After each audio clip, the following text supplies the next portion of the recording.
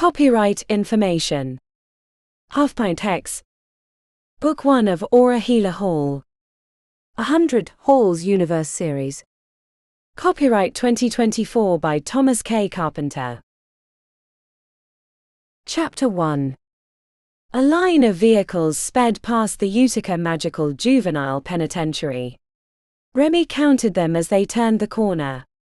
254 cars had passed her since she'd been released. 3.5 hours of waiting for her parents.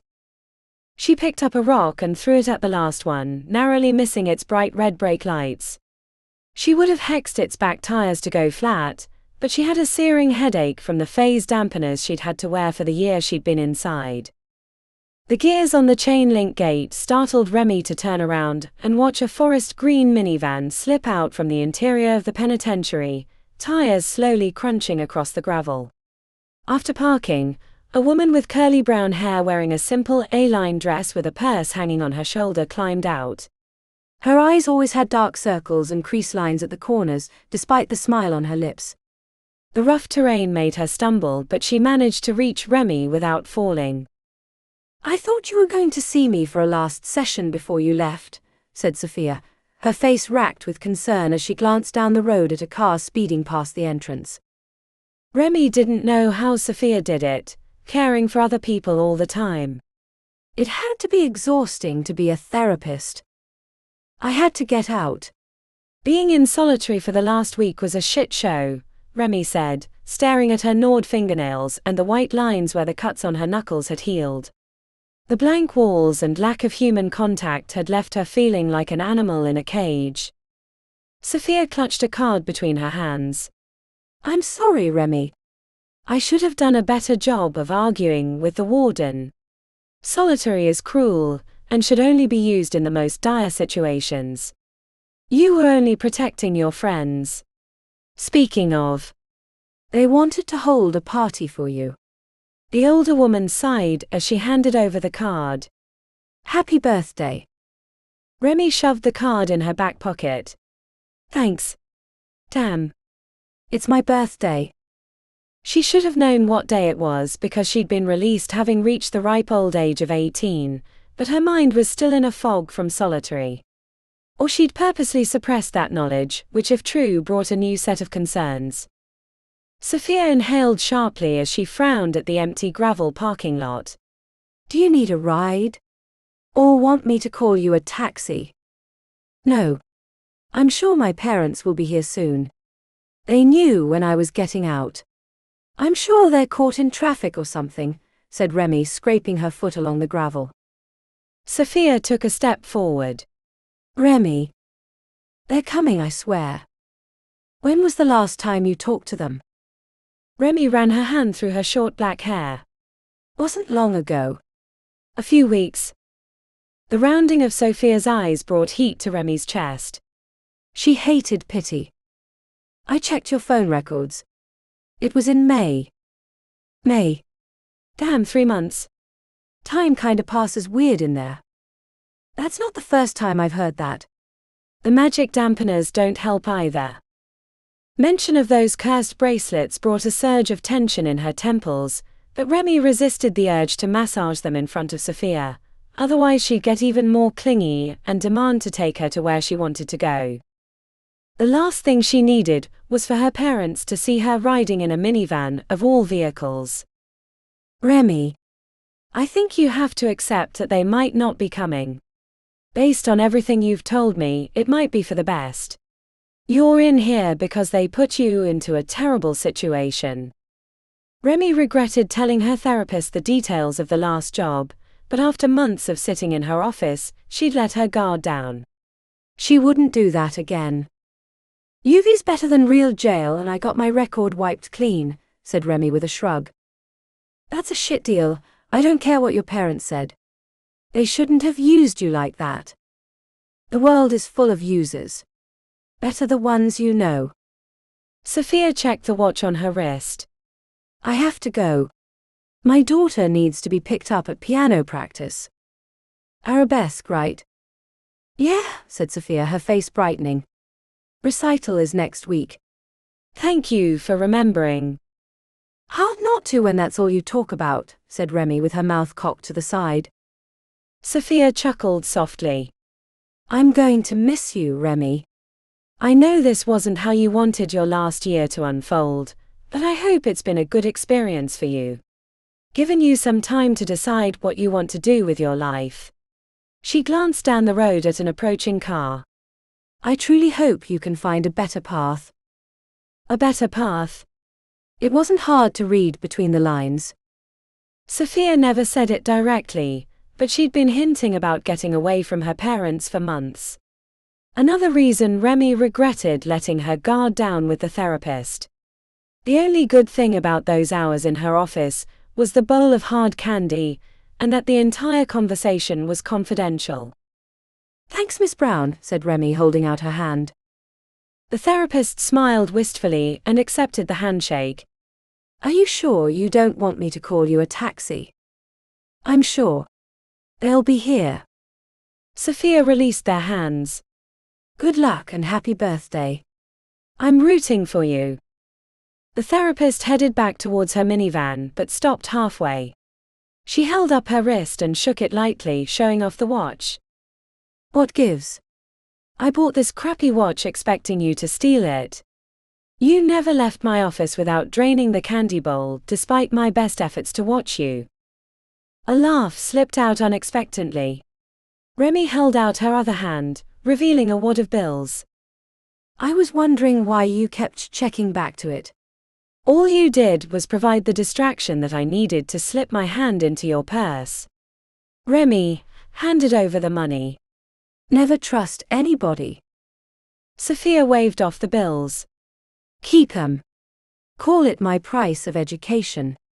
And someday, Remi, you're going to have to learn to trust somebody. The world isn't as bad as you think it is. Remi almost didn't want to take the money, but it was hard to turn down, even if she was sure Sophia had planned the watch bit as a way to give her cash. She waved as her former therapist left the parking lot, her tires slipping as she pulled onto the asphalt road. She pulled out the card from her friends and stared at the outside. The pencil drawing of the three of them was nearly perfect, even down to the pain reflected in her eyes. She opened the card, then quickly closed it before tearing it up and throwing it into the grass.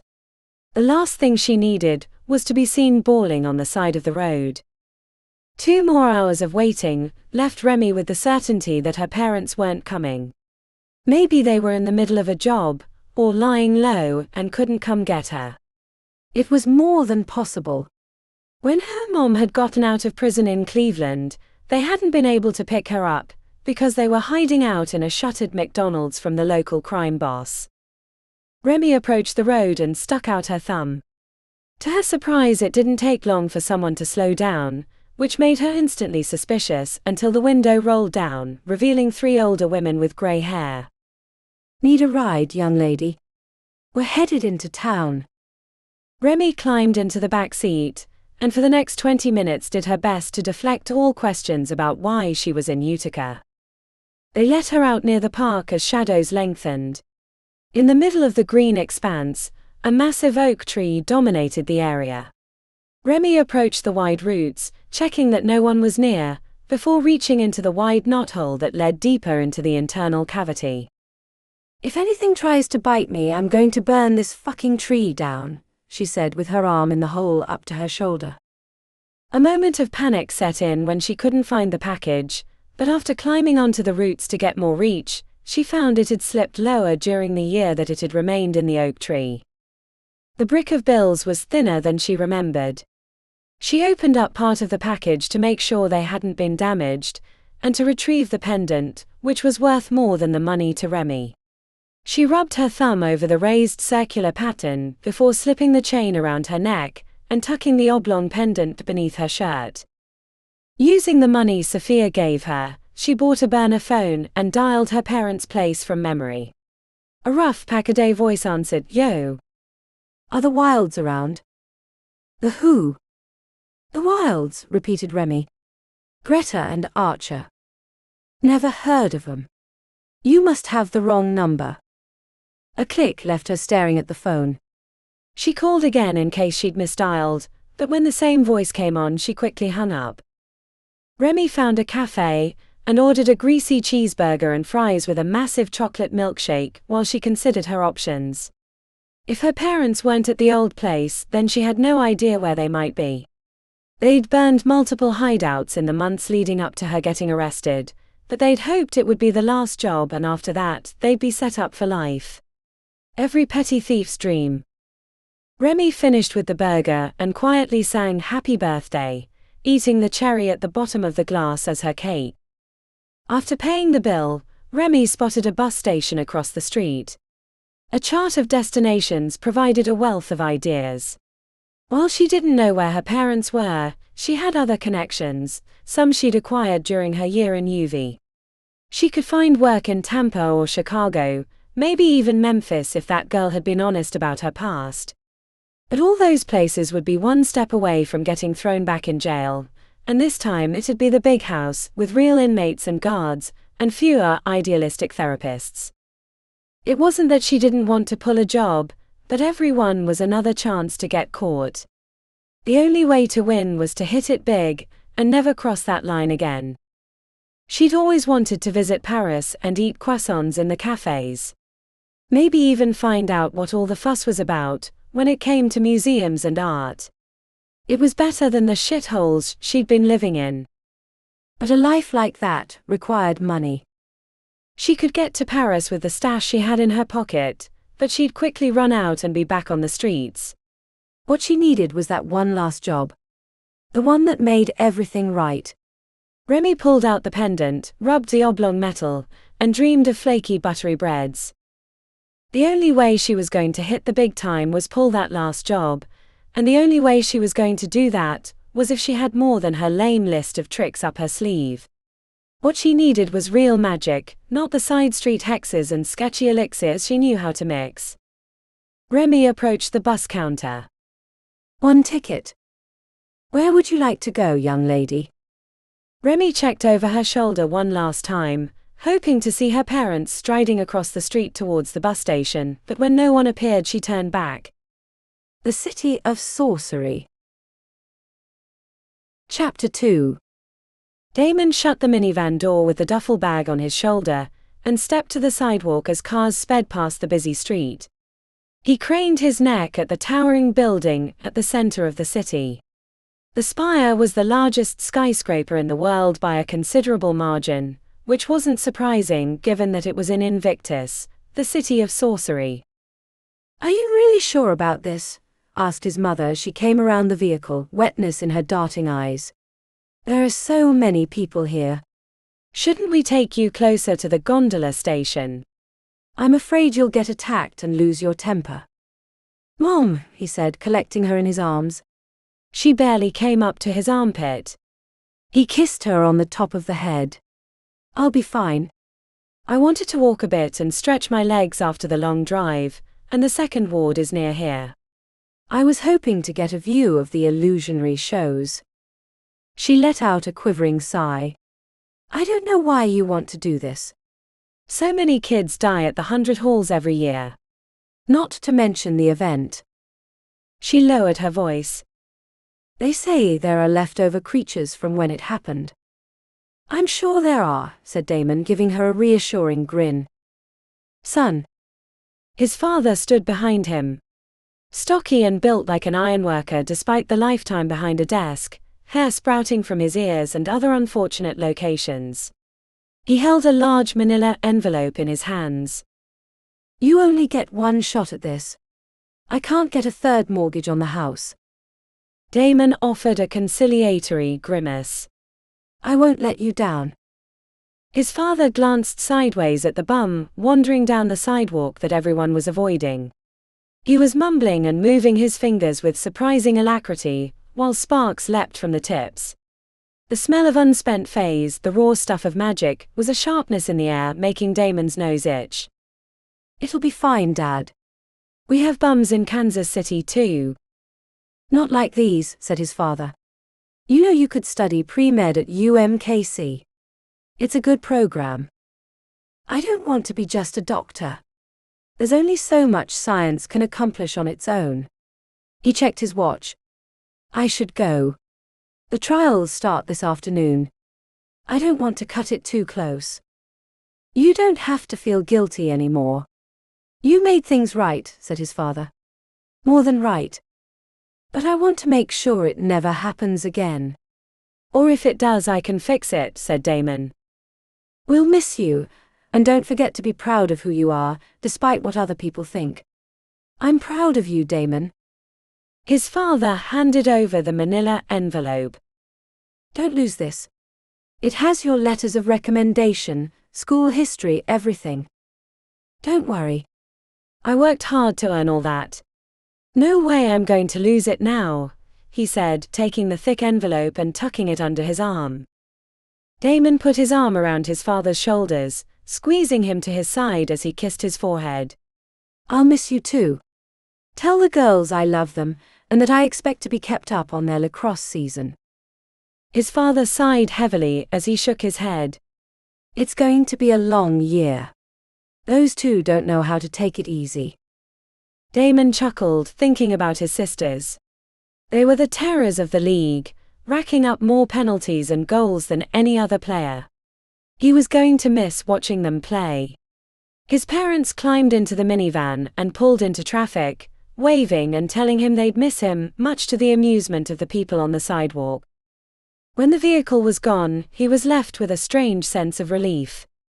He still had to pass the trials of magic to get into the 100 halls, but the journey to reach this point had been long and arduous. It was the same way he felt about test days. The hard work was over. Now he just had to perform. Hefting the duffel bag on his shoulder, Damon strode down the sidewalk. He was taller than most others, which gave him a good view considering the place was packed. Between the incoming potential students and the tourists visiting the city before the start of the school year, he had to dodge around people every other step. Excuse me. Sorry. He apologized for the first 100 meters, until he realized it was unnecessary. No one else had said a word, and many people gave him strange looks. Get your wards. Demon wards. Spectral wards. Wards for the King of Vines. Wards to keep the veil at bay. Protect yourself from the things that go bump in the night. Wards for cheap. Damon grinned at the trinket vendor. Like most big cities, there were a few in Kansas City, but the streets of Invictus were packed with people hawking sketchy magical wares. He passed countless shops dedicated to magic, elixirs, trinkets, spell tomes, personal charms, and so on. He wished they'd arrived earlier so he could peruse them, but traffic near the city had been brutal. A flash of light had him craning his neck at the glass gondola floating overhead, soaring towards the spire on invisible wires. The interior was packed with people. He couldn't see them due to the reflections on the glass, but he assumed they'd be around his age. As soon as he reached the station, he'd get to ride in one himself, heading to the spire where the trials of magic would occur. The anticipation brought a face-splitting grin. The station was in the 3rd ward, right on the edge of the 2nd. As he turned the corner, he spotted an enormous illusionary dragon flying over the glitterdome, breathing shadowy mist across the flags. The stadium had been rebuilt after the event, bigger and better, with arcane installations that made concerts into mind-melting happenings. Damon planned on catching a show once he was settled at his hall of choice. The line at the gondola station was long, but he had plenty of time to reach the spire and enter his name for the trials. Damon hugged the folder to his chest. While the letters of recommendation wouldn't help him get into the 100 halls, they would help with the selection committee. He'd been volunteering at KC General, learning the ins and outs of the hospital, in preparation for getting into the Holistic Institute, which was commonly called Aura Healers. Damon listened to the chatter around him. The other potential students were a mix of nervous and excited, much like him. The line went down the sidewalk and into the parking lot. A delivery truck turned around near them, forcing the line to readjust. People were bumping into him, but he held his ground since he was bigger and taller than nearly everyone else. A new gondola had arrived, and the hectic line was reorienting towards the entrance. Ahead of him, a girl with short dark hair pushed through the chaos towards the open gondola. No one else but him seemed to notice that she was skipping ahead, and he didn't remember seeing her until the delivery truck had showed up. Her lack of respect for everyone else waiting annoyed him. It wasn't until he checked the time that he realized his manila envelope was missing. It wasn't on the ground or anywhere else nearby. He quickly reviewed the last minute of his memories, sensing someone had bumped into him aggressively. The girl with the short dark hair. "Hey! You've got my stuff." The others in line looked around, confused, but she kept barging forward towards the open doors. If she got in, he was screwed. He needed those documents to ensure he would get into Aura Healers. It was the only reason he'd come to the 100 Halls. "Hey! You!" Damon surged forward, dodging around the others in line. "Excuse me." "Sorry." The girl had been able to make it to the gondola due to her small stature, but he was 6'4" and 220 pounds. There was no hiding his forward movement. "She's got my stuff. Please stop her." She slipped into the gondola, which was packed full, but he was still 20 feet away. The attendant hit the button, and the doors began to close. Damon knocked a girl with rainbow hair, who was holding a small cage close to her chest, onto the sidewalk. He hesitated, wanting to help her back up, but the doors were closing. Damon threw himself forward, launching his duffel bag through the gap while holding onto the straps. He hoped they would open automatically, but then the glass gondola shifted away from the platform, sliding upward at a severe angle. Damon had a split second to make his decision. Let go or get dragged over the edge. Everything he'd spent the last 4 years working towards was in that envelope. He held on to the straps as the gondola lifted upward, dragging him off the platform as the crowd erupted in cries of alarm. Hanging from a pair of straps wasn't how he wanted to enjoy the experience of the glass gondola ride. Within seconds, the car was 100 feet in the air, then 200, rising as it soared towards the spire. He looked up to see the people in the car, holding on to his duffel bag.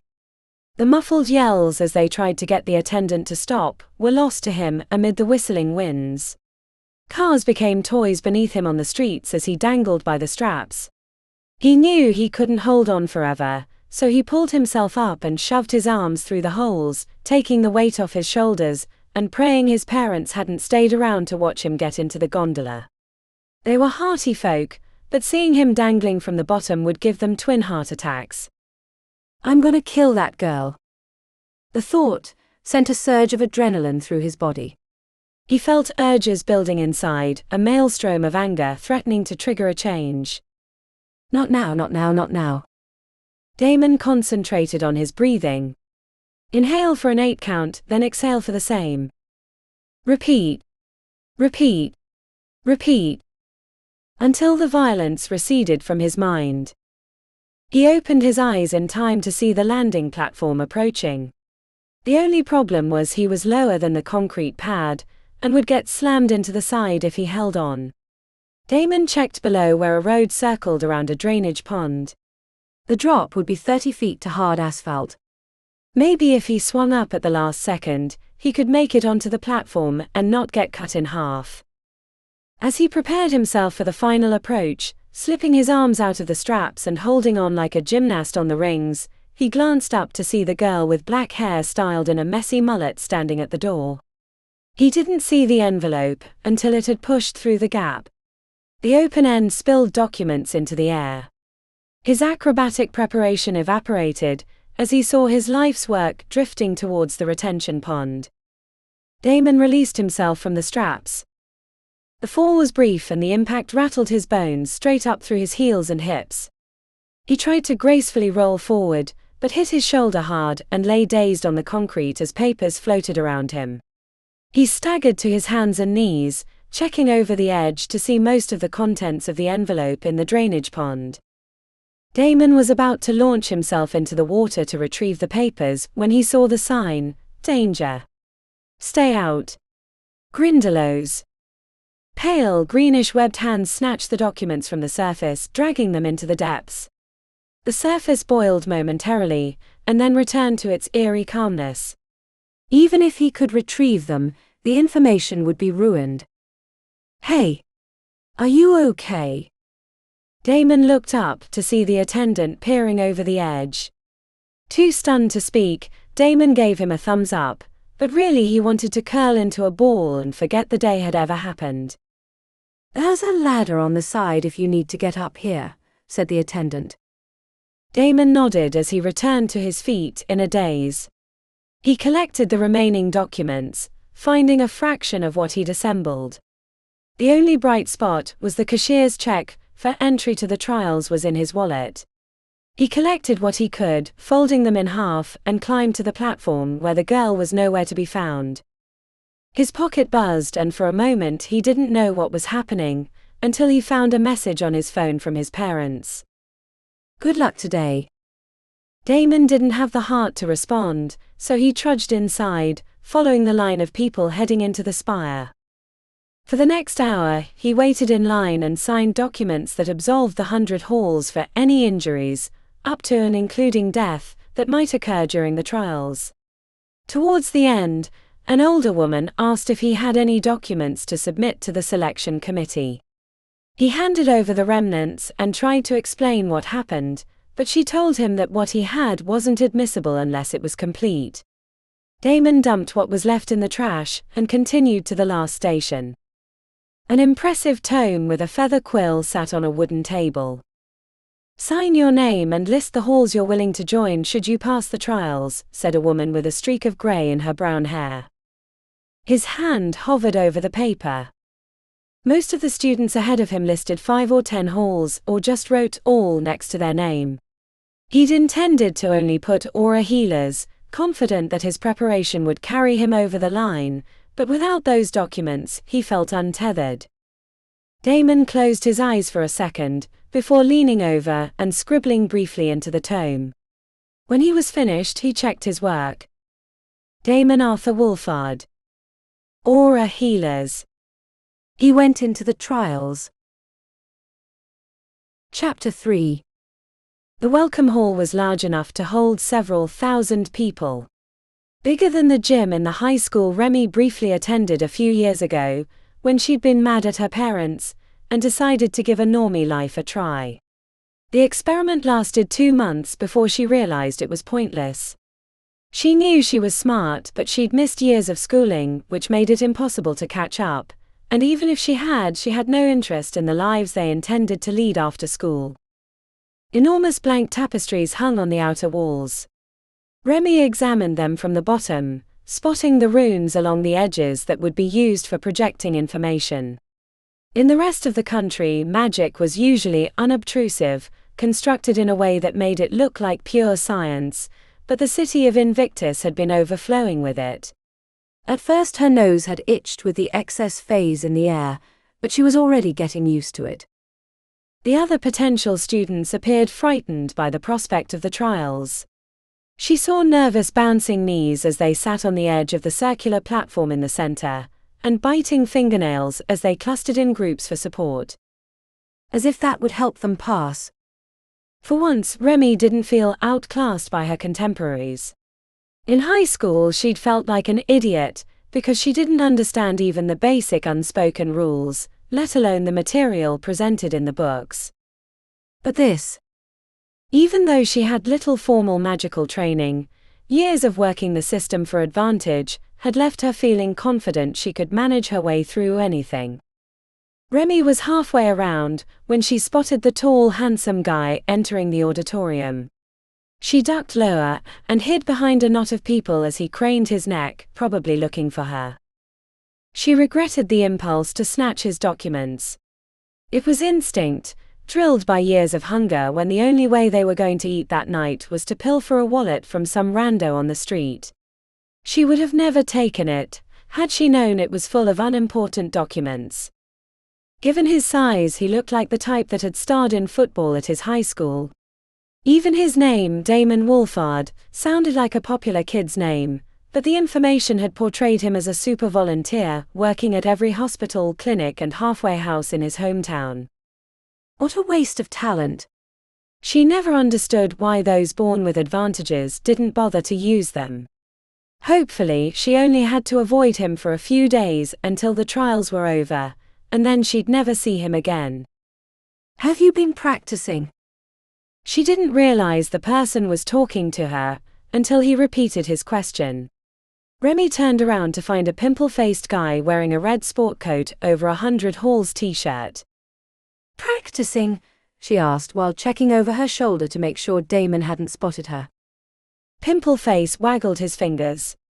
You know, magic, 5 elements, whatever. Without phase, of course. Don't want to, you know. He made wild eyes and stuck out his tongue at a weird angle. Die. No, he said, recoiling. Go mad. Using magic unprotected, like getting an STD without wrapping your rascal, going into battle without a shield, slapping cheeks in the raw. There's a whole rash of it in the city lately.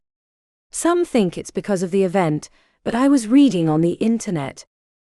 Remi blanked her mind and nodded, as he went on to explaining his theories about phase madness and the current state of Invictus crime.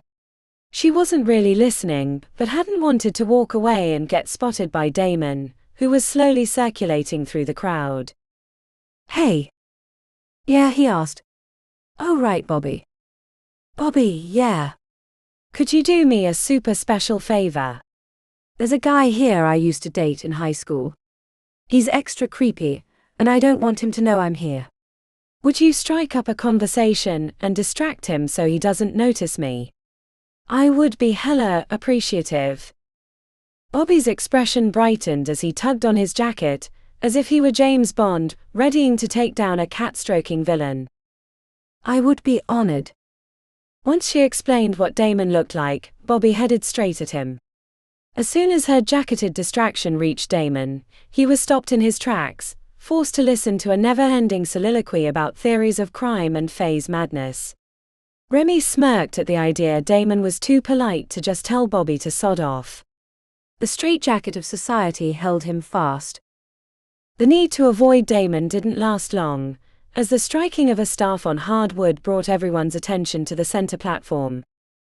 The woman on the stage elicited gasps from the audience. Remi glanced around, trying to understand the reason for the excitement. The woman had short dark hair that was spiked artfully, and she wore patterned silk robes with runes glowing faintly along the hems. Her skin had the smoothness of youth, but her eyes expressed the exhaustion of experience. She was vaguely familiar, but Remi couldn't figure why. Good afternoon.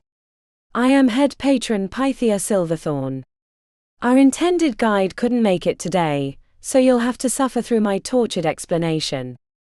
Remi recalled that she'd seen the head patron on the internet, but hadn't realized she was so young. Or looked young. Remi wasn't sure, but it was a reminder that magic offered the promise of rewards far beyond normal life, making it well worth the risks. 11 years ago, I stood where you stand, heart full of anticipation and fear, hoping I had what it took to make it into the halls. I won't lie to you. The trials are dangerous. Deadly, even. Potential students die every year, which seems cruel and capricious. That means fickle for UC students. She chuckled to herself, as if it were a private joke. But there's a reason. Should you pass the trials and survive your 5 years at the 100 halls, the dangers will only increase. Being a mage isn't for the faint of heart, so we keep the trials dangerous to dissuade those that would only succumb later on, when their powers were greater and the dangers more acute. The trials ahead will test not the height of your magical ability, but the quality of your cunning and the strength of your resolve. Every year we create new games to test our students, not that it would matter if we didn't, because you'll be enchanted to keep what happens today a secret. Remi didn't think that was true, because there were always ways to discover a secret. The richer students probably had information about past trials, at the very least. There will be 3 trials, continued head patron Pythia. 1 per day. The first will test your creativity with magic. The second day will pit you against a current student with a partner, while the third day will be a group test. Score high enough above the cutoff line, and you will be invited to join the 100 halls, assuming what you wrote in the tome of record matches what the selection committee decides. The head patron clasped her hands in front as she slowly rotated until she faced the front doors. If the trials are not for you, at any time outside of the trials, you may put your hands on the run doors and repeat, "I am defeated," 3 times. She paused, checking to make sure no one was moving towards the doors. Mark my words, there will be some of you who will leave after the first trial. But since you've stayed for now, I will offer you my protection so you can freely use magic without injuring yourselves. Open your minds to your magic, close your eyes if it helps and let it collect into your fist. Then raise your hand and keep it there. When you feel the tingling in your arm, suck the phase back into your mind, completing the connection. It'll feel uncomfortable, like your brain wants to sneeze. Once finished, you can lower your hand. If I have to repeat the connection, you will lose points. Hundreds of fists thrust into the air. After a moment, Remi joined them. She kept her eyes open, pulling the phase from her mind, which felt both cool and warm as it slipped from the base of her skull. When head patron Pythia faced her, she felt a tingle surge down her arm and into her chest. Remi sucked the magic back into her mind, and when it hit the base of her skull, she felt like she'd stepped outside of herself, and the world was distant with a pulsing noise in her ears. A spike of pleasure followed when she let her arm down. She checked around her to see the other students had the same slack-jawed elation. A few potential students botched their connection, which required a second more private ceremony near the platform. Remi was annoyed that they'd been given a second chance. They should have done it right the first time. Make sure you report to the red door on the opposite side of the auditorium when your name flashes on the tapestries, said head patron Pythia. And good luck. You're gonna need it. The anticipation silenced the crowd as the head patron walked through a hidden door. Everyone craned their head towards the tapestries. Everyone but Remi, who was watching to make sure Damon hadn't spotted her in the aftermath. She was looking across the auditorium when she heard someone nearby mumble, "What kind of name is Remington Wilde?" Startled by the implications, she glanced up to see her name listed in the first 20 students to enter the trials. Oh shit! The nervousness she'd kept at bay came back like a tidal wave, filling her with sudden dread. Chapter 4. A girl around her age with pink hair and sleeve tattoos that wriggled as if they were alive, stood in the room beyond the red door. She wore a cut-off t-shirt and a golden bracelet with intricate runic designs on her left wrist. Remi had seen the same bracelet on a few other members of the staff. Remington Wilde. Just Remi. How did you know? The girl pointed to the pin on her chest. We use those for tracking and scoring. Oh. What would happen if I switched with someone else? Asked Remi. The girl shifted her mouth to the side. I wouldn't recommend it. What's next? The attendant pointed to a small round table. 3 items sat in a triangle. Before you is a proving ground with many dangers. You must reach the other side to pass the first trial. Speed counts towards your score, but not making it to the end will guarantee your exit. You can use each item once and only once. The wand will put up a force shield for 30 seconds, the scroll is a spell that will give you slick shoes to glide across surfaces, and the elixir can give you fire breath. You will be judged not only by the speed of your passage, but the methods of your success. She pulled out a round disc. I'm going to have to scan you for magics. Nothing but what we give you can go in. The girl stopped with the disc over Remi's heart and held out her hand. Sorry. This pendant is important to me. The girl screwed up her mouth. I can't let you go in with it. Don't worry. It goes in a private lockbox until you get out. With a heavy sigh, Remi removed the pendant from around her neck and handed it over. For the amount of trouble she'd gone through to acquire it, including a year in UV, she hated giving it up, even temporarily. The girl finished the scan. You're all set. An archway swirling with mist lay on the opposite side. After collecting her items, Remi approached the girl with pink hair and offered her hand.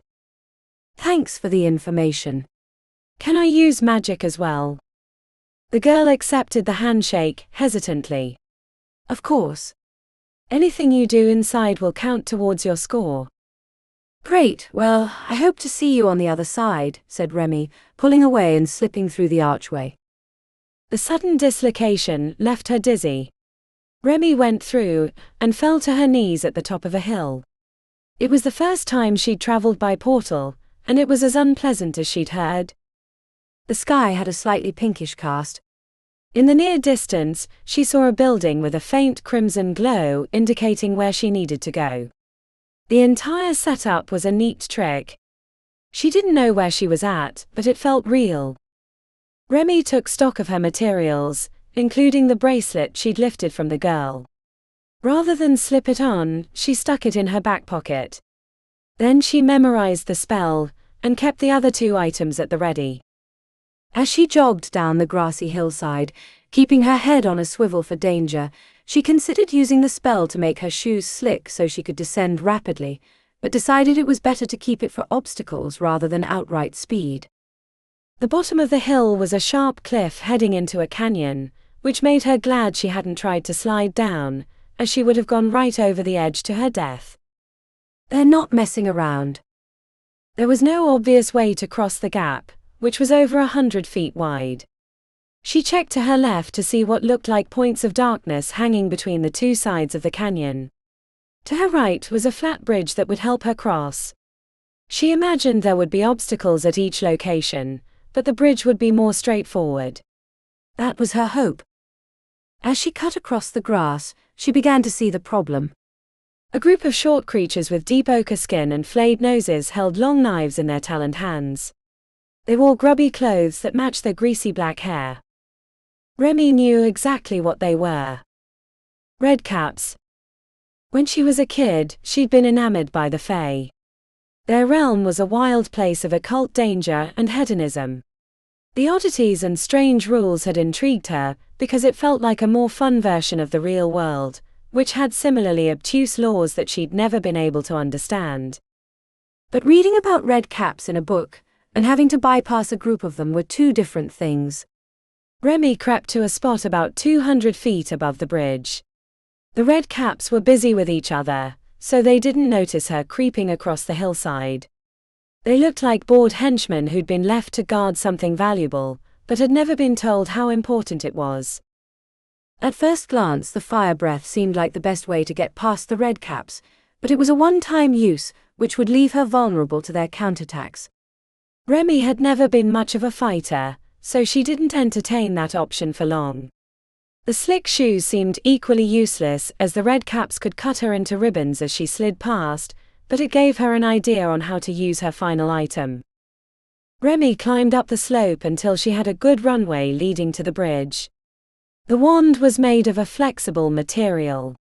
They were rarely used in the real world as wood wasn't a great matrix to hold enchantments, but the history of magic made them appealing to non-mages. I hope this works or it's gonna be a really short ride. With the wand extended forward, she muttered the command word. The thin rod kicked back slightly as a disk of shimmering force appeared 3 feet beyond the tip. The magical shield was a rounded disk, with an 8-foot diameter. Despite the 30-second countdown timer in her head, she needed to make sure that it was going to work like she expected. Holding the wand like a gear shifter, Remi pointed it downward until the force shield flattened the grass. Let's hope this isn't a short ride, she said as she pushed off and leapt into the cup, letting her momentum carry her forward. The force disc quickly picked up speed, accelerating down the slope and making her realize the flaw in her plan. She had no way to control the disc, and had to hope nothing deflected her off the bridge. The red caps alerted to her approach, chattering in a sharp language as they held out their knives in anticipation. She flew down the hill, bouncing at the small imperfections, which threatened to tip her over precariously. She hit the smooth concrete bridge like a skipping stone bouncing across a calm pond. The red caps recognized the danger too late, and the front of the force disc smashed into their legs, sending them scattering like bowling pins. Two of them were knocked off the bridge, their screams quickly swallowed by the depths. Remi feared she would follow them over, as impacting the redcaps had changed her trajectory. As she flew towards the edge, which only had a short brick wall, she knew she had to do something or follow the redcaps over. Remi threw herself out of the disc, letting her makeshift vehicle soar over the edge and out of sight, while she tumbled across the concrete, rolling to a stop. Afraid that the redcaps would be upon her, she popped to her feet, then stumbled from the dizziness, finding that all but one of the redcaps had been thrown over or incapacitated by the impact. The final creature ambled forward with its blade held high, mumbling in its sharp tongue. Rolling out of the disc had slammed her knee hard. She wasn't sure she could run, so she faced the redcap and began to mumble nonsense while making random arcane gestures. As the volume of her voice rose, the crimson eyes of the redcap grew larger until she reached a crescendo, and the creature squeaked with fright and scurried back to his fallen friends. With a heavy sigh, Remi limped off the bridge, content that she'd made it past the first obstacle. Her knee loosened up after a few minutes as she crossed a wide field on the way to the building. Remi stopped outside the opening, peering into the darkness for danger. She wasn't skilled at the 5 elements, but after 3 tries managed to send a force bolt through the doorway in case something was lurking on the other side. Once inside, she crept down an angled hallway that eventually opened up into a much longer space than the building suggested was possible, which meant she'd likely been diverted underground. The room ahead didn't have a flat floor. Instead, it was shaped in a V, with a narrow plank headed straight down the middle. Remi stepped onto the plank, which was sturdier than the thinness of the material suggested. She strode forward, checking for danger. About 200 feet across, she spotted large bulbous shapes with long spindly legs crawling around the bottom of the V. Spiders. Big ones. She could see the hair on their backs, which gave her the creeps more than the long fangs. There were 3 of them, each big as a Great Dane. A few strands of webbing intersected the triangular space, but it was mostly clear. They were hunters rather than web builders. Remi knew far too much about spiders from living in a run-down house in Kentucky for a few months, when they were hiding from a gang they'd double-crossed. The house was infested with brown recluse, which made going to sleep each night a nervous affair. Once again, she considered the flame breath as a way to get past the obstacle, but there were 3 of them, and she doubted she could hit all of them at once. If she were a better mage, she could defend herself with the 5 elements, but she didn't want to rely on a barely used skill. The slick shoes were a consideration again, but after nearly flying off the bridge, she knew it was the wrong choice. There was no way she'd be able to stay on the narrow plank to slip past the spiders. Think, Remi. Think. The best solutions weren't the obvious ones. Her parents never broke into a house like common thieves. The best way to relieve people of their belongings was to get them to invite you in and hand over their precious valuables for reasons that they thought were sound. As a bonus, most people were so embarrassed about being hoodwinked they never went to the police. Her favorite con was when they set up a security firm in a small Texas town, then flooded the internet with news about burglars and thieves, which invited numerous requests for safes, security boxes and guards. The only reason the con didn't set them up for longer was the local prosecutor figured out their game before they could escape with all the money. The lesson remained. A frontal assault would only end up in failure, a very permanent one.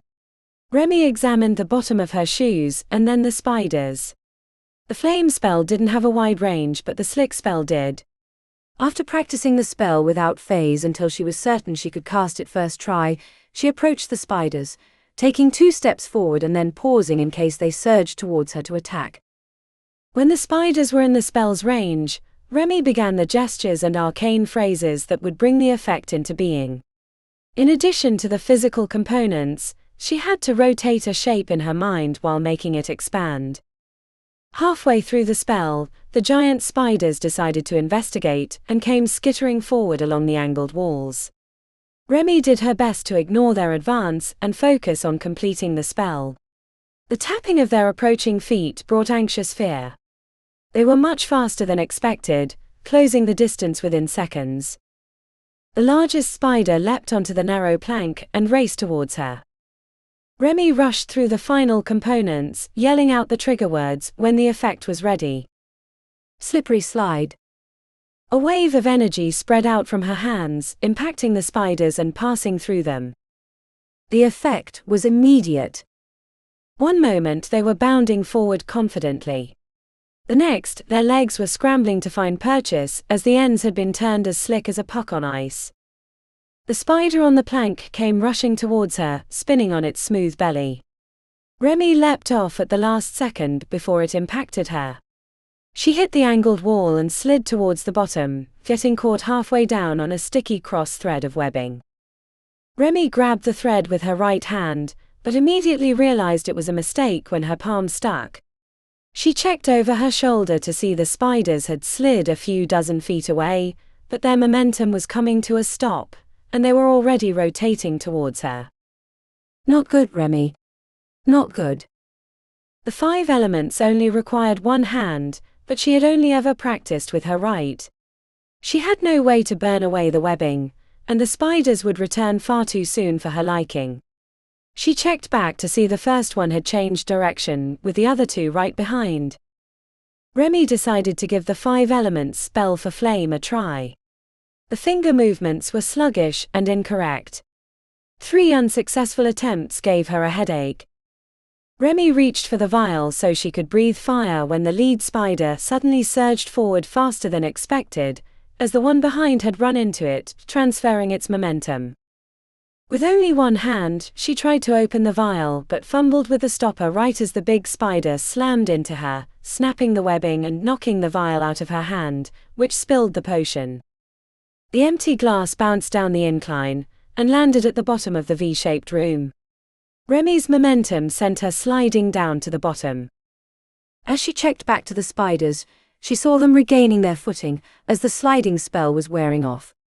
They no longer looked like they were wearing roller skates. Chapter 5. The spider looked as big as a horse from her back, as she lay in the V at the bottom of the room. It made an awful clacking sound with its mandibles, like the victory cry of a Viking raider, before he sunk an axe into his foe. Remi didn't know how she was going to get away. For the first time, she truly understood the warning the head patron had given in the auditorium, about the time she spotted the wand near her foot. Remi grabbed it and tried to activate it again, but nothing came out. She tossed it at the spider, which was ambling forward. The liquid from the vial had run down the slope and collected at the bottom. Remi threw herself forward, chest slamming into the hard surface, then stuck her face into the crack and slurped like she was trying to suck a pool ball through a garden hose. She barely ingested a quarter of the liquid before the giant spider was upon her. Remi rolled on her side and exhaled a lame bubble of flame that barely washed over the many eyes of the spider. It must have been enough.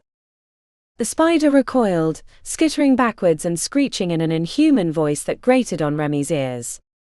She stumbled to her feet and fled the opposite way, bouncing from one side to the other to keep from falling over. The spiders chased her, their 8 legs more adept at the unusual angles. They were gaining fast, clacking their mandibles in anticipation of her sweet flesh. The lead spider was only a few feet behind her when it stopped suddenly. She ran a dozen feet more before turning around. The critters had halted at an invisible line. They held up their forelegs and quivered their mandibles before returning the opposite way. Remi slumped to one knee, putting her face in her hands. Never in all the times she'd been in danger on a job had her life been so close to ending. It took her a moment to collect herself before she was able to continue.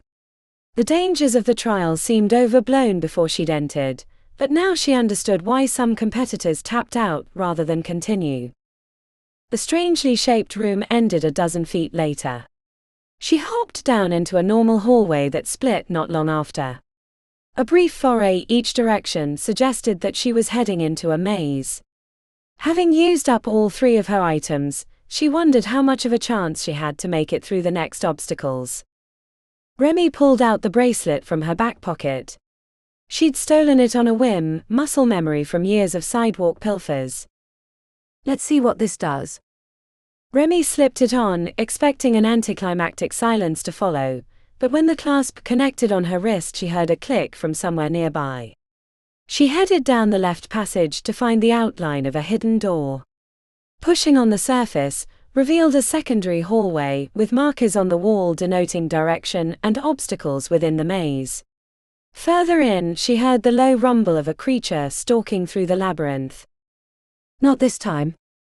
The hidden passage eventually led to a door, with a portal outline painted at the center. She stepped into a cavern with an archway waiting.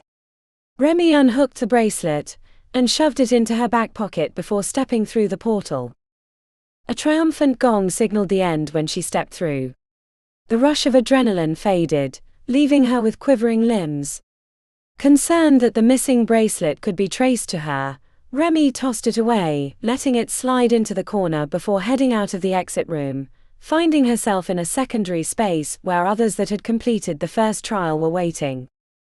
Duplicate tapestries hung on these walls, though much smaller in size. Remi had stepped out the same time as another competitor. They both craned their necks at the tapestries as their names popped onto the ledger. The guy next to her pumped his fist when a number in the thousands appeared next to his name, while hers remained empty for a long time. Twice, she thought she saw digits start to appear, but then they faded quickly. Remi feared that stealing the bracelet had been discovered, but then after a long wait, a number appeared. It wasn't as big as the guy who'd come out at the same time, but it was midway through the people that had survived the first trial. With her heartbeat slowing, Remi noticed that at least half of the potential students that had entered the first trial were listed as DNF. Did not finish. The reality of the challenge had been made abundantly clear. Now she just had to survive 2 more trials. Chapter 6. On the morning of the second day, Damon surveyed the room. Half the competitors had been eliminated, or had left after the first trial.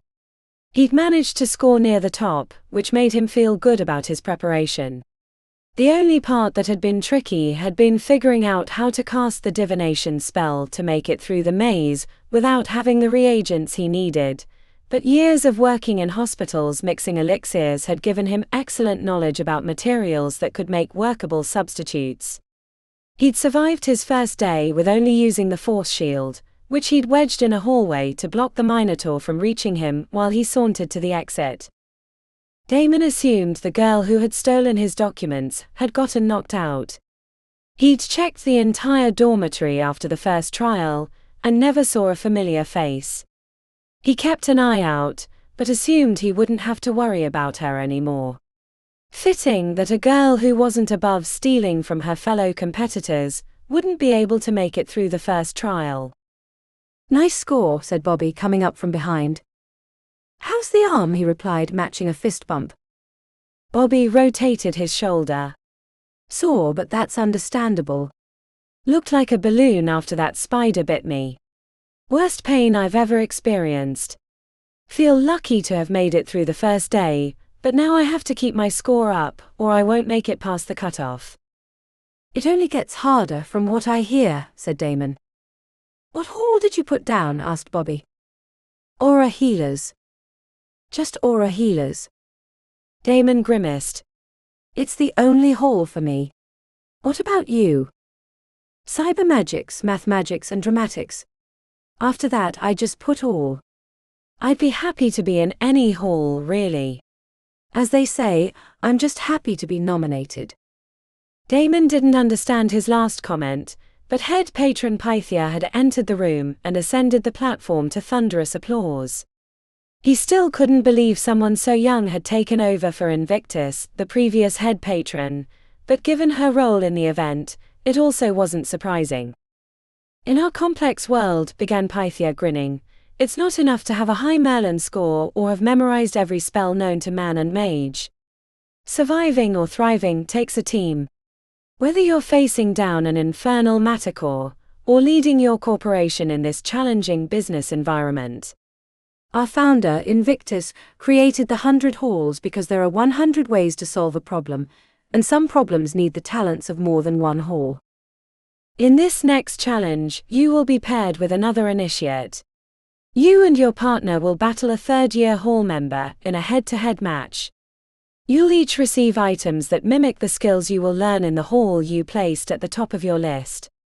The object of the match is to reach the exit before your opponent disables you.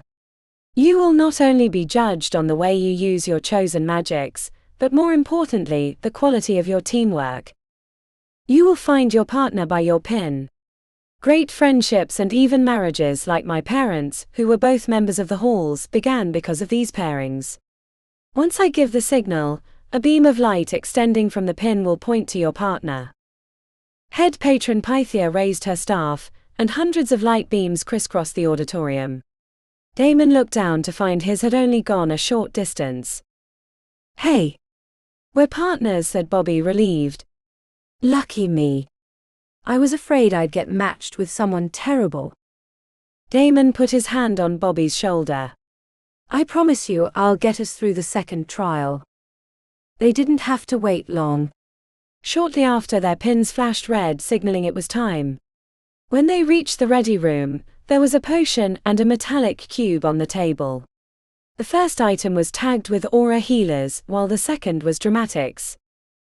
Oh, I know this, said Bobby, picking up the ornate cube. It's an illusion generator. This is way cool.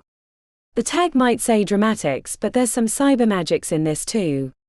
You can create realistic illusions with it. Mine is a standard enhancer. Strength, speed, that sort of thing, said Damon, tucking the vial in his pocket. Come on, let's see what's in store. Beyond the red door, no portal was required to reach the competition area. They stepped onto a platform overlooking a large room.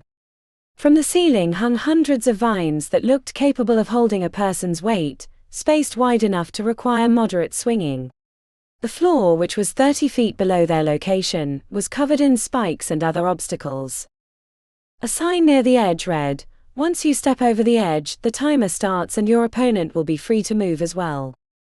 On the opposite side, standing on a similar platform, was a girl in yoga tights with her blonde hair and a businesslike ponytail. She gave them a friendly wave, so Damon responded with the gesture. Think she'll take it easy on us? Doubt it. He peered over the edge, without going over and triggering the timer. Looks like we have one of two ways to get past this challenge. Try to evade her on the floor, or try our hand at being king of the jungle. We could split up, said Bobby with a sigh. That way we ensure one of us makes it over. No way. I said we're both getting through this trial. Damon pulled the vial out of his pocket and handed it over. Our best bet is to stay high. This should help you with the physicality. Bobby frowned at the offer. What? What about you? Don't you need this? You need it more than I do, said Damon, smirking. Trust me. Yeah, I get it. You look like you work out, but there's no way you're swinging across the entire course without magic. Have something up your sleeve. Something like that. He patted Bobby on the shoulder. Trust me. The key will be working together to keep her from knocking us off and preventing us from making it to the other side. Bobby took the vial, staring at his cube. Potions always taste terrible. He threw back the contents, grimacing, then tucked the cube in his front pocket. He belched and clapped his hands together. I hope I don't get impaled, but whatever, let's do this. Damon peered across the competition area, sensing a pattern in the way the vines and obstacles on the floor were placed. It looks like the spikes and other stuff on the ground are only in the places between the vines. As long as we stay to the obvious routes, we shouldn't be at risk of getting injured if we fall. Bobby saluted him. Whatever you say, boss. On 3. Stay together, said Damon, approaching the edge. When his toes stuck over the red band, the timer beeped and started counting up. He reached out and grabbed the nearest vine, swinging outward to grab the next with ease. He waited for Bobby, who approached it tentatively. It took him 2 swings to make it to the next one. "You got this," said Damon, moving to the next vine. The climbing wall at the gym was a favorite activity. While Bobby worked to catch up, Damon checked ahead to see their opponent headed their way with the skill of a chimpanzee. The blonde girl was fit and had a determined expression. He wondered what hall she was from. Probably one of the physical ones like assassins or protectors. Bobby's physical inexperience slowed their crossing, but Damon stayed with him. He'd meant it when he'd said he would help him make it across. The blonde girl moved confidently in their direction. Damon saw she was aiming for Bobby, who was the weaker link of their team. "Keep going, I'll distract her." Despite the elixir, Bobby looked drained by the effort staying aloft with only his arms. Damon swung forward on an intercept pattern, catching a furrowed forehead from the blonde girl, who seemed surprised by his direct route. When they neared, she shifted to the left to avoid him, which required him to circle around due to his momentum. He bypassed the closer vines, taking long swings to catch up. The blonde girl spun around suddenly, kicking out with her heel, catching him in the gut. The impact knocked him loose, but he managed to grab the vine before plummeting to the floor. The pain brought his inner spirits to the surface as his muscles surged with adrenaline, and his fingernails grew into sharp claws. "Not now," he growled. The blonde girl was closing on Bobby, who looked like a deer about to be creamed by a semi as he tried to swing away. Damon skipped the safer vines, launching himself through the air to catch up, but he feared he'd be too late. He made 2 long leaps, soaring through the air on a route the designers probably hadn't intended. He was 1 vine behind as the girl leapt onto Bobby's back, grabbing him around the shoulders and ripping his hands free. "Gotcha." The 2 started to slide down the vine. Damon kicked his feet out, sending them like a missile at the girl's back. He hit her squarely, sending them tumbling through the air. The next moments happened in slow motion. Damon managed to grab the vine they'd just been knocked from, but he was forced to watch Bobby and the girl fly towards a bed of spikes. She slammed against the side of an obstacle, bouncing off the side and rolling onto her back. Bobby was not so lucky. He was in front, so he'd been knocked further. He flew over the tip of the spike, the sharp edge slicing him from his shoulder down to the middle of his left thigh. Time froze in Damon's mind. The injury would be fatal, unless he could fix it right away. He slid down the vine and ran over to Bobby, who was bleeding profusely in spurts. The tip had nicked the femoral artery, and blood pooled rapidly. Damon put his hands on the wound, and shouted to no one in particular. "Help! Stop the game. We need a medic." He only heard her approach by the rapid patter of her feet. She hit him from behind, sending him tumbling over Bobby. The rage that he'd been holding back was unleashed, like a dam breaking after the floodwaters had built up. Damon rolled back onto his feet, and when the girl tried to tackle him, he raked her across the chest with his claws, tearing flesh. The first hit brought bloodlust, and he kept his arms windmilling, clothes and flesh tearing.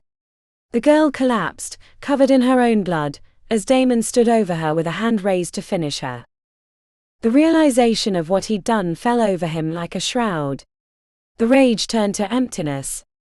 He stood between 2 people covered in blood. It wasn't the first time, and he feared it wouldn't be the last. Chapter 7. Blood bubbled from Bobby's thigh. The girl was moaning from his right. Damon couldn't believe that no one had stopped the competition, that no medics were rushing towards them, spells at the ready. What kind of university would let 2 people die? Then his role in their injuries hit him like a meteor. If he hadn't attacked their opponent, kicking her from the vine, Bobby wouldn't have hit the spikes. And she wouldn't be bleeding from many wounds if he hadn't let his rage consume him. "I won't let you die, Bobby." He scooped up his partner, throwing him on his shoulder, and after a moment's hesitation grabbed the girl too. She wasn't as bad as Bobby, but he couldn't be sure. Damon ran through the obstacles, leaping over small gaps and jumping up ramps carrying their weight. Every bounce and impact splattered more blood across his chest from Bobby's wounds. After bursting through the exit to a shocked attendant, he shouted, "Medic! Help!" The guy looked stunned by the amount of blood and the two people hanging on his shoulders, so Damon ran up to him. "Where's the medic area?" Around that time, a team of medical professionals came rushing in with bags and stretchers. Weight was taken from his shoulders. The two unconscious competitors were laid on the stretchers, and spells were cast on their wounds to stop the bleeding. They had to repeat them for Bobby. Damon had been an observer in the countless times, the patients having even worse injuries, but it was the first time he was the cause. He couldn't feel his face as they were carried out of the exit room. Looking down, he noticed his claws were sticking out, bits of flesh and clothing caught on the tips. The attendant was staring at him in horror. When he approached, the guy stepped back. "What's her name?" The attendant's face twisted into a grimace, as if he hadn't heard him. "What?" "The girl. The blonde girl. The one that was hurt." "Sarah Holmes. Protector's Hall." He checked down the hallway where she'd been taken. "I'm sure she'll be okay. We have the best healers on staff for the trials." It wasn't Sarah he was worried about, but Damon couldn't admit that out loud. "Are you all right?" asked the attendant. Damon put his hand over his mouth, before he realized the guy was staring at his wrecked clothing. "I'm fine. I don't think any of the blood is mine." An attractive woman with lustrous dark skin, her hair pulled back into a tight braid, appeared from the hallway. She wore a healer's white coat, and bore the mien of responsibility. "Damon Wolfard." He swallowed. "Yeah." She studied him from afar. It was a look he hated, the sizing up of threat and potential for violence. Everything he'd worked to control had come tumbling down, exposing him for a fraud. "Do you have any immediate life-threatening injuries?" "I don't think so. I mean, no. I'm fine. None of this blood is mine. I think. Come with me.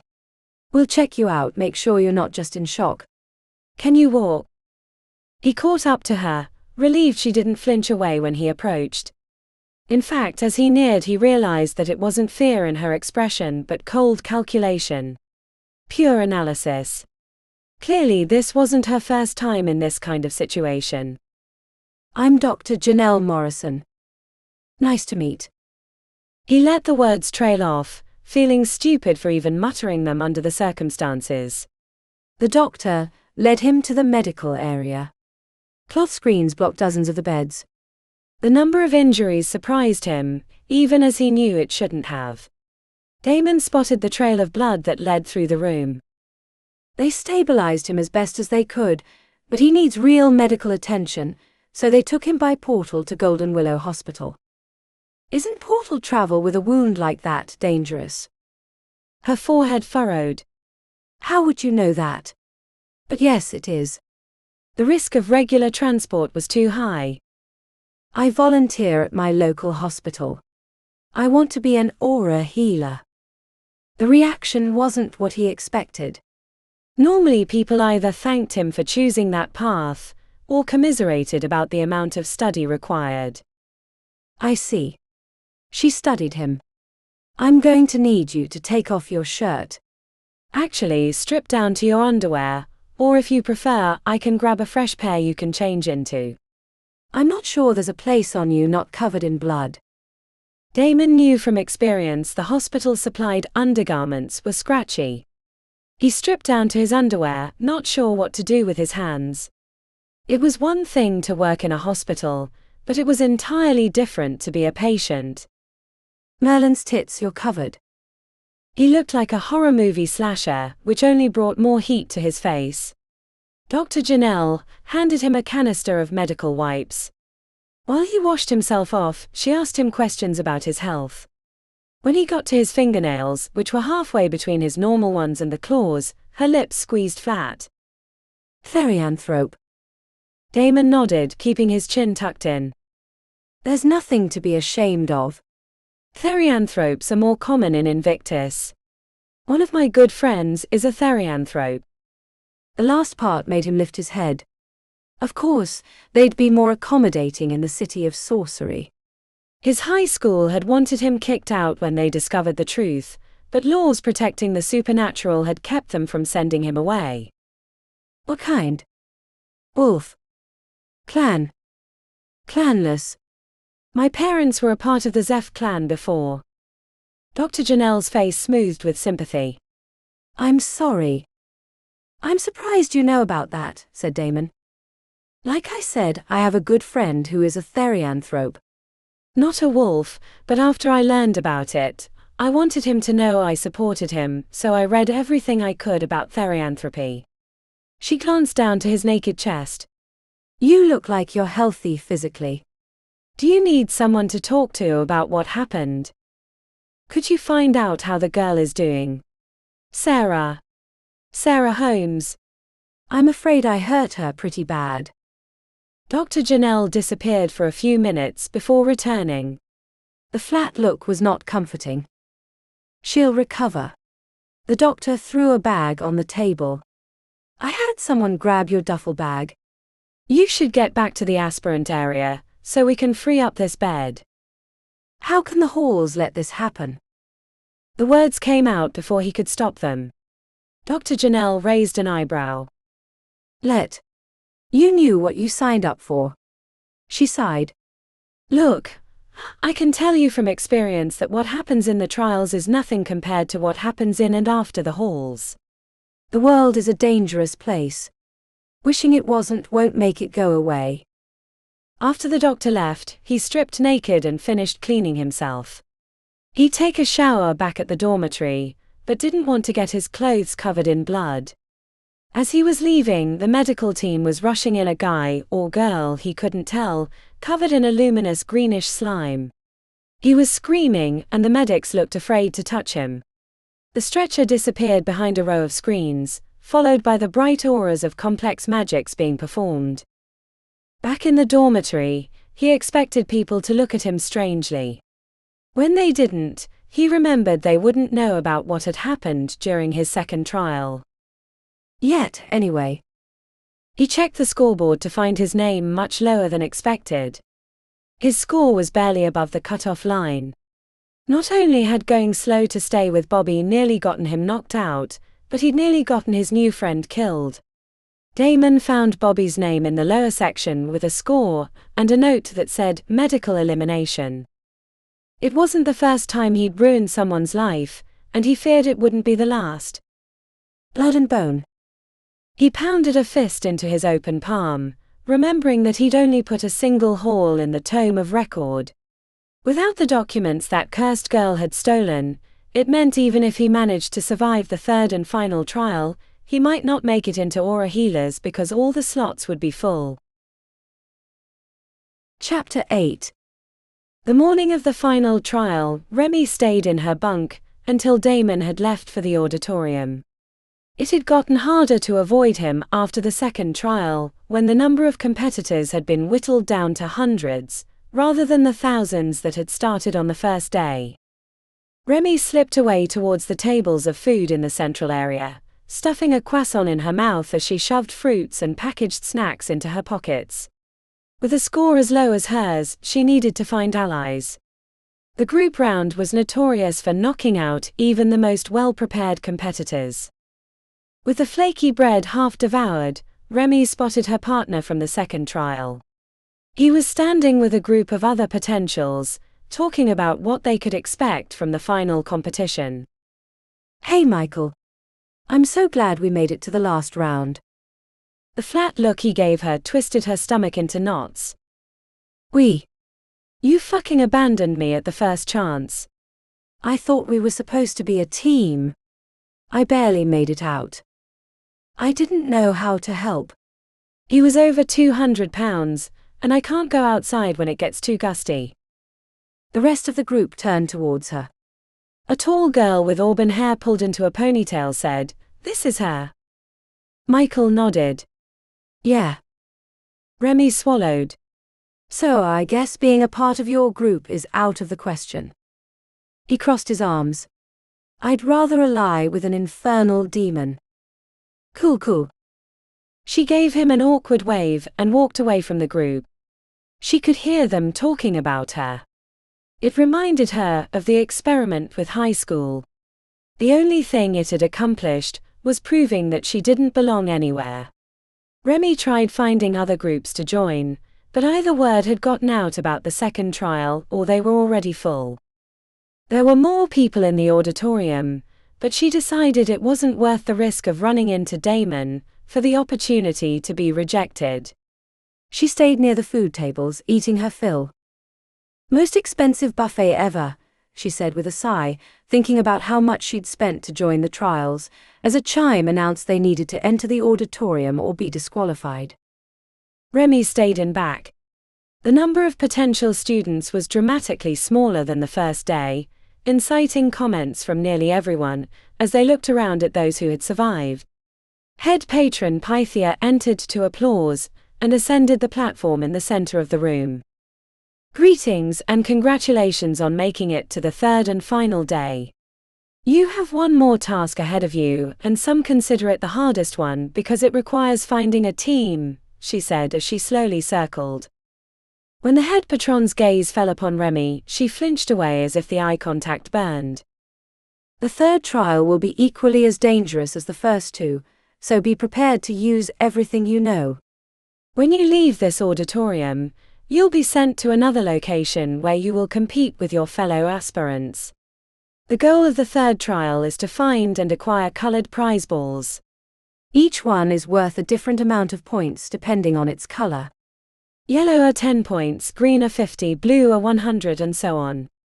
The higher the number, the harder to obtain.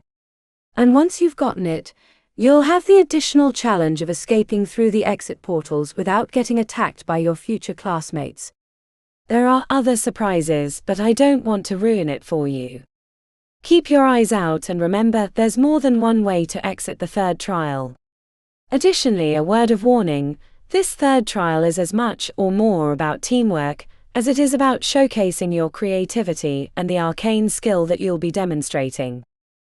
To keep this less murdery, we're forbidding you from physically or magically attacking your fellow competitors. Directly injuring another competitor will lose you significant points. However, to keep things exciting, we'll be giving you each a stun wand. This will temporarily incapacitate your opponents for 10 seconds, giving you ample time to take their prize balls. The wand only fires every 20 seconds, so keep that in mind.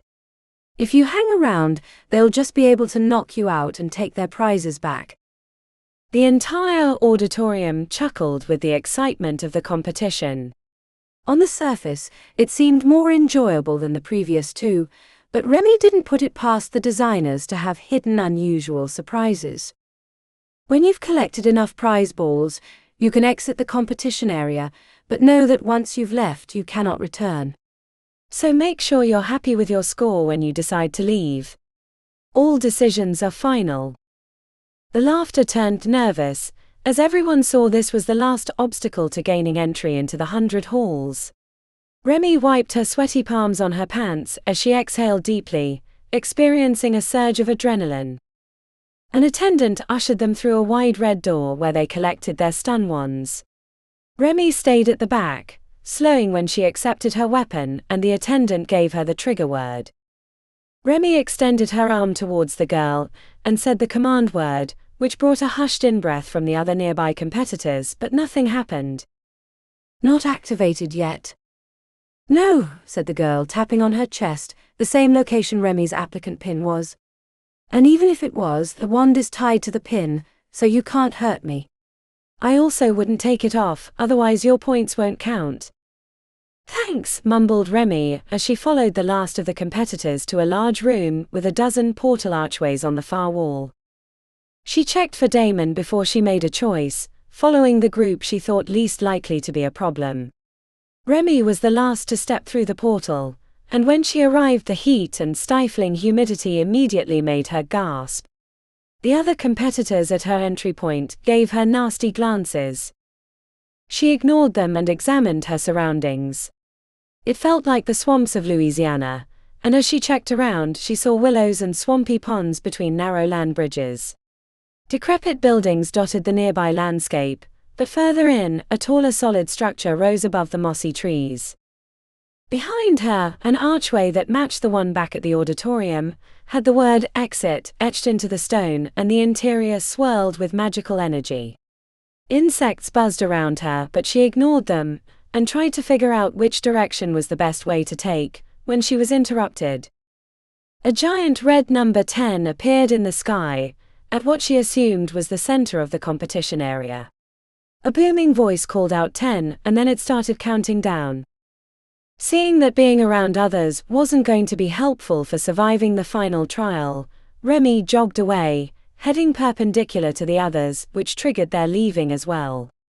She headed towards a building as she heard splashing behind her. A burst of cursing suggested they'd tried to fire their wand, but it wasn't activated yet. 5, 4, 3. Remi ducked into a broken-down building, peering out the opening as she saw other competitors spreading out, looking for colored balls or watching each other. 2, 1. Chapter 9. Anyone want to partner with me? Damon asked the group as they craned their necks at the swampy landscape. The side eye and turning away felt like an answer, but he didn't want to give up, not with so much on the line. I make a good teammate. You put your second-round partner and your opponent in the hospital last round, said a girl with short dyed red hair and a bodybuilder's physique. I think I'll pass. The severe glances told him a version of what happened had been passed around the competitors. He'd been getting the cold shoulder all morning, but she was the first one to voice what had been unsaid. I didn't mean to, he said under his breath. His parents always told him his therianthropy was a gift, but it had always felt like a curse. If he was able to make it into aura healers, he would find a way to suppress his urges. He wished he was like his sisters, who managed to channel their rages constructively. 10, 9. Damon checked the sky. Then his opponents. 8. Time to get moving. He jogged off at an angle, keeping his wand down. The long recharge time meant it was only good in limited situations, especially without a group. The teams of students would have an advantage. 3, 2, 1. The sound of voices quickly followed him. Let's take him out right away. We can throw him through the portal and be done with him.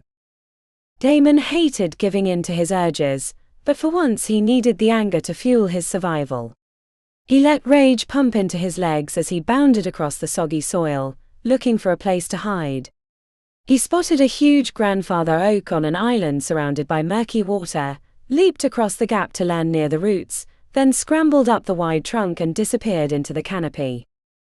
Peeking through the leaves, he saw a group of 6 circle around the water, ignoring the island because they probably thought he couldn't have reached it in the short time. He grinned to spite himself. If his whole life wasn't on the line, the event could be fun. As he waited for them to leave, he spotted a green ball resting in the crook of a branch further out. Bingo! 50 points. Damon edged out onto the branch, which sagged under his weight. The wood creaked as he reached the halfway point, well out of reach of the green ball.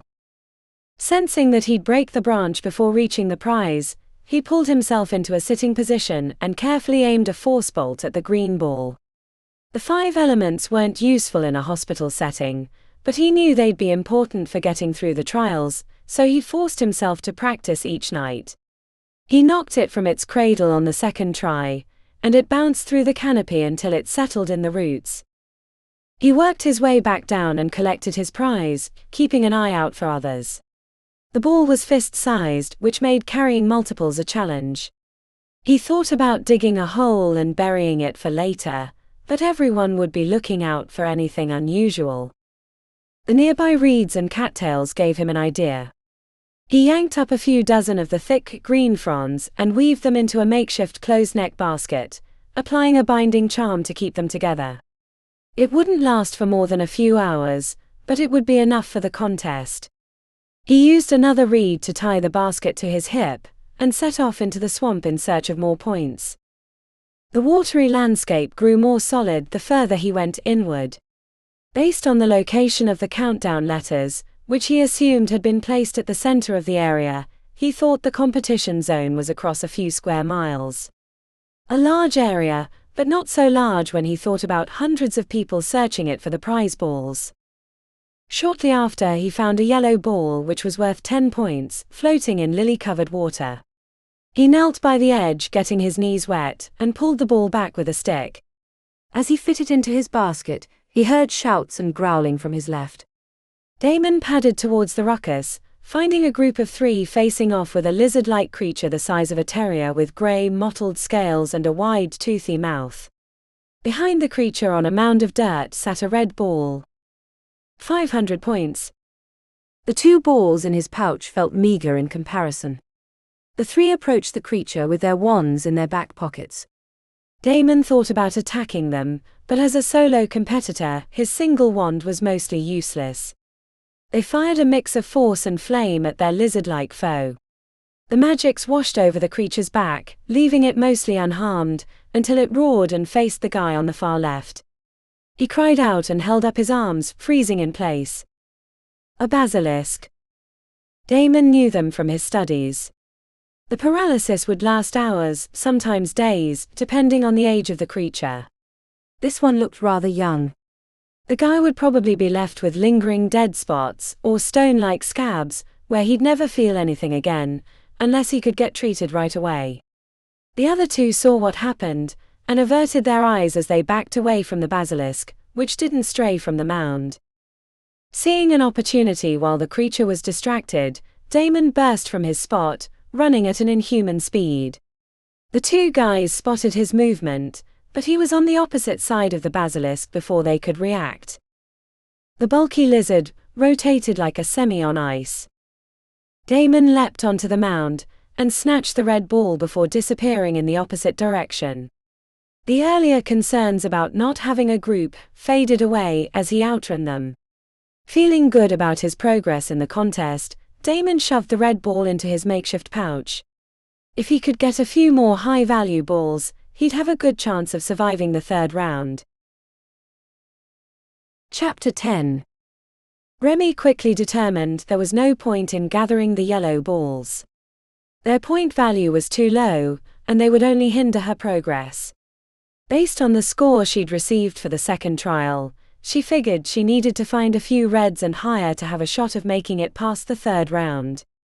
A group of 4 had come out of a tower with a gold ball, the value of which was probably enough to put one of them comfortably over the passing line. As they headed the opposite direction, she wondered how long it would take before one of them would betray the group and steal the gold ball for themselves. It was relatively easy to avoid others, assuming she didn't try to compete for the higher value balls. As time went on, she worried that she might need to harvest lots of the low-value balls to survive, but that strategy seemed much too tedious and fragile to work. As her parents had always taught, one big life-changing job was better than lots of smaller ones. She just needed to find the right opportunity. Creeping across a muddy land bridge, she spotted movement ahead through a line of mossy willows. Remi ignored the insects buzzing around her face and crept towards the trees, using the overlapping leaves to hide her approach. In a clearing on the opposite side, a guy with a purple mohawk, built like a football player, was standing near a strange tree with too many thick vines hanging from its branches. The wide trunk had a crack down the center, and at the bottom the glow of a purple ball lay in the crook of the roots. 1,000 points would get her close to the number she had in mind, before she could exit the competition. She watched as the guy approached, sending out gouts of flame towards the vines, which collectively rustled like snakes shifting in anticipation of a predator. As Remi observed his attempt to acquire the purple ball, she caught movement out of the corner of her eye. She wasn't the only one watching. The moss hanging from the willows hid her fellow observer, but Remi had the impression that it was a girl around her age with rainbow-colored hair. Competition. The action at the tree distracted Remi, as the guy, after sending a wave of flame, tried to make a grab for the purple ball. He almost had his hands on it when the vines grabbed his limbs and lifted him into the air. Remi barely had time to wonder what would happen when the crack in the trunk stretched wide, revealing the swirling of a portal. The tree launched the guy through the portal, and he disappeared in the blink of an eye. "Hell's children," she exclaimed.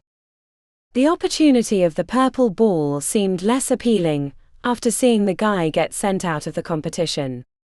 She checked back to see that the rainbow-haired observer must have thought it too much as well, because she was no longer peering out of the willow. But Remi wasn't one to give up easily. She formulated a plan, headed back to the lily pond she'd passed earlier, and collected a half-dozen yellow balls that had been floating in the water, which she carried back towards the portal tree in her arms. Starting at a point right out of the reach of the vines, Remi placed the balls on a path leading back to one of the major trails that led around the competition area. Once her trap was set, Remi cupped her hands around her mouth and screamed at the top of her lungs for as long as she could hold it before slipping back into the mossy willows. A trio of 2 girls and a guy appeared, collecting the yellows until they found the purple ball at the base of the vine-covered tree. "A good one finally," said the short girl. "I don't have any more room for yellows." "What's the catch?" "It's got to be guarded like the others," said the guy. The final member of their team sent an air dart at the tree, which sent its vines into a tizzy. Now that they knew the danger, they continued their debate for a minute before deciding to assault the tree together, figuring 3 of them could overwhelm the vines. They started with a series of 5 elements, and the vines curled back into the canopy, leaving a window of opportunity. As they ran forward, continuing their magical assault, Remi stepped from the willow, moving closer in case an opportunity might present itself. When the trio reached the roots, the vines shot out like tentacles, grabbing limbs and knocking away 5-element gestures. The battle had tied up the vines. Remi darted in and snatched the purple ball as the trio was hoisted up and tossed 1, 2, 3 through the portal. The crack in the trunk closed with creaks and squeals before returning to its dormant state. Away from the dangerous vines, Remi examined her prize. 1,000 points would put her comfortably ahead of the cut-off line. She'd done it. She could leave the competition and pass the 3rd trial, and then the skills she'd learn in a hall would help her claim the real reward. The crunch of a stick breaking was her first warning. Remi tried to run, but the stun hit her right in the back. Her entire body went stiff as a board, and she landed in the mud, face first, the purple ball rolling out of her frozen hand. "Nice candy trail, sweet tooth," said a voice in lilting Irish accented English. A pair of pristine black combat boots stepped into view. A hand wrapped around the purple ball with a giggle. The girl with the rainbow-colored hair fled, leaving Remi in the mud with 0 points. Chapter 11. Damon buried the yellow balls in a hole once he acquired the 2nd blue ball. He had 800 points, but it didn't feel like it was enough, as he'd spied others with the higher value colors like purple, silver, and gold. The highest balls unfortunately required teams to acquire, as the enemies or traps were not easy enough to tackle solo. He'd made his way to a drier part of the region, so no longer needed to traverse the lily-covered ponds or boot-sucking mud pits. But it was no less difficult. The trees grew at strange angles, with twisted branches that created bridges between the trunks. He wasn't a botanist, so he didn't know if they were real trees, or had been modified with magic for the contest. Shouting, followed by the bright lights of magic, rippled in the gaps between the leaves. A pitched battle between 2 groups was happening in the center of the twisted forest. Damon crept forward. He didn't want to get caught in their crossfire. He found a spot to spy the action. The 2 groups were equally matched with 6 members each, and the recharge time of the wands made it hard to gain an advantage. Damon wondered if it had been an ambush, or if the fight was an accident born from a misunderstanding. They were hiding behind trunks or atop the higher branch bridges. A girl in the back had exploded a bright light over the other team, temporarily blinding them. Not a direct attack, but a clever way to gain an advantage without breaking the rules of the contest. One of the combatants tried to flank the other side by using a twisted branch when he was caught by a stunning strike. The pouch of colored balls on his hip squeezed out a single silver as he fell onto the bridge. The ball rolled down the incline, staying to the narrow channel until it bounced out and landed beneath a log not far from Damon's location. He checked his surroundings before he made his way from his hiding location. The participants of the battle hadn't noticed the single lost ball. A silver. If he could grab it, he'd be set to pass the final trial and hopefully be invited to aura healers.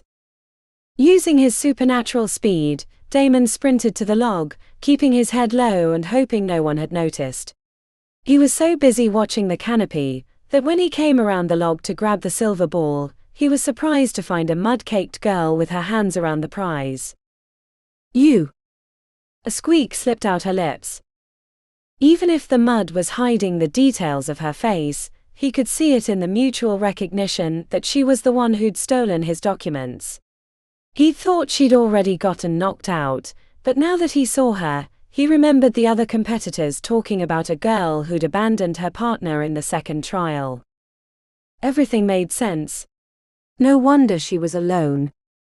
Forgetting where he was, he made a lunge for her, but she drew her wand and blasted him point blank in the chest, sending him tipping over like a wooden plank to land in the leaves. As he lay prone, the sound of her retreating had him raging. He fought against the paralysis until the moment it freed him, and then he burst to his feet and sprinted after her. Rage consumed him. First she'd tarnished his chances at getting into aura healers, and now she was taking the final piece he needed for passing the trials.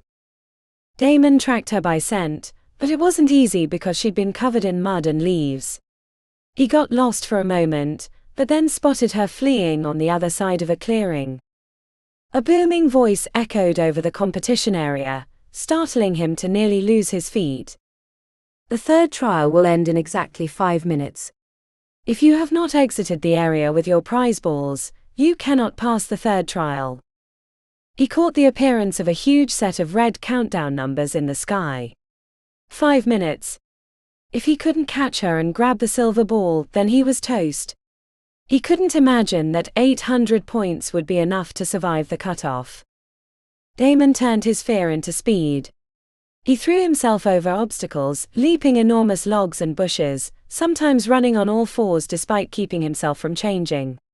Losing sight of her again brought panic, especially when he realized they were nearing the outer circle where the exits were located. He slowed to a stop, checking all directions in case he'd lost her in his haste. The countdown was already below 3 minutes. He tried to keep himself from hyperventilating, but the walls of panic closed around him. This was his one and only shot to get into the 100 halls. His parents would be devastated when they learned they'd put a second mortgage on the house for nothing. Becoming a famous healer had been his life's dream, and now it was crumbling down around him. 2 minutes. Damon craned his neck. He jogged forward, hoping to get a new view when he saw her burst away from behind a tree. The swirling archway of a portal could be seen ahead. Damon burned speed to catch up. He tackled her about 100 feet from the exit, forgetting the wand in his haste to catch her. She fumbled for her wand, but he knocked it away before she could stun him. Damon knelt on her arms and pried the silver ball from her fist. "You nearly ruined my life." Damon couldn't tell what she looked like under all that mud, but he wasn't so angry that he couldn't tell her face had broken with contrition. He wanted to do or say more, but the countdown in the sky was heading towards the final minute. Damon grabbed her by the arms and dragged her to a small tree. He pulled out his belt and used it to bind her wrists to a branch above her head. "I'm sorry. Someone like you shouldn't be in the 100 halls. You're only out for yourself." With the silver ball safely in his fist, Damon jogged through the portal, relishing the vertigo as he completed the third trial. Chapter 12. You're only out for yourself. The words rang in her head as the voice in the sky counted down the final minute. Without any prize balls, she was unlikely to make it past the third round, which made her almost want to sit and wait for the contest to end. But she hated being bested, especially by a big bully who'd probably been given every advantage in his life. Remi never gave up, even if only to prove to herself that she was a survivor. Otherwise she would have said the hell with it a long time ago. Relax, Remi. Let's be smart about this. She tried to pull her arms from the belt, but Damon had constricted her wrists too well. 30 seconds. Remi calmed her beating heart and pushed her arms upward, rather than pulling them down to give her fingers room to work. She didn't know much magic, but there were a few spells she'd learned in Utica that came in handy when things got tough. She practiced the gestures once, knowing she wouldn't get a second try. The spell would coat her skin with a slick slime. It was what had saved her when the Scythe sisters had attacked her in the yard. The older one had tried to grab Remi, but she'd knocked her back. The Scythe sister had tripped over a clump of grass and cracked her head on the concrete curb around the basketball court. The younger Scythe sister had managed to bloody Remi's face with a trio of haymakers before the guards reached them. They'd both been sent to solitary while the older sister had left for the hospital, and as far as Remi knew, never left it. Casting the spell sent a pleasurable shiver down her spine, followed by the feeling of cloying wetness over her entire body. Remi yanked her wrists free as the countdown hit 10 seconds. 9. 8. She stumbled to her feet as liquid dripped off her skin. The portal was still a ways from her location. 7. 6. Remi ran as fast as she could, throwing herself through the portal as the countdown hit 1. Chapter 13. The luxurious hotel suite bed was big enough to hold 6 people comfortably. But it was just Remi, lying in the center with her feet propped on the pillows, throwing a rubber ball against the wall. She'd burned an old stolen credit card number to book the hotel room. They'd probably figure it out in a day or two and kick her out, but she wanted to enjoy her last days in the city of sorcery before she found new shores to haunt. The Grand Mage was in the center of the first ward. Her room had a 20-story view of the spire, which the top of couldn't be seen unless she pressed her face to the window. The events of the final trial were burned into her memory. She'd been so close. That damn Damon had tackled her before she'd reached the exit portal. Never mind that physical violence wasn't allowed, but she guessed they made an exception for such a fine, upstanding citizen. The halls are a fucking joke. She threw the ball, catching it on the rebound as the phone rattled awake. I'm not interested, she told the phone without moving from her location. The hotel menu lay open next to her. She'd picked the 3 most expensive meals to order, but hadn't gotten around to making the call. She hadn't been that hungry, after narrowly missing the cutoff line for the 3rd trial. The silver ball would have put her comfortably into the halls. I guess I can look for old Greta and Archer, she said with a sigh, thinking about her parents. She could never seem to get away from them. The phone started ringing again. It went on for a minute before the message light turned red. Still not interested. Maybe she'd head west. She hadn't been anywhere past the Rockies yet. There had to be lots of scams she could run in those big rich towns. Ambition made people stupid. Lots of people wanted to be famous actors. She had half a dozen ideas how to exploit their desires without even thinking too hard about it. A knock on the door made her miss the catch. She rolled over and collected the ball before it rolled off the bed. A second, then third knock made her realize they weren't going to give up, which probably meant they'd figured out that she wasn't supposed to be there. Remi knocked the menu off the bed. She'd really wanted to try lobster thermidor. Throwing on a Garbage King's t-shirt with the sleeves cut off, she approached the door and peeked through the privacy hole. A hotel attendant stood outside, rather than a manager and the police, which she was expecting. "Where's the fire?" she asked as she opened the door. The hotel attendant wrinkled his nose. "Fire? The urgency. 3 calls and now you're banging on my door while I'm trying to sleep." "My deepest apologies, Miss Wilde. You have a very important visitor who would like to meet you in the Grand Mage's private dining area." He handed over a fancy card. At first she thought it was a joke, until she saw how serious and awestruck he was. Who? The attendant swallowed. I'm not at liberty to say, but I can assure you she's important. She. I've said too much already, Miss Wilde. He inclined his head and left her at the open door with the card in her hand. Miss Wilde. I could get used to that. She opened the card, which had the hotel monogram on the front. Remi. Would you please accept my invitation to lunch to discuss your recent adventures? Sincerely. Head patron Pythia Silverthorne. Remi wasn't sure what she was more surprised about. That the head patron of the 100 Halls was calling on her, or that she was referencing her recent adventures. Or was it a trick to get her out of her room? She checked her attire and decided she didn't care enough to change, not that she had clothes that would match the level of the head patron. The hostess in charge of the private dining area wore a simple black dress and greeted Remi with a warm smile, which sent alarm bells ringing. Good afternoon, Miss Wilde. Would you be so kind as to follow me? Remi hesitated. She'd expected a comment about her clothes or the bedhead. Would there be police officers on the other side of the door, waiting to throw her in handcuffs?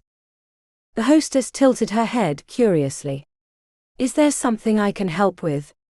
I could send down to the hotel clothing store for something more appropriate, if that's your desire.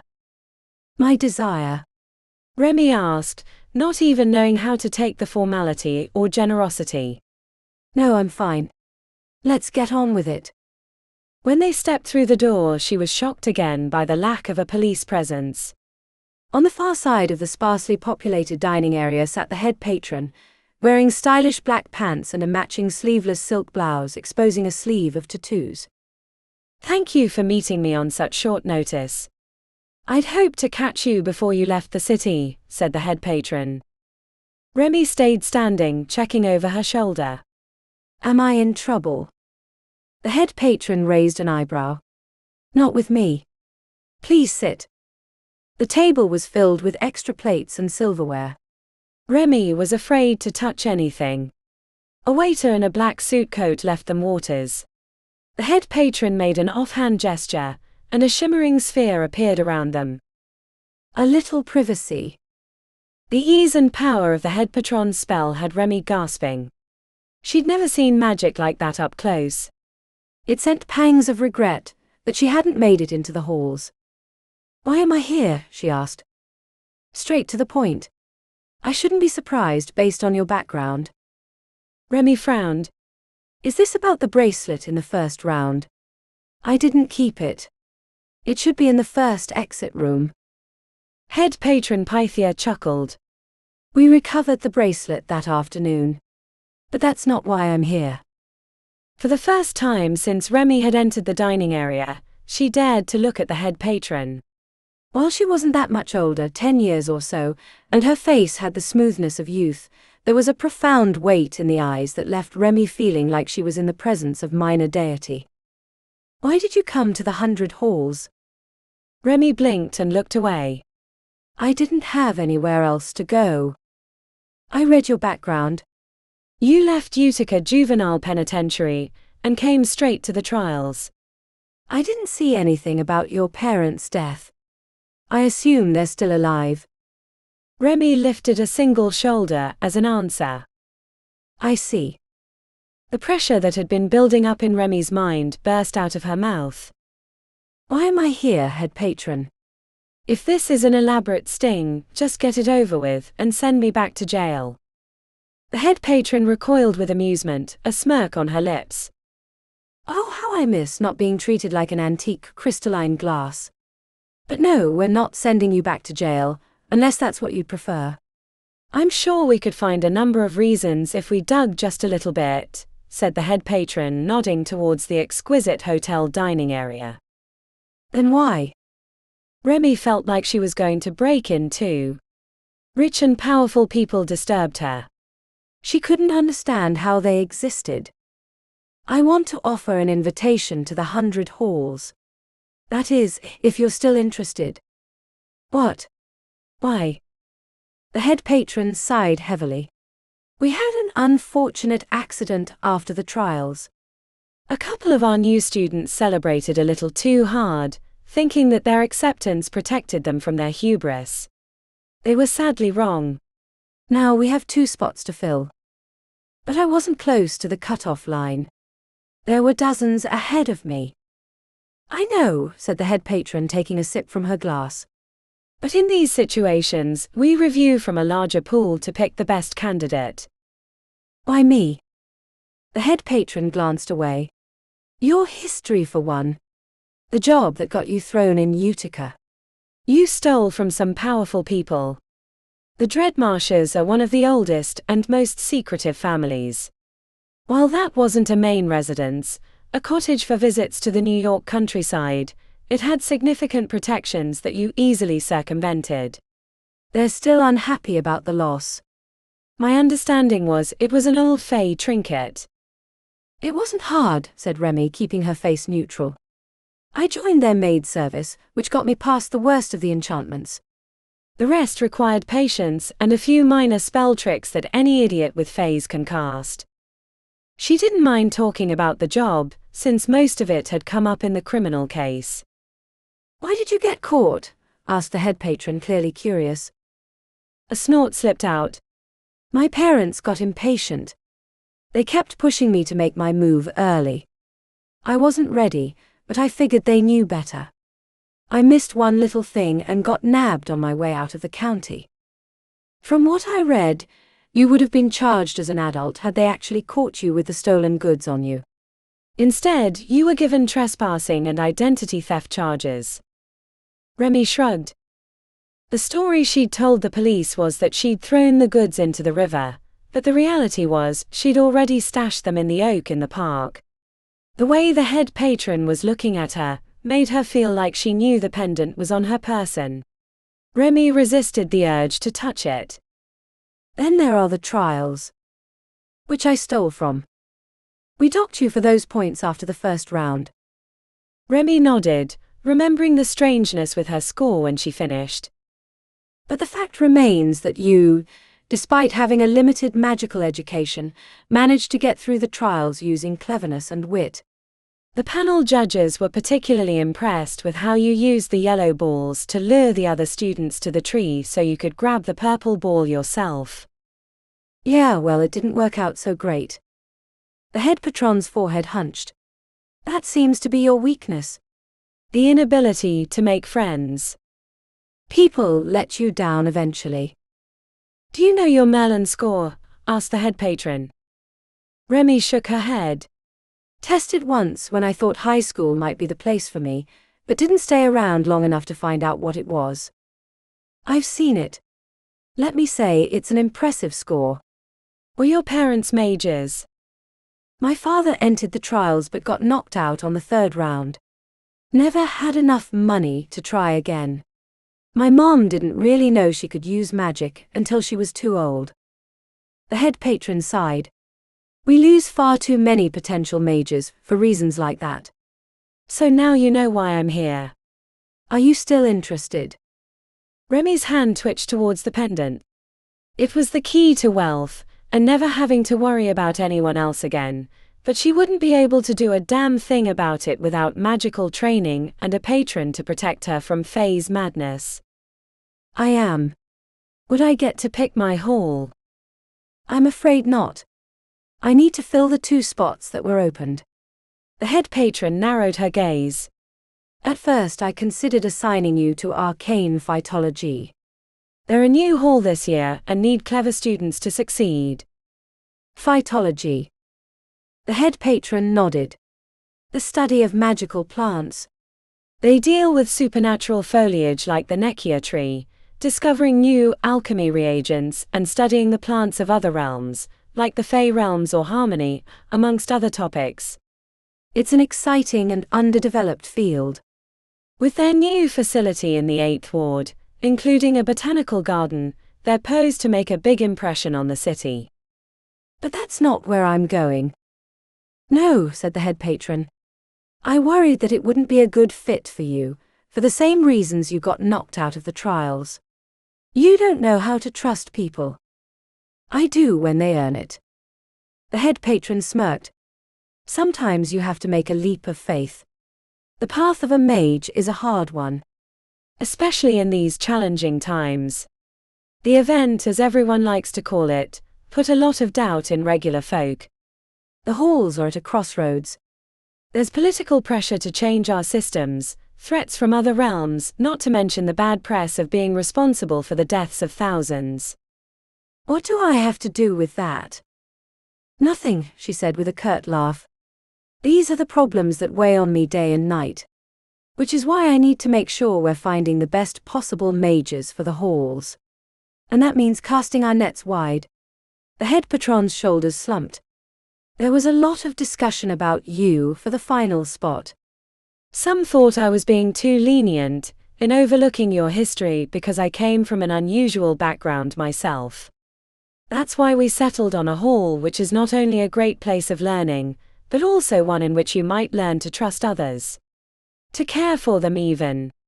Because I can tell you without a shadow of a doubt that I would not be here, or maybe any of us, had we not learned to trust each other. The halls are filled with a lot of powerful people with big egos and complicated pasts. And I haven't even mentioned the patrons yet. She leaned forward earnestly. I might be totally wrong about you. Your history, your parents, these might have left you too jaded to ever open yourself up to others. But I have to try. I see that potential in you. In who you might become if you allow yourself the possibility of change. Remi said nothing because she didn't know what to say. It was overwhelming. She didn't even dare to take a drink of water. Head patron Pythia sat back in her chair. She flicked her fingers at the shimmering privacy field, which disappeared, then rose to her feet. I have another meeting across town in a few minutes, so I'll have to excuse myself. You can order what you'd like, it's on me. Remi turned in her chair. But you never said the hall. Which one will I be joining? The head patron's grin was filled with sharp teeth. Aura healers. Chapter 14. Damon rode the elevated train across the city to the 6th ward. He kept catching himself grinning like a maniac. The other passengers kept glancing over to him, until an older lady scooted away as if she thought he was contagious. When he'd gotten out of the final trial, and saw that he'd made it over the cut-off line, he'd made a call to his parents. He wasn't sure he'd stopped talking for 20 minutes in a rambling explanation of everything that had happened, but he couldn't help it. They'd barely gotten back home after a leisurely drive across the country, so they were probably too tired to respond. He knew they were happy for him, but they were also concerned. Being a mage in the city of sorcery was a path to greater things, but it came with extra heapings of danger. The Holistic Institute building, known more commonly as Aura Healers, was attached to Golden Willow, which was the premier hospital in the world for treating supernatural and magical diseases. No other facility rivaled it. The place also had the highest incidence of staff fatalities. Working in the hospital was like working in a war zone. These expectations didn't prepare him for how ordinary the brick building attached to Golden Willow was. It was nothing like the obelisk, an enormous obsidian spire that was the home of coterie of mages, or the ancient castle for Arcanium. Even some of the smaller halls had buildings fitting their style of teaching. Animalian's Hall had its very own zoo, in addition to a huge campus. Maybe it was appropriate that it was a simple brick building. He hadn't wanted to be an aura healer for fame and fortune. He wanted to help people. With his black duffel bag over his shoulder, Damon went inside. A girl a few years older wearing scrubs and reading from a thick tome sat at a folding table. A hastily scrawled "Welcome new mages" was written on a piece of paper taped to the front. She looked up from her reading. The circles around her eyes made them cavernous. Oh, I didn't see you there. I just walked in, he said, jamming his thumb towards the door. He saw her name tag and added, Veronica. Veronica looked down with surprise. Yeah. Forgot about that. You must be. She checked a piece of paper with a series of pictures. Damon Wolfard. That's me, he said, looking around. This is the new student welcome area. Veronica burst into deranged laughter. You're lucky I'm here. I just pulled an all-nighter twice. Everyone kinda forgot that the new school year had started. I hope you weren't expecting hand-holding, especially with your teaching professor. She held out a pen and a packet of papers. Go over there and sign this stuff. Read it if you want, but I can summarize the basics.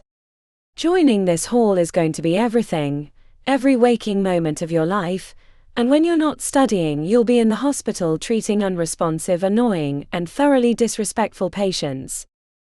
Damon recoiled. That's an awful bedside manner. Veronica snorted. Wait until a woman infected with sewer necrorot decides to throw her decaying finger at you, and it crawls up your shirt and tries to poke your eye out. Attitudes change real quick. He gestured towards her arm. You have something on your elbow. Jelly maybe. The widened eyes were followed by a slow rise to her feet. Oh no. Definitely not jelly. Nothic viscera. Someone had a pet that got out of its cage. Made a mess of his shoulder before he managed to beat its brains out with a blender. I should clean this up, it's toxic. In fact, I probably should go take an antidote. She started heading down a hallway, her pace increasing with each step, so he yelled after her. Where do I go?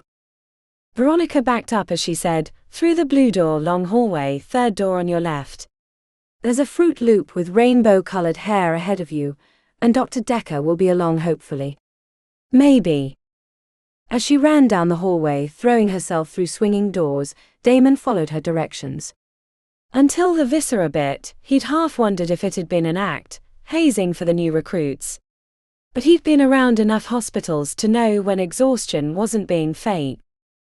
Damon had thought the paperwork when he'd signed up for the trials of magic were bad, but entry into aura healers came with new categories of legalese that he could only vaguely make sense of. After a time of worried analysis, Damon said out loud, "It's not like you're not going to sign." He examined his messy scrawl after he was finished, and threw the papers on the table, wondering if Veronica was going to come back, or if he should check on her. Damon moved the stack of forms to the corner, and wrote a note with an arrow pointing to them, explaining they needed to be signed. He made a second one so his fellow first years knew which way to go, then took one of the name tags, and after writing Damon in block letters slapped it to his chest. The bitter antiseptics of the hallway, combined with undertones of floral, was a comforting smell, as his formal shoes rang against the tiles. He'd almost worn the scrubs he had from back home, but decided a more professional presentation was required. The dark slacks and blue button-down was the casual attire that the doctors wore at KC General. When he came to the location he thought he was supposed to be, Damon hesitated. It looked like a rainbow cotton candy machine had exploded, then achieved sentience and grown legs. He couldn't see the girl's face, only the top of her hair as she leaned over. Wooden charms, colored string and other detritus were tied into the rat's nest. "Hello," he asked as he knocked on the door frame before cautiously entering, not wanting to startle her. The deranged smile as her head came up was only matched in its intensity by the fierce intelligence in her eyes. She had mellow brown skin with a constellation of freckles across her nose and cheeks. "I assume this is the right spot?" he asked, edging towards the wide couch opposite the girl. She wasn't wearing a name tag that he could see. "I'm Damon." "Don't sit there," she said with a heavy Irish accent, pumping her eyebrows with glee as she sat with her legs curled beneath her on the chair. "There's a ghost of a little dead girl at the end of the couch." Bet she saw her unfortunate end when one of the healers made a wrong cut. I can see the scar across her throat. She made a gesture with the tip of her finger. Damon hesitated near the spot she was referring to, choosing a wooden chair on the opposite side instead. "She's fucking with you," said a voice from the hallway. Damon turned to find the girl who'd stolen his documents standing in the doorway, leaning on the frame. She was wearing a cut-off black t-shirt, looking like a skater kid or a wannabe punk, rather than a future member of Aura Healers. You. She raised an eyebrow. For someone who spent their high school jerking off to medical records for extra credit, you sure do have a limited vocabulary. You stole my information. I worked hard for it. She strolled into the room and plopped into the spot where the supposed apparition was located. Didn't stop you from getting into the halls. Besides, I think you got your revenge when you tied me to a tree at the end of the third round. A burst of laughter came from the girl with the rainbow-colored hair. She covered her mouth with her hand, bright green eyes peering over. Didn't stop you from getting in either, said Damon. My fairy godmother granted a wish. She turned to the other girl. I'm Remi. Lily. He's Damon Arthur Wolfard, said Remi. Arthur is your father's name, I bet. Damon hated that she was right. Lily leaned forward, pointing a long bright orange fingernail at him. It was the color of a lit cigarette. You knocked me over at the gondola. Recognition hit him between the eyes. I'm sorry. I was trying to get my stuff back from her. Ain't right to knock other folks down, said Lily, squinting. You scared Neko. The tension was interrupted when a guy wearing a 100 Halls hoodie leaned into the door. He had a neat afro and wore silver earrings. You're in the wrong room. The rest of the class is one floor up. That's not where the girl at the table told us to go, said Damon, rising to his feet. She was suffering from toxic shock. Sent us all over the hospital. One of the nurses figured out we were in the wrong place. I'm Boone, he said, offering his hand, which Damon shook. Damon. I remember you from the auditorium. Damon found it easy to chat with Boone as they wound through the hallways to the correct room. Remi and Lily followed, talking conspiratorially, which made him want to check his pockets for his valuables. The room on the second floor was larger, with multiple couches, a whiteboard with the words, "Delicate dimpled demon balls," written in the corner, a small kitchenette, and 3 large wooden tables covered in piles of books and tomes. Boone introduced them upon entry. The first years were a class of 15 students from all over the country and the world.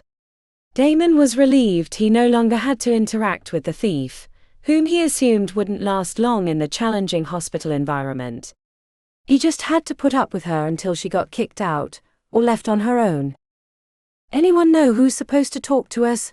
Asked Ethan, checking his watch. He wore designer glasses and had an artificial foot on his left leg. We're nearly an hour late. Are we in the right room? Those piles of medical tomes suggest we are, said Sasha in a posh English accent. Damon was no fashion expert, but he imagined her outfit was worth more than the entire rooms combined. A stern voice in the doorway startled the class. An older man, wearing a worn backpack and clothes that looked like he'd been sleeping in them for weeks, stepped in front of the whiteboard. I'm not late, you're early. Remember that now. Whatever you think you know, forget it. The only thing that matters is that I'm right and you're wrong.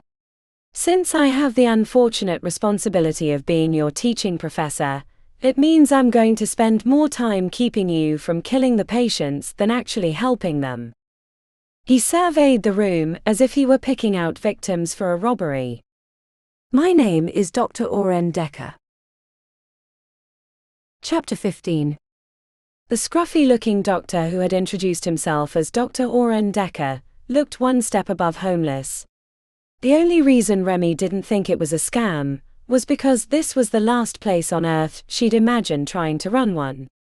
While there might be opportunities to line her pockets at a later date, tricking first-year hall students wasn't a profitable venture.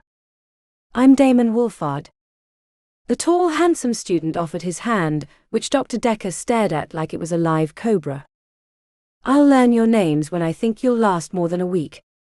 Damon hung his head and dipped back to his chair while the new doctor slipped out of his backpack and stretched his arms as if he were readying to take a nap. Now, who can fetch me a shot? Of what? Asked Sasha.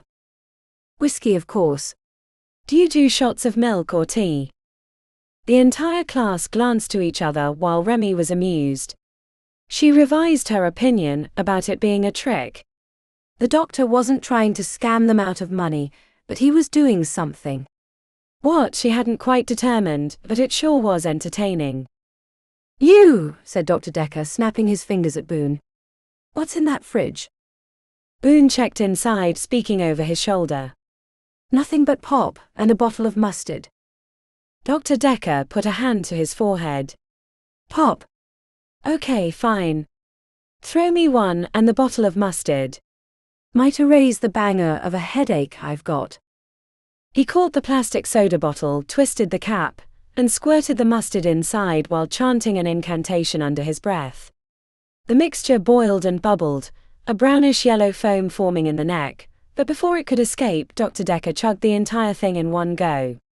A wall-rattling belch followed, which only brought more collective concern. I like him, she whispered to Lily, who was another delightful surprise at the hall. She'd expected nothing but stiff underwear like Damon, not the loosely wrapped ball of crazy next to her on the couch that may or may not have an animal in her hair. The doctor looked ready to address them when a middle-aged woman in a white doctor coat, with dirty blonde hair and a ponytail, and bags beneath her eyes big enough to count as luggage, appeared in the doorway. Were any of these doctors not about to fall over from exhaustion? No, said the doctor, shaking her head. No way. No how. I don't know where Patron Jennings is, but we need to have a talk. There's no way I'm letting you back in my hospital, Oren. Lovely to see you too, Linda. That'll be Dr. Fairlight to you. He spread his arms. Sorry, love. I'm all you got. Bill said that Dr. Simmons got hit with a laughing curse that he can't shake, and Joanne had a mental breakdown, and is somewhere on the Mediterranean coast having sex with hairy men who drink olive oil for breakfast while having doubts about her life choices. I don't care, Oren. She hesitated, realizing she was speaking in front of the entire first-year class. There has to be someone else. Anyone. I heard you have a hotshot doctor in charge of the ER. If you don't want me, give her the first years. Dr. Morrison is the only thing keeping the ER from descending into chaos. It's been bad these last few years since the event. Merlin knows we could have used you then, back when you gave a damn. Dr. Decker raised an eyebrow as he flipped his empty soda bottle into the trash, raising his hands in a mock victory when it went straight into the middle. Patient admissions are up. Way up. The city's gone mad. Started last year and has only gotten worse. He spread his arms. Then I guess I'm all yours. Dr. Fairlight reached for the phone on her hip, checking the screen, and then sighed exasperatingly. I have to go, Oren. Try not to, try not to be you. He gave her a magnanimous smile and waved as she left. Good to see you, Linda. And congrats on making chief. When she was gone, he jabbed his thumb in her direction. Dr. Fairlight. Chief of Staff. One of the best doctors I know that has never had a breakdown.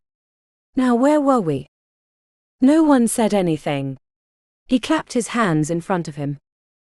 Right. First-year students of the 100 Halls. Holistic Institute. What will you be doing, under my watch? Damon raised his hand. Helping patients. Wrong. Do not pass go. Do not collect $50 or whatever that stupid game says. Your job is to not kill them. He walked over to the whiteboard and quickly wrote out a phrase, which he repeated after he capped the marker. Rule number 1. You don't know shit. He underlined the phrase twice. You are not doctors. Even when you graduate from aura healers, you will not be doctors. If you're a sadist, you can stay on and get your degree, but until then you are glorified spell slingers. The only thing you're qualified to do at this point is to keep your mouth shut and your eyes open, and maybe, just maybe, after 5 years of torture, you'll have the distinct pleasure of improving someone's life just a little bit. He stared at them aggressively. Let's see if you were listening. What's the first rule? Their collective mumbled answers trampled over each other. Let's do it again. We don't know shit. At that moment, a man in a white coat paused outside the doorway with his eyes wide as dinner plates. His jaw threatened to bump into his chest. Hi, Bob, said Dr. Decker, waving cheerfully. The man looked like he'd seen a ghost. He continued walking, shaking his head while mumbling to himself. That was Bob Moorhead. Yeah, I know, bummer of a last name. Head of the testing department. You'll get to know him in time. Dr. Decker rubbed the stubble on his chin, as he surveyed the first years as if he was trying to figure out what was next. Aren't we supposed to link to Patron Jennings? Asked Ethan with his hand half raised. That is true. In a roundabout way. The way things work in Aura Healers is that I'll be your instructor for the entirety of your 5 years. Patron Jennings prefers to have you linked directly to the teaching instructor, which gives us better insight into your work. Everyone raise your fists and well, you know the drill. Don't fuck it up. I will judge you. When Remi pulled the phase back into her mind, it wasn't the cool euphoric feeling she'd felt in the auditorium before the first trial. The sensation was like putting on a woolly sweater that was both scratchy and too warm. Next to her on the couch, Lily whimpered, her face pinched with pain. She leaned over holding her stomach, which made Remi wonder if the link was making her sick somehow. The inspection was interrupted when Dr. Decker snapped his fingers in Lily's direction. He squinted at Lily, who was playing with the tattered ends of her multi-hued hair. What is that? Is that a rat? He asked, snapping his fingers and indicating the Irish girl with his outstretched finger. The entire room turned towards Lily.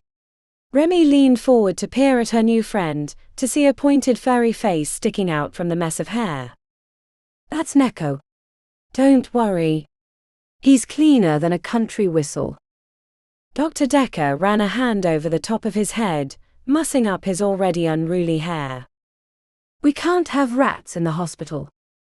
I'll keep him in my room. Don't worry, Neko is very well behaved. Fine, whatever. Just don't let him become a problem or rat stew will hit the menu. A tiny squeak was followed by the pointed face disappearing into the mess of hair. Right. Where were we? Dr. Decker sighed.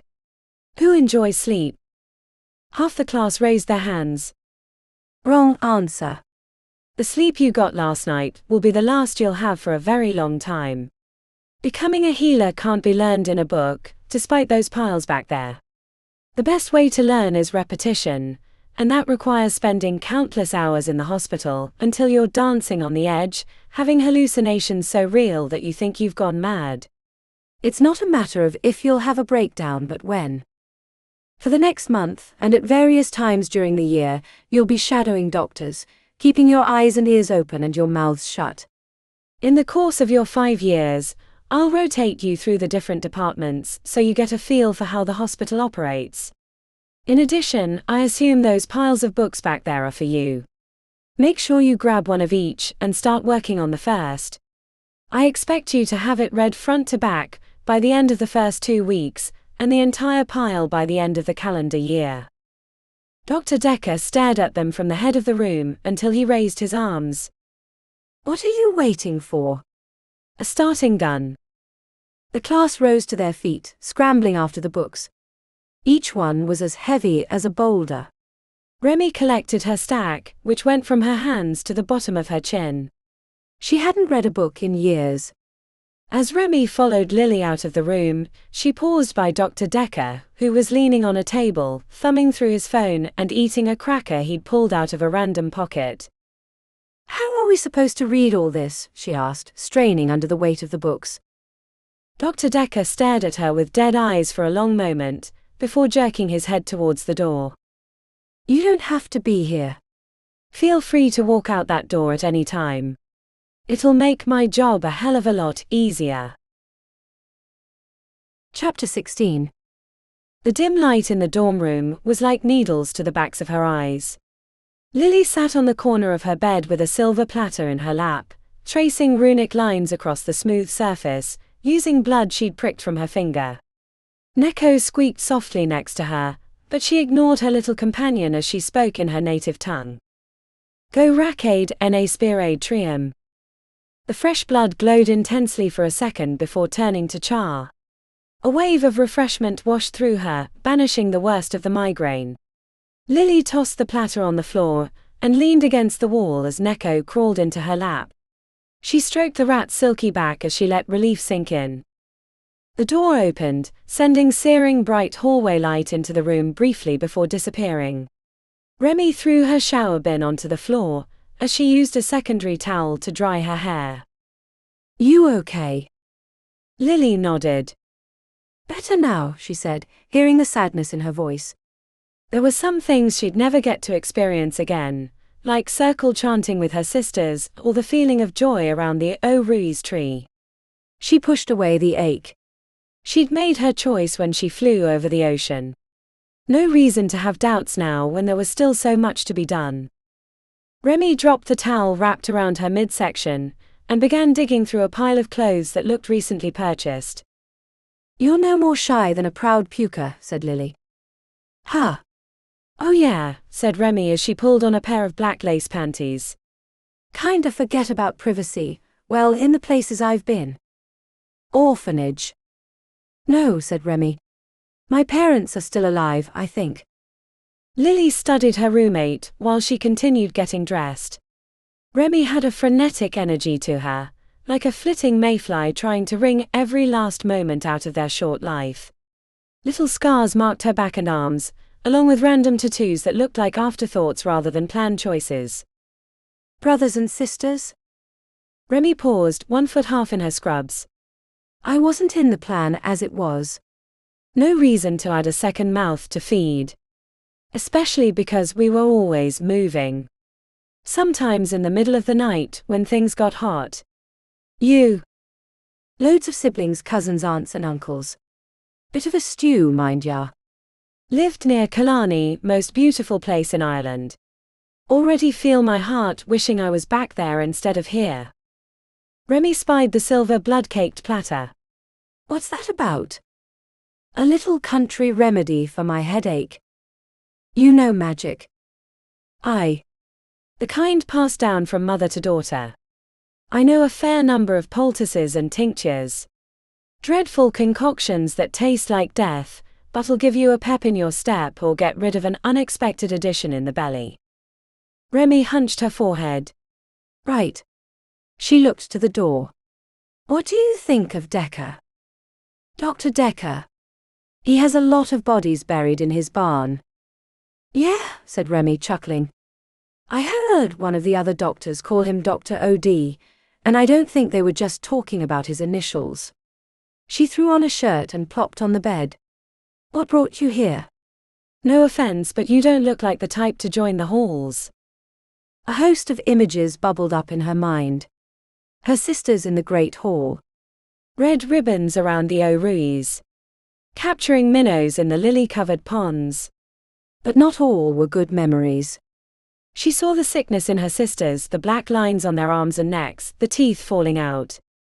The signs on her own flesh had already begun to fade since she'd switched her patronage to the strange doctor, but the pain would remain. Not every injury can be healed with the old magics. Remi stared back, all movements falling to stillness. I'm headed down to the cafeteria. Heard we get free food and it's not bad. They use spices and stuff. Wanna come? The thought of eating made her stomach ache, and she wasn't ready to move yet. She'd barely recovered from the trials and the linkage. I might join you later. Remi left their room. The bright lights of the hallway made Lily squint, but she leaned her head into the corner and coaxed Neko into her lap. It'll be all right. It'll be all right. Chapter 17. Damon had been standing near the water station for a half hour, watching the flow through the emergency room. A man in tattered robes that looked like a Halloween costume was standing on a chair explaining how the end of times was upon them, while at least 2 babies were bawling at full volume. At the sign-in desk, a woman speaking in rapid-fire Spanish was trying to tell the attendant about her father's injuries. Damon's Spanish was terrible, even though he'd taken 4 years of it, but he heard something about a man with the face of a grub worm putting a hex on her father. In the short window of time, he'd seen 3 separate ambulances arrive with bloody victims that were quickly wheeled away to other parts of the hospital. It reminded him of a video he'd seen once of a busy intersection in Rome, where small cars and mopeds competed for every possible space, moving at random and competing directions. The nurses and doctors moved with an eerie calmness, but he could see the intensity in their eyes. They were barely holding it together. "Sorry about the wait," said Dr. Morrison, coming from the back hallway. She wore a white coat over her green scrubs. Her hair was braided into a crown. "We had an emergency staff meeting." Apparently the clinic in Ward 9 had a major power outage. An occurrer chewed through a major electrical line. She shook her head. Damn things were all the rage a few years ago because their scales reflect like a rainbow, but then they get huge, and have an affinity for eating anything electronic. They say it'll take until morning to fix, which means this Saturday night is going to get even worse. "Worse than now?" he asked, glancing to the barely contained chaos. Dr. Morrison checked out the automatic front doors, where the light was fading. "The evening rush hasn't even started yet. Once it gets dark, the real fun begins. I've already sent word to the school. Anyone who hasn't already had a double shift is being called down. We need all hands, even if they can only push a gurney." "I'm ready to help. I've worked a lot of shifts at KC General." She shoved a clipboard in his chest. "Damon, I appreciate the enthusiasm, but you'll cause more harm than good. You've barely been here 3 weeks. Just stay out of the way, unless I give you specific instructions."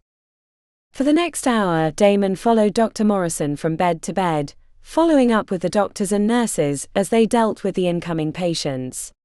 He was surprised about how many bite wounds there were.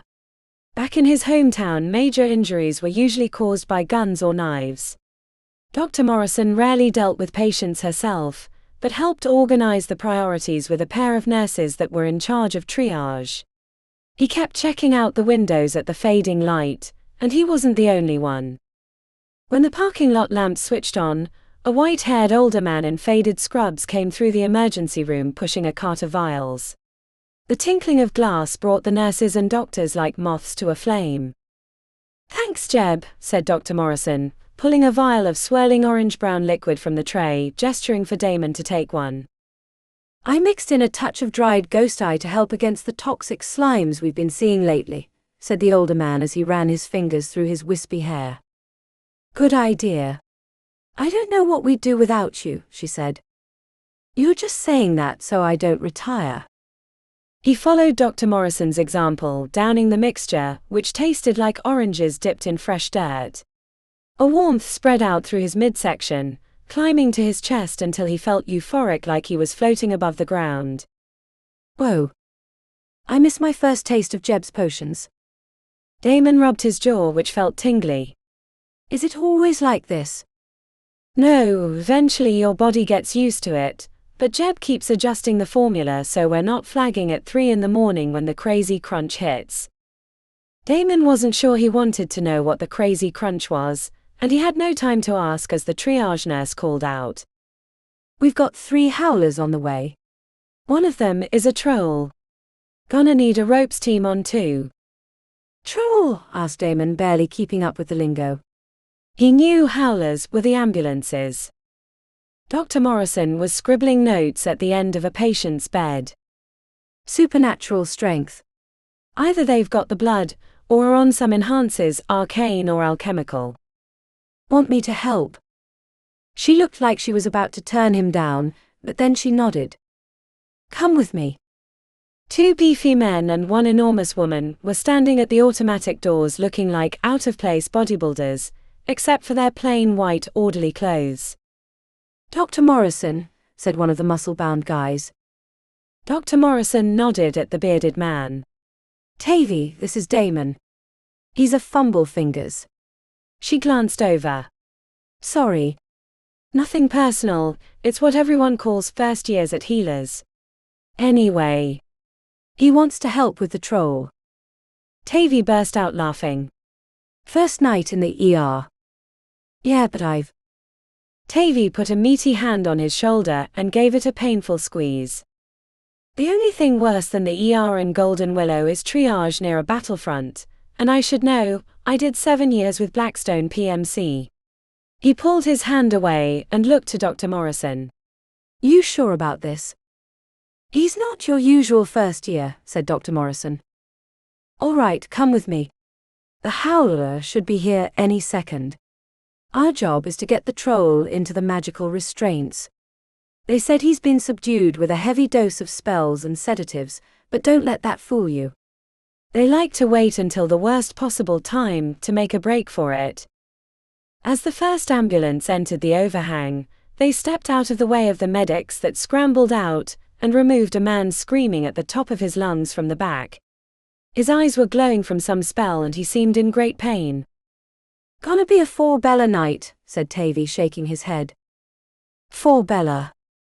Tavy chuckled. Back in the early years of Golden Willow, they had a bell outside the Everyone was assigned a bell code.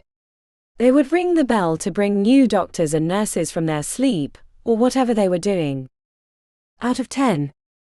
Tavy shook his head. 5 is the max.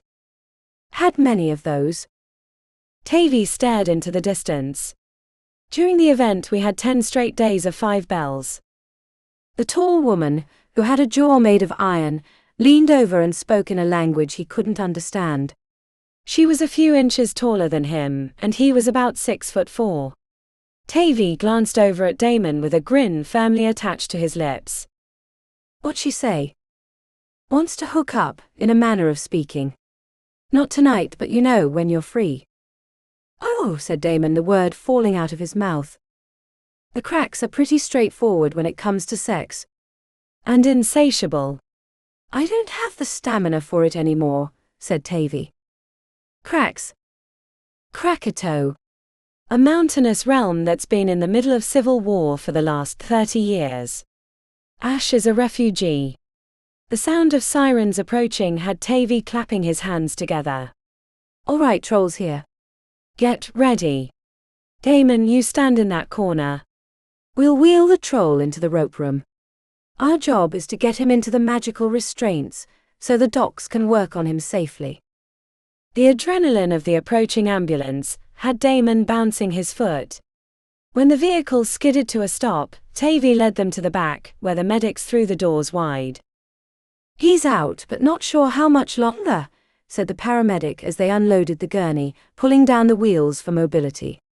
The patient had his eyes closed almost peacefully. He didn't look like he had unusual strength, but Damon knew that was deceiving.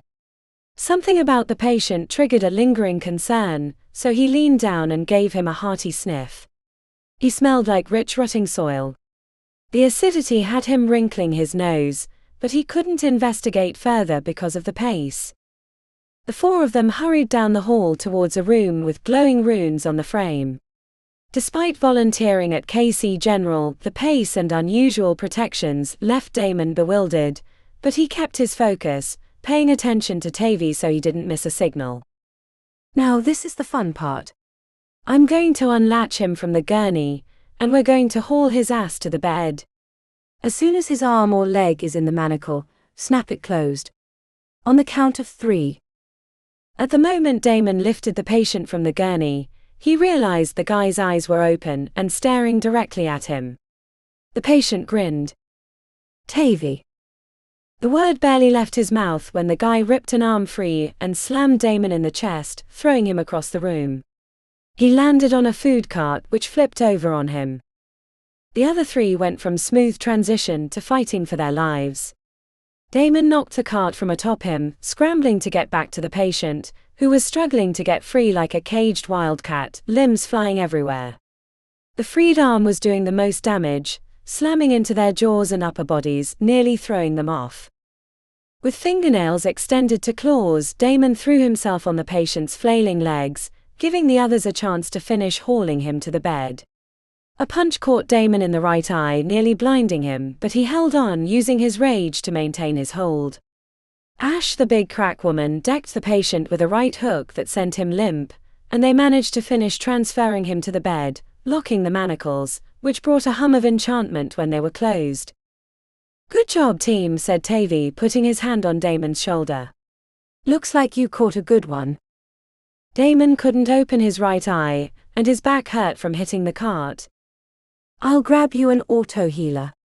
"They work great for little injuries like that," said Tavy. "Thanks." "Not a matter of thanks, we need everyone if we're going to survive the night." Ash leaned over and spoke to Tavy again, which brought another round of laughter. She pointed at his longer nails. "Oh, now she really wants to bang you, mate." Damon let himself be led away by Tavy, as Ash stared at him like a lion sizing up an antelope. As they passed through the entrance of the with 2 more howlers pulling up, Damon thought back to the strange scents he'd picked up on the patient. It wasn't the first time his sensitive nose had detected the acidic soil, like a garden having gone to rot in the summer heat. He didn't know what it meant, but he didn't have time to think about it as more sirens approached, signaling it was going to be a long night. Chapter 18.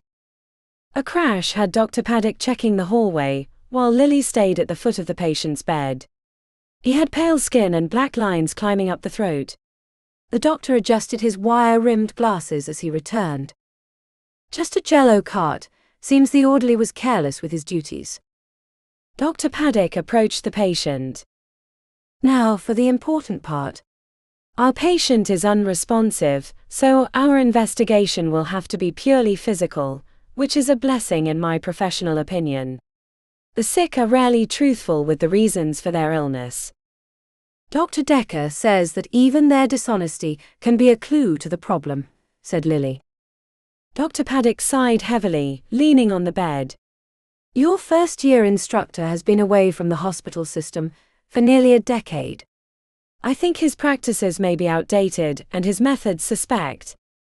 He looked pained by the admission. "I'm sorry, but it's a tragedy that he was assigned as your teacher, given his history." "His history?" A groan from the patient had the doctor sighing again, which seemed to be a regular occurrence. "Let us focus on the task at hand, rather than gossiping about our fellow physicians." He glanced up. "And please fix your hair, it's rather distracting. You should consider trimming it." A professional healer shouldn't look like a homeless person. "My hair is perfectly fine," said Lily tersely. "Very well then," said Dr. Paddock. "The patient. Can you cast a Niggles revealing aura on him?" "If you've managed to learn that spell. I realize it's quite difficult for a first year." Lily ignored the condescending tone and stretched her hands over the immobile patient. The spell in her estimation wasn't particularly challenging or useful, but she didn't want the doctor to think she wasn't up to the task. The motions for the spell were like conducting a symphony, as she molded and stretched the uncharged phase until it was a pale golden light above the patient.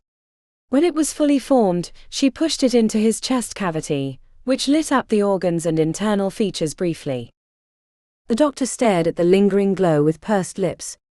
"That didn't seem to do what I hoped." "And your spell work was passable." "You should practice it more." Lily kept a faint smile on her lips. "With pleasure." "Follow me," he said, heading into the hallway. "Aren't we going to figure out what's wrong with him?" Dr. Paddock squeezed his shoulders forward. "It was only so you could practice on him.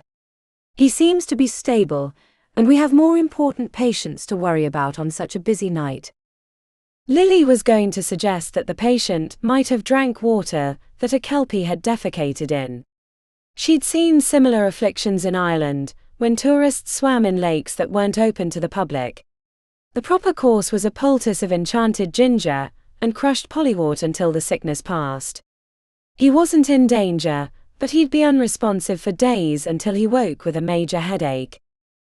On the way down the hall, an apparition covered in blood was coming towards them, walking with legs spread and a low moan issuing from his lips.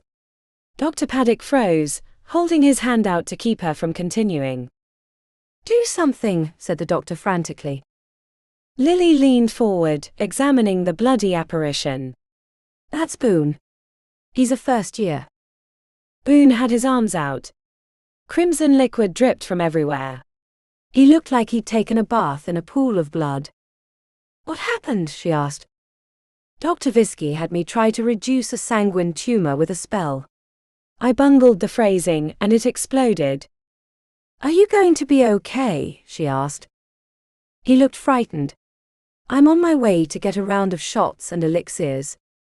Dr. Visky said I'll be in a lot of pain for a few days, but I won't die. "You should have been more careful," said Dr. Paddock. "This is why I disagree with the decision to let first years work in the hospital. Your inexperience is a menace. Now hurry along, before the seizures set in." In the next room, the patient wasn't so still as their last one. The older woman fought against her restraints. Her steel grey hair was wispy, and the bags around her eyes had darkened. She spoke in an unintelligible voice that sounded like growls and barks. "Keep your distance, young lady," said the doctor as he pulled the clipboard. "Here we have a clear case of phase madness, I believe. Using raw magic without a patron has warped her mind, and she has no grasp on reality. There's little we can do for her, but hope the worst of it passes or send her to a special facility where she'll ride out the end of her days in this terrible agony." Another black mark against the use of magic, it seems. "She looks possessed," said Lily right away. "I've seen it before." Dr. Paddock cleared his throat, cutting her off. "I'm sorry, young lady, you are not qualified to diagnose this patient. Just because you read a few tomes and passed the trials does not make you a healer. I barely count Dr. Morrison, and she's been here for nearly a decade." "Isn't she the head of the ER?" "Precisely," said Dr. Paddock. In an emergency, you can be forgiven for being sloppy and making mistakes. But the real work takes decades to master. Now I'd like... He reached for his phone, reading it with the 20th sigh in the last hour. "Excuse me, I'm needed on the second floor. There's a patient going through a therianthropic shock, which is a bit of a specialty of mine, so they've asked me for a consult," he said, adjusting his tie and puffing out his chest. When she started to follow, the doctor said, "Please stay here and don't touch anything. There's already too many people in the room." Lily frowned after he left and muttered, "Bloody tea sipper." Without the doctor around, she approached the patient, who stared back with feral intensity. "I don't think you're down with the phase madness, are you?" "You look like a woman possessed, but what kind?" "I don't think it's a spirit possession. That language isn't related to the veil or the infernal realm." Lily reached into her fanny pack, producing a silver coin. She brushed it against the liver-spotted flesh of the old woman, but nothing happened. Then she grabbed for a small vial with an eyedropper, producing a single drop, which she let fall on her fingernail. The nail turned jet black immediately. "Gladestool poisoning," she said with surprise. "What was an old woman like you doing in the Fey realm? Or did someone bring something over, and you couldn't help yourself?" "Interesting." Lily closed the door so no one would see what she was about to do. She pulled out a small vial of arsenic and iron flakes. She poured out the ochre dust on the tray next to the bed, then let a single drop of arsenic fall, mixing the two with a tongue depressor from the supply cabinet. Using the wooden applicator, she extended it towards the woman's mouth. "Just a taste will do." The woman clamped her mouth shut and shook her head ferociously. Lily checked to see that the door was closed, and then punched the old woman in the stomach. When she gasped for air, Lily shoved the flat wood into her mouth and wiped the mixture on her tongue, pulling back quickly to keep from getting bitten. "There. That should help with the infection." She grinned. "Sorry about the fisticuffs."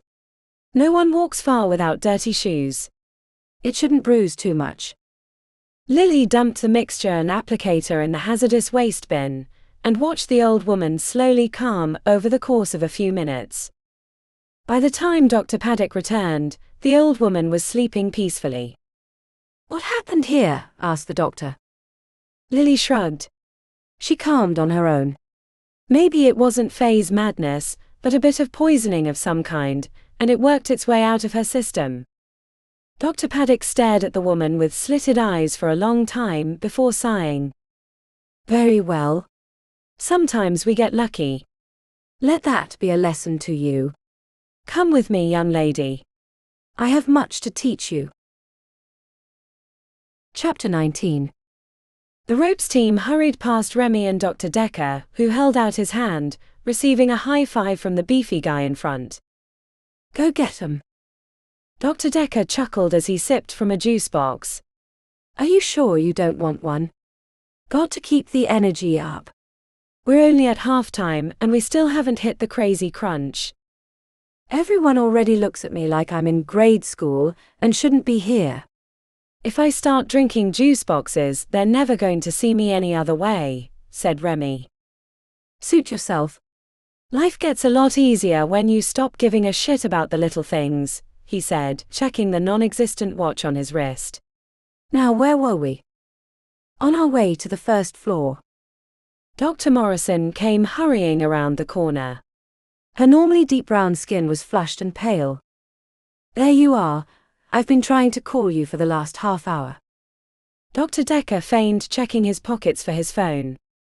"I must have left it in the cafeteria." "Sorry, Janelle. What you need?" Two brothers in observation rooms C and D. They were found brawling on the sidewalk in the 7th Ward. Before Invictus PD showed up, they'd torn down 2 lampposts and flipped a parked car into a Wizard's Coffee. They're calm now, but nobody can figure out what's wrong, and they don't want them at the station unless we can verify what their condition is. Aye, Captain Morrison. Myself and Bosun Wilde will report directly to their rooms and discover the truth of this mystery.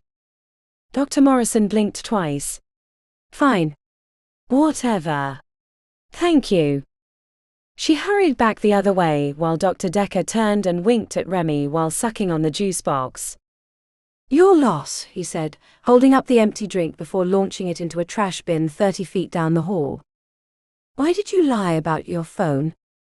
"Huh. It's in your left coat pocket." He reached in and produced the black case. "Sure enough. Guess I forgot it was there." Remi didn't know what sort of game he was playing, but he seemed in a strangely good mood, despite the chaos that had descended on the emergency room. She'd been studying her tomes when the call had come for all students to support the massive influx of patients. For the first 3 hours, she was helping the front desk, then Dr. Decker grabbed her to help with his patients. Now it was well after midnight, and the rush was still going strong. Dr. Decker knocked on the doorframe of Observation C before entering the room. The guy in the bed, restraints holding his wrists and legs, looked barely older than her. He was kinda cute with messy brown hair and perfectly placed dimples. "Hey, amigo," said Dr. Decker, leaning against the bed as if they were old friends. He grabbed the chart. "Dustin, eh? Had a bit of a scuffle with your brother earlier." Dustin shrugged. "It was an argument that got out of hand." "I'm really sorry. If we can be let go, I swear we'll go right home and you won't see us again." Dr. Decker winked. "See, amigo, you kinda pissed off the PD. When they don't know where to send someone, they'll ship you off to a little jail they like to call paranormal hell." "So tell me, what had you raging like a demon?" The patient glanced from Dr. Decker to her. "Oh, don't worry. She's a doctor in training. Anything you say, she's authorized to hear." "I swear we were just partying too hard, some powders an acquaintance gave us." "What if I drew blood?" "Would that tell me anything?" asked Dr. Decker. "Please," said Dustin. "If that would help prove to you that it's just a series of really bad decisions." "Should I get the bloodsucker?" asked Remi, stepping towards the door. "Bloodsucker?" asked Dustin in horror as he sat straight up. Dr. Decker put a hand on Dustin's arm. What our juicebox allergic first year means is the phlebotomist, which we affectionately call a bloodsucker or vampire. While those do exist, ours is probably extremely busy, so we'll be taking the samples ourselves.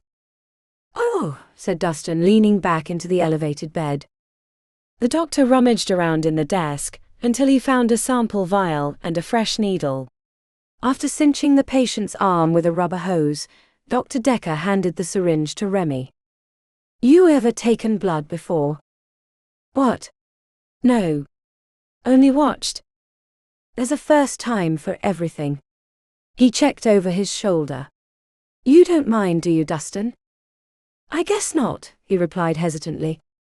I've never done it before. I've read your history, Miss Wilde. I think finger dexterity is the least of your concerns. In fact, I'd call it a strength. I insist. Either that, or I'm going to make you wear a onesie and drink juice boxes in the cafeteria every night. She took the syringe. Are you really a doctor? Are you really trying to be an aura healer? Fine. He held his hand out. Before you do, there's a little trick I learned in Danir that might make it a little easier since our friend has very small veins. Dr. Decker cast a spell over the patient's arm that made the flesh glow crimson. She felt warmth emanating from his arm like a hot rock after sitting in sunlight. This excites his veins, making it easier, not that I suspect you need it. The idea of puncturing someone's arm with a needle was not on her wish list. She'd expected to learn spells, which she had, but not to actually touch the patients. I'm not planning on being a doctor. Not relevant. Trust me.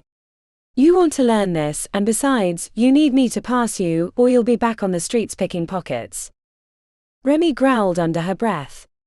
She set the needle against the patient's flesh, sliding it into the throbbing vein until Dr. Decker told her to stop. Then she pulled back the plunger until the vial was full. Removing the needle left a dab of blood, which he covered with a band-aid. See? You're a natural bloodsucker. Thanks.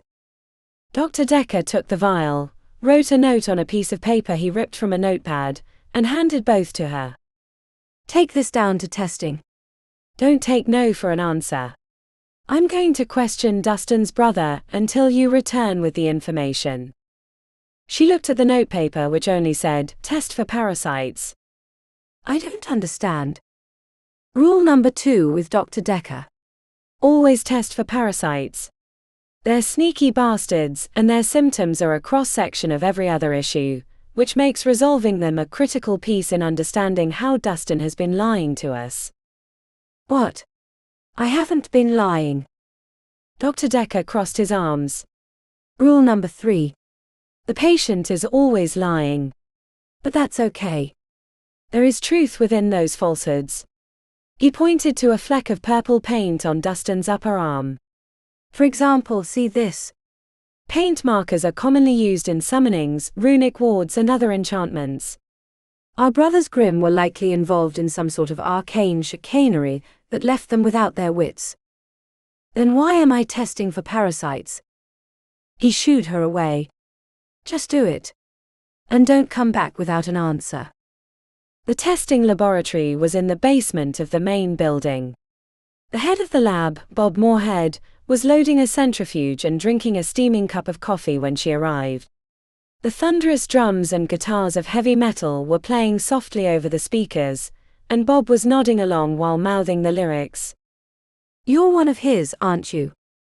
Remi hesitated, holding the note and vial of blood out like a sharp knife. Bob stared at the offerings with flat lips. I'm not testing for parasites. It's a huge waste of hospital resources, and never amounts to anything. He does it just to prove to himself that he's in charge. So if that's what your little note says, then march back up and tell that fraud to stuff it up his ass. It was almost 2 a.m, and Remi's energy levels were flagging. Getting caught between 2 power structures in the hospital wasn't what she wanted to deal with, but she knew if she tried returning to Dr. Decker, he'd send her right back down. I'm just a first year. He cut her off mid-sentence. And in short order, you'll be calling shots on your own. If I don't teach you that he doesn't know what he's talking about now, you'll never learn.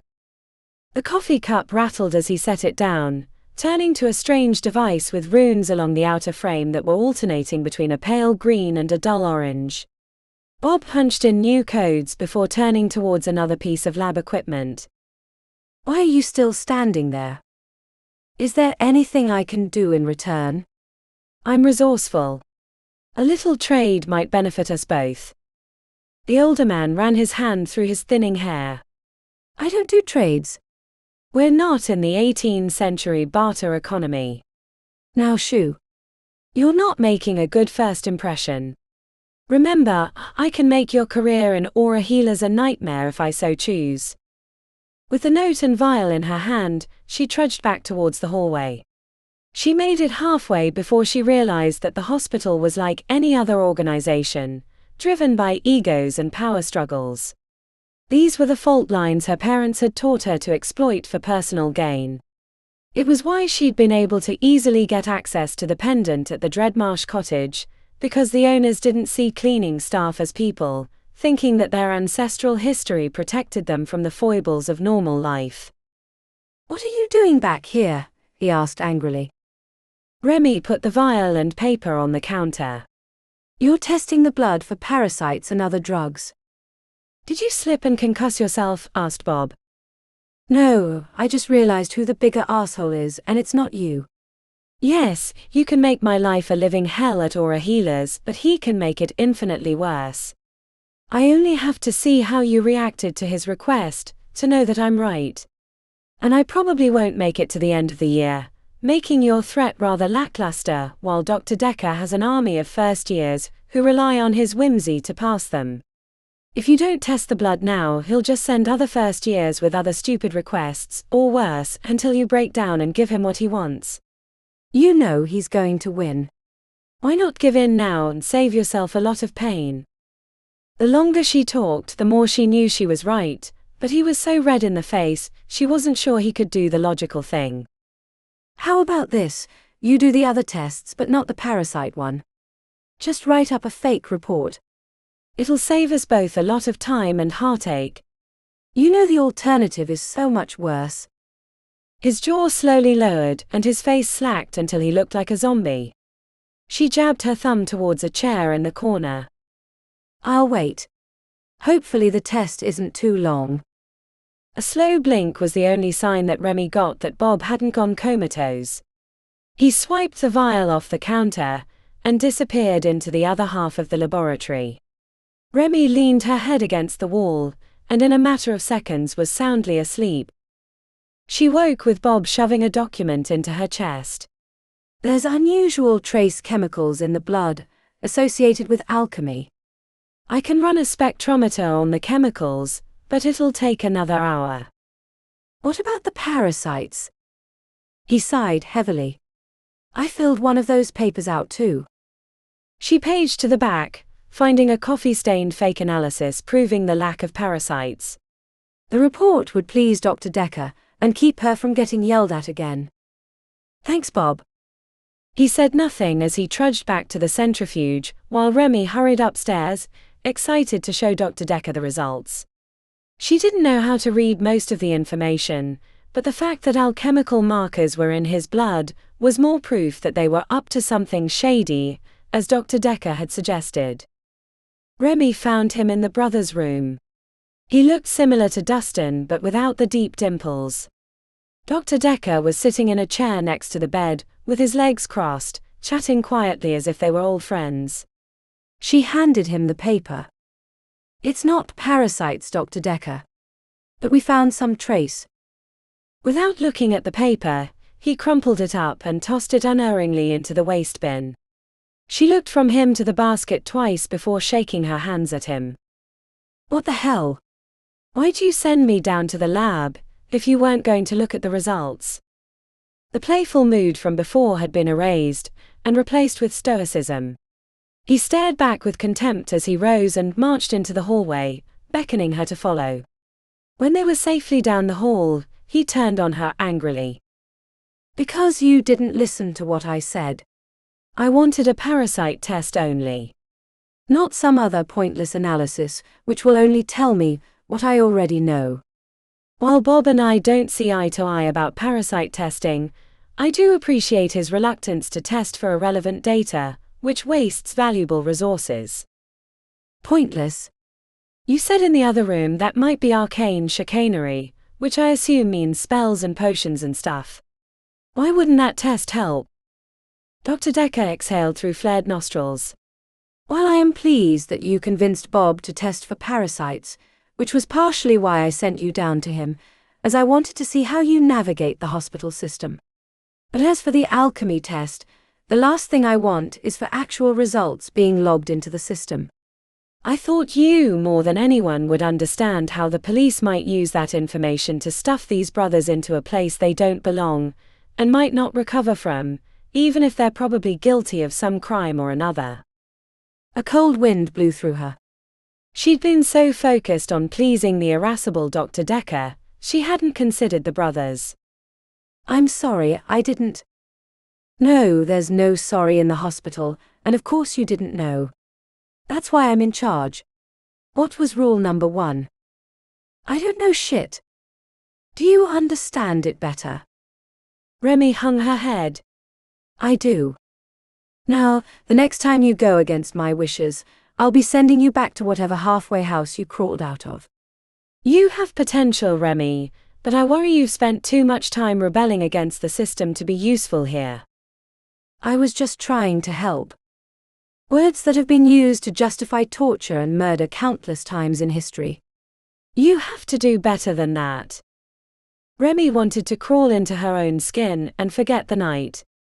Why had she thought she could handle learning to be a mage, when she hadn't been in school almost ever? When she looked up, she found Dr. Decker staring. Come with me, he said. She hesitated but followed him into Dustin's room. You like a good party? Asked Dr. Decker. Dustin shrugged his shoulders. Who doesn't? Come on, Dustin. You're a good liar, but you're not that good. Dr. Decker grabbed Dustin's hand and pointed at the fingernails while he struggled to free himself. There's some skin here from the fight, but look at his cuticles. Nail polish. Good, Remi. Dr. Decker released his hand and pulled up his sleeve.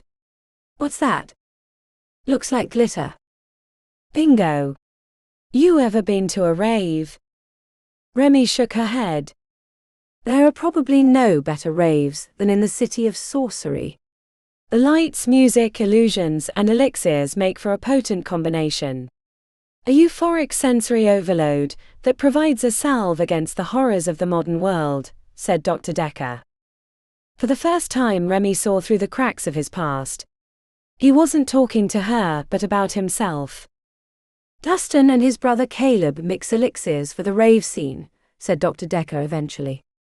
Pulped thistlewort with Raugaru scat provides a base for the most potent euphorics, but if you're careless handling them, you can turn yourself into a raging hulk, which is what drove them to try to kill each other in the middle of the street.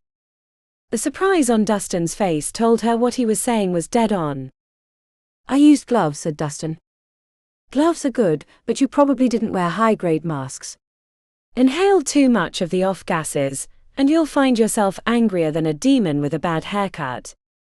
Shit, said Dustin, shaking his head. We didn't realize. Dr. Decker slapped Dustin on the leg. Remi, can you fetch the keys from the front desk? I'm going to put it in their notes that they had a foreign parasite, picked up from eating bad takeout. Parasites can get you to do all sorts of things. Seriously? You're letting us go? Remi grabbed a paperclip from the desk, unfolded it, and in a matter of seconds popped the locks. Who needs keys? She said with a shrug.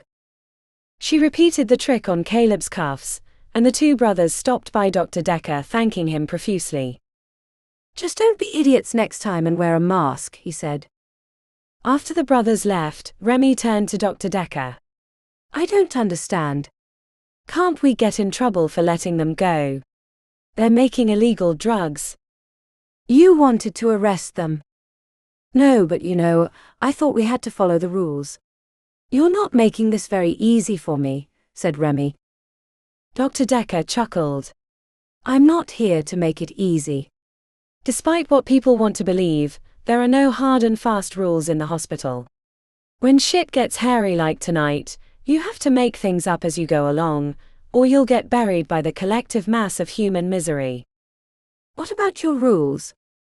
Those are different, because you need me to pass, said Dr. Decker.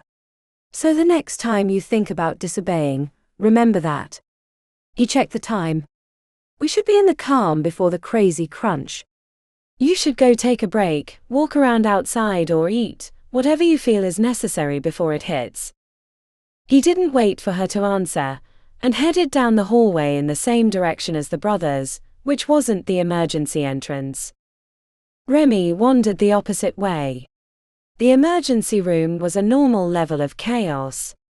The same guy that had been there at the beginning of the night was still on his chair. He was mumbling rather than shouting. She spotted Lily, heading into a room behind Dr. Paddock. The rainbow-haired Irish girl rolled her eyes behind the white-coated doctor, which made Remi chuckle. Wanting fresh air, she headed outside, skipping past an ambulance that had arrived. The parking lot was mostly empty, except for the front rows and handicapped spots. The complex of Golden Willow and Aura Healers was set in the middle of a concrete island, with tall apartment buildings encircling it like a fortress. Remi wished there was a nearby park or garden where she could lie on the grass or sit on a bench, but the nearest one was at least 3 blocks away. Too far for a quick excursion. The lack of trees was disappointing, but she was rarely outside the building, so it didn't matter that much. She stopped when she was surrounded by darkness, away from the bright lights. The night was clear, and she could see the spire at the center of the city. A lamppost buzzed from somewhere behind. She thought about what Dr. Decker had told her. None of it made any sense. Follow the rules. Don't follow the rules. I'll kick you out if you disobey. Leaning over to stretch her back, the pendant slipped from underneath her scrubs, dangling from her neck. She stood tall, and wrapped her fingers around the cool metal. The strange designs suggestive of trees and circles were rough against her fingertips. She gripped it and stared into the darkness. As the events of the night played in her mind, she reviewed her mistakes and wondered how she could ever achieve the levels that Aura Healers would expect of her. Even the worst nurse or doctor had 1,000,000 times more knowledge. There was no way she was going to be able to learn everything required. Better to learn what she could, before going after the reward at the end of the pendant. A faint glow between her fingers had her looking down, finding it putting off a strange ghostly light. The metal had warmed. This was a first. She felt a tickle follow her spine, making her shiver. A wind whipped up from the north, even though she saw no storm. The urge to run back into the hospital was strong, but she was too curious to hide. Remi thought the figure was her imagination at first.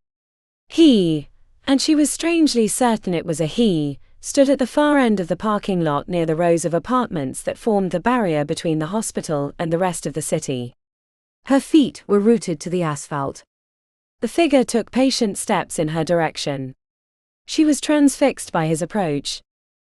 Her impression was of a grub worm. His face was pale and bloated, a corpse dug up from the soil and set loose upon the earth. He was coming for her.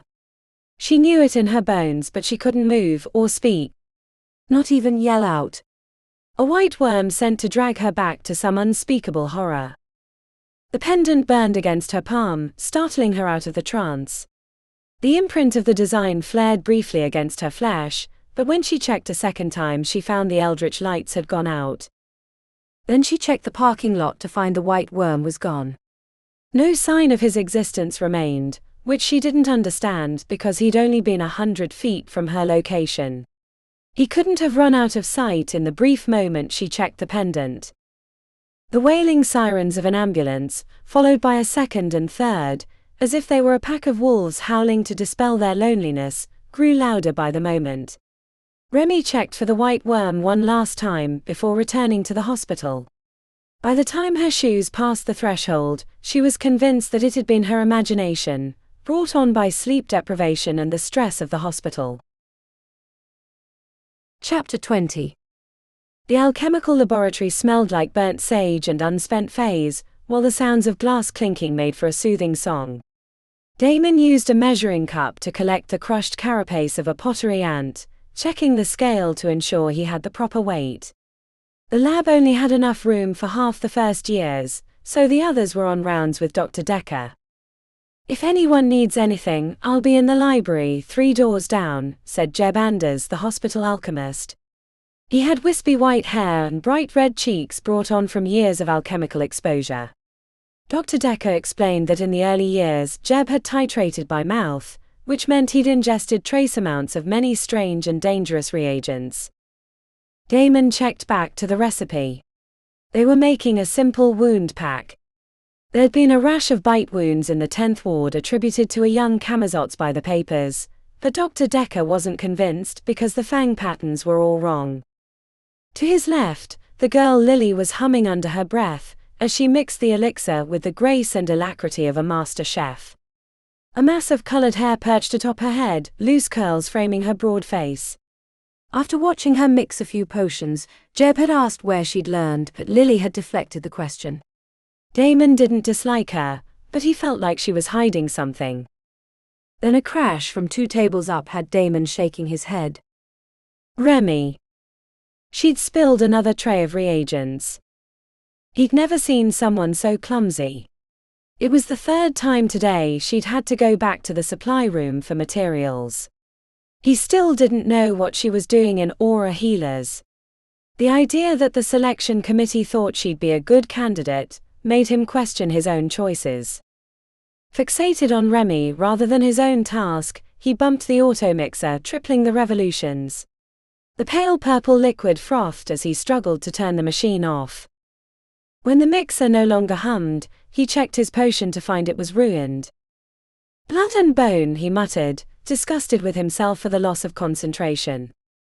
Sure, he was tired, but not that bad. It had been a good last few days despite the meager amount of sleep. Damon dumped the mixture into a special container for incineration, and grabbed a tray to collect more reagents from the supply room. He wasn't really paying attention when he pushed through the swinging doors to find Remi in the restricted section, removing baggies of tiny Miss Draken embryos from an open long drawer. Wide eyes betrayed her guilt. "Is nothing sacred? You know, each one of those can save someone who was lucky enough to survive an encounter with a banshee. You're killing someone with your theft." She shoved the baggies back in the drawer. "I was just looking. I didn't grow up in a hospital like you. I have a lot to learn." "Bullshit. I bet your pockets are already full. You've been in here 3 times already. I thought you were incompetent, but now I see what you are. A thief." Remi closed the cage door on the restricted section and slipped the lock back on the hook. Then she faced him and pulled her pockets out until he could see there was nothing in them. "Satisfied? I still don't understand how you got in aura healers," he said as he found the drawers with the reagents he needed. "They put me here to keep blowhards like yourself in check," said Remi, leaning against a table. It never looked like she fixed her hair, but the messy mullet had a style of its own. "Can't you take anything seriously?" "Can't you get that stick out of your ass?" she replied. With the drawer halfway pulled out, he glared in her direction. "Why are you here?" she asked. "I want to help people." Remi screwed up her generous lips. "Looks like you just want to look cool in a healer's white coat to me." "You're always trying to prove to Dr. Decker how much you know and haven't figured out that he doesn't give a shit." "I don't know what he cares about, but it sure ain't us. Trying to be the teacher's pet isn't getting you anywhere." He slammed the drawer shut and placed his forehead on the cool wood. "Shit," said Remi, blowing out a breath and running her hand through her hair. "I'm sorry. My mouth gets away from me sometimes. I think I'm just jealous of how much everyone else already knows about magic, or reagents, or all the doctor stuff. I'm way behind on reading and I just don't know how I'm going to pass." The turnabout had Damon confused. "You are so weird. First you're tearing me down about trying too hard, and then you're admitting how much you don't know. What the hell? She shrugged her shoulders. I'm not good with people. Haven't had much practice. She stared at her shoes. So, I heard you're a shapeshifter. A therianthrope. Remi glanced up. She had luminous brown eyes flecked with gold and thick eyelashes. What kind? Wolf. She shifted her mouth to the side. Cool. Then her forehead furrowed. Why haven't I seen you change? Wasn't there a full moon last week? Therianthropes don't change because of the moon. It happens when we get angry. Rage triggers our transformation, but I can usually keep it to the small stuff like claws instead of fingernails. Changing is hell on our wardrobe. Remi chewed on her lower lip, before pushing away from the drawers. I should get back to my station. Good luck. After she left, Damon stared at the wall, forgetting why he'd come into the supply room. Eventually he collected his thoughts and his reagents, returning to the lab to find the rest of the class in discussion about a string of murders across the city.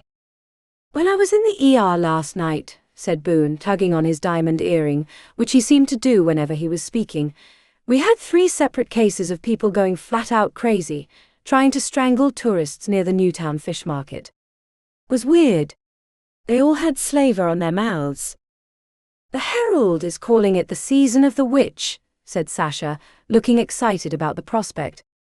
They say it's a cult in the city, trying to bring back the event. What a stupid fucking gobshite to write such a thing, said Lily, frowning. Witches ain't crazy power-mad mages. How do you know so much about witches? Asked Sasha, crossing her arms. There's a fair number in Ireland. Good for an elixir to make a boy fall in love with you, said Lily with a wink. Sasha shook her head. I can never tell if you're fucking with me or not. What even is a witch? Asked Remi. I thought it was just another name for a mage. Witches and warlocks don't have a patron like the Halls, said Lily. They pledge themselves to supernatural beings, usually ones that have been around a long time. That's what I've heard anyway. I don't think it's a cult, declared Damon. But there is something, or someone behind it. Been too many coincidences like that. He wanted to explain the signature smell he was picking up on the worst patients, but even at KC General they'd been unappreciative of his sensitive therianthrope nose. Or maybe, said Remi, holding her arms wide. Hear me out. The world is a fucked up place filled with bad people. Those 3 probably had a bad batch of street drugs, or maybe some weird gas floated up from the Undercity. I know I haven't been in the city long, but this place is in constant turmoil.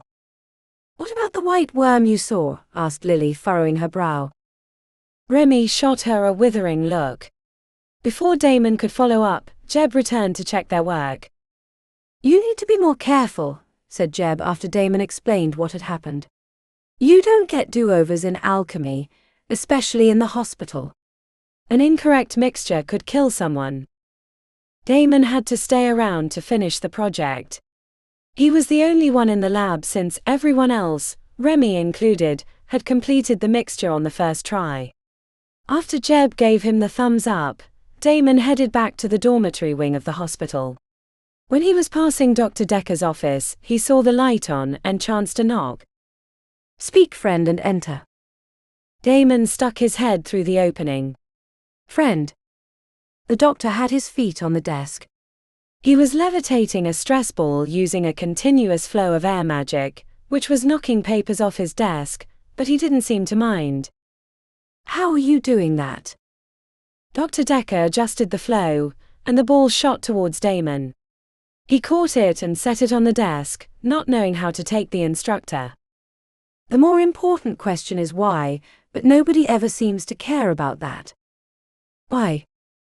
Dr. Decker put his feet on the floor. There is no extra credit in aura healers, if that's what you're here for. I'm not here for extra credit, said Damon, taken aback. But I wanted to talk to you about all the deaths and injuries that the hospital has been treating lately. Too much for you? No, not at all. I've just been keeping notes, not only about the ER, but the murders reported in the Herald, and I thought there seemed to be some pattern with it. We get streaks of similar injuries. The police see the same types of deaths. They pop up mostly on the eastern half of the city. I feel like there's something going on. And what are you planning to do about it? If such a thing was true, asked Dr. Decker, studying him intently. I don't know. Is there someone who we can tell? A detective at Invictus PD. Dr. Decker leaned forward. What's the first rule? I don't know shit, but I swear if I can bring back my data, I think you'll see what I see, said Damon. Here's a fundamental truth about the world. Bad shit happens. Yes, occasionally there are people or creatures that cause multiple deaths or injuries. There was the canal killer a decade ago. Or when the soul thief terrorized the school, but those are far and few between, and they had very specific victims. A single cause for all the death and misery in the city. That's a bit far-fetched. I'm not saying it's all the causes, but I think it's the reason for the increase these last few years. Damon, I appreciate your enthusiasm for the work, but you're an idealistic first year who desperately wants to save the world. You're seeing patterns because you want them to exist, not because they do. I read your file. I'm sure you want to redeem yourself for past mistakes, but that's not how things work. We do our best to survive each day. Those mistakes, they're just something we have to deal with. He grabbed his white coat from the back of the chair and slung it over his shoulder. Dr. Decker, if I could explain, there's a smell. The doctor shuffled past, leaving Damon standing in the open door. Now, if you would excuse me, I have a date with a bowl of blue jello in the cafeteria. Damon knew he shouldn't have brought his theory yet, because he lacked concrete proof that the others would understand, but he also knew his nose was smelling something important. It had saved his life before, he had no reason to distrust it now. I know I'm right, he told himself. Chapter 21. Remi threw the carryall over her shoulder. She'd gotten it at the Golden Willow Lost and Found. The interior smelled like an old perfume bottle had leaked, but it wasn't strong enough to make her not want to use it. Taking a holiday in the city? Want company? Asked Lily from the corner. She was sitting cross-legged in a chair wearing soft green pajamas with Neko in her lap, stroking his velvety white back. Remi hadn't been too keen on living with a rat, but the critter spent most of his time nesting in Lily's bed. I had some errands I wanted to run, said Remi. A smile formed on Lily's broad lips. If you're going to sell those reagents you've been stealing, it's not my trouble, but 2 makes the road shorter, and I've been meaning to get out and see the city. The eager look on her face made it hard for Remi to say no. Dr. Decker had given them a day off for relaxation, and threatened them with expulsion if he caught them studying or working in the hospital. Probably because Ethan had flubbed a simple spell so spectacularly that it nearly caught an oxygen tank on fire and blew up the south wing. I'm not doing anything fun. It's settled then, said Lily, hopping up and grabbing a heavy shoulder bag. She let Neko crawl in. After a moment of settling, the rat stuck his pointed face out of the top. Where to? Seeing she wasn't going to shake Lily, Remi led them out of their room and then the hospital. Besides, she'd never had a close friend, not that they'd achieved those levels, but running errands with another person was a novel experience. The Red Line train station was busy, despite it being a Monday since it was Thanksgiving week. The regular folk were bundled in sweaters and hoodies on the chilly autumn day, but Remi was wearing a simple black t-shirt, relying on a weather enchantment to protect herself from the cold. Her Irish companion leaned against the window, staring at the view as they circled the city.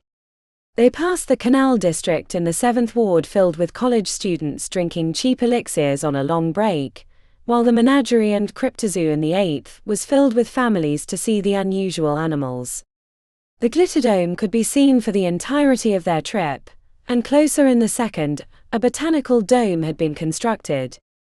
Remi had planned on lifting a few wallets on the journey, but Lily's presence and the soul-worn exhaustion from months of working non-stop had left her feeling thin. The Ninth Ward was a mix of residential and community business. A smattering of smaller halls made their home there, but mostly along the outer edge. It was the kind of place Remi thought she could live if she had to pick one in the city. Buskers worked the corners outside the bodegas, playing upbeat jazz or performing illusionary theater, their collection plates stuffed with bills and coins. She made sure to give each and every one of them at least a $5 bill. "I expected you to take, not give," said Lily after she'd given a burning mime a 10 spot. "I appreciate the hustle." Lily bumped shoulders, grinning maniacally. "Game knows game." Remi groaned. "Nobody says that, unless there's some online poser." The rebuke didn't seem to faze Lily, who always seemed to look like she carried the answer of the universe with her. There was something both annoying and refreshing about her outlook, especially as Remi had seen her roommate in great pain at times. "Why did you join Aura Healers?" asked Lily. "No offense, but you don't look like you're the kind with magical ambitions." "It was the only hall that would take me." "Fair point." Catching Lily's good mood, Remi shouldered her back. "What about you?" "Like our tall, handsome friend, I only put Aura Healers in the tome of record." "He's not my friend." Not yet, but maybe eventually." Remi screwed up her face. "Not likely. He's an arrogant do-gooder." "I'll concede that he's an unnatural amount of attractive, bordering on supernatural, but even if I was interested in him, he'd never be into me given my history." "Oh, I doubt that. He's like a kid on the playground, throwing rocks at the girl he likes." Lily rolled her eyes. Remi had never stayed in one place long enough for romantic entanglements. They would only get in the way of her goals. "I wouldn't have time even if I was interested. What about you?" "My favorite romances are the ones that my friends have," said Lily, blowing a strand of colored hair out of her face. Catching sight of a window full of magical devices resting in velvet catches, Remi shuddered to a stop. A whirling gyroscope provided a mesmerizing distraction at the center of the window. "Here we are. The Tinker's Delight." Remi had researched all the tinker shops in the city. There were hundreds, but she'd settled on this one because it also bought and sold alchemical reagents and it had been around for decades, emphasizing its discretion. A bell announced their entrance, but the front desk wasn't in view. Given the high price tags of the items near the front, Remi assumed there were other protections to dissuade thieves from making off with the valuables. It seemed like the kind of place she would avoid stealing from. There were too many easier targets in the city. A row of shelves containing old tomes caught Lily's notice. She looked like she wanted to hug the entire structure. "I'll be over here when you're finished." Remi slowed near a shelf when she spotted an exquisitely made dagger with an onyx-inlaid hilt. The blade looked as sharp as a razor, and the back half had marbled dark spots. A handwritten card beneath the weapon explained that it had been enchanted against infernal beings. The price tag had 5 digits before the decimal. There were dozens of interesting items like the blade, but she pushed through her curiosity, eventually finding a desk near the back. As soon as she saw the owner, she understood the reason for the location. He was a non-human, probably not even 4 feet tall, sitting behind a desk made for a person of his stature with rich, orange-brown skin like polished wood, and a full head of white hair and a stylish goatee. He wore a 3-piece suit, which looked like it belonged in the early 20th century. People called them goblins or trogs, the latter being the more offensive term, but she knew that they came from a variety of realms and were completely unrelated. "Greetings, young lady," said the owner in an English accent. "How may the Tinker's Delight serve you?" Remi dug into her bag, producing a collection of baggies with a variety of reagents, including the Mistdraken embryos and other valuables. She dumped the pile onto the low desk, spotting the name tag on his jacket that read, "Albie Seven Toes." "I'd like a quote on selling these, And I also have a separate inquiry about a magical item in my possession. Albie picked through the baggies. He lifted one that had the golden willow logo printed on the side, and raised an eyebrow. Your website said you were discreet. I am, said Albie with a nod. But that does change the price. She nodded, mostly mad at herself. She'd been so tired lately that she wasn't even sure she'd checked them once. After a few minutes of sorting and looking up prices, he wrote a number on a piece of paper. It was smaller than she'd hoped, but still a tidy sum for virtually no work. That's fine, she said, catching a disappointed frown as he was clearly hoping to barter. Assuming you can answer my questions about this pendant. His face brightened as she pulled the chain from beneath her shirt, then over her head, handing it to Albie. He reached out his hand but yanked it away before it could touch his flesh. What is the meaning of this? He asked, nostrils flaring. What do you mean? The corners of his eyes creased before he relaxed slightly. You don't know. It was an heirloom that I got after my parents died. I don't know anything about it, and the few people I've asked couldn't help me. I want to know what I've been carrying around all these years. I'm sorry if there's something wrong with it. That pendant stinks of the Fae. Remi collected the pendant in her palm to study it. The design suggested trees and circles, though it was hard to tell because whenever she examined it too long she found herself looking elsewhere. This is Fae. Reeks of it, said Albie. Hold up the pendant so I can spell it. She let it dangle at the end of the chain. Albie reached into a drawer and pulled out a jar of black powdery material. He scooped a tiny chunk into his mouth with a silver spoon, then spoke in a low voice, using a language she'd never heard. When he was finished, he breathed out a black mist, which collected around the silver pendant.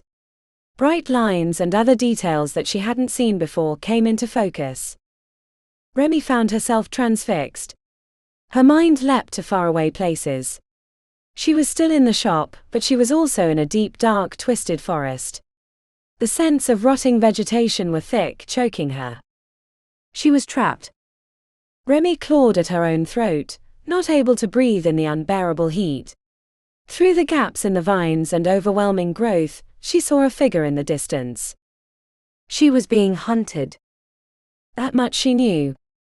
The fear tasted like ashes. The first impression she had was of antlers, but then when she looked back she saw the white worm staring back at her through the trees. Begone, Dame Han. A bright light, followed by a painful shock reverberating through her body, had Remi flying through the air. She landed on her back, air struck from her lungs, groaning until she looked up to see Lily standing over her. Lily helped Remi to her feet, and she held onto her friend, not trusting her legs. The pendant lay on the floor, the chain curled around it like a serpent. Are you well? Asked Albie, face racked with concern, leaning forward on his desk to see over the front. The vision had left Remi with an oily feeling that she wanted to scrub from her skin with steel wool and a long hot shower. She felt like part of her mind was still in the forest being hunted. It was both rich and rotten. A bountiful harvest, rotting on the vine. I'm not sure. Remi checked her hand, which for a moment had the imprint of the pendant, as if she'd been burned by its magics. The swirling patterns flared for a second before fading into her flesh. Thank you for whatever you did. I did nothing, said Albie, nodding towards Lily. That was your friend. A simple ward, nothing more, said Lily, staring at her as if she had bugs crawling across her face. Albie spoke in a language Remi didn't understand, which Lily answered fluently. The two conversed for a minute, before turning back to English. What did you experience? Asked Albie. I was somewhere else. A forest choked with greenery. Rotting. I couldn't breathe. Someone was hunting me. Someone? Asked Lily. Remi gave her a look, lifting a single shoulder. She didn't want to talk about the white worm in front of the shopkeeper. Do you know where your family got the pendant? Asked Albie. The pendant had been in a simple wooden case at the Dreadmarsh estate. There were wards, but she'd managed to trip one of the other cleaning ladies into the glass, shattering it. The pendant had been left in an unguarded area until the owners could secure it, which was when she'd made off with the item. Remi shook her head. I wish I knew. Is it dangerous? I think your experience should be instructive enough, said Albie with a bushy eyebrow raised. Though I may have triggered the unfiltered magics when I sought to bypass the glamour. Remi nodded as she recalled images she'd seen on the pendant that hadn't been there before. What is it for? If I were a betting man, I'd say it was a key. Of sorts. Someone from or associated with the Fae placed specific magics on the pendant to be revealed when certain conditions are met. This wasn't news to Remi, but she didn't want Lily or the shopkeeper to know, so she kept her expression bewildered, which wasn't difficult because she was still suffering from the aftereffects. A key for what? Asked Lily. That's a good question, said Albie. But I wouldn't know the first thing about how to find out. Remi crouched down and collected the chain in her fist. Is it safe to touch? Mostly, said Albie with forehead hunched. The glamour has returned, but I wouldn't hold it close to your skin. That gives the magic a chance to affect you, if it hasn't already. I'll keep that in mind, said Remi, collecting the pendant in her palm and shoving it entirely into her front pocket. Would you be able to find out more about the pendant? For a price. Remi handed the paper with the value of the reagents back to Albie. Will this do? It's a start, he said with a grin. She left after leaving how to get a hold of her. Outside the shop, Lily frowned. That's not a family heirloom, and your parents aren't dead. People want to help you more when you've seen hardship, said Remi, scratching the back of her head. Lily pursed her lips and crossed her arms. The Fae aren't to be messed with. Is it really the Fae? Rotting vegetation and the white worm don't sound like them to me. That's true, said Lily, nodding. But I smelled it too. And I know that smell like the beating of my own heart. It was the Fae. The other stuff, it's a complication. Maybe they were owners of the pendant at one time. What is it for, Remi Wilde? You already knew it was a key. I haven't known you that long, but I know that much. I know it's valuable. That's it. Nothing with the Fae is worth the wealth you think you might enjoy. They love nothing more than impaling humans on their own desires, said Lily. I know. I know. You certainly don't sound like it, offering your hard-earned money for more information. Curiosity is all. Lily raised an eyebrow, to which Remi responded with a playful grin and a pat on the shoulder. We've run my errands and we still have most of the day. What would you like to do now? Lily's eyes lit up. I heard the menagerie in Cryptozoo has a young Olophiest. Olophiest? Aye, like a river dragon but not a real dragon. Can get as big as a bus. Never seen a young one before. Remi hooked her arm around Lily's. Then let's see this river dragon. They marched off towards the train station, and Remi thought about the pendant in her pocket. Chapter 22. A week after the trip into the city, Lily woke in the middle of the night when Remi was snoring from across the room. She lay silently, watching the slow rise and fall of her roommate's chest until she was certain she was deep asleep. Sliding out of her covers in a pair of soft cotton pajamas, Lily grabbed a small bathroom kit at the end of the bed and slipped into the hallway.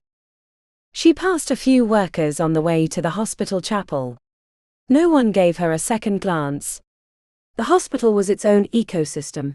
No one questioned how the other parts worked. Lily slipped into the non-denominational chapel. There was no lock, so she just had to trust that no one would enter in the middle of the night. The space wasn't big. Benches enough for 20 people, and a marble altar at the front. A big box on the side was filled with implements of various religions in case someone wanted to hold a specific ceremony, but Lily had brought her wares with her. A small potted tree sat to either side of the altar. Lily hauled one pot on top of the marble surface. The weight made her muscles burn, but she managed the feat on the first try. Using a green paint marker from her kit, she drew 2 concentric circles around the pot, then added runes between them. Lily worked carefully and slowly, despite the risk of discovery, humming under her breath the entire time. With the wards complete, she pulled a penknife from the kit, and after digging away the soil from the base of the slender trunk, etched more runes in the bark. With preparations complete, Lily placed her hands flat on the cool marble and began the incantation. The chant lasted until the runes glowed warm with light, reflecting into her downturned face. Sio dom orha. Is mes dinian na weantas. Lily repeated the phrase, keeping her phase at the ready. She kept it up for a long time, until the leaves of the potted plant shook. A voice returned, both gravelly and thin. Sen for a bhful tu agleic orm Lilith. Ta an a frame hahalag agus lofa.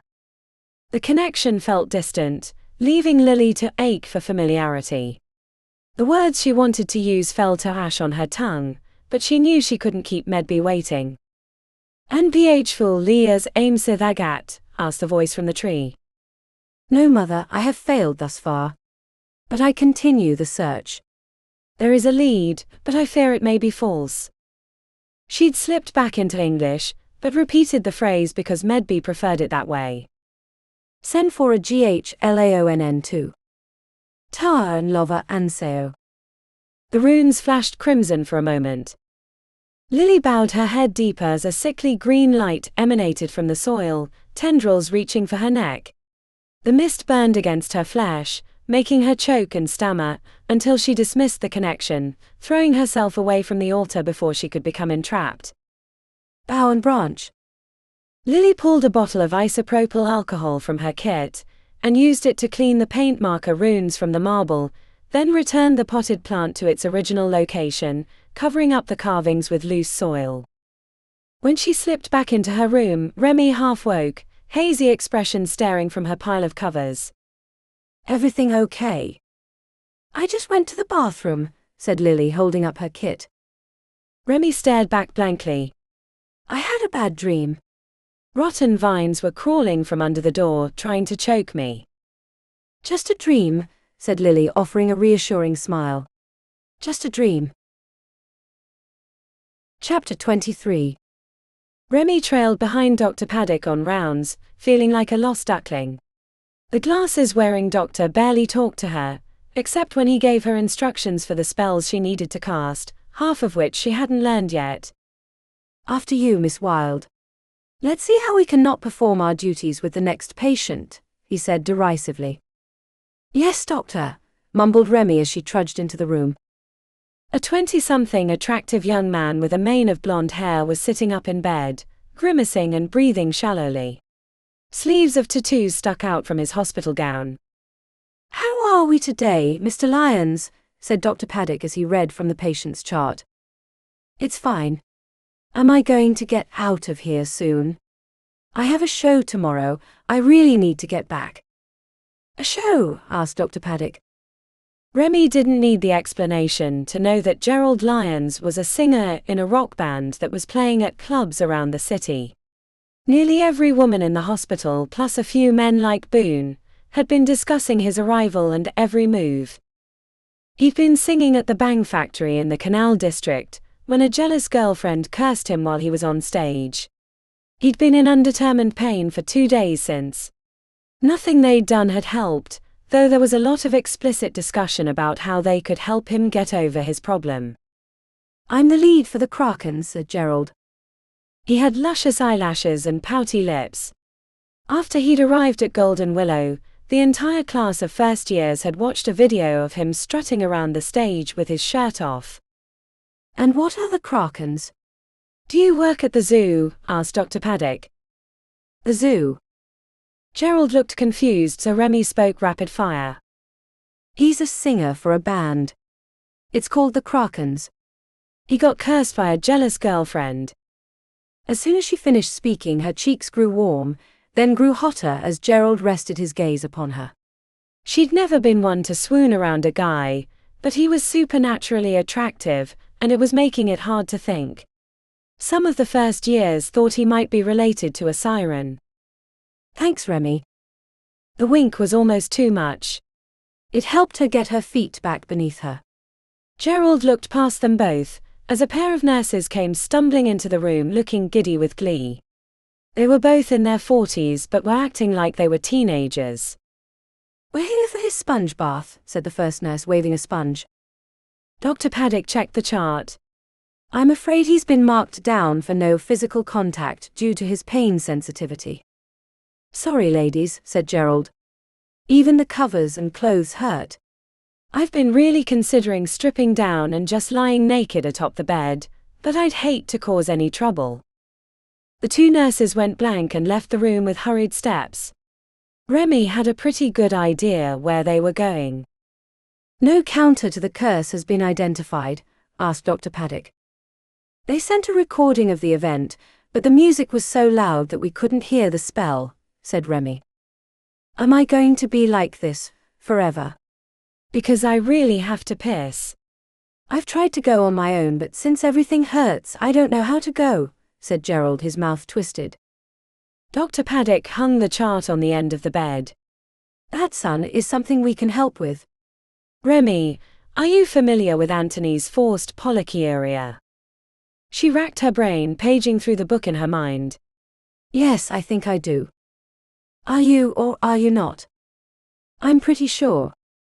Dr. Paddock sighed heavily and pulled his phone out. "I keep a copy of all the Hall tomes in here for times like these." "I'm very sorry, Mr. Lyons. We are a teaching hospital, and not all of our students are as prepared as they should be." "It's okay, Doc. I don't always remember my lyrics either. I bet it's tough memorizing everything, especially in this city, when anything can happen." "I get it, Remi." She swallowed, met his gaze despite feeling a little dizzy. "Thanks," she muttered and accepted Dr. Paddock's phone. She reviewed the instructions twice to make sure she remembered how to cast it. "I think I've got it." Remi held her hands over Gerald's crotch, which brought a sly grin from the patient. She had to work to get her mind moving again, as being around him made it hard to think. She started the spell after a deep in-breath. "Speak up, Remi," said Dr. Paddock, looking on clinically. She started again, feeling Gerald's gaze upon her. The finger gestures weren't difficult, but a few motions were suggestive enough to bring embarrassment. The words were mostly nonsense, but most spells were like that. She dipped into her well of phase, sending the raw magic into the covers as she finished the spell. A small flash of light emanated from his crotch, and then she stepped back. "That should be it," she said, looking around the room rather than at his luminous eyes. "I can grab the bedpan for you." As she turned, she saw the furrowed brow from Dr. Paddock as he reviewed the spell that she'd finished. The look made her worry that she'd done something wrong, so she checked back with Gerald. "Oh," he said with a grunt, leaning over. His face was going through contortions. "Oh," he said a second time, more forcefully. He glanced up, eyes wide with what she first thought was terror. He tried to speak, but seemed distracted by whatever he was going through. "Is something wrong?" "Can I get you something?" asked Remi. "Miss Wilde," said Dr. Paddock, pointing to the phone. "The second gesture on the third stanza." "I believe you might have twisted your wrist incorrectly." "What?" she asked as Gerald moaned again, this time louder. "I'm sorry. Did I make the pain worse?" "Oh," he said with an upward lilt. Then again. And again. Gerald leaned back in the bed. His hips were arching towards the ceiling as he continued his refrain. There was a bit of self-awareness, as his mouth opened wider and his exclamations grew louder. Before long he was practically shouting. "Oh! Oh! Oh!" The moans were loud and rising at the end. His eyes were wide, and his hands were gripping the bed covers into tight balls. It was at this time that realization of what was really happening set in. Remi didn't know what to do. Should she leave? Should she stay? What was the protocol for a patient going through the opposite of pain? Dr. Paddock hadn't figured it out yet, as he was staring at the phone and back to Gerald, mumbling about the incompetence of Dr. Decker's charges. "Is everything okay?" asked a nurse, sticking her head through the open door. Gerald was at full shout. His O's were musical, forceful, erotic. The nurse's jaw dropped as she responded with a soft, "Oh." "Then, what did you do?" "It was to help him pee," said Remi, grimacing at the use of the word. The proper description would have been urinate, but she hadn't gotten used to using the right terminology at the hospital, which always made her feel like a fraud. "Oh, I see," said Dr. Paddock, seemingly oblivious to the display happening in the bed. The spell was successful, but in a different way. Gerald's hips were raised high as he gripped the covers, his face etched in either pain or ecstasy. "Oh, heavenly fucking hellfire." Much to Remi's horror, his shouts had brought a crowd including half the first years who were all on rounds, and Dr. Decker, who was watching the whole affair with his head tilted and an air of amusement on his lips. If there was any doubt what was happening, it was removed the moment Gerald started screaming, "Oh yes! Oh yes!" A wetness began to spread at his crotch, growing wider and darker as he shouted and slammed his fists into the bed. It went on for 2 minutes. When he was finished, Gerald fell back into the bed, looking like he'd just finished a marathon, with sweat beaded on his forehead. "Shadows below, that was amazing," he said, smiling at the audience. Dr. Decker started clapping, which spread to the rest of the crowd, which Gerald seemed to enjoy as he smiled in response. "I think I just blew a half pint's worth," said Gerald. Dr. Paddock turned around and faced the assembly. "Really? Is this proper decorum in the hospital? Begone, all of you. And you, Dr. Decker. What kind of example are you for your young healers? You should be ashamed." The rebuke sent the nurses and students scattering, while Dr. Decker arched an eyebrow at Remi and said, "We'll talk later." Dr. Paddock spun around to Gerald. "Please, sir. On behalf of the hospital, please accept my apologies for this travesty. If you would like to file a formal complaint, I will send for the hospital lawyers." This was unacceptable. Gerald smacked his lips and took a long drink from a juice box on the tray. "Complaint. I'd like to file for Miss Remi to receive an award. Not only was that the most amazing experience of my life, but I think that she made my problem go away. I'm not in pain anymore." Remi fixed it. "But that had to be embarrassing," said Dr. Paddock, huffing with indignation. Gerald looked down at the massive wet spot. "Ain't no shame in having a good time, right, Remi?" he asked with a wink. Dr. Paddock turned, clearly wanting to punish her, but since the patient hadn't agreed, he was flustered. "You should go see Dr. Decker, as requested. I think you're well and done here." Gerald saluted her. "Thanks for the good time, Remi. Maybe I'll see you around." Remi stumbled out of the patient's room. She couldn't remember which way to go, until a pair of nurses walked by. "Nice job, half pint," said the taller one. Remi shook off her stupor, and headed up to Dr. Decker's office. He was carving a piece of soap with a knife when she arrived. "Am I in trouble?" "This time?" "No. Lucky for you, the spell, which was intended to reduce the swelling in his prostate so he could urinate, stimulated it instead. Quite spectacularly. I'm going to guess the curse the jealous girlfriend put on him had some component about never letting him come again, which was why he was in so much pain." "I thought blue balls were an urban legend." "Mostly," he said. "But in this case, the curse was designed to make him hurt. But you unknowingly fixed it. The fact remains that you flubbed your spell. And this isn't the first time. I'll do better." He sighed and set the soap and knife onto his desk. "While I agree that you have a lot of promise, we haven't seen that come to fruition just yet. It might be your lack of proper schooling all these years has left you without the tools to succeed in a place like this." "Are you kicking me out?" "No. Not yet. But I want you to take today as a lesson." You got lucky, but you might not next time. I can tell you there's nothing worse in this world than knowing you're the one that caused someone's pain and suffering due to a mistake. If I kick you out, it won't be because I don't like you or believe in you. It's to protect you from the misery of failure and, more importantly, to protect your patients. I understand, she said, nodding. If she got kicked out, everything would be ruined. No pendant. No career in the halls. Nothing. She'd be forced to petty thievery to survive. I'll do better. Dr. Decker picked up his soap and knife and started carving again. You should get back to Dr. Paddock. Rounds aren't finished, but try not to fuck any more spells up, Pint. Chapter 24. The entire group of first years was crowded around the patient's bed. There were only 14 of them now. A week after Thanksgiving, Donald had left in the middle of the night with only a note under Dr. Decker's door as explanation. It had simply read, "I can't do this anymore." "Who here can tell me what the proper spell to check Chuck's wound is?" asked Dr. Decker, leaning against the bed.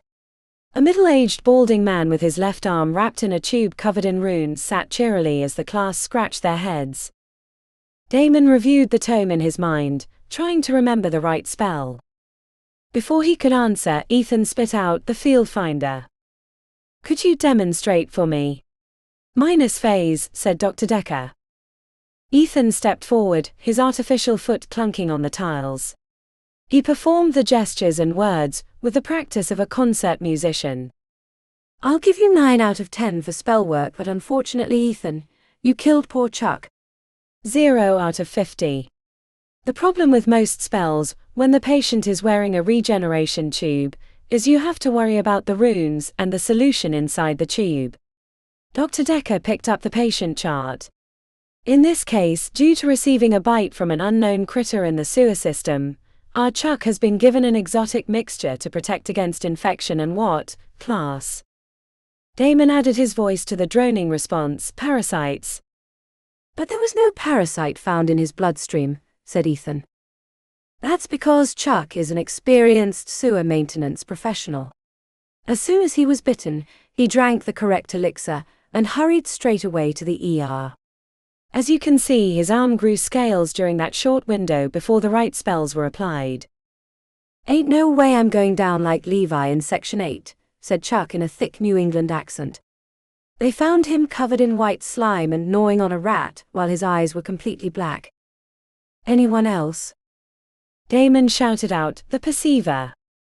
Dr. Decker bobbed his head side to side. "Good marks for safety. You didn't kill Chuck, but it won't tell you anything." "The double kilter," said Lily in her lilting accent. Dr. Decker pointed right at her. "Bullseye again." Lily's a stone-cold marksman. The double kilter keeps from interacting with the elixir, while providing the necessary analysis for the doctor.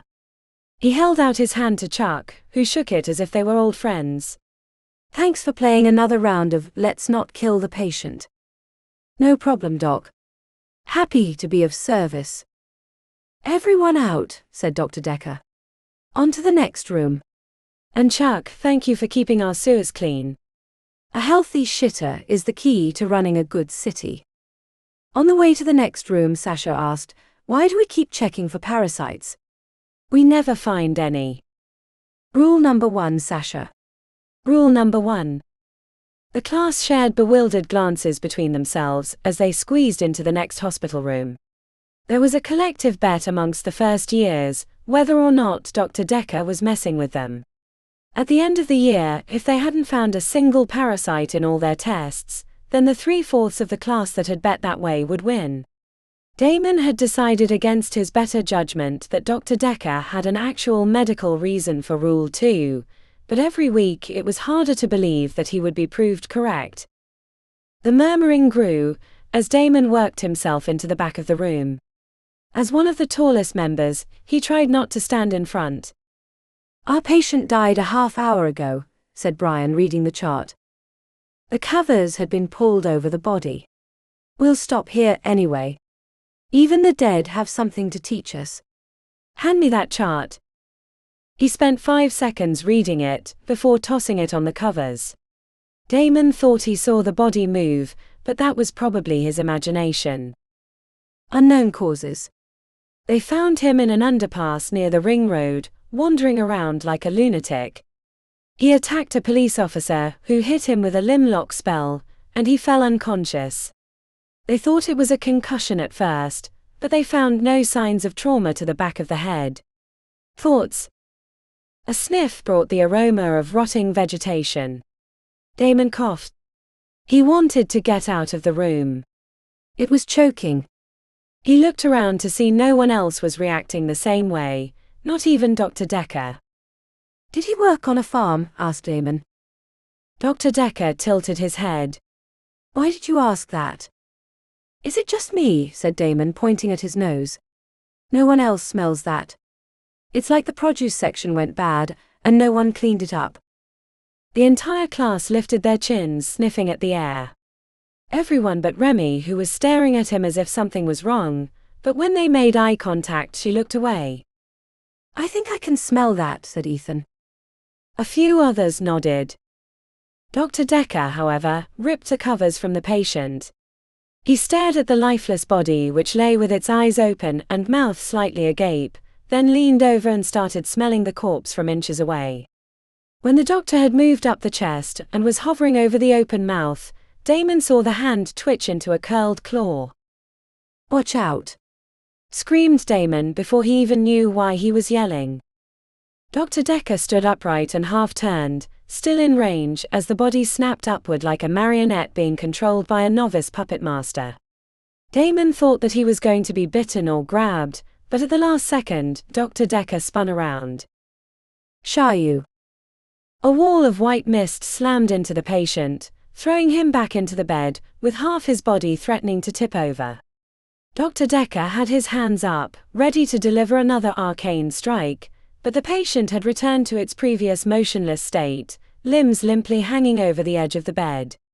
Dr. Decker grabbed a measuring stick from a drawer, and poked the body while the class looked on, then reached out and checked the pulse.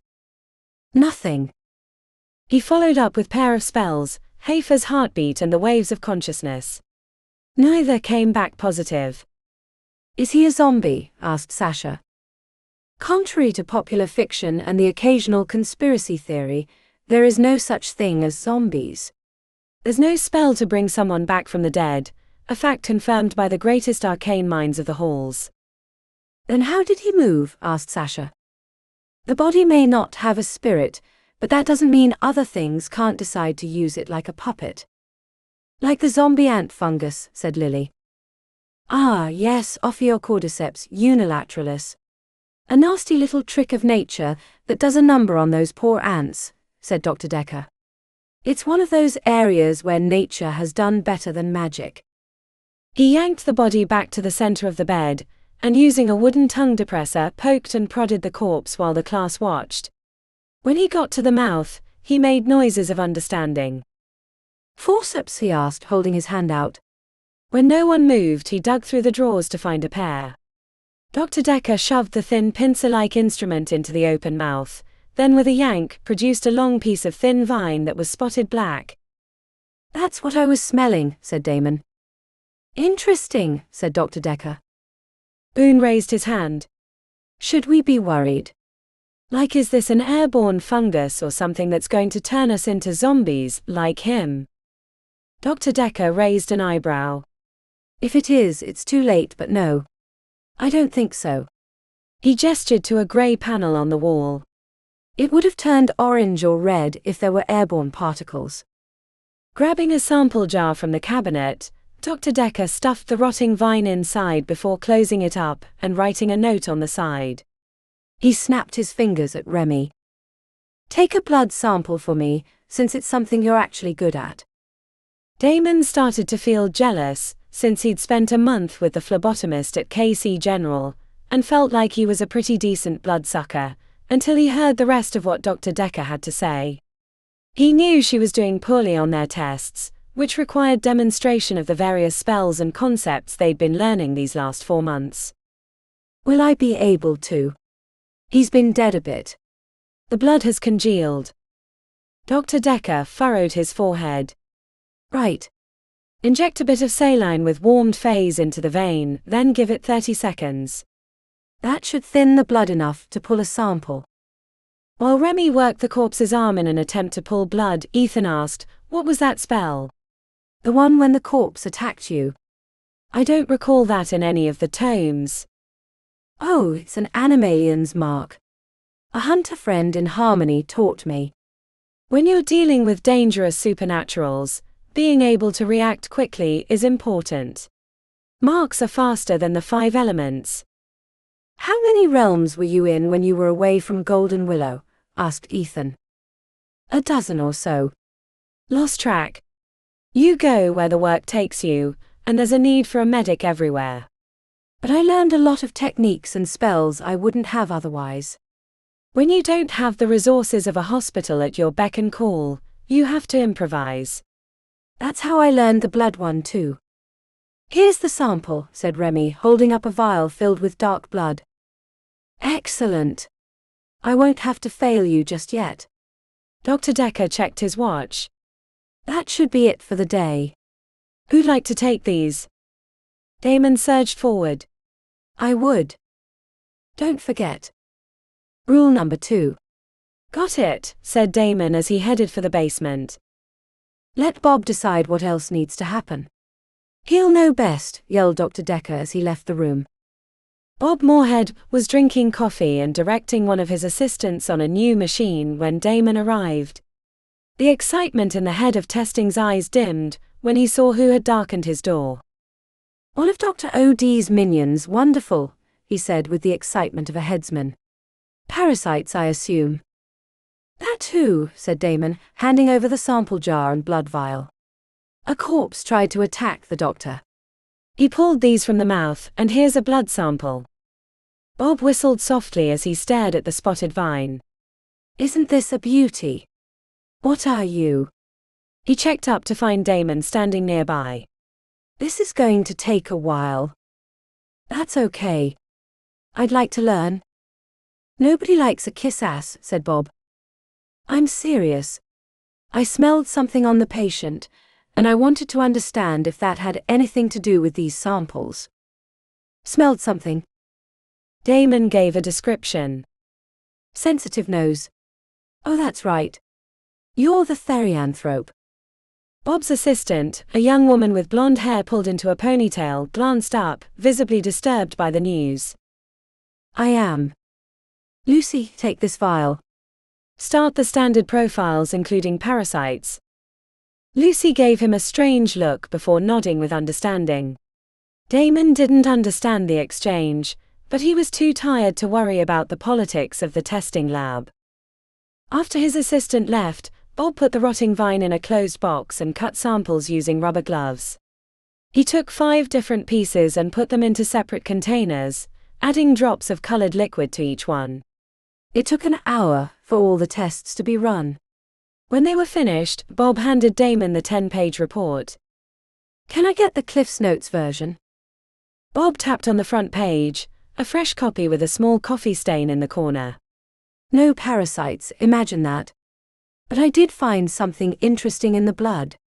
Ficus altisma arcana. It's an extract of the strangler fig, a vine-like plant that kills the trees it attaches itself to. That's what the vine was as well. Strangler fig. A variation on the plant, is commonly used in a wide variety of elixirs. Sometimes called a strangler vine.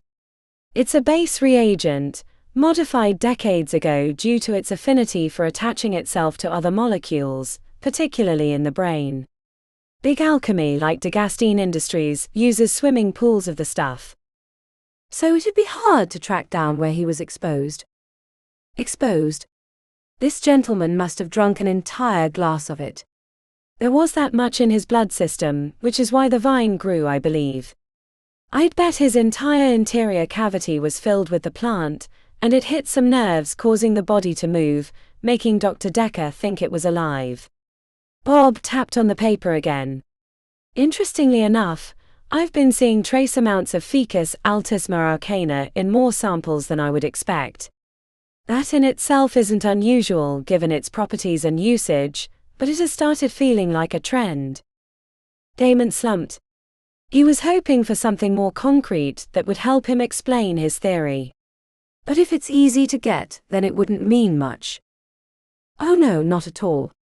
Ficus altisma arcana is a restricted reagent.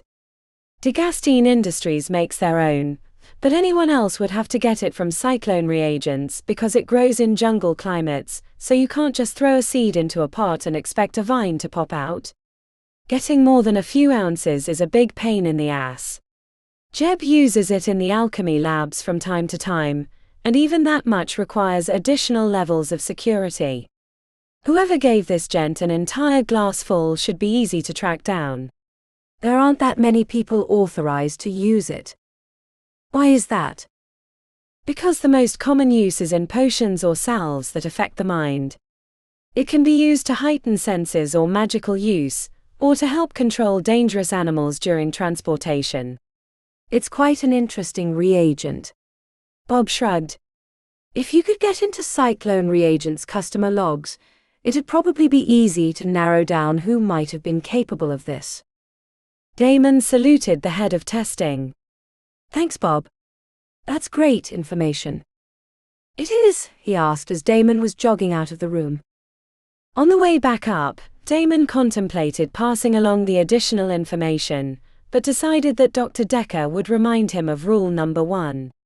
Their last discussion on the subject had made it abundantly clear that he wouldn't entertain the theory, unless he had overwhelming evidence.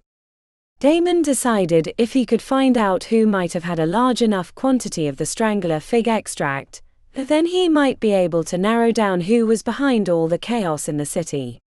The only problem was, he had no way of acquiring the information. Cyclone reagents would never open up their books to him, which meant he was at a dead end. There was another way, he realized as he stepped into the elevator, but the thought nearly made him sick when he considered it. He'd never be able to get the information legally, but he knew someone who had a dimmer view of rules and how they might apply to her. This is a bad idea, Damon Wolfhard. A very bad idea. Chapter 25. Remi was sitting in the first-year lounge, with Lily practicing spells on the dummy, when they were interrupted. Dr. Decker had privately given her the ultimatum to improve, or he wasn't going to allow her to come back after the new year. Lily had volunteered to help, but it felt like trying to learn music from Mozart. Sorry, Remi, I'm worse than a kicker in heels at this. I don't have the words to explain what comes naturally to me, said Lily.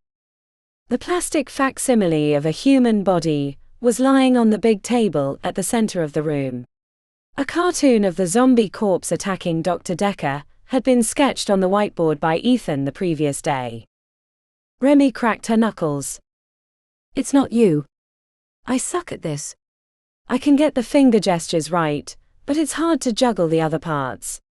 Manipulating images in my mind, pronouncing those completely bullshit words, and adding phase to it the entire time. I don't know how anybody becomes a mage. I don't know how you manage to take the chain from my neck, despite me knowing you're going to do it, but you get it every time. Remi lifted a single shoulder. That's easy. The more you think about something, the easier it is to steal. As if that makes a bloody bit of sense, said Lily, perched on a fluffy armchair. She turned her head, rainbow strands falling into her face. Mr. Wolfhard, how are ya? The handsome fellow first year stood in the doorway, frowning as he always was, but she detected it was a different frown from his normal judgy one. Could I talk to Remi alone? He asked Lily. Not sus at all, said Remi. I think I'd prefer her to stay on that note. I have something I have to ask you that's really private, he said, scratching the back of his neck. A bark of a laugh slipped from Lily's mouth. Are you finally going to ask her out? I see the way you two look at each other. No, she said at the same time as Damon, bringing flushness to her face. I don't know where you're getting that, said Damon. She tried to ruin my life. Lily shrugged her shoulders as she twirled a strand of hair around her finger. Maybe I think the two of you need to get laid. Wouldn't be so bloody tense all the time. Everyone else in the class has been sleeping with each other. I'm tense because I'm trying not to get kicked out, said Remi. She'd thought she'd be able to spend a few months at Aura Healers and learn enough to go after the pendant, but magic was much harder than anticipated. If she got kicked out now, she'd be screwed on both ends. What did you want to talk to her about, Wolf Boy? Asked Lily. Damon massaged his temples with his fingertips, muttering, maybe this wasn't a good idea. Either speak or get out, said Remi. I'm trying to fail here. He exhaled deeply. Fine. You two remember the zombie guy that attacked Dr. Decker? Remi gestured to the whiteboard with the cartoon like a game show hostess. Right. He sighed and picked at his fingernails without making eye contact. I have a theory about him and the other weird shit going on in the city. Yeah, we heard you think it's a cult or something like that, said Remi. How did you? You haven't been shy about it. I guess I haven't been. But I found out something interesting about the zombie guy. He was jacked up on some plant extract, which is why he had vines growing in his interior cavities. The same stuff has been showing up in other cases, albeit in trace amounts, but there's a pattern. Okay, great. Tell Dr. Decker. Not sure why you're bothering us with this, said Remi. Damon massaged the bridge of his nose with his forefinger and thumb. I did. He reminded me of rule number 1. I can see why he did. I'll admit, the evidence isn't locked tight. Yet. But I have a lead.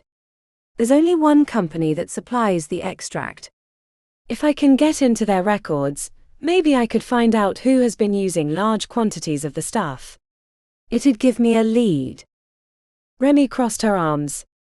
Isn't all the crap we have to do for the hospital enough? Now you have to go invent new problems to occupy your time. Merlin's tits on a stick. I'm barely surviving, and you're trying to be Nancy Drew. Think about it.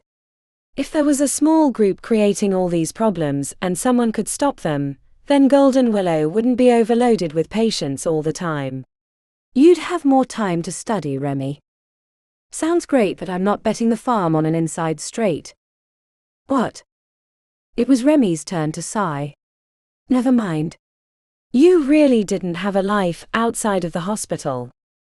The comment clearly stung Damon. He tried to hide the recoil, but Remi could almost see his interior monologue on his face. Damon, look. It sounds really interesting if you're into that sort of thing, but I'm barely passing. If I don't get my shit together, Dr. Decker is booting me, and I don't blame him.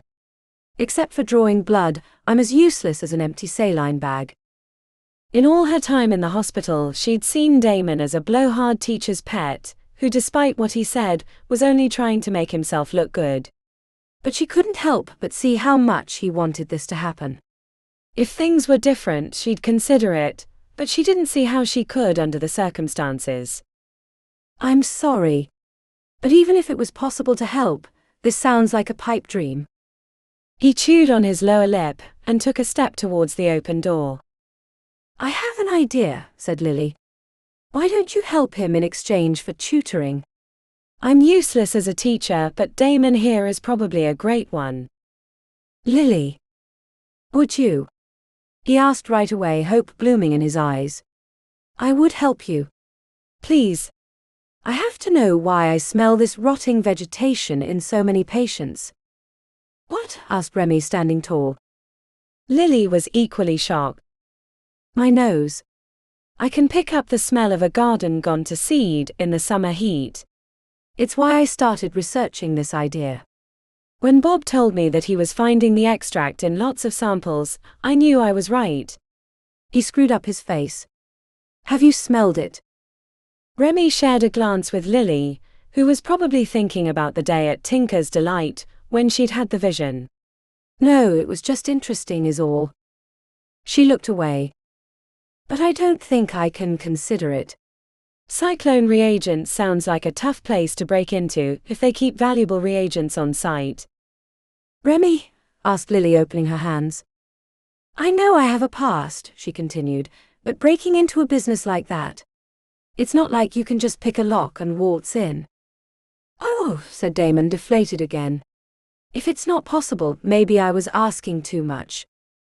Yeah, said Remi, gesturing with her hand. Breaking in is almost always the wrong move. It's like attacking someone exactly where they're strongest. Better to find a weak spot, a vendor that makes frequent visits and impersonate them, or even better get invited in as a third party. Government maybe. I mean, it'd be a huge pain in the ass, forging documents and stuff, and I don't have the tools to make them. So it's not possible, he asked. A name popped into her head. An old friend of her parents. She was aware that he was in the city, but hadn't wanted to bother him. Not that she'd had time. There is one possibility, but it'll cost you. How much? More than you probably have. Unless you can see to helping me the next time we're in the alchemy lab, she asked. You're kidding me, right? Damon. Come on.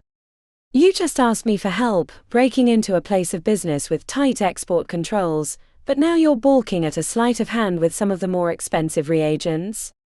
If you're right about the cult, or whatever, isn't it worth doing something just a little wrong? It's not like the hospital even notices. Damon buried his face in his hands, moaning softly as if he were in pain. Lily perked up, a delirious grin on her lips. You can't curse your rival without sacrificing a few chickens, Damon. Just say yes, you know you want our help. Our help, he asked, letting his hands drop. Lily shrugged. I'd hate to miss out on all the fun, and if I join, it'll make it harder to kick all three of us out if we get caught. What do we need to do? Asked Damon. Do I need to buy a ski mask? Fuck, said Remi, realizing it was going to happen. No ski mask. That bullshit is for amateurs. I have to talk to someone before this has a chance of working. If we don't have the right documents, we'll never get past the front door. Damon clasped his hands together, sporting a face-wide grin. Thank you. This means a lot to me, and I think it'll mean a lot to the hospital and city too. He checked the time. I have to meet with Dr. Morrison for rounds in a bit, but I can come back later and help you with your spells. Remi gave him a nod, and he disappeared down the hallway. This is probably a mistake, she said to Lily, who was cradling Neko in her arms and making baby noises at him. You need the help and he needs a thief. Why did you agree to get involved? I don't buy that they can't kick us all out stuff. Lily looked up from her pet rat, who seemed perfectly content in her arms. What? You mean you're not curious about his idea? Especially after what happened to you in Tinker's Delight? A coincidence, nothing more. Sure, people have visions of a decayed forest and a worm-faced man all the time when they touch a fey-kissed pendant, said Lily. You really think they're connected? Lily shook her head, which made the mass of rainbow-colored hair dance around her face. Probably not, but you'll find answers one way or another. And if he's right, it'd be a boon for the hospital. Merlin knows the staff is getting close to breaking. I heard Boone trying to talk Sasha into staying. She was thinking about quitting before the holiday rush smothers us. Remi ran a hand through her black hair. I'll need to find time to leave the hospital. We don't have another day off for 2 weeks. I'll cover a shift for you, said Lily. We can tell Dr. Decker you have a family emergency in the city. He won't be happy, but he'll let you go. Fine. Let's do it. I'd like to tackle a task I'm actually good at for once. Remi leaned against the table. I don't know what I did to deserve a good friend like you. Lily offered an odd smile that bordered on maniacal. Don't worry. We all get what we deserve in the end. Chapter 26. An early winter storm whipped down from the north, bringing cold winds and pink noses. Despite using weather enchantments, Remi was miserable as she hurried down the sidewalk in the 11th ward. The area seemed like it had an identity problem, with every other block falling to ruins, while the good sections were filled with expensive sports cars in front of high-end restaurants. The charm and hammer was away from the gentrified region. Remi stepped over the legs of a bum wrapped in a tarp and blankets, while a scruffy black and white dog curled next to him. She pulled out a food bar she had in her pocket and gave it to the dog, who munched it down in a few bites. The bar was a few doors down. It looked like a concrete box, with murals of guys in military gear fighting demons with spells and rifles spray-painted on the outer walls. The grey December afternoon disappeared as she stepped into the dimly lit Charm and Hammer. Growling, guitar-heavy music played at an annoyingly high volume, forcing Remi to squint. She wasn't 21, but no one gave her a second glance. It was early enough in the day, the place was sparsely attended. The only others not at the bar were a trio of guys clad in black gear drinking whiskey, and a larger group of 20-somethings huddled around a table speaking quietly.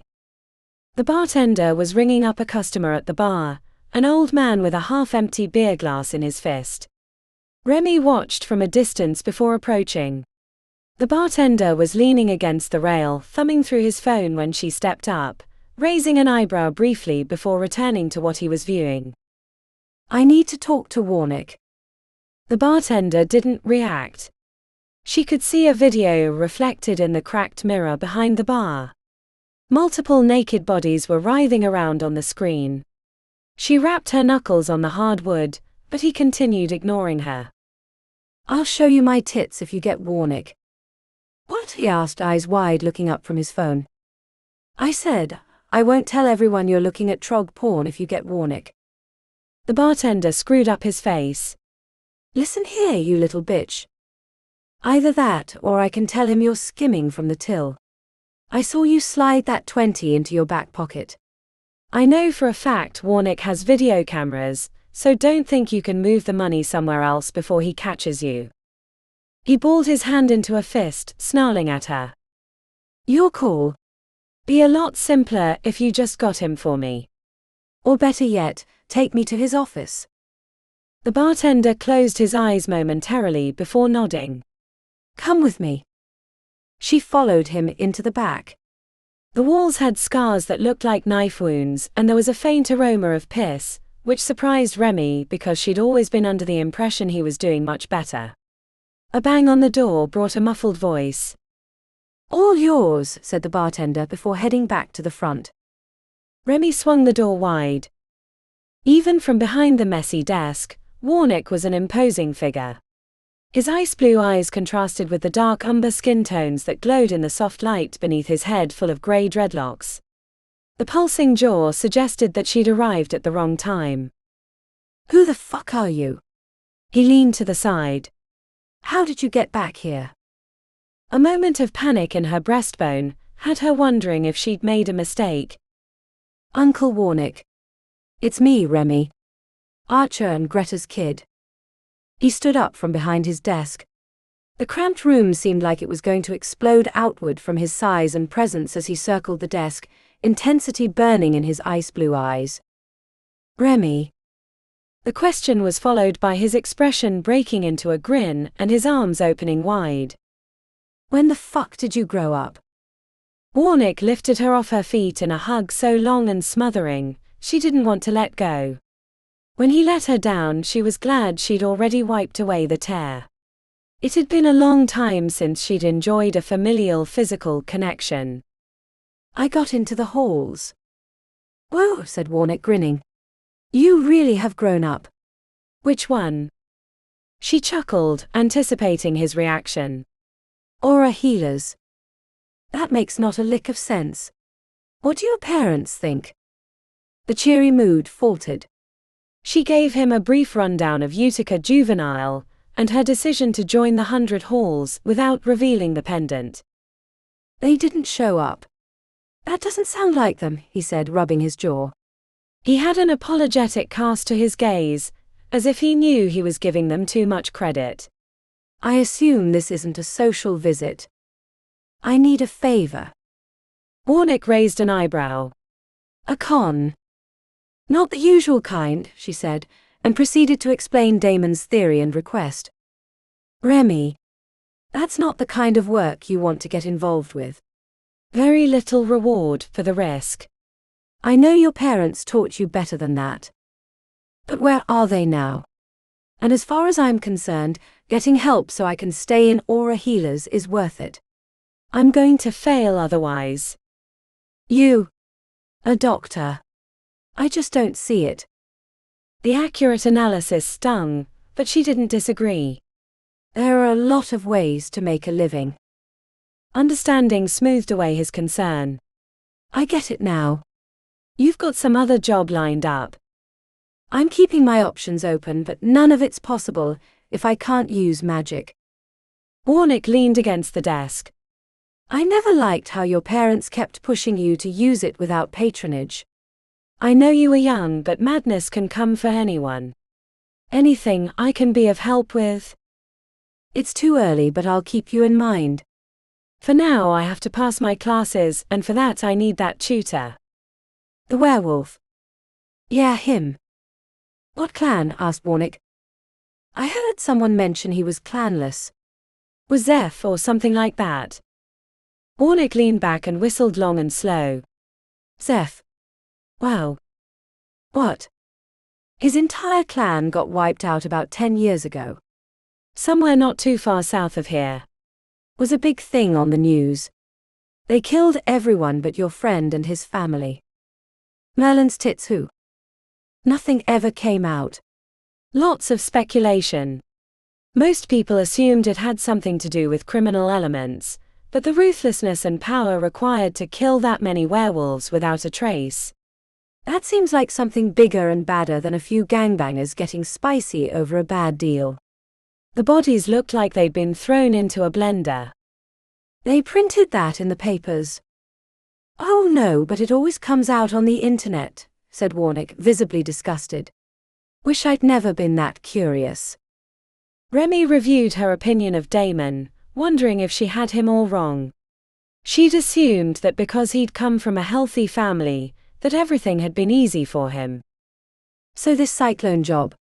You need papers, uniforms and a chip reader. Those don't come cheap. She reached into her carry-all, pulling out a handful of individually wrapped baggies, and dropping them on the edge of the desk. These should cover it. A little short, he said after picking through them. But I'll give you the old friend discount. Should take a week or two, I'll contact you when they're ready. Thanks, Warnick. It's nice to see a familiar face. She glanced around. Oh, I thought this place would be a little nicer. Or were my parents lying to me? The self-satisfied grin told her she'd misjudged something. He left the room and gestured for her to follow. The hallway led to a dead end, but he tapped on a hidden compartment, and it slid wide, revealing a set of darkened stairs. A steady thump-thump of music emanated from below. The customers have a different entrance. He paused at the door, shaking his head. I can't believe I'm taking Archer and Greta's kid down here. Promise me you'll never tell them. I'd have to see them for that. Warnick led her into a different world beneath the seedy bar. They entered an expensive and large office filled with leather couches, with a one-way mirror on the wall looking into an enormous space.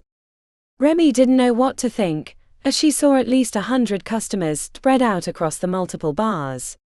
Neon lights shifted colors with the groove as patrons gyrated on the dance floor. In the corner, a group of businessmen were sitting around a hookah pipe looking delirious as they blew out colored smoke. Where are all the cars? The block looked empty, she said. He chuckled. I have a shuttle bring them around to the private entrance in back. So that shitty bar above is just a front. The Charm and Hammer specializes in some illicit magics that the authorities would frown upon. Not here, but in the private rooms. Nothing dangerous, but it's not for the faint of heart. Remi stared in disbelief, thinking about how profitable the venture was. Based on the quality of his customers' clothes, she assumed Warnick was charging a hefty premium. Need any new blood in your operation? Warnick gave her a long, hard look.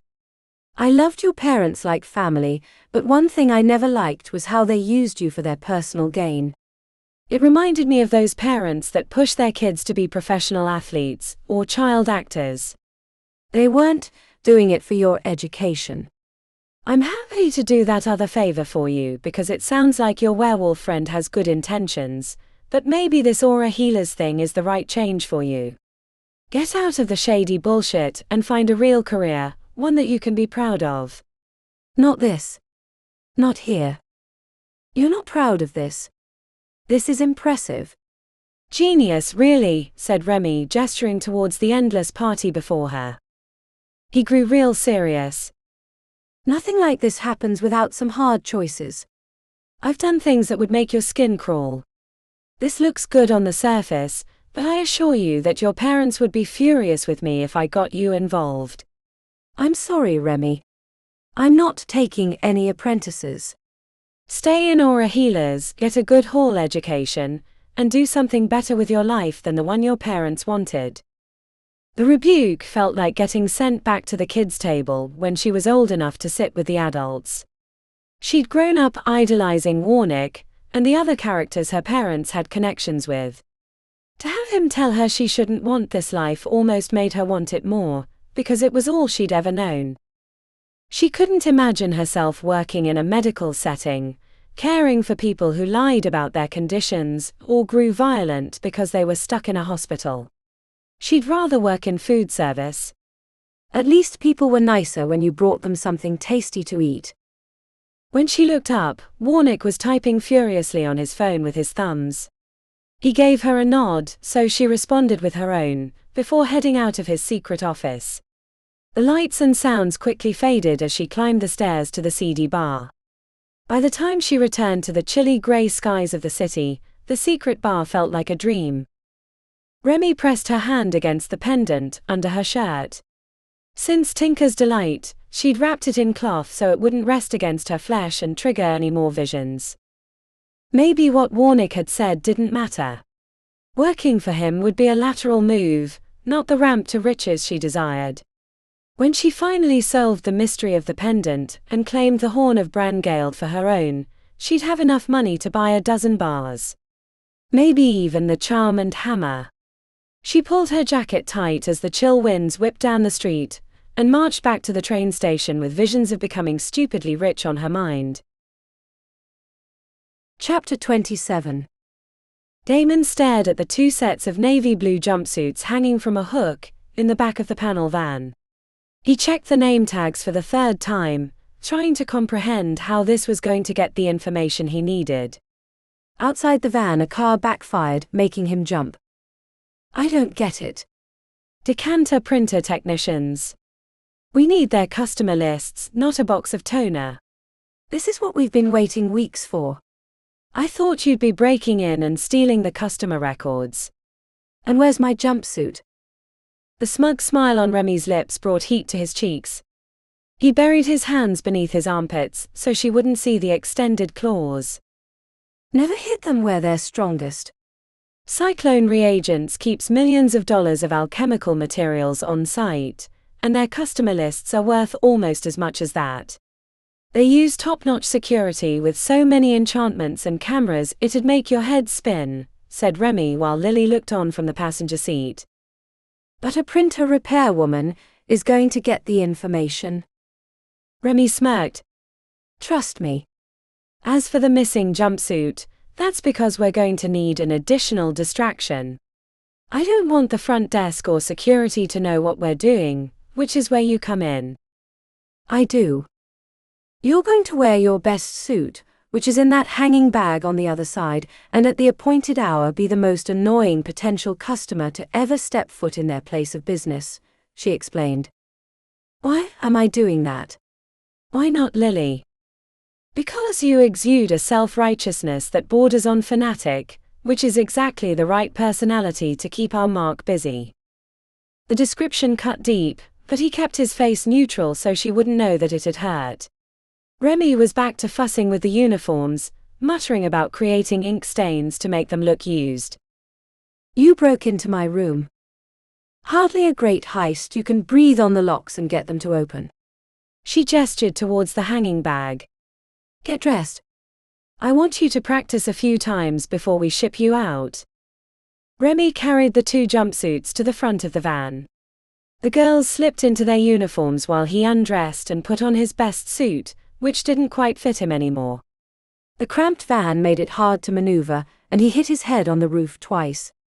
When he was in his skivvies, he caught Remi checking him out from the front seat, but she quickly looked away. She handed him a briefcase and a folder of documents. Memorize that. Shouldn't I get more time for this? She sighed.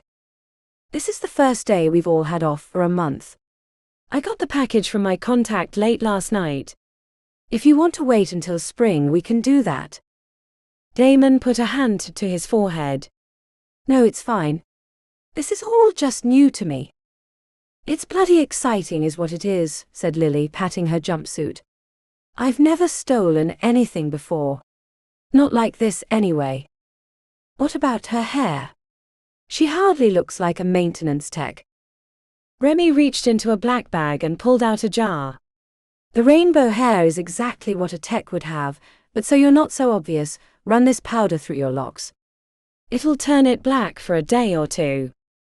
She made him run through his backstory a few times, while Lily changed the color of her hair. You're a natural, Damon. The key is you've got to keep him as busy as possible. We're doing a full court press because we want him to be distracted, and the last thing we want is for him to make any decisions we don't like. If you overload someone's decision-making, they default to the simplest and easiest solutions, which means letting us do our job. An annoying customer is hardly overwhelming, said Damon. Remi winked. You're not the only player in the game. Now get out of here. Come around from the other direction, circle the block if you have to. Wait until you've seen us go into the front office, and then after 2 minutes, come inside and do exactly what we just went over. That's it. What if something goes wrong? Let me handle that. A surge of adrenaline made him dizzy. He grabbed a safety handle for support. You okay there, big guy? Nervous, I guess. Feels like I'm about to jump off a cliff. Perfectly normal. The first time I did a big job, I puked on the sidewalk and got some on my jeans. The mark kept sniffing as if he thought something was wrong, said Remi with a shrug. Damon climbed out of the van and he started walking down the street when Remi whistled at him. He checked back to find her holding the briefcase. Blood and bone, he muttered. Thanks. I'll need that, won't I? Before he could turn away, she grabbed his sleeve. Remember, you came to me. So if you get nervous, have second thoughts and try to bail on me, I will make your life a living hell in this one and the next. I have Pint, he said, saluting her, which brought heat to her face. She slammed the van door closed, and he continued around the block shaking his head. I have Pint. What the hell am I doing? Damon put one foot in front of the other, reviewing the information she'd made him repeat in his mind, but it was getting harder to remember. Breathe, damn it. You memorize medical tomes every day. This is barely half a sheet of information. He opened the briefcase to check the paper, but the wind whipped through the alley, grabbed the document, and sent it soaring up and over the building before he could even blink, leaving his entire body chilled with sweat. Chapter 28. Remi gave Lily a last-second rundown before they left the van. The Irish girl was the opposite of Damon, which could be its own problem. Stop smiling so much. Lily put a hand to her lips. Am I? I might be an idiot for dragging you two amateurs into this, but you have to work with the tools you have. This is fun, said Lily, who kept touching her newly colored jet black hair. Remi reached up and collected Lily's hands, squeezing them tight as she looked her in the eyes. Stay focused. And act bored, you know. The life of a printer technician is not what you or I wanted. So act like it. Frown, grumble. Anything but that grin, please. Lily made an exaggerated frown, which only made her look like a petulant child. I'll be fine, love, don't worry about me. Just having a bit of fun before the real business starts. Remi rolled her eyes as she climbed out of the van. Keep quiet and follow my lead. If anything goes sideways, let me improvise. Aye, half pint. Remi wanted to tell her not to call her that, but doing so would only make it worse. She threw the bag over her shoulder and marched towards the entrance of Cyclone Reagents, with the resigned ambivalence that came with being an hourly worker. The building didn't stand out, and the only thing marking it was a simple sign above the door. The interior was a smallish space with a simple desk and a lone door leaning into the main area. The receptionist was typing on his phone when they arrived. His eyes shot to their name tags. Decanter. I didn't call you. Remi threw the clipboard on the counter with feigned exhaustion. The printer sent a request for maintenance and a checkup. The printer did. Remi shrugged. You should see the new models. They've added some tiny enchanted creatures that keep up with the little things like paper jams and other crap like that. I have to interrogate the little critters for information because they're afraid they'll be out of a job. Wilde, he said, eyes wide. Ids. He checked them both, squinting as he read the details. He reached for the company phone as if he was going to make a call to confirm, when Damon entered behind them. The receptionist looked up and sighed as he set the phone back in the cradle.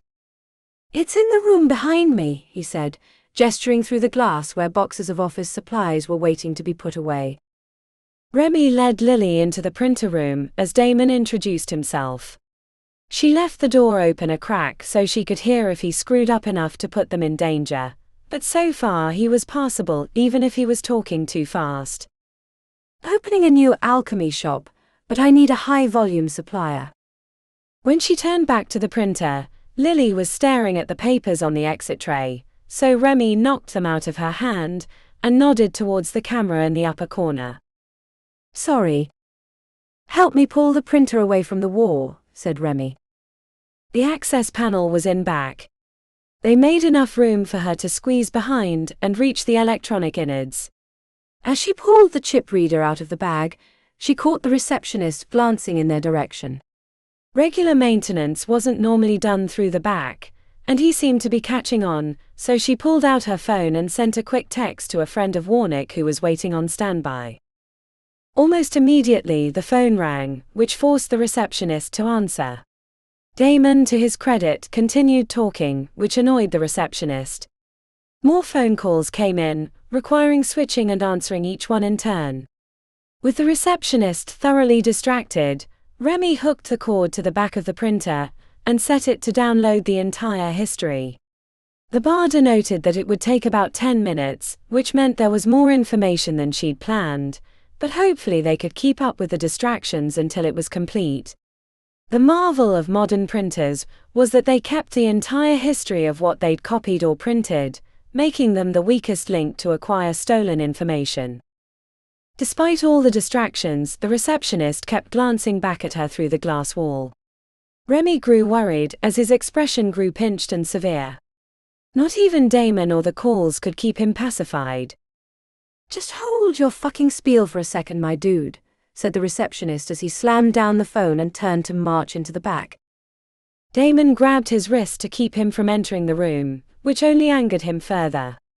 It was the last thing she would have wanted him to do, but he'd clearly panicked.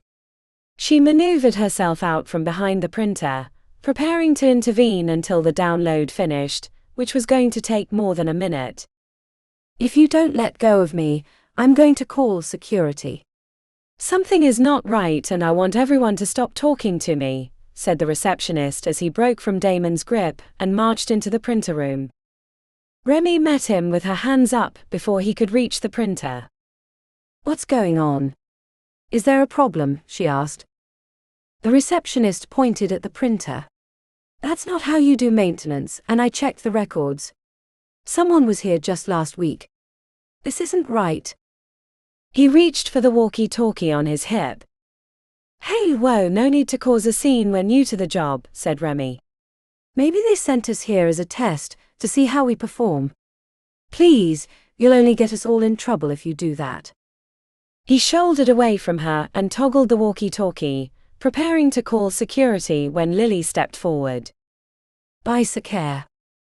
Hey, he said, visibly confused. Remi wanted to intervene, but something about Lily's supernatural calmness told her to let the Irish girl continue. She kept speaking in a melodic tongue. The longer she went, the more the receptionist stilled, until he was completely motionless. Lily put a hand on his shoulder and led him back to the desk, glancing back to Remi, who took it as a signal to continue. She squeezed behind the printer, checking that they had a few minutes left. Remi watched as Lily interacted with the receptionist at the front, chatting like old friends. His responses were delayed and unnatural, but he made no motion towards the walkie-talkie again. When Remi caught Damon's attention, she nodded to send him away. He grabbed his briefcase and left. Not long after, the device finished downloading, and she unhooked it from the printer and pushed it back against the wall. "All done here," she said to Lily. Lily patted him on the shoulder. "Thank you and have a great day." He repeated the phrase twice as they walked out the door. As soon as they were outside, Remi said, "What did you do?" "A little Gaelic charm, nothing too deep." Remi glanced over her shoulder, expecting guards to come rushing out. "Will he remember?" Lily shrugged. "It'll be fuzzy." They made it back to the van. Damon appeared not long after.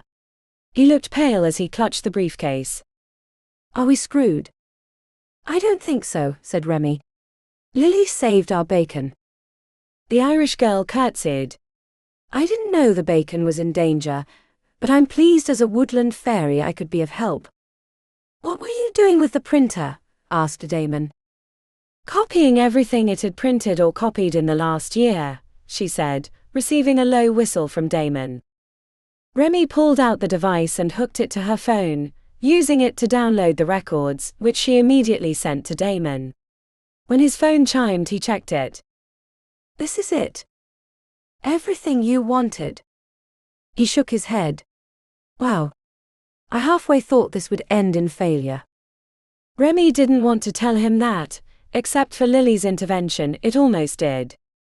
"Let me drop you two off at Golden Willow. I need to return the equipment and the van." Damon stared at his phone as if it were a pot of gold. "This is amazing. I can't wait to dive into the data." Remi started the van and put it into gear. As she pulled out of the alleyway and into traffic, she glanced over to Lily, who was sitting in the passenger seat, humming and playing with her newly blackened hair. Remi wasn't sure if she should be impressed or frightened about the ease with which Lily charmed the receptionist, but by the time they reached Golden Willow, she'd pushed those thoughts out of her head. She had bigger problems than her unusual roommate, namely, if she couldn't figure out how to memorize the enormous stack of spells that aura healers required, she wasn't going to be in the 100 halls much longer. Chapter 29. Night was a familiar friend to Lily, as she stalked through the streets of the 10th Ward, with Neko hiding in her rainbow-colored hair. The lack of stars was a bit depressing, but the city lights made their own constellations. The city of sorcery was truly a wonder. Through a gap in the apartment buildings, Lily saw an illusionary dragon doing battle with a giant above the 2nd Ward. But she wasn't getting fresh air, or enjoying the city sights. Since she'd arrived in Invictus, Lily had kept her ear out for those who might be able to help with her problems. She'd sensed the unusual presence on a visit to the 10th previously, but it had taken weeks of research to find her hiding spot. The air grew warmer despite the chill, bringing a rising mist that coated the street in dreamy ambience. The old-timey gas lamps turned to hazy eyes in the distance, halos of light making her feel like she was wandering on the edge of Fae. Lily made 3 trips around the block before she realized she was being warded away, glamours hiding the true path to her desired destination. "A little bit further, Neko." Lily spoke the words that protected her in the forests of her home. They had less potency in the streets of Invictus, but they held enough power to help her carve her way through the enchantments to find herself standing at the end of a long street looking towards a soft crimson glow. The building looked like it had been built in the early 1900s, with glass bulbs buzzing with the name above the double doors. The mists. As Lily neared her destination, the shapes of men and women, mostly women, peered out of the darkness from balconies, leaning on the cast-iron fencing. A woman with skin the color of autumn, and a feathered boa wrapped around her nearly naked body, whistled down at Lily. "Come on up, darling. Ask for Princess. Best night of your life at the Mist." If it were another location or another time, Lily would have made wards against glamours and charms, fearful of being ensnared, but the Mists was exactly what it advertised. A brothel. But why Lady Nimmerware had chosen this as her home was a mystery. Lily ignored the other offers as she entered the red double doors. Outside, the music and chatter had been muted, but stepping inside turned the volume up until it was rattling around in her head. "Take that beastie elsewhere before I send you into the abyss," said a woman's voice from the top of the stairs. She was elegant and refined, wearing a crimson and gold dress sculpted of silk and lace, both revealing and powerful, with a high neck befitting a queen. The woman oozed magic, which meant she was who Lily was looking for. "Neko isn't a danger, Lady Nimmerware. I know what that beast is and where he hails from. He stinks of Calcutta." "I know corruption of Fae anywhere," Lady Nimmerware growled as she sauntered down the curved stairs, keeping her hand on the smooth dark wood of the railing. Lily sniffed her jacket. "It's not Neko. I work at the hospital." Lady Nimmerware twirled her wrist, and a trio of glowing sprites spun towards Lily, who held her ground, hoping they were benign. The apparitions circled Lily for a few rounds, before dissipating into the ether. "It seems you are correct, but the question of your beast remains. He's my guardian. The only reason you need fear me is because of his presence," said Lady Nimmerware. Lily sensed danger radiating from the mistress of the house. Neko squeaked and disappeared, burrowing deep into her rainbow hair. "Please, I've come a long way and have little time before I need to return to Golden Willow." "You're a creature of the halls?" asked Lady Nimmerware, squinting. "This confuses me." "Why is one of your sisterhood chained as so?" "It's why I need to talk to you." "I'd heard many of you left the old country, and hoped I might find answers at your door." A pair of giggling half-naked women came rushing into the entryway, as if playing a game. They squealed when they saw Lady Nimmerware. "Apologies, mistress, we were just having fun." Lady Nimmerware smiled generously. "You're fine as wine, children. Go about your evening. This is a safe place." After the women left, Lady Nimmerware turned her attention back to Lily, scowling as she approached. "Come with me. I'll at least give you a chance to ask your questions, but know that if I sense even a single claw or tooth, I will destroy the both of you." "Thank you," said Lily, inclining her head. She followed the lady to a back room. On the way, Lily saw half-naked men and women lounging on Egyptian divans, drinking wine and laughing. In a private room, her host approached a bar and poured 2 drinks of golden liquid out a crystalline decanter. Lily gave hers a sniff before daring to drink. "Cavier's. I thought you might enjoy a taste of the old country." "I am humbled by your generosity," said Lily, being careful to take only a sip, as the potent liquor could make fools of powerful men. Lady Nimmerware drained her glass. "You want to know why I left?" "It's not why I came, but I'm curious." The older woman, in age not looks, stared into the distance. "Because it seemed pointless to be guarding old relics, when the world was filled with powers that made them nearly obsolete. The city of sorcery itself is a marvel that even the old gods couldn't conceive in the ages of darkness. Some of the maids stayed, beholden to the old rituals, but many left, finding purpose in new ventures." "A brothel?" The frown on Lady Nimmer's lips suggested disappointment in the question. "I wandered these lands for decades in search of purpose, new relics to guard, something, anything. I came upon this place on accident, but found there was something more precious than an ancient artifact." "The men and women that work here are free to come and go as they please. This is the life they choose. In exchange for things they would otherwise not miss, I keep them safe and healthy from the ravages of this world." A brothel is a great place for a healer. Lady Nimmerware looked down her nose at Lily. I'm not merely a healer. I meant no offense. Yet your lips gave it. Lady Nimmerware approached and sniffed. Your scent confuses me. Many masters hold your leash. Like you, I made my choice freely. Illithid fa no mine Calcuttai, said Lady Nimmerware.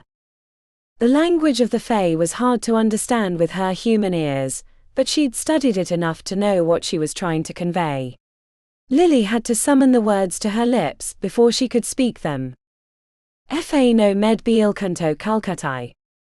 The words scraped across her tongue, leaving Lily exhausted. Medbi. Lily inclined her head. Il canto dimes. You may speak in a more comfortable tongue if you choose. Thank you for your generosity, Lady Nimmerware. The Calcuttai reaches even here to the city of sorcery. Honik may white worm. Lady Nimmerware narrowed her gaze. This concerns me not. But for Medbi, I can do little to affect the Calcuttai. That is a greater problem than my powers. I see, said Lily, trying to hide her disappointment as not to insult her host. Do you know who I might speak to that might? Or is there an old artifact I should seek out? The ones that might are lost to time, or are being hoarded by powers greater than you or me. Sadly, the reason the maids have been able to guard what they have is because those tools aren't important enough for anyone to bother. Even the blade seems silly in this day and age. Lily sipped at the golden mead, no longer worried about losing her senses as Lady Nimmerware could not help her. I see this is sad news, said the madam. I could offer a night with one of our hosts or hostesses, whichever you prefer, to ease your troubles. Lily finished the drink, girding herself against its effects. Thank you for the offer, but I must decline. My shift starts in a few hours. I need to return to the hospital.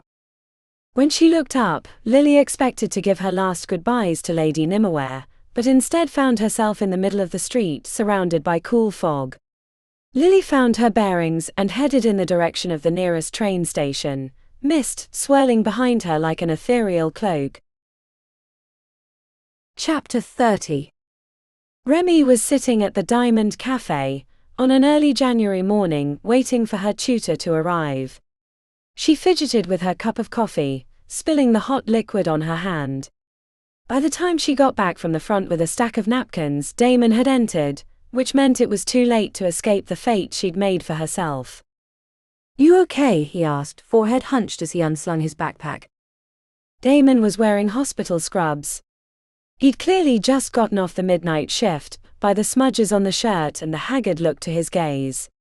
When he arrived at the beginning of the year, he'd been a tan tower of muscle, but the 5 months at Golden Willow had depleted his vitality, turning his skin ashy. You know, the usual existential crisis of what am I doing with my life, she said, slumping into the chair.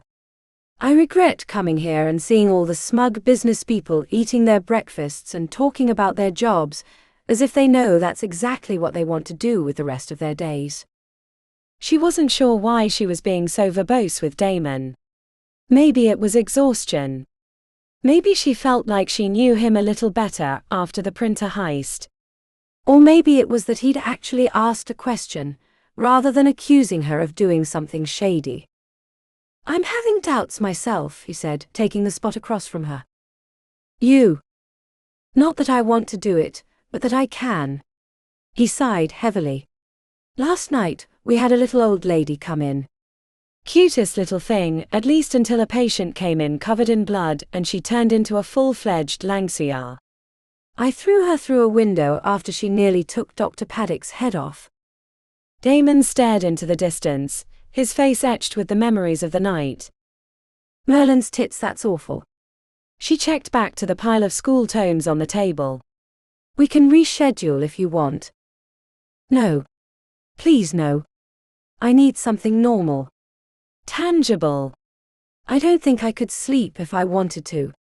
Nor do I want to. Right, yeah. The hospital had a lot of great moments when you were able to help a patient with a problem, but there were far too many horror shows between, which only made her chuckle aloud. "Care to share?" he asked. "This place is tearing me into tiny little balls of mush, but I'm here with you trying to stay." Finally understanding the purpose. Remi didn't want to tell him that it had nothing to do with the hospital, and everything to do with learning enough to go after the pendant, but she didn't want to hurt his feelings after a hard night. "Something like that." He grabbed a tome from the pile. "Shall we start?" For the next 3 hours, he went over the latest medical spell tome with the patience of a saint. They practiced without phase, and while she knew that his experiences were vastly superior, sitting one-on-one with Damon was only more proof of her lack. He accessed the endless lists of spells as if he were a tenured professor, and demonstrated them like a concert performer while she fumbled through the gestures and stumbled over the words. It wasn't that she couldn't use a single well-practiced spell, but the massive information she had to hold in her head was too much, and interfered with her execution. After flubbing a heart rate dampener, Remi let her forehead crash into the table, rattling the empty coffee cups. "I suck." The delayed response didn't help her confidence. "It's not that you suck, but it's like you're rushing through every spell as if speed matters." With her forehead still on the table, she turned slightly, peering at him with one eye. "It's too much. I've missed too much school and never learned how to memorize." "Isn't there a potion or spell to help?" "If there was, I'd be taking or using it, but it's hard to improve magic with magic. They cancel each other out." "There's no shortcut, Remi. But I don't think you should beat yourself up. You've come a long way since the beginning of the year." "You're placating me." "I just bungled the last 3 spells we practiced." "Okay, maybe a little," he said with a wry grin. She leaned back in the chair and stretched her arms upward. "Am I fooling myself?" "I can't answer that for you." "I can only tell you that when I first started volunteering at KC General, I mistakenly put my drink into an empty urine sample cup. Unused but still. Some of the orderlies called me Mr. P." "Ouch, I think I like half pint better than that one." "You're not wrong," he said. Remi put a hand on her forehead. "Am I delusional? You might be a morally suspect thief, but you're also a talented morally suspect thief." "If you learned all that stuff that helped me get the cyclone data, I think you can learn these spells." "But you're going to have to put more than a few hours a day into it." "More than a few hours a day? When am I supposed to sleep?" "Every time I think I'm going to get a few hours to myself, there's a new emergency requiring all hands on deck. There's been more 4 Bellas in the first semester than most first years have their entire 5 years." He clinked his coffee cup against hers. "There are spells to keep us from getting ulcers. I thought being a mage would be more glamorous. And easy. That getting into the halls would be the hardest part," she said with her face in her hands. Remi peeked through a gap in her fingers. "Speaking of cyclone, learn anything?" "Why do you care?" "I don't, but I'm being nice because you're being nice to me." "I keep my end of a bargain," he said, lifting his coffee cup. "But the data has been more interesting and less enlightening than I originally thought." "There are very few places who have ordered enough strangler extract to prove my theory." "Very few isn't even correct." "There's only one." "One? That's good, right? It should make proving it even easier." His shoulders deflated. "That would be true if it were a normal business. I'm not even sure where I could begin, nor do I think it would be wise to even try. I'm at a dead end. Why give up now? What's so different about this place that it makes you want to give up?" Damon reached into his backpack and pulled out a leaf of stapled papers and handed it over. It looked like the printout of a web page. A circular badge contained a pure white antlered beast. She turned her head to read the words going around the badge. "Society of the White Stag." He tapped on the paper. "There is no official listing of members, but when I did some digging, I came up with the elite of the elite. Names like DuPont, Sevier, Lockwood, Dreadmarsh. The last name sent a spike through Remi's heart. Dreadmarsh. That was the family that she'd stolen the pendant from, but she couldn't let Damon know that. Those names mean nothing to me, she said with a neutral tone. Nothing but the oldest and richest families in the world. The last one in particular might as well be its own cult. Rumors are that the heads of that family have been around for centuries, much longer than the Halls, which puts into question who their patron is. Remi paged through the documents, freezing when she came to a crest that seemed both familiar and alien.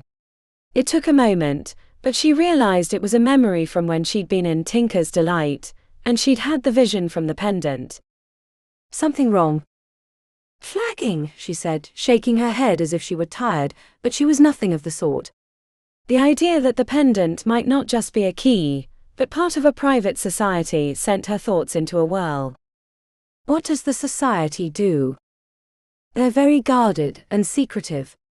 No one really knows, though there's a lot of speculation online. Some call them the real Illuminati. Rumors are that some of the top patrons are members, along with the city's mayor, governors, and other political figures, and they make decisions about everything that goes on in the world. That seems like a little much, said Remi. He screwed up his mouth. Probably, but the fact remains, it's a dead end. One thing's for sure, they have the power to do what's been happening in the city, said Remi, musing aloud. You don't actually think that I might be right?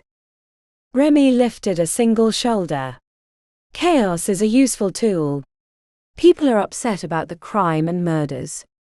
Most blame the head patron for not putting a stop to it, and I know they don't like her because she's young and she wasn't one of their own. She took a sip of her cold coffee, as she thought about their first meeting at the beginning of the year. Can't you find a way to get in? An invitation, or volunteer to be a worker? Damon tapped a long nail against the ceramic cup. There's no place to apply, and even their charity events are highly restricted. There's always a weak spot. Are you volunteering to help? He asked, clearly surprised. Weren't you just complaining about having too much work? Remi stared at the image that had reminded her of the visions. She was at a dead end with the pendant until Albie found more information. Maybe the society could illuminate the path. I need a distraction or I'll go mad, she said. Damon accepted her explanation without question, nodding as if he was struggling with the same issue. She spotted the time on the wall clock and sighed heavily. It's been fun, but I've got a double shift, the second half with Dr. Decker. Ouch. Remi shoved her books into her backpack. If you want to check it out on a night we're both off, let me know. She left him staring out the window with the weight of the world on his shoulders. Chapter 31. His scrubs were covered in blood and other fluids Damon didn't want to think about. Even at KC General, he hadn't had to deal with so much splattering. Everything he did, everyone he interacted with, had to explode liquids everywhere. Damon didn't have time to shower, so he yanked off his clothes and threw them in the corner, vowing to burn them later. Not having a roommate was both freeing and disappointing, as his room was lonely and a bit of a mess because there was no one to judge him. He checked his watch to see he was late. Remi was going to kill him or think he'd chickened out, but Dr. Morrison had been teaching him how to deal with supernatural spider bites.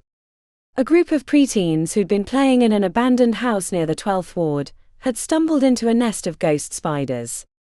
The poison gave the kids hallucinations, making them think they were being beset by beings from beyond the veil. It took a mix of antidotes and spells to calm the kids. For now. Damon didn't think they were going to be all right for a while. They'd seemed pretty shaken by the event.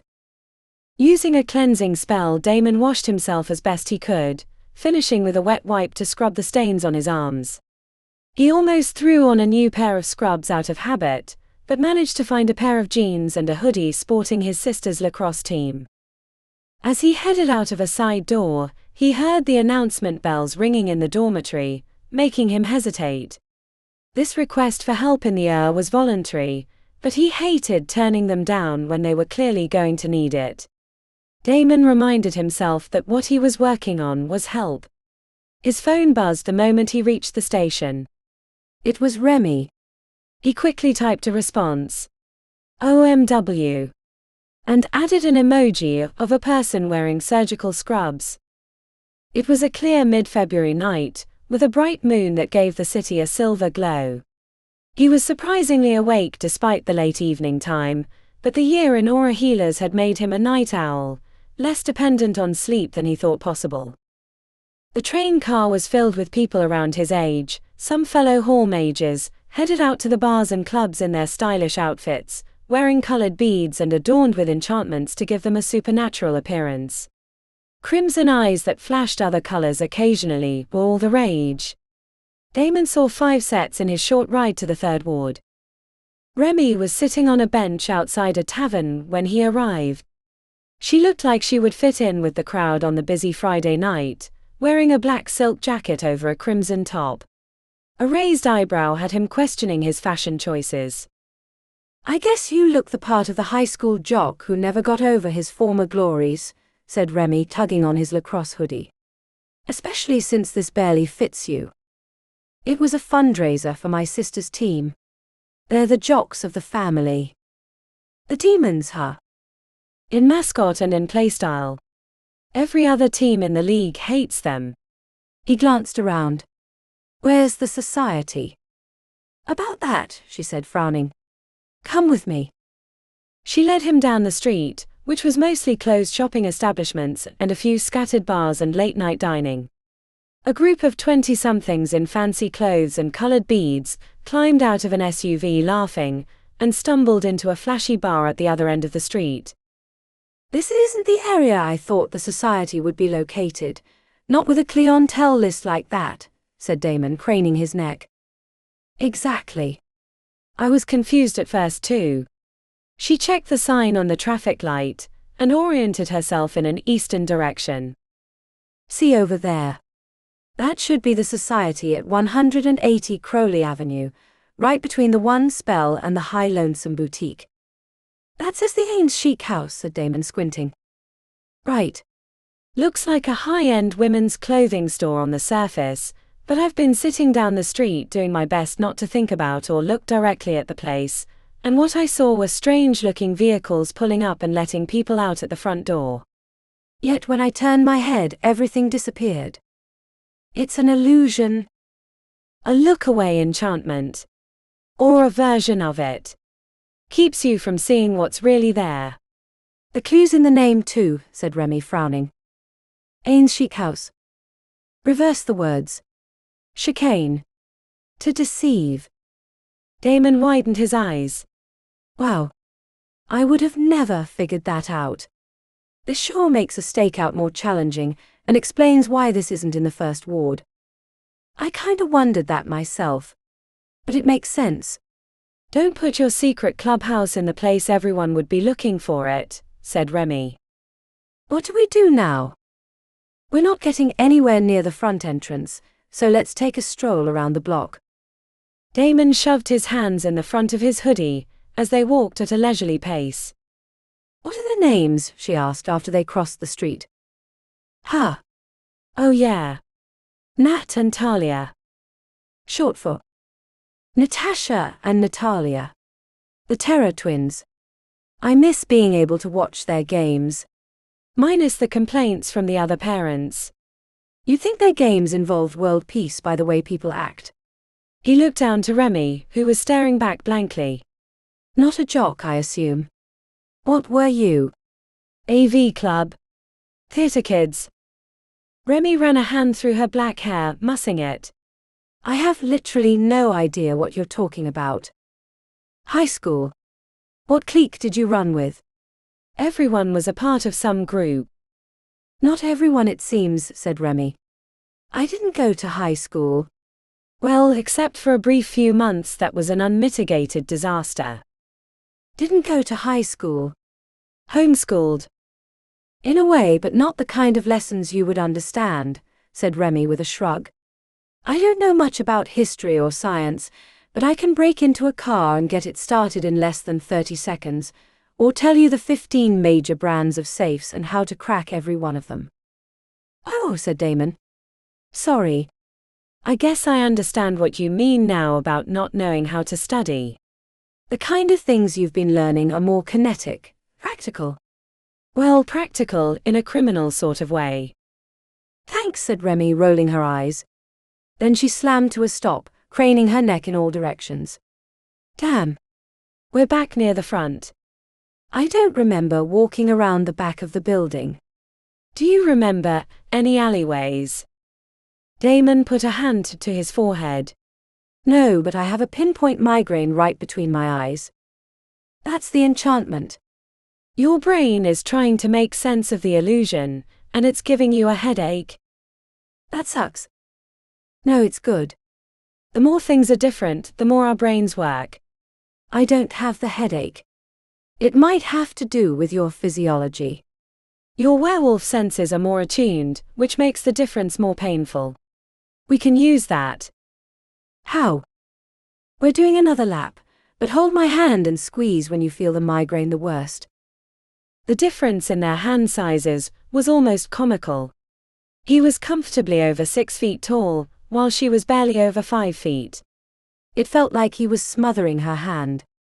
He also worried it might feel awkward, given their previous animosities, but she seemed to accept it like a professional, focused on the job rather than their physical connection, which bothered him despite his best effort to make it otherwise.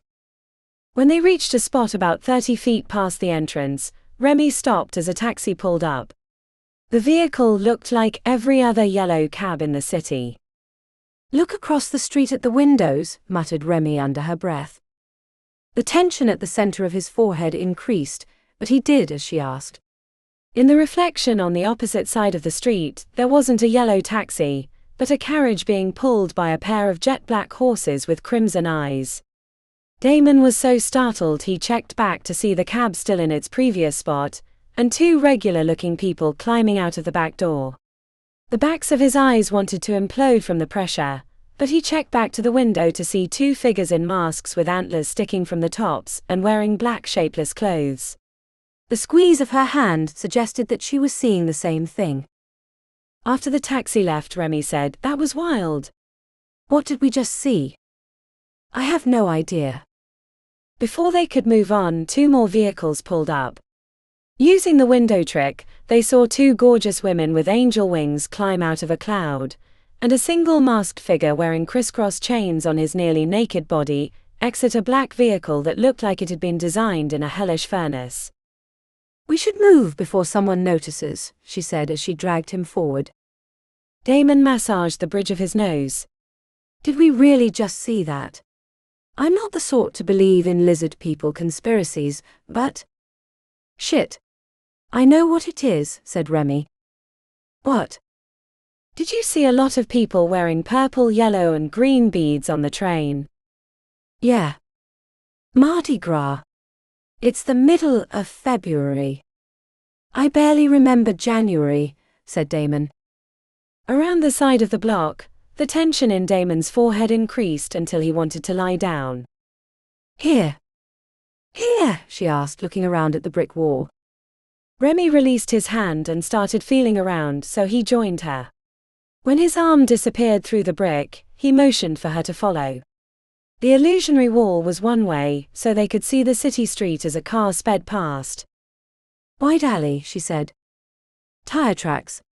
I bet this is the service entrance." At the end of the short alleyway, they found a courtyard that wasn't open to the sky.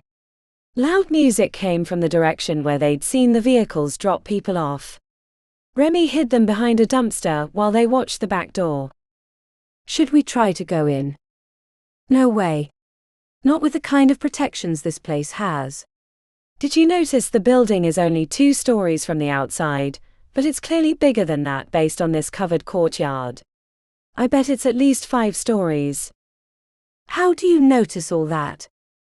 "My brain is trained to look for the lie."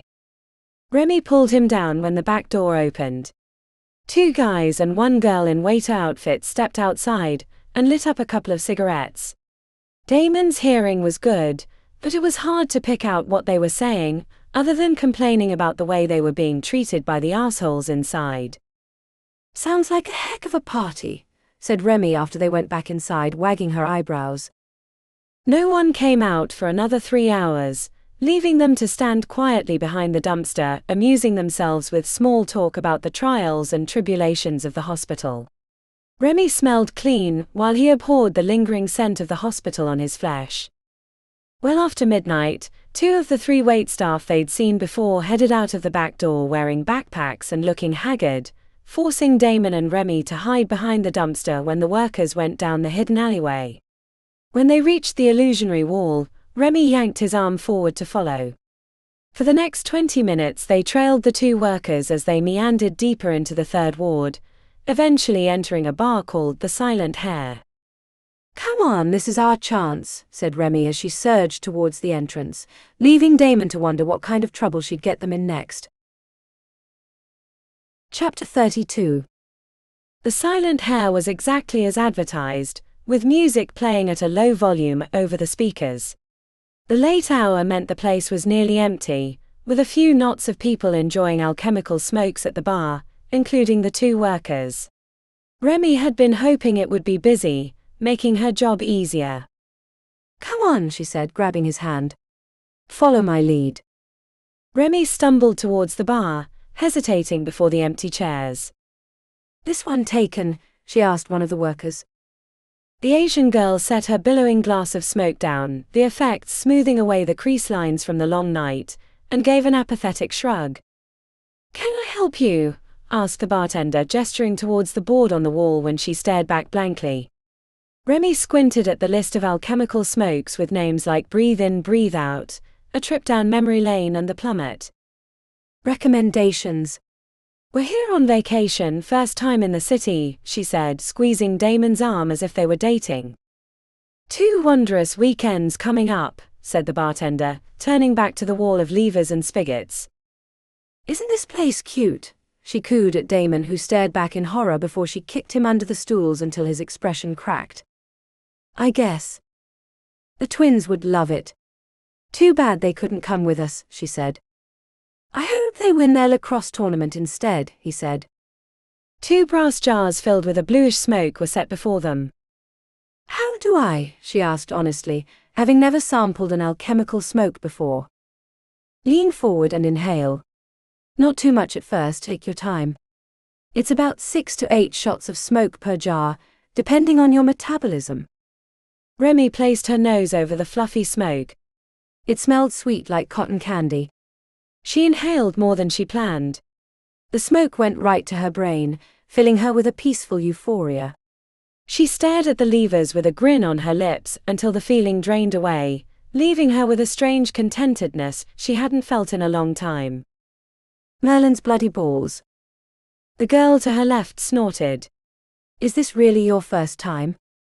Remi nodded in a daze, being truthful. Never in her life had she had the time or inclination to visit a smoke bar. I had no idea. The look of derision wasn't lost on Remi, but she was playing the part of the dumb tourist and ignored it. We both work in the hospital back in Kansas City. Not many smoke bars there, and we never have time anyway. Oh wow. I bet it is good to get away. Honeymoon. Before she could answer, Damon kicked the back of her calf. No. We're just dating. I'm a resident, he's a nurse in training. Another kick. Welcome to the city of sorcery, said the girl, raising her glass of smoke. You work here? Asked Remi. Just got off. What do you do? The girl opened her mouth, but it was as if an invisible hand closed her lips, which pinched as she narrowed her gaze. I'm sorry. Did I ask something improper? No, it's just we work for some very private people with strict work requirements. Remi shrugged. That's okay. Do you have any recommendations for us while we're in the city? I'd buy you a smoke in return. The girl, whose name they eventually learned was Abigail, nodded, and Remi moved next to the 2 workers. For the next 45 minutes, Abigail and Dexter waxed about the sights and hidden gems of the city. The information was quite informative, as they'd been stuck in Golden Willow for the past 6 months. The pair had moved to Invictus, drawn to a place awash in magic, but had found it more difficult to live due to the city's struggles and the high cost of living. By the time Abigail and Dexter decided it was time to leave, they were sharing hugs and laughing like old friends. "If you're ever back in the city, Remi, look us up," said Abigail. "And good luck at the hospital." After the workers left, Remi dragged Damon out of the bar. "Let's get back to Golden Willow." "I'm tired, and if I stay here, I'll just order another wondrous weekend." Damon furrowed his brow. "Did we learn anything? I don't understand." Remi pulled a handful of papers, including a few large bills, from her pocket. "I haven't got a chance to look at it, but let's see what we've got." "I guess some of the society members are good tippers." "That's a surprise." She lifted a folded sheet that looked like a calendar. "What do we have here?" "Work schedule, but that's not useful," said Damon. Remi tapped on the paper, a spot in early March. "This one's different. There's an address written in her handwriting." "Where is this?" Damon had his phone open. The map didn't accept the information, as if it didn't exist. "Maybe she wrote it wrong." "Doubtful. It doesn't matter. There's a town. Arcadia. We can use that." "It's a few hours outside of the city," said Remi. "What if it's like the club with all the protections?" Remi thought about the cottage she'd gotten the pendant from. "It might be, but probably not."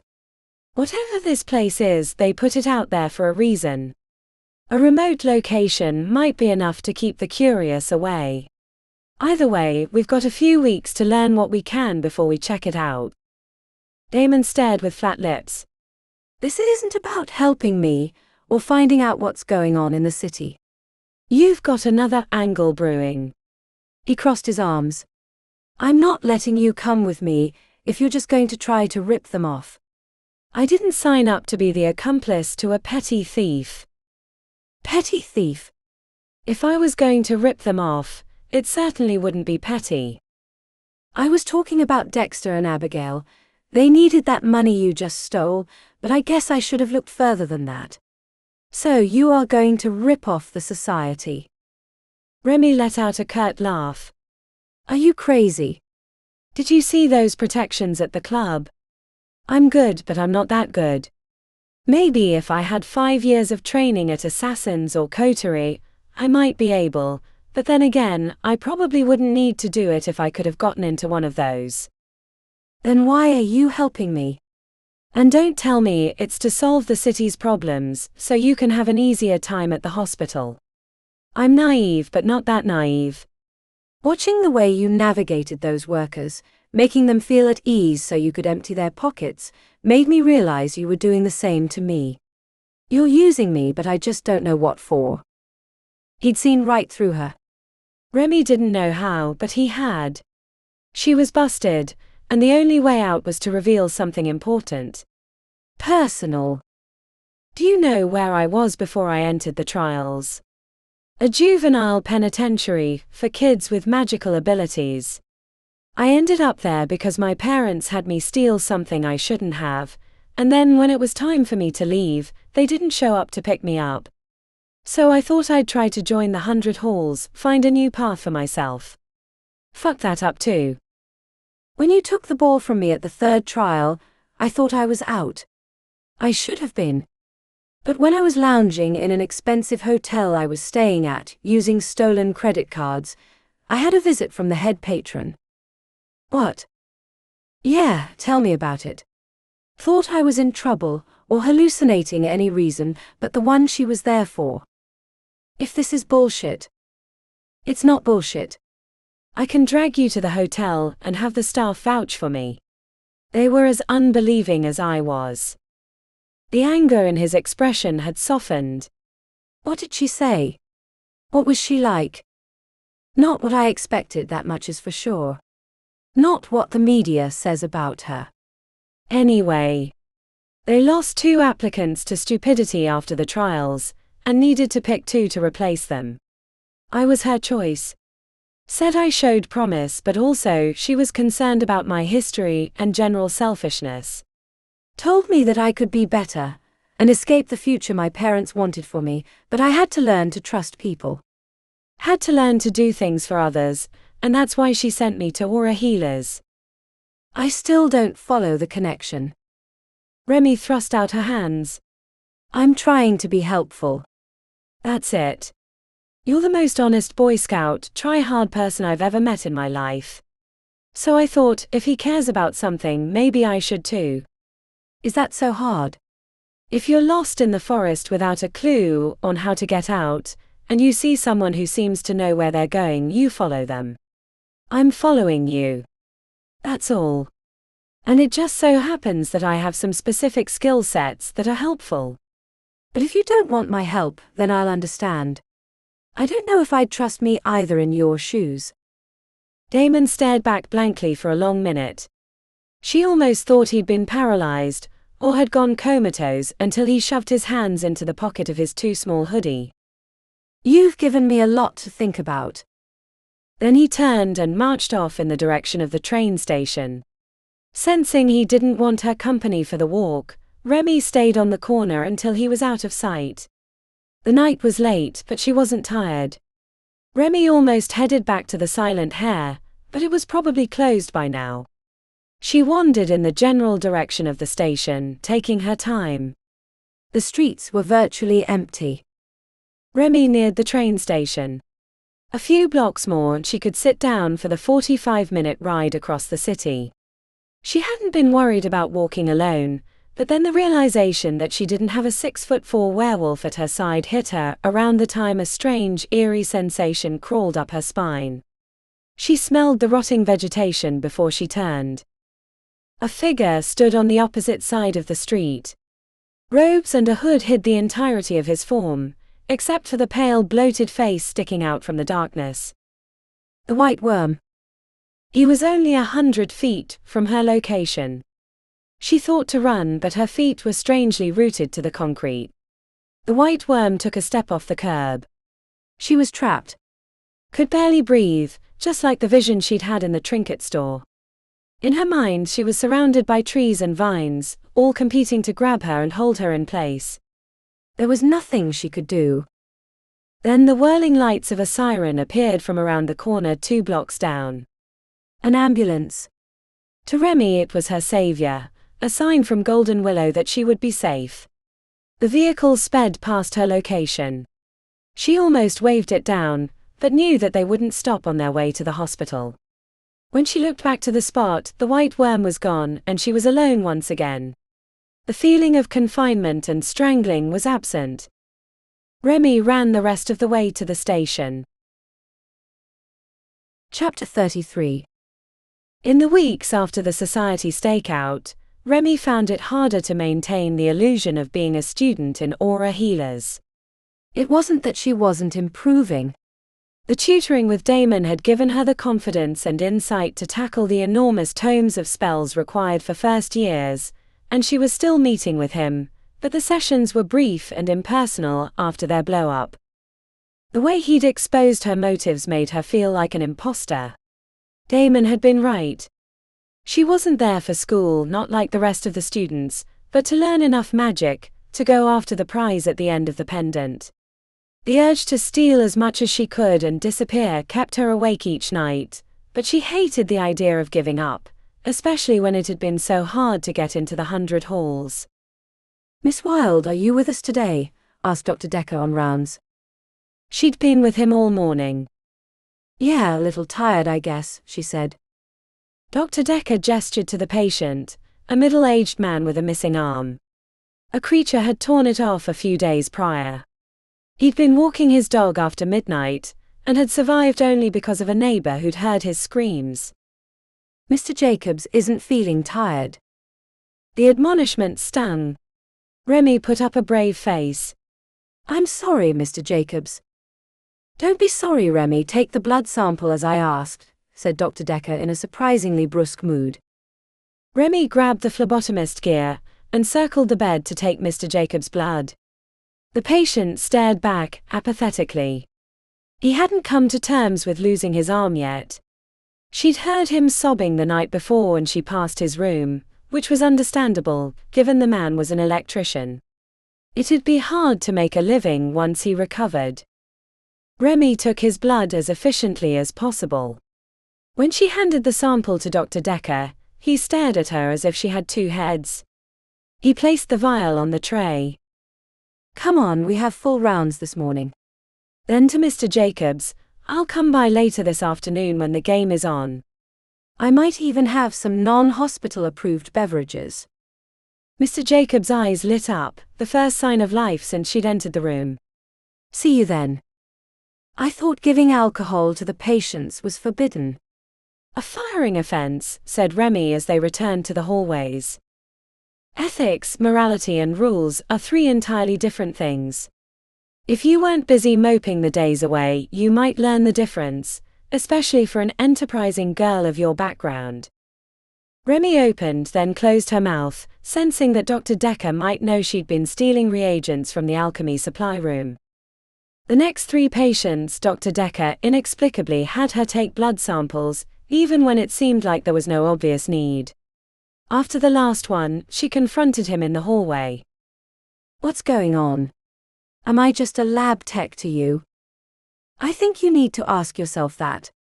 You barely interact with the patients, except at my direction, and frankly it doesn't appear that you care about being in Aura Healers or Golden Willow." Rule number 1. I thought I didn't know shit, and that the patients always lied, and some bullshit about parasites, which seems hilarious now because we haven't found a single one in all the tests we've brought to Bob. Two nurses and an orderly had turned the corner, but immediately went back the other way upon her outburst. Dr. Decker stared her down, almost daring her to continue. She felt like she was on the last thread before getting cut from the school. It would be appropriate. She'd never fit in anywhere. Why would Aura Healers be any different? "Come on, we have more patients to see," said Dr. Decker, leaving her in his wake. She had to hurry to catch up to his long strides, as he left the wing of the hospital where his patients were located, going up 2 floors to one of the special wings of Golden Willow where the more challenging cases were cared for. An old woman there was clearly dying based on the awful smell that was thick like smoke in her room. She was hooked to dozens of wires and tubes, her eyes cavernous and her flesh emaciated. Remi didn't mind the injured or sick, but those on the precipice of death made her skin crawl. The beeping on the monitor came slow and irregular. Remi stayed near the doorway where the air was better. "Odette," said Dr. Decker, leaning down and giving the old woman a kiss on the cheek. "How is my leading lady doing today?" Odette pressed the button on her bed, bringing her upper body into an upright position. Despite the ravages of her flesh, her eyes were bright and intense. "Powerful." Remi shifted over to examine the chart. "This is the worst hotel I've ever stayed in, Oren, but at least the staff is handsome and kind," she said with a wink. Dr. Decker was holding the old woman's hand. "This is Remi Wilde. First-year student. If you can't tell due to the unblemished scrubs, she wears the arrogance of youth." Odette broke into a coughing laugh. Remi could hear the fluid in her lungs. "Age makes fools of us all," said Odette, grinning up at Dr. Decker like old friends. "Oh damn," said Dr. Decker, checking his phone. "I'm sorry, milady. I have to make a run for a quick meeting with the top brass. I'll be back in a flash." Remi had let the clipboard drop to follow Dr. Decker, but he shooed her back. "Peasants aren't allowed in the castle. Stay here with Odette. I'm sure you two will have a lovely conversation, without a stuffy old guy like myself present." Before she could protest, Dr. Decker hurried down the hall. Remi stayed near the wall with her hands behind her back, as Odette examined her from her bed. "I don't bite." Remi looked to the open door, willing Dr. Decker to return and save her from having to interact with a woman who looked like she didn't have many days left. The tube under her nose shifted with life-giving liquids. "You're very lucky to be working under Dr. Decker." There's no finer healer in the hospital, said Odette after a few minutes of silence. Him. He's a bully and a tyrant, said Remi, the words escaping her lips before she could rein them back in. Odette raised an eyebrow. You judge him on all the wrong things. She tilted her head. Are you trying to run out of the room? I swear, I'm not dangerous anymore. What's wrong with you? Remi groaned internally at herself. Those were the most unprofessional words she'd spoken in the hospital, and that was saying a lot. The excesses of my youth have finally caught up with me, said Odette with a laugh. Remi didn't know if the old woman was messing with her. Taking tentative steps, she collected the chart and read through the information. Since she didn't have a doctor's training, most of the wording was foreign, but she did see the word therianthrope under the supernatural section. Are you a werewolf? Asked Remi. It's not polite to inquire about a therianthrope's true form. It's something I only tell my closest friends. True form. I thought this was your real form and the change, well, that's just another version. Odette's bright eyes twinkled. When I was young, I thought as much. Most therianthropes spend our lives trying to hide who we really are. It's only with age that we understand it's that form that brings out our best if we learn to embrace it. You should give it a try. I'm not a therianthrope. Another round of silence was followed by a question from the old lady. Do you like it in the hospital? Remi looked at her shoes.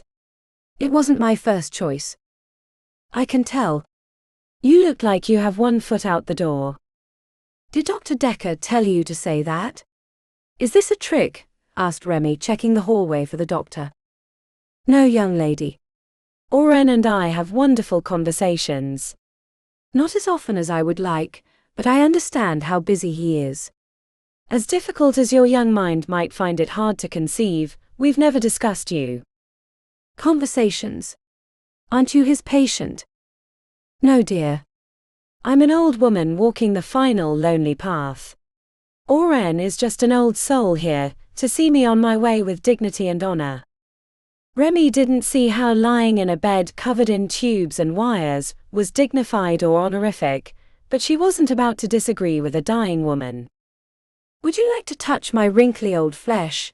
Asked Odette, holding up her arm with surprising vigor. Why? The old woman chuckled. You're standing near the door, as if you expect me to lunge and rip your throat out. But you also keep staring at me.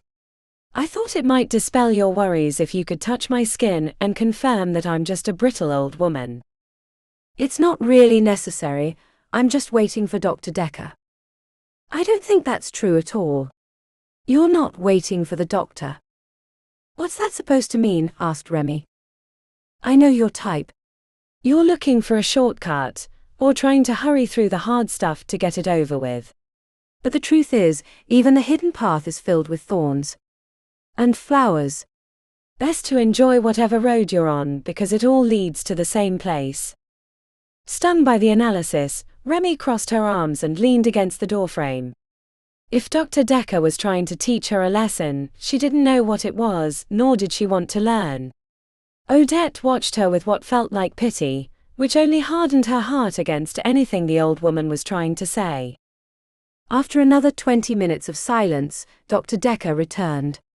He didn't say a word about Remi's location near the door, and approached Odette with his arms wide. I need to return to the chaos pits. I'm sorry I didn't get to stay longer. I'll find time in the next few days. I hope my first year wasn't too annoying while I was gone. Odette nodded. We had a lovely conversation. Isn't that right, Remi? Yeah, said Remi tersely, feeling like she was being made fun of. Dr. Decker kissed the back of Odette's wrinkly, liver-spotted hand. Another day, milady. Come on, Remi. The hospital never rests.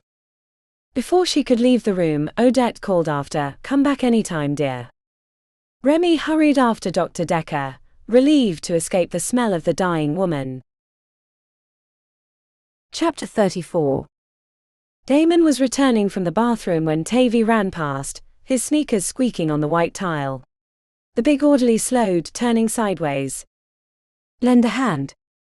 Lead on. Tavy ran into the west side of the wing. The sounds of painful moaning echoed into the hallway, where passersby looked visibly disturbed. The crack Ash was outside the room, bent over, expression cracked with horror. Given the things she'd seen when fleeing her homeland, Damon was worried as he followed Tavy into the room. Damon didn't know what to expect, nor did he know what was going on as Dr. Decker was directing the mass of nurses and orderlies around the patient's bed. A woman wearing a bathrobe, hastily thrown over crimson lingerie, was apologizing profusely, tears streaming down her face. It wasn't supposed to do this.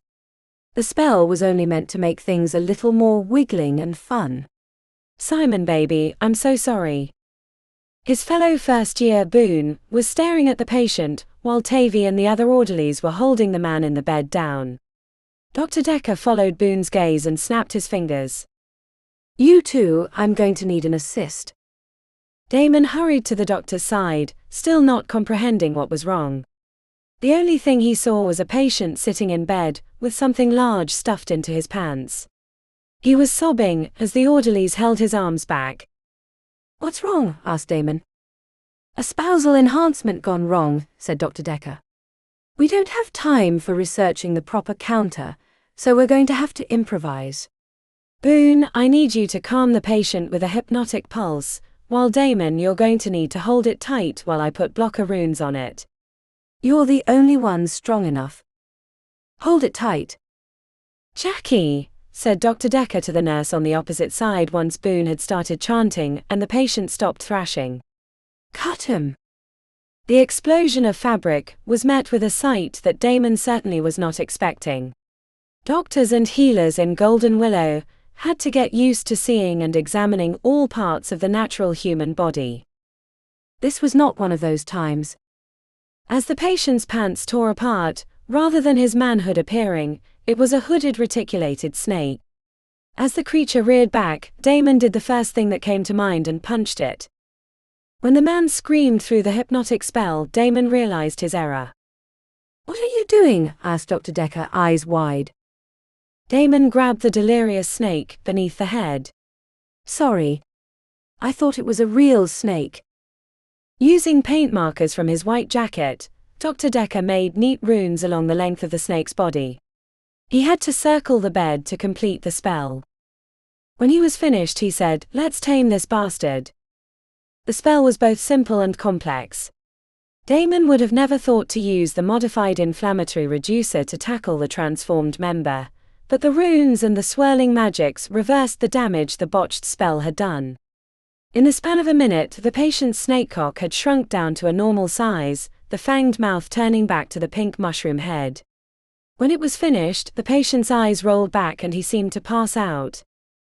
You can let go now, said Dr. Decker. The entire staff stuffed into the small room stared in wonder at the tiny flaccid penis, as if it were a priceless work of art. One of the nurses said, "That's one way to tame a python." As the staff tried to congratulate Dr. Decker, he thanked them for their excellent work, shaking hands and commending each and every one of them by name. Damon was in awe of his rapport with the staff. Good job, Boone. Damon. Dr. Decker turned to the woman, who appeared shaken by the experience. What was the spell? Asked Dr. Decker. She jawed at the air. It was a lexology modification. I should have planned it out better, but I was high and horny. She glanced to the unconscious patient. Simon's great and all, but our nights are only one way. Dr. Decker put his arm around the woman's shoulders and spoke with her quietly. She nodded while wiping her face before throwing her arms around the doctor. Out in the hallway, Boone asked, "What did you tell her?" I told her I'd leave her a few spells I learned in Hythia, which are much safer than a lexology-modified one, to improve their bedroom experiences. That was the weirdest experience of my life, said Damon, shaking his head. Nice right hook, said Boone, grinning from the other side of the doctor. I almost lost concentration on the spell when you punched it. Dr. Decker checked his phone. Come on, Boone. We have a checkup on the second floor, green ward. Damon had a few hours before his shift, so he headed to the first-year common area. On the way he ran into Ash, who went straight for him like an arrow. "Damon," she said in her heavy accent, putting a hand on his arm and giving it a squeeze. Her English had improved since he'd first met her earlier in the school year. "You beat Snake?" "Yeah."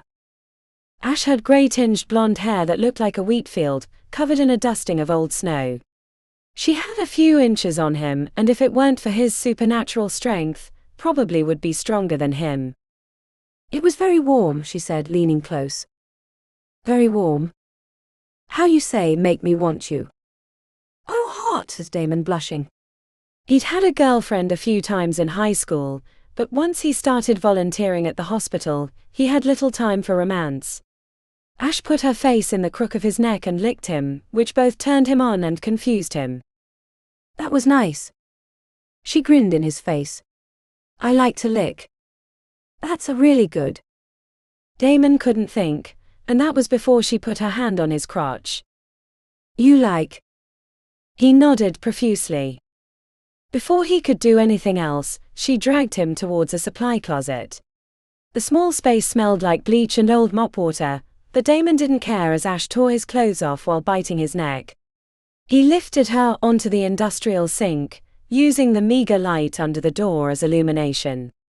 Twice during their coupling the sink turned on, spraying her muscular ass with hot water, and once someone knocked on the door before eventually leaving them alone. When they were finished, Ash cleaned herself off in the sink and dressed alongside Damon. She smacked him on the rear before opening the door. It was good. She left him in the supply closet, bewildered and a little sleepy. Damon finished dressing and headed to the common area. Ethan was studying at the big table, tapping his artificial foot to the music in his headphones. Damon grabbed a caffeinated drink from the refrigerator, wishing he had one of Jeb's elixirs instead. While Damon was trying to piece together the last hour, a little delirious from the session in the supply closet, half the class, including Remi who didn't make eye contact, entered from their meeting with Dr. Morrison in the air. He knew casual sex in hospitals was common. Dealing with life and death on a regular basis and the constant interaction with the same people left few options, other than banging your coworkers. Damon thought as a first year he was either immune or above that, but he had zero regrets as he enjoyed the bubbly drink.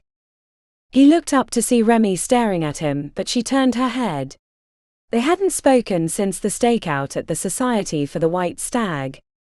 He regretted his words, not only because they'd been harsh, but he still needed her help if he wanted to continue the investigation. Damon had been wanting to apologize, but busy schedules had made it nearly impossible. "Nice job, Professor Python," said Sasha from across the room.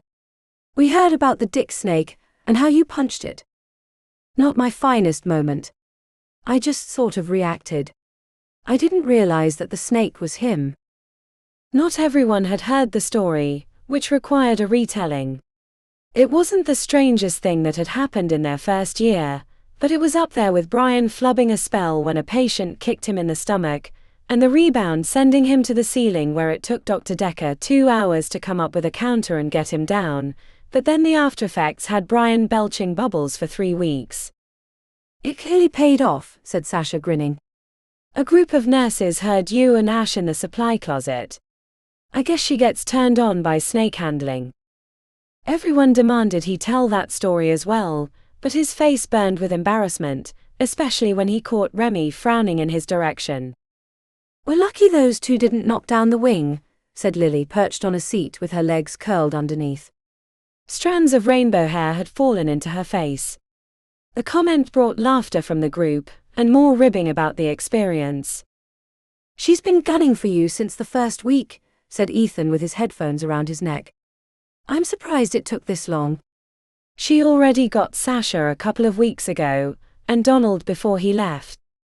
Sasha put her arms up in a victory V. It was on an empty food cart in a room with an unconscious patient. "Ask me 6 months ago if I'd ever do that, and I thought you'd be crazy." Another round of laughing was interrupted by Dr. Paddock's entrance, which put a damper on the humor. One of the fourth years will be casting out a benign ghost from a 9-year-old girl if you'd like to observe. It's on the 3rd floor in the Vale wing. The majority of the class got up to follow Dr. Paddock. Damon would have joined them, but he had his shift in 15 minutes. When he saw Remi leaving the room last, he saw an opportunity and surged forward, putting a hand on her arm. Hey! I'm sorry. Remi screwed up her face in confusion. It's not a big deal. Fuck who you want. No, not that. The other night, what I said. He stared at his shoes to see if his thoughts were located there. It was a long night and I don't know. I saw how easily you manipulated Abigail and whatever his name was, and I had this thought that you were using me and it made me mad. Remi searched his face but said nothing. I can't fathom the life you led before you came here, said Damon. It was unfair of me to assume so much. And you still need my help. He closed his eyes and nodded. And I still need your help. If that's okay. Remi lifted a single shoulder. I understand transactional relationships. At that moment, Ash strode by the room, which prompted Remi to nod that way. I think you understand them too. Don't worry about it. I'm a little jealous. Maybe half my problem these days is I'm not getting laid.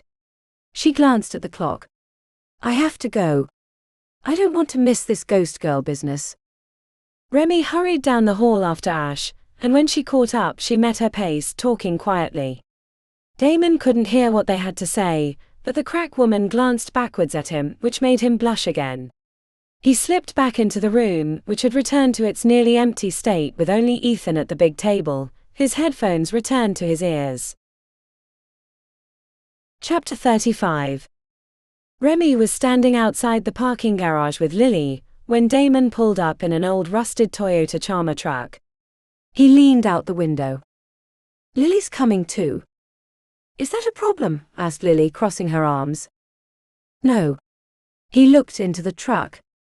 I might have found a bigger vehicle, had I known. Given the unknowns, I thought she could help. Where'd you get the truck? Asked Remi as she climbed in first, sitting next to Damon in the driver's seat. Her hip was pressed against his as Lily slid in next, making the cab cramped. Dr. Morrison lent it. She thinks we're heading out for a night of camping. He gestured to the truck bed, where camping equipment was tied down. The truck belonged to a friend of hers, who left it at the hospital when he embarked for another realm. Wicked, said Lily. The drive to Arcadia took more than 3 hours, most of it in complete silence, either from exhaustion or the awkwardness of being in close quarters. They got lost on the back roads that didn't show up on any map. There was no town, only a collection of gravel roads that circled a heavily fenced area. They reached the only paved road away from the highway, but it was blocked by a huge metal gate with a security building. Damon drove on before the guards got suspicious. I bet that's where Abigail is supposed to go for work, said Remi, checking over her shoulder as the guards watched them leave. There was a gravel road that ran along the trees towards the back side of the property, said Damon, eyeing the fading light. You're the boss. Damon gave her side eye, but pointed the truck in the direction of the trees. 20 minutes later, they came over a rise. The gravel road continued perpendicular towards a big ranch, but Damon drove the truck into the trees, burrowing it deep where casual inspection wouldn't find it. He handed them day packs, explaining they were part of the cover in case they got caught. The sun was setting by the time they reached the fence line, sending dappled light through the trees, which had sprouted their leaves earlier than the rest of the region. The old leaves from winter crunched beneath their boots. Remi admired the way Damon looked like he belonged on the cover of a hiking magazine. What are you staring at? He asked as they stopped at the fence. The outdoors suits you. Damon screwed up his face. Clearly, he was trying to find the insult, hidden in the compliment. He marched away, catching up to Lily, who was staring at the fence. It was 20 feet tall with a thick board at the top facing inward, and heavy cut-resistant chain that was coated in a light green plastic to make it invisible from a distance. Expensive barrier, said Lily. What again do you think they do here? I have no idea, said Damon. But this is the only place that's received enough strangler extract to cause the problems in the city. I was hoping we could sneak onto the property and discover enough to bring to the authorities. Something odd about this fence, said Lily, leaning close. Doesn't look that odd to me, said Damon, craning his neck back. Lily grabbed a moth flitting by her head and tossed it at the lynx. The winged insect hit the wax-covered wire and stiffened before falling to the ground. She knelt down and poked the critter. Not dead. In stasis. I bet if we try to climb it, we'll be just like that moth, except someone will be notified to come pick us up. Damon sighed heavily as he stared at the wire cutters in his fist. It wasn't going to be easy, was it? What do you expect? Asked Remi. We're trying to break onto the property of some of the richest people in the world. They're probably trying to keep away paparazzi more than thieves, who would never be stupid enough to break into this place. Really? Even if they had a lot of juicy artifacts or something here? Risk and reward, said Remi.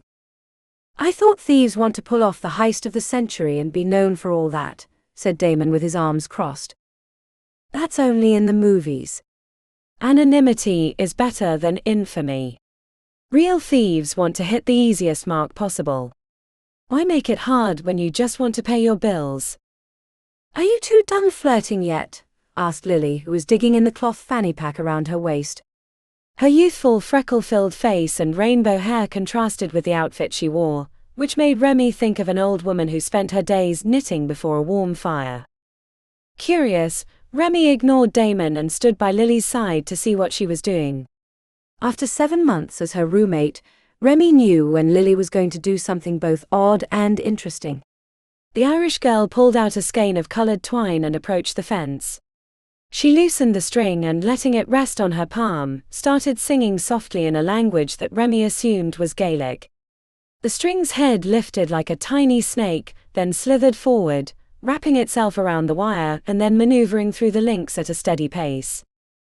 Damon opened his mouth to speak, but Remi shook him off.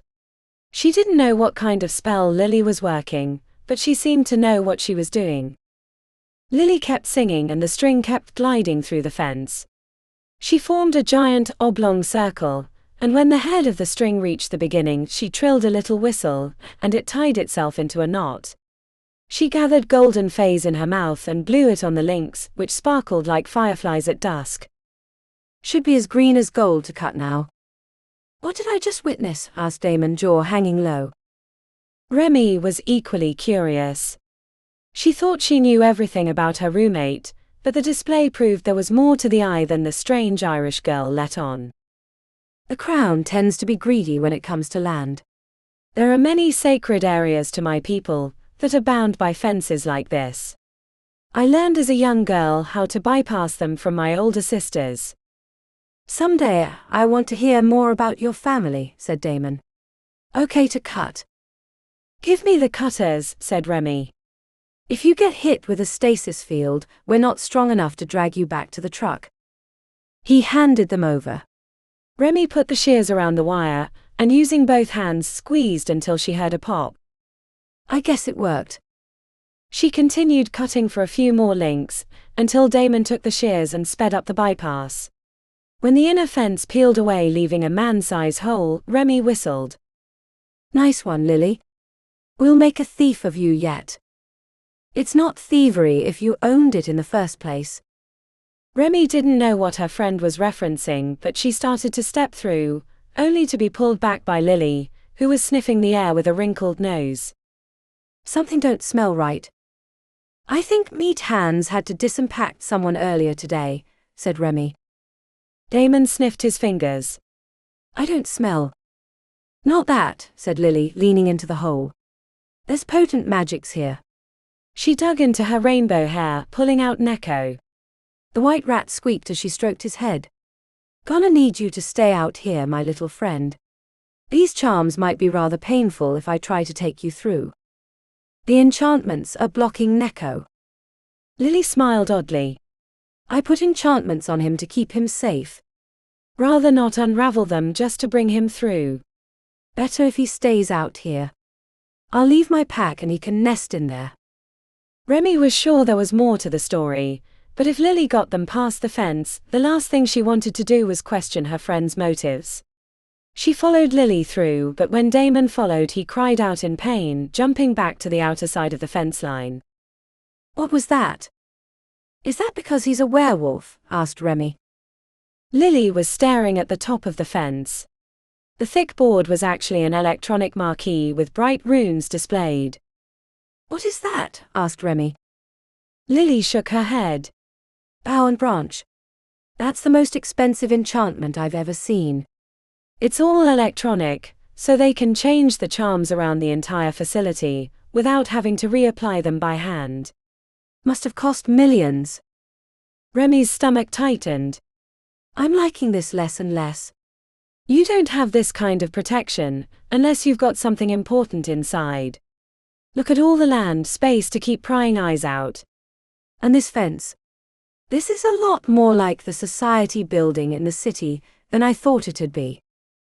Are you injured? Asked Lily. Damon rubbed his arm. No marks, but it hurt like hell. Like my skin was on fire. It's detecting your supernatural blood, said Lily, pointing to the marquee. Am I stuck out here? You can come through, but it won't be pleasant. Damon moved back a few paces. He paused before throwing himself through the gap, a sharp scream leaving his lips as he collapsed on their side, heaving in the leaves. He climbed to his feet slowly. Blood and bone, that was awful. I hope we can find another way out. I don't know if I want to do that again.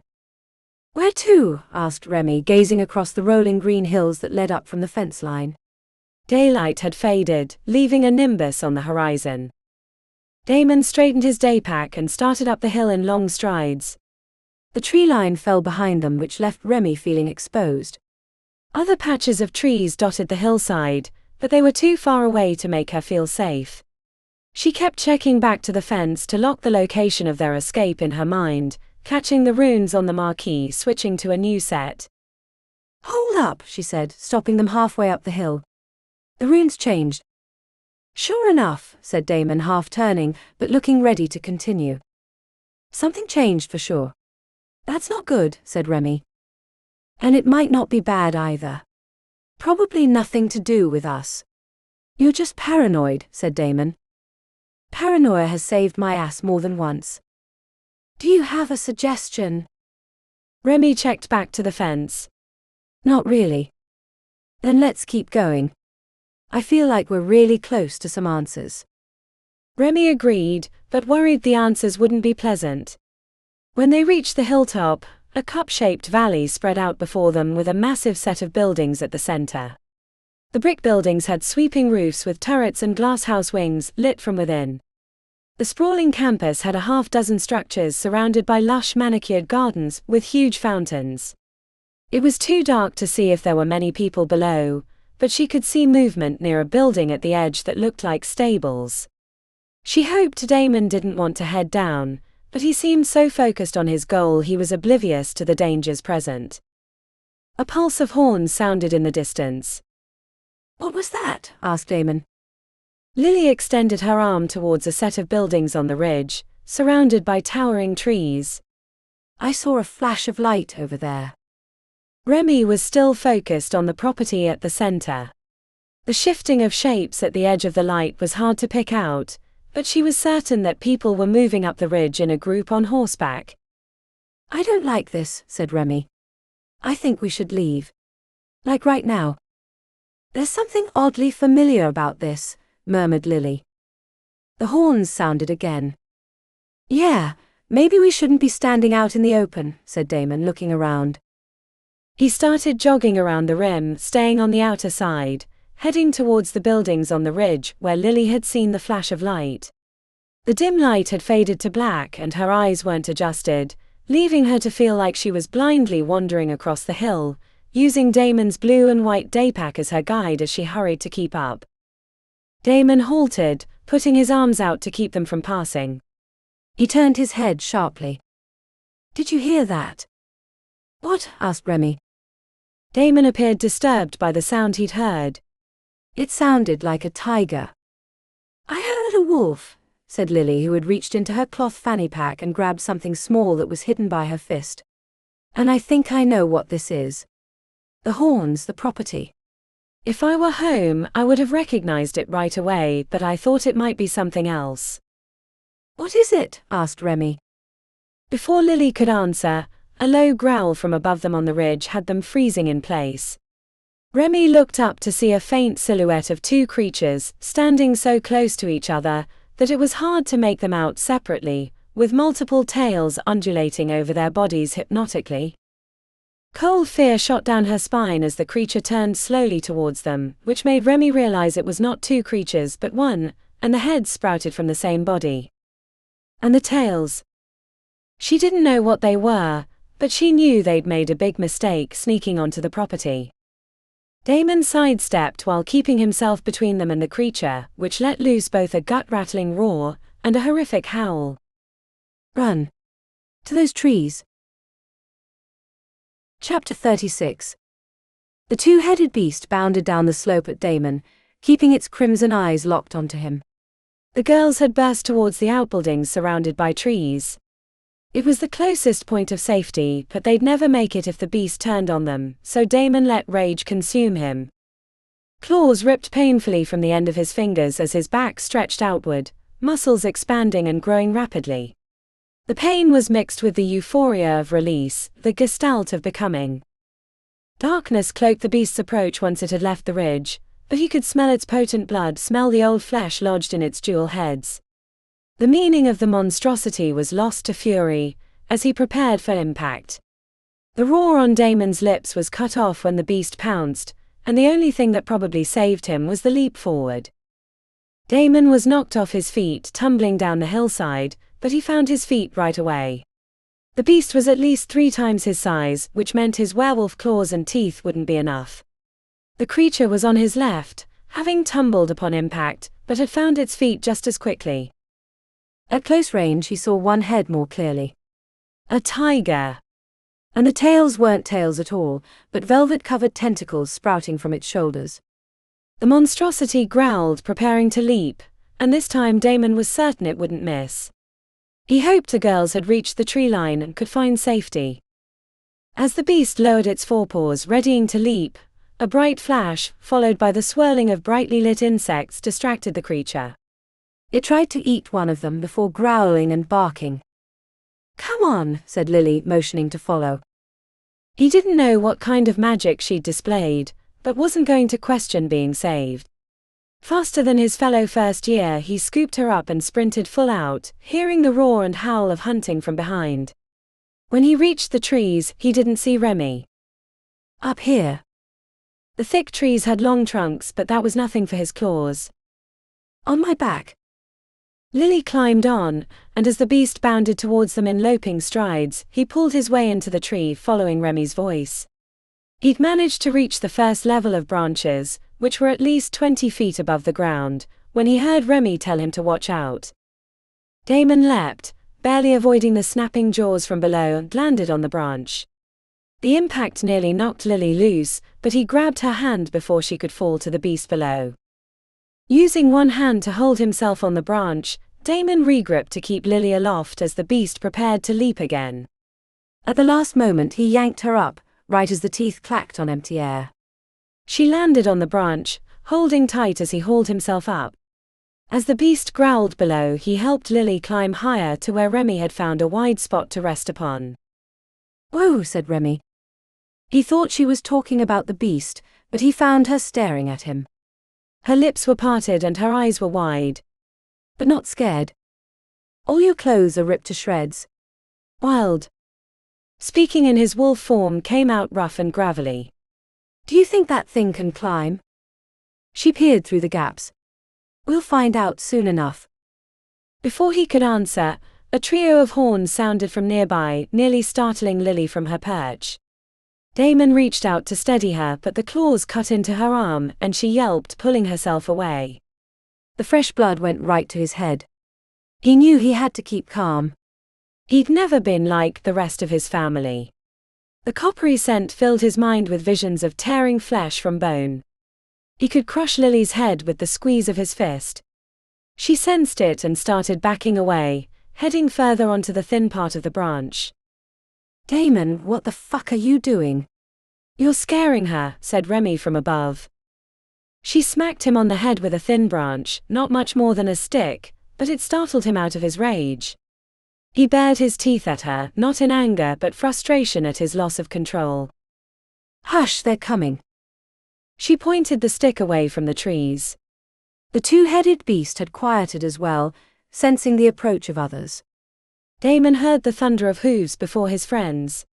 He saw ghostly lights through the leaves as a group of mounted men circled around the copse. The beast barked and burst away, bounding across the grassy hill with the horsebacked riders in pursuit. The light was faint, but the enormous lead rider wore antlers and rode a jet-black warhorse with bits of bone poking through flesh. He led the hunting pack after the two-headed beast, oblivious to their presence in the trees. He watched until they were away and the horn sounded in the distance, marking that the beast was no longer a danger. Is everyone all right? He asked. Are you safe now? Asked Lily right away, a heavy scowl in her voice. I'm sorry. I meant to grab you, but I missed. It was an accident. What the fuck just happened? Asked Remi. Was it just me, or did I see a bunch of animal-headed people riding skeletons after a two-headed wolf? I saw a tiger head, said Damon. Tiger. Wolf. Who cares? What did you get us into, Damon? He was still breathing heavily, the smell of fresh blood keeping him from calming. I don't know. How are we getting out of this tree? Asked Lily, swaying on the branch. I'm not a good climber. I'll help you down, he said as Remi shimmied past without fear of falling. Lily pouted, but as she looked through the gaps at the distance below, she edged back across the branch. He offered his back and after a heavy sigh, she climbed on. Back on the ground, Remi seemed the least affected by the near-death experience. She eyed him up and down. You can stop staring at me. Remi squinted. When do you change back? He didn't want to explain that the scent of fresh blood was making it hard to calm himself. He didn't feel a danger, but he knew he presented a fearsome presence. It doesn't go quickly the other way. He checked his clothes, seeing them tattered from the transformation. We can head back if you want. No, said Lily. I didn't survive that to give up. We should check out those buildings. The structures in the trees had soft ambient lights inside. The larger one was the size of a warehouse. He hoisted Remi up so she could see through the window, which elicited a hushed exhale of surprise. Merlin's balls, she said. What? Remi hopped down. Better see it for yourself. If there was a lock, it didn't slow Remi, who was through the door in an instant. He saw the cages right away, smelled the potent flesh of supernatural creatures. In the first enclosure was a gorilla-sized beast with hooks for arms and the head of a vulture. It sat against the thick bars of the cage, deliriously staring forward, barely acknowledging their existence. The other cages held similar chimeric beasts constructed from a variety of origins. They're all stoned, said Remi, picking up a rock and throwing it at the vulture gorilla. She received a weak squawk for her effort. I know what this is, said Lily. It's a hunting preserve. The kind that rich people like to enjoy. No competition, beasts tailored to their interests and released on command. What about the antler-head guy and the skeleton horses? Asked Remi, kicking at the loose straw on the ground. It was the bloody wild hunt is what it was, said Lily. Where are they using the extract? This place goes through buckets of the stuff, he said, feeling himself again.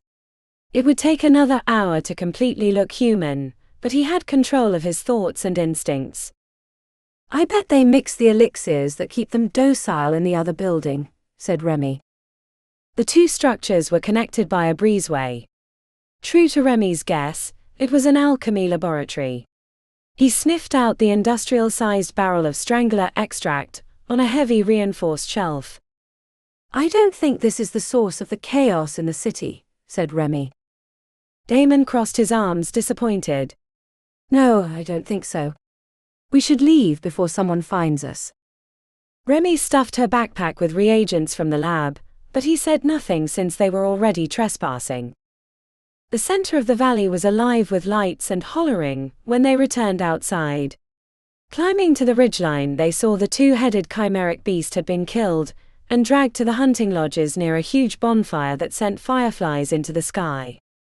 Damon couldn't make out faces, but he saw the people had taken off their helmets, and servants were removing the skeletal armor from the horses. Bloody fools, said Lily, making signs and spitting in the grass. The wild hunt is not to be trifled with. They seem like they can take care of themselves, said Remi. What's the wild hunt? Asked Damon. The huntsman of the Fae. Some say it's the Oak Father on a hunting party. Others say it's an older eldritch elder from the Fae who exists on an eternal hunt. It doesn't matter which one is true, because when we heard the baying of their spectral hounds, we stayed in our home and warded the doors. Even masquerading as them could be conceived as an insult, inviting their wrath. These rich people are fools to cosplay as ancient powers. Damon didn't believe Lily that there was an actual wild hunt, but he wasn't about to disagree after she'd saved him from the beast earlier. I think it's just a bunch of rich people playing dress up, so we're probably safe, said Remi with a shrug. Let's get out of here. I have a shift tomorrow early. I'd at least like 2 hours of sleep before we get back. You can sleep in the truck. I won't be able to rest for hours, said Damon. The return to the fence line was uneventful, except for the passage through the gap, which hurt as bad the second time for Damon. He was back to human form by the time they reached the truck, which allowed him to change into the extra pair of scrubs he'd brought. As soon as they left the gravel roads, Remi was asleep, snoring softly on his shoulder while Lily sat with Neko in her lap, stroking his white fur and occasionally mumbling about the wild hunt. Chapter 37. The beeping and wheezing of the oxygen machines reached Remi outside the room. She huddled by the door with her hands shoved under her pits, ignoring the strange glances from the nurses and doctors walking past. Remi couldn't figure out why she was here, but she couldn't leave either. I can hear you breathing out there. Why don't you come in? Asked Odette. Remi almost scurried the other way, but felt foolish enough that she'd been lurking outside the door that she decided it was better to enter. She skulked into the room as the old woman, covered in wires and tubes including an oxygen line beneath her nose, lay in her upright bed. There was an odd smell of decay, as if the body no longer cared about regular maintenance. Did you need to check on me? It was Remi, correct? Remi nodded, looking at her shoes rather than the old woman. Yes. She screwed up her face. No. I'm not here to check on you. Wanted to see if I'd kicked the bucket yet? Asked Odette with a wry grin. No, said Remi. That'd be weird. Not as weird as standing outside an old lady's room, not saying a word. Remi put a hand to her forehead. I shouldn't be here. I don't know what it is, but I'm sorry. Remi, please. I don't get many visitors, and Oren has been so busy lately. Remi had made it to the doorway when Odette added, I don't have much time left. The words were like quicksand around her feet. Remi turned and went back to the foot of the bed, but couldn't meet the old woman's gaze. How is your first year going? Terrible. But better. I'd like one night of sleep, but that won't be for a few years, maybe a decade, said Remi while staring at her shoes. Oren's very hard on you, isn't he? Remi glanced up, the sympathetic smile breaking her inner struggle. He's an asshole, but patients seem to love him. He's a good doctor, you could learn a lot from him, said Odette. But he's not your doctor, and as far as I understand, there's nothing left to do for you, said Remi. Both of those things are true, but that doesn't mean what he's doing isn't impactful. I never meant to sign up for aura healers, but it was my only choice if I wanted to be in the 100 halls. I don't know if I have what it takes to be a healer, and especially not a doctor, said Remi, letting the words unburden her. Oren wasn't always a good doctor, dear. You've been in the hospital that long. She chuckled. No. But he told me himself. Told me some interesting stories about his past. Illuminating, even. He's led a difficult but fascinating life. Like what? Those are his stories to tell. I wouldn't dare to presume. Remi shifted 2 steps to the middle of the bed. What about you? Did you lead an interesting life? To some, no, but for me, absolutely, she said, staring into the middle distance. I was a botanist. Plants and stuff. Yes, said Odette. Plants and stuff. I worked in a greenhouse in Upper New York, run by a billionaire with interest in the science. Like supernatural plants? Some, but mostly no.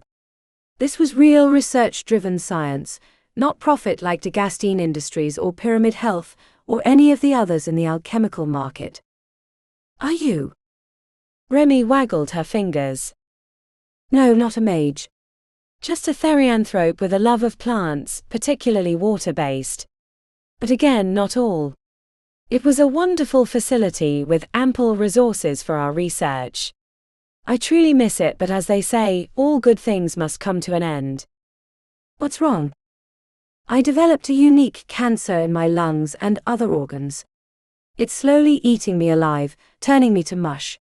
Even Golden Willow, with its amazing doctors and history, hasn't been able to do much more than keep me comfortable. Unique. We specialized in research with plants from other realms. While we were exceedingly cautious, the doctors assume I picked up something that attacked my system, but they've never been able to figure it out. That's terrible. That's life, said Odette with a shrug. There are no guarantees. But let's not dwell on that. Tell me something about yourself. Remi hesitated, not wanting to reveal too much, but the woman's short future loosened her tongue. She spent the next half hour telling Odette about the early jobs her parents pulled with her.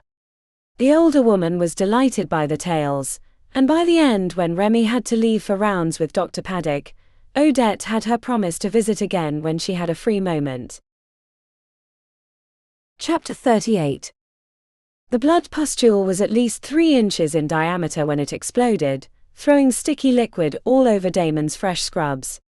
He'd already had to change twice, and he was only 2 hours into the shift. The purification spell would keep him safe from any bloodborne pathogens, but he was getting tired of having to cast it. 3 more howlers hit the entrance to the ER, and the EMTs got into an argument about which one was a higher priority. The influx of patients had been constant, strange attacks happening all over the city. Damon, they need you in room 2F for a translocation, said a nurse hurrying past. He jogged into the room, which had been partitioned for additional beds. Dr. Morrison was holding the patient in stasis, a golden blanket of light covering his quivering body. The veins in her forehead were bulging from the strain, and she was too busy keeping the spell in place to speak, but he didn't see the reason for the translocation request. What do you need me to do? She grunted, drawing threads of golden light and wrapping them around the patient's limbs while he struggled to escape. The nurse said a translocation. Not a translocation, he asked as she shook her head. Damon studied the patient. He looked like a middle-aged man in the middle of traumatic shock, but without a visible wound. Necrosepsis. No, then a possession. Dr. Morrison jutted her chin at the patient's legs.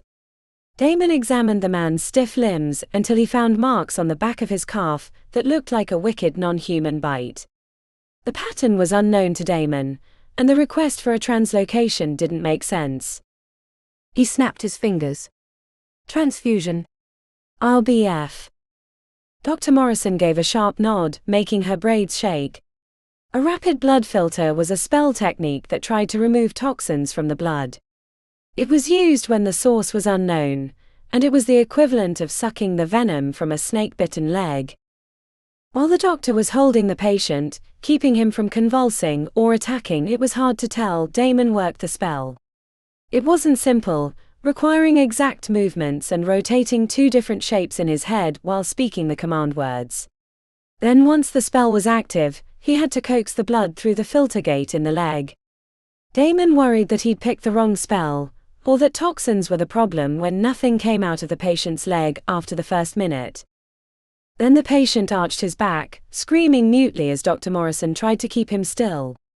A regular person shouldn't be able to resist the stasis, but something was overcoming her advanced spell, which made him want to hurry. He pulled harder and the man's silent screamed again, followed by the bulging of his calf. A black tarry substance came snaking out of his wound. Damon kept drawing it out while he kept up the RBF. When the last trailing speck of black tar exited the wound, hovering in the air like a glossy ebony snake, Damon let the spell collapse, and the liquid fell onto the bed covers, hissing as the toxic material ate through the fabric. Damon grabbed the spill kit from the desk, and threw the alchemical neutralizer on the substance, which worked enough that he could get it into the bin with a spell assist. When he was finished, Dr. Morrison let the stasis collapse. The patient let out a low moan with his eyes wide, and before he could feel the worst of his injuries, the doctor injected him with a painkiller that would knock him out. "Good work," said Dr. Morrison, leaning on the bed. "That was quick analysis and a great RBF, especially for a first year." "Thank you. Any idea what bit him?" "No idea, but shit like this keeps happening. I don't know if we can keep up." I asked Dr. Fairlight to bring in more doctors, but she says it's hard to get people to commit to a place in full-fledged chaos. On the other hand, I think the current Aura Healers class, if you can survive it, will turn out to be one of the best due to all this practice. Damon examined the wound again. The teeth marks suggested incisors, but they were uniform rather than off-kilter like most sets of teeth. He explained his thoughts, which brought nods from Dr. Morrison. "This isn't the first bite wound like this I've seen," she explained. "Supernatural creature." "No. Like you said, the teeth are too uniform. Unnaturally so." Given Dr. Morrison's dual major in both aura healers and animalians, Damon was primed to believe her. "You seem to have a theory brewing behind those eyes," said the doctor. "What do you think?" Damon explained what he'd learned about the strangler extract, but not how he'd acquired the information. She nodded along. "Sounds plausible. I like how you're thinking." Dr. Morrison moved to the computer and pulled up her account. "Let me show you some of my notes." She pulled up a group of pictures, showing bite marks similar to the one on the patient's leg. More than similar. Almost exact. I know, she said. "Besides being too straight, they match too. Down to the spacing between the teeth. Whatever it is, either it's not natural, or is something I don't have the experience to understand." "Not natural. Like a golem or something constructed." Dr. Morrison shrugged. "Possibly. But that wouldn't explain what's been happening to the bite victims. Each one has reacted differently to the bite." "What do they say about how they got it?" "They don't remember. Not just these either. Lots of others practically wake up in the air, having no recollection of how they got here, or why they went temporarily crazy," said Dr. Morrison. "Maybe it's parasites," said Damon. "You've been around Dr. Decker too long," said Dr. Morrison wryly. "But none of the blood tests have come back with any signs, otherwise it'd be a plausible answer." "Parasites can do some crazy and awful things if they're left unchecked." "I wish we could figure it out. I feel like things are getting worse. You and me both." "When I get a few moments to myself, I like to sit on the roof and study my notes on a datapad. The sounds of the city, the lights of the spire, the bright flowers wrapped in the trees, they make for a peaceful place to imagine myself anywhere but here," said Dr. Morrison. By the end, she seemed to realize she was talking to a first year rather than a fellow healer or doctor, and looked away. "If you want, I can send you my notes and you can see if you find anything interesting that I've missed." I would love that. Thank you, Dr. Morrison. You're very welcome, she said with a smile that reached her eyes. You remind me of some friends of mine. Good friends. The very best. She checked her watch. I need to give the follow-up orders for our bite victim. You can head back to the ER and see how those howlers are progressing. Damon saluted and ran out of the room, feeling like he was actually accomplishing something at Golden Willow. It made the long double shift that didn't let him sleep until the sun was rising worth the struggle. Chapter 39. Remi had 2 cups of blue jello in her fists on her way to see Odette for the afternoon chat session, when Lily waved her down. Remi shoved the plastic cups in her scrub pockets and jogged to the attendant's desk in the ER. The entire class of first years was standing in a semicircle around Dr. Decker. Daylight streamed through the front windows, so it was too early for a major emergency, but the nurses clearing out space and hauling in folding cots and privacy shields they kept in the basement told her something bad had happened. There was an incident at the Newtown Fish Market, said Dr. Decker.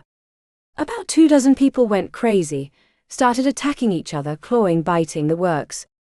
Took Invictus PD's riot squad to put things to order, but now we have a couple buses of injured folks on the way here. Maybe 5 minutes away. Probably less. Unfortunately, Dr. Morrison is off today, so I'm in charge of the ER. We're going to full triage mode. I'm going to assign you each to a nurse or doctor. Help in any way you can. The ropes team will be on hand if necessary, but there's going to be a lot of chaos because half of them are in cuffs and still wild. She shared a look with Damon, who was clearly thinking the same thing about this incident, but she didn't have time to talk to him as a nurse shouted about the buses arriving. Remi caught a phalanx of police vehicles escorting the buses, and nearly missed her name being called. Remi, you're with Mandy on vamping. Under normal circumstances, Remi might have complained about being relegated to taking blood samples, but she understood the need to compartmentalize duties. It would make surviving the chaos easier. Mandy was pulling her grey-tinged hair into a bun when Remi found her. A cart filled with phlebotomist gear was already organized, which didn't surprise Remi since Mandy was one of the nurses the first years loved best. Not just because she was extremely competent, but she had a soft touch with them as students, while other nurses could be rough.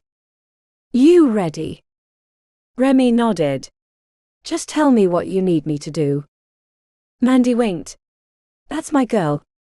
Whoa, look at that. This is going to be fun. She wasn't kidding either, grinning at the line of middle-aged men and women being dragged towards the front doors by officers in riot gear.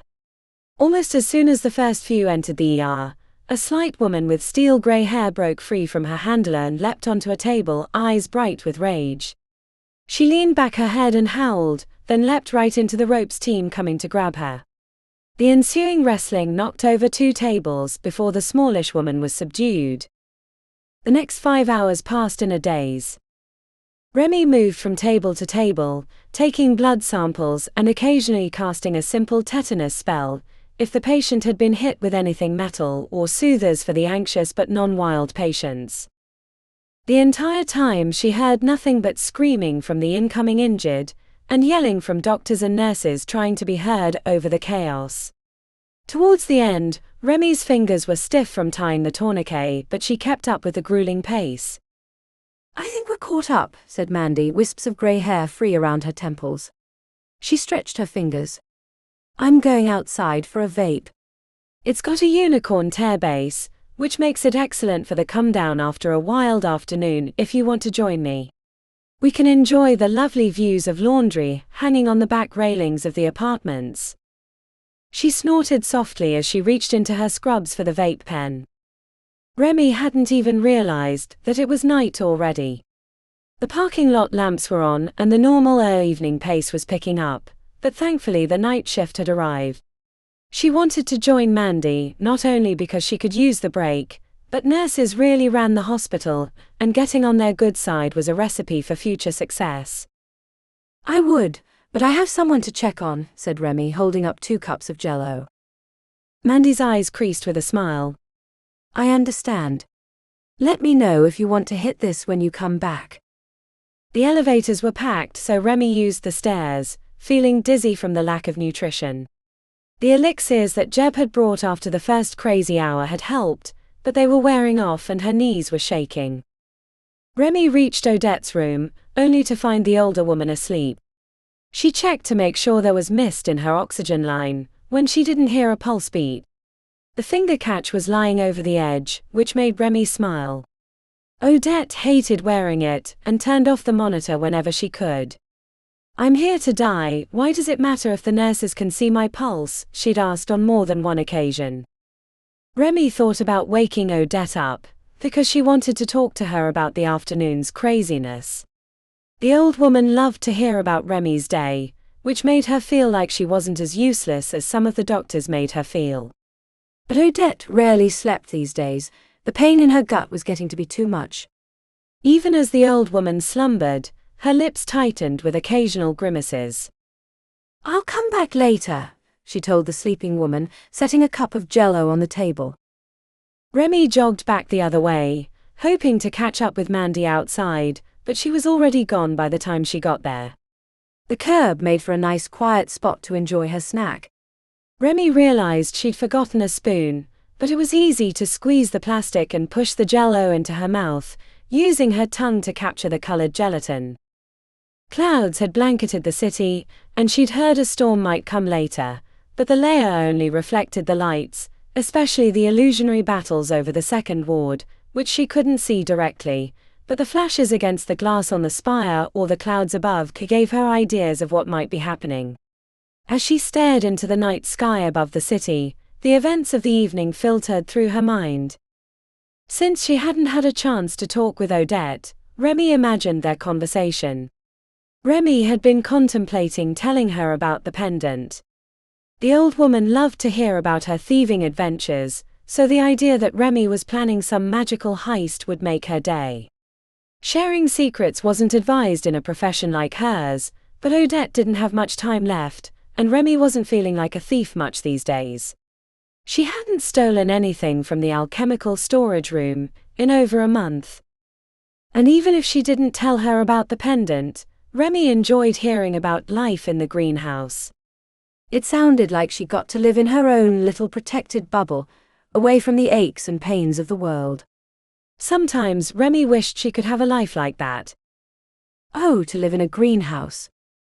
As soon as the words left her lips, she felt the significance as if a lightning bolt had hit her. She sat up straight and let the nearly empty jello cup drop to her side. Then she burst to her feet, heading into the hospital to find Damon. It took a few tries, but eventually she tracked him down to the children's virology ward, where he was on rotation with a doctor Remi didn't recognize. He came out to the hallway after excusing himself. What's wrong? Greenhouses, she said, spreading her hands wide as if she were an announcer at the circus and she had just introduced the main act. Greenhouses. The strangler root. That's why you don't know who's doing it. They're growing it in greenhouses. You can simulate jungle environments, or any environment really in one. Damon's eyes widened, and then he threw his arms around Remi before realizing what he'd done and pulling away. When did you become a greenhouse expert? He shook his head. It doesn't matter. I'll start researching greenhouses in the city right away. There can't be that many. Thank you, Remi. Maybe this will be our big break. I hope so too. I don't know if we can handle many more Newtown fish market incidents. Yeah, he said. Feels like each new thing is getting bigger. Like they're a warm-up for something worse. Remi had more to say, but the doctor waved him back into the room. She headed back down to the ER, until she found Dr. Paddock. There you are. Always late these first years, he said to the nurse at his side. To think they'll be healers or doctors someday gives me heartburn. The world we created is wasted on the youth. Normally, Dr. Paddock's pronouncements would have spoiled her mood, but she was feeling buoyant after telling Damon about greenhouses. Since coming to Golden Willow, she'd felt like the hospital was stealing away her life force one incident at a time, but after surviving the fish market triage and having the greenhouse idea, she wondered if there might actually be a place for her in aura healers. Chapter 40. In the few hours Damon had between studying and his shifts, he took trips into the city to investigate any greenhouses he could find online. A few were open to the public, including one associated with the newest hall at the university, Arcane Phytology, which studied the magical plant world. But after researching them online, he quickly knocked them off his list. The smaller greenhouses were owned by private citizens, and it was easy to see that they didn't have strangler root vines, because the environment they grew in was much hotter and more humid than most other plants could sustain, and they required a host tree to attach to, which would eventually result in the tree's demise, making the vine an unlikely addition to any normal greenhouse. As well, the strangler vines matured regularly with bright crimson and purple flowers that were said to look like open wounds. After 2 weeks of searching, he was left with the lingering feeling that whoever was behind it was hiding their greenhouse in a place no one thought to look.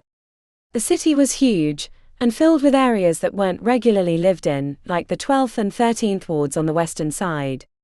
Some of the buildings had been torn down, replaced by overgrown fields. When he read about those areas, he was met with a lot of descriptions of strange happenings and leftover magical wards, which could indicate where the strangler root was being grown, or some unrelated other enterprise. The other and most depressing possibility was that it was being grown outside the city. If so, discovering the source would be impossible. On a Tuesday afternoon in early May, after checking a greenhouse in the 7th ward, one of the last on his list, he returned to the first year's common area, finding a bunch of his classmates, including Remi and Lily, lounging on the couches. "Did the hospital blow up and get replaced with illusions while I was gone?" he asked. Boone was lying on his back, throwing a wadded-up surgical hat into the air and catching it. He lifted his head slightly. "We've been given a reprieve from the chaos. The ER was empty, and Dr. Morrison said we should go relax and enjoy ourselves." "It's not a trick, is it? "Dr. Decker's not going to show up in a moment and give us a test or something?" he asked. "Dr. O.D. He's not in the building," said Ethan. "Heard he was on a date last night, but that can't be true, because doctors aren't supposed to have personal lives, so we decided he fabricated the rumor to sound cool."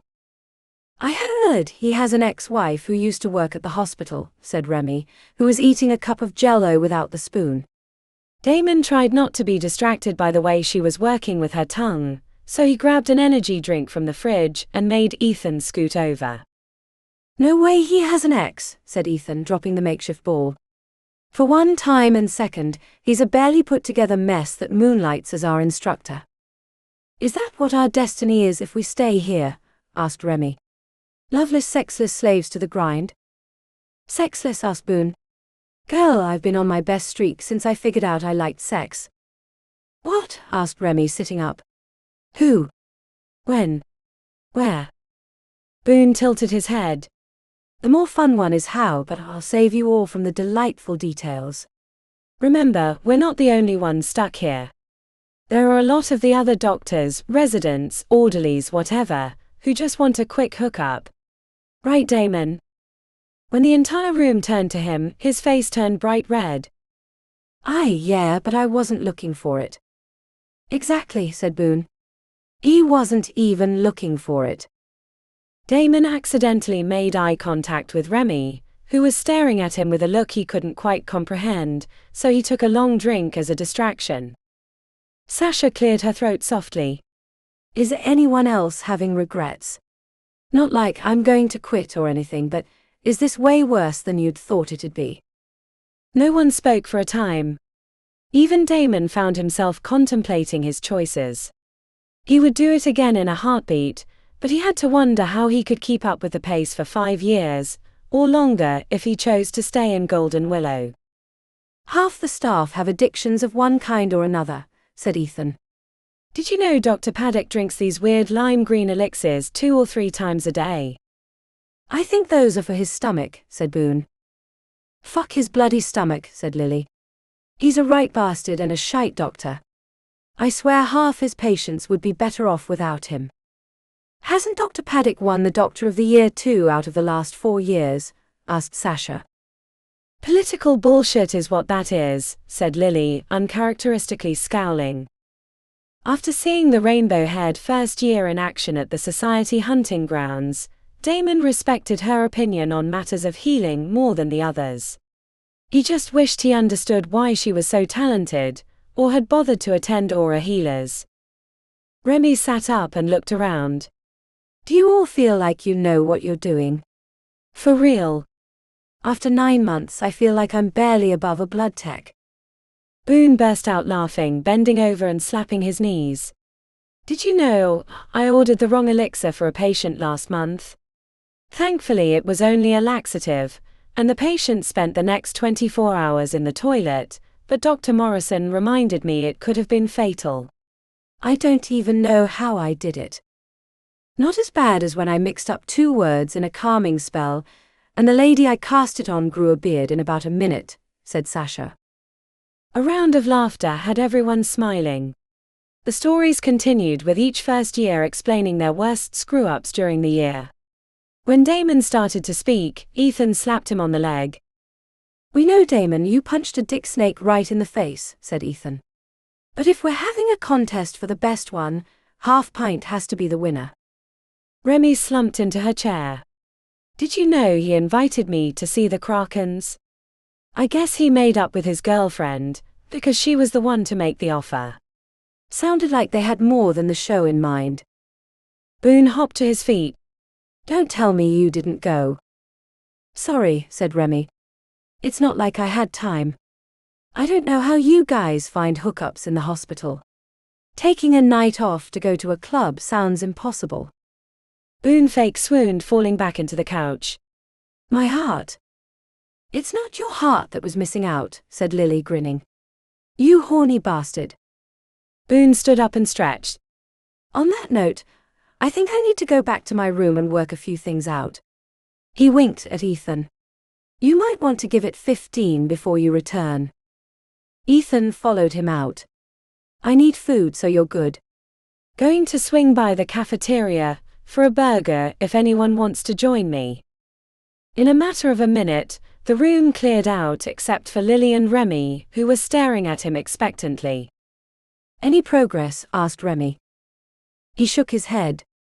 None of the greenhouses in the city are set up for growing strangler vines. Either the greenhouse is incredibly well hidden, or isn't in the city at all. For now it's a dead end. What about the information Dr. Morrison shared with you? Asked Remi. Nothing that we don't already know. It's helpful, it just doesn't point in any new directions. The only thing it really does is tell us that we're not the only ones thinking that something larger is going on. Dr. Decker doesn't think so, said Remi. Rule number 1, said Lily with an eye roll. It would make a lot more sense if rule number 2 had ever shown up, said Damon. Not a single parasite found the entire year, which I heard from one of the nurses is a record. Remi screwed up her face as if she'd smelled something awful. Any ideas about the weird identical bite patterns? Seems like that should be a solid clue. Nothing, said Damon. At least we've been given a reprieve, said Remi, stretching her arms. I'd forgotten how good it felt to lie around. Maybe I'll take a nap. Need any tutoring? Asked Damon, shrugging. You know, since we have time. Remi chewed on her lower lip. I think my bed is calling. As much as I appreciate the offer. She left the common room. Lily was the only other person remaining, but she was busy fussing with Neko, who had crawled out of her hair and was perched in her lap, eating pieces of dried fruit from her fingers. Seeing that she was busy, Damon grabbed his energy drink and headed back to his room for more greenhouse research. Chapter 41. The tray crashed onto the ground, shattering the half-dozen vials, spilling bright pink liquid across the tiles. Remi froze with her arms up, a mask of horror on her face. I'm so sorry, Jeb. I should have been more careful when I came around the corner. The alchemist scowled at the mess. Those were for the surgery in a half hour. I don't have time to remix them. A pit formed in her stomach. She felt like the worst person in the world. The alarm hadn't gone off and she'd woken up late, which meant she was going to hear an earful from Dr. Decker once she found where he was on rounds. Can I? No, said Jeb sharply. You've done enough already. He jutted his chin down the hall. Just go. You're clearly behind. Remi found Dr. Decker on the 4th floor, following up with a patient suffering from a severe reaction to yourbear poison. The guy was an Animalian's hall mage, who'd gotten too close to the creature at the Invictus menagerie and cryptozoo. Dr. Decker didn't acknowledge her arrival, while he gave follow-up instructions to the patient. This kind of response to the poison is unusual, so you'll want to be careful in the future. Talk to Professor Park about a regimen of Shambler toxins to help you develop a resistance. In your line of work, you're going to need a healthy immune system. Thanks, Doc, said the guy sheepishly. Outside the room, Dr. Decker turned on her. No excuses. You're 9 months into this program. You should have learned to be on time by now. I'm sorry, Dr. Decker. I'll do better next time. He leaned over, peering at her scrubs. What's that liquid all over you? Never mind. We have a heavy schedule. Time to move. The next few hours were a whirlwind. Dr. Decker was in a foul mood, which only made her day worse. She kept wondering about the surgery, hoping that it had been successful despite her destroying the elixirs the doctors performing it were going to take. The distracting thoughts only made her less than attentive, receiving multiple reprimands from Dr. Decker when she wasn't responding right away. After she failed to take a blood sample on 3 consecutive tries, Dr. Decker pulled her outside. Do you still want to be in aura healers? What? Yes. He flattened his lips. Sure doesn't seem like it. You're not all here today. She opened her mouth but he waved her off. Whatever is going on, you need to fix it. The next few stops aren't that important, so I want you to go outside, get some fresh air, whatever you need. Then come back in a half hour, and stop by Jeb's to grab the secondary antidote ordered for our clumsy Animalian's mage. It should be ready by then. I didn't like his pallor. He's probably fine, but that elixir should make sure he's good to go, in case he has a weakness to the toxins. You can do that, right? No more issues. Yes, Dr. Decker. Remi left with her head down. She swung by Odette's room, but the doorway was filled with the lung regeneration machine that she used on an every other day basis to try to extend their use. Odette hadn't been doing well lately, coughing and wheezing constantly when they chatted, which made missing out on seeing her even worse. Remi just wanted a friendly face. The elevators were full with a line waiting outside, so she veered into the stairs, catching Dr. Morrison coming down from the roof. You doing okay? She asked. Remi lifted a single shoulder. One of those days. We all have them, said Dr. Morrison. Try not to let it get you down. On the way out, Remi looked for the nurse Mandy in hopes of bumming a vape from her, but she was somewhere else in the hospital. The ER was moderately full, though it was still daytime. The night rush would start in a few hours. Remi stood on a concrete island near the parking lot, staring at the apartment buildings surrounding the hospital, wishing there was a better view. Fucking concrete jungle. As soon as the words left her lips, she remembered something that Damon had said about Dr. Morrison's trips to the roof. Remi craned her neck at the 6-story building. She'd never been up there, because it didn't seem that interesting. But Dr. Morrison had told Damon that she liked it, for the view of colorful flowers. It didn't appear any of the apartments had a garden on their balconies. Mostly she saw laundry and a few chairs for enjoying the outside. Remi checked her watch. There was still plenty of time before she had to get back to the patient. She jogged back into the hospital, found the first stairwell, and climbed to the roof. The effort left her bent over and heaving by the time she reached it.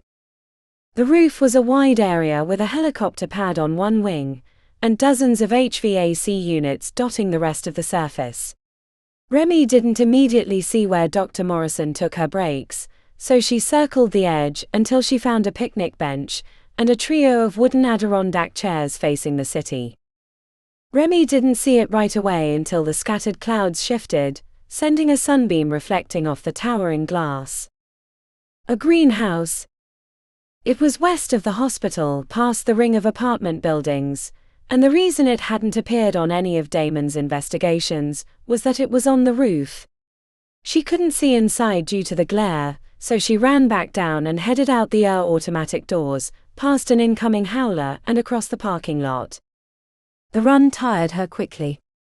She'd never really been in shape, and outside the fear-induced run when the wolf-tiger beast was chasing her, she'd never gone that far. By the time she passed the apartments, she was covered in a patina of sweat. Finding the greenhouse was harder than she thought as she kept craning her neck upward. It wasn't until she cut down a side street that she caught the glint of greenery.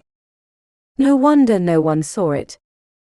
The Gothic-style brick building wasn't completely out of place amid the shotgun-style housing, but the greenhouse on the roof certainly made it unique. A black wrought iron fence surrounded the estate, which had high bushes that blocked sight of the lower windows.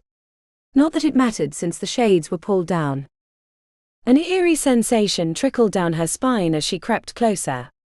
The fence kept her from seeing through the windows, but she caught the sign of movement behind the curtains. But she needed to see in the greenhouse, not the interior of the house. Remi circled the block until she found a fire escape on the back of a nearby apartment building that she hoped had a good view.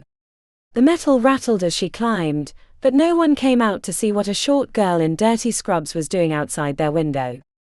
The flat roof provided a path to the opposite side, where she had a straight view into the greenhouse, but the sun's glare made seeing inside impossible. "Come on," she said to the clouds. The sky was filled with big fluffy ones meandering across the city like bored bovines. When a cloud finally covered the sun, the reflection disappeared, leaving Remi with a straight view into the greenhouse. At the center of the interior were colorful purple-crimson flowers attached to vines on a dying tree. There were other planting beds and strange leafy plants, but she couldn't keep her eyes off the wound-like flowers. Strangler root. Remi reached for her phone when she saw movement in the greenhouse. She threw herself to the gravel-covered roof, slamming her shoulder on impact. The pain receded quickly, giving her a chance to peek over the edge to see the white worm. He had his hood pulled back, revealing a bald head with a pallid complexion and tendril lines clawing up his neck, while he drank a cup of coffee, staring in the direction of the hospital. The world slowed down in that moment. For most of the year, she'd wondered if the white worm was real or a hallucination brought on by the pendant. To see him standing in a greenhouse a few blocks from the hospital was both a revelation and a horror. The root cause of their problem had been right under their nose. When he glanced her direction, she dropped below the roof edge, heartbeat thudding in her ears. The urge to grab her pendant was strong. Almost hares-like. As she lay staring up at the cloudy sky, she realized that it hadn't been a vision when she'd seen him in the parking lot. He'd probably been passing through on the way home. Remi stuck her phone above the edge and snapped a few pictures, sending them to Damon and Lily as she lay on her back. The white worm was still in the greenhouse, gaze firmly planted on the hospital as if he were plotting its demise. And in a way he was, as the constant influx of crazed wounded was putting a strain on the entire staff.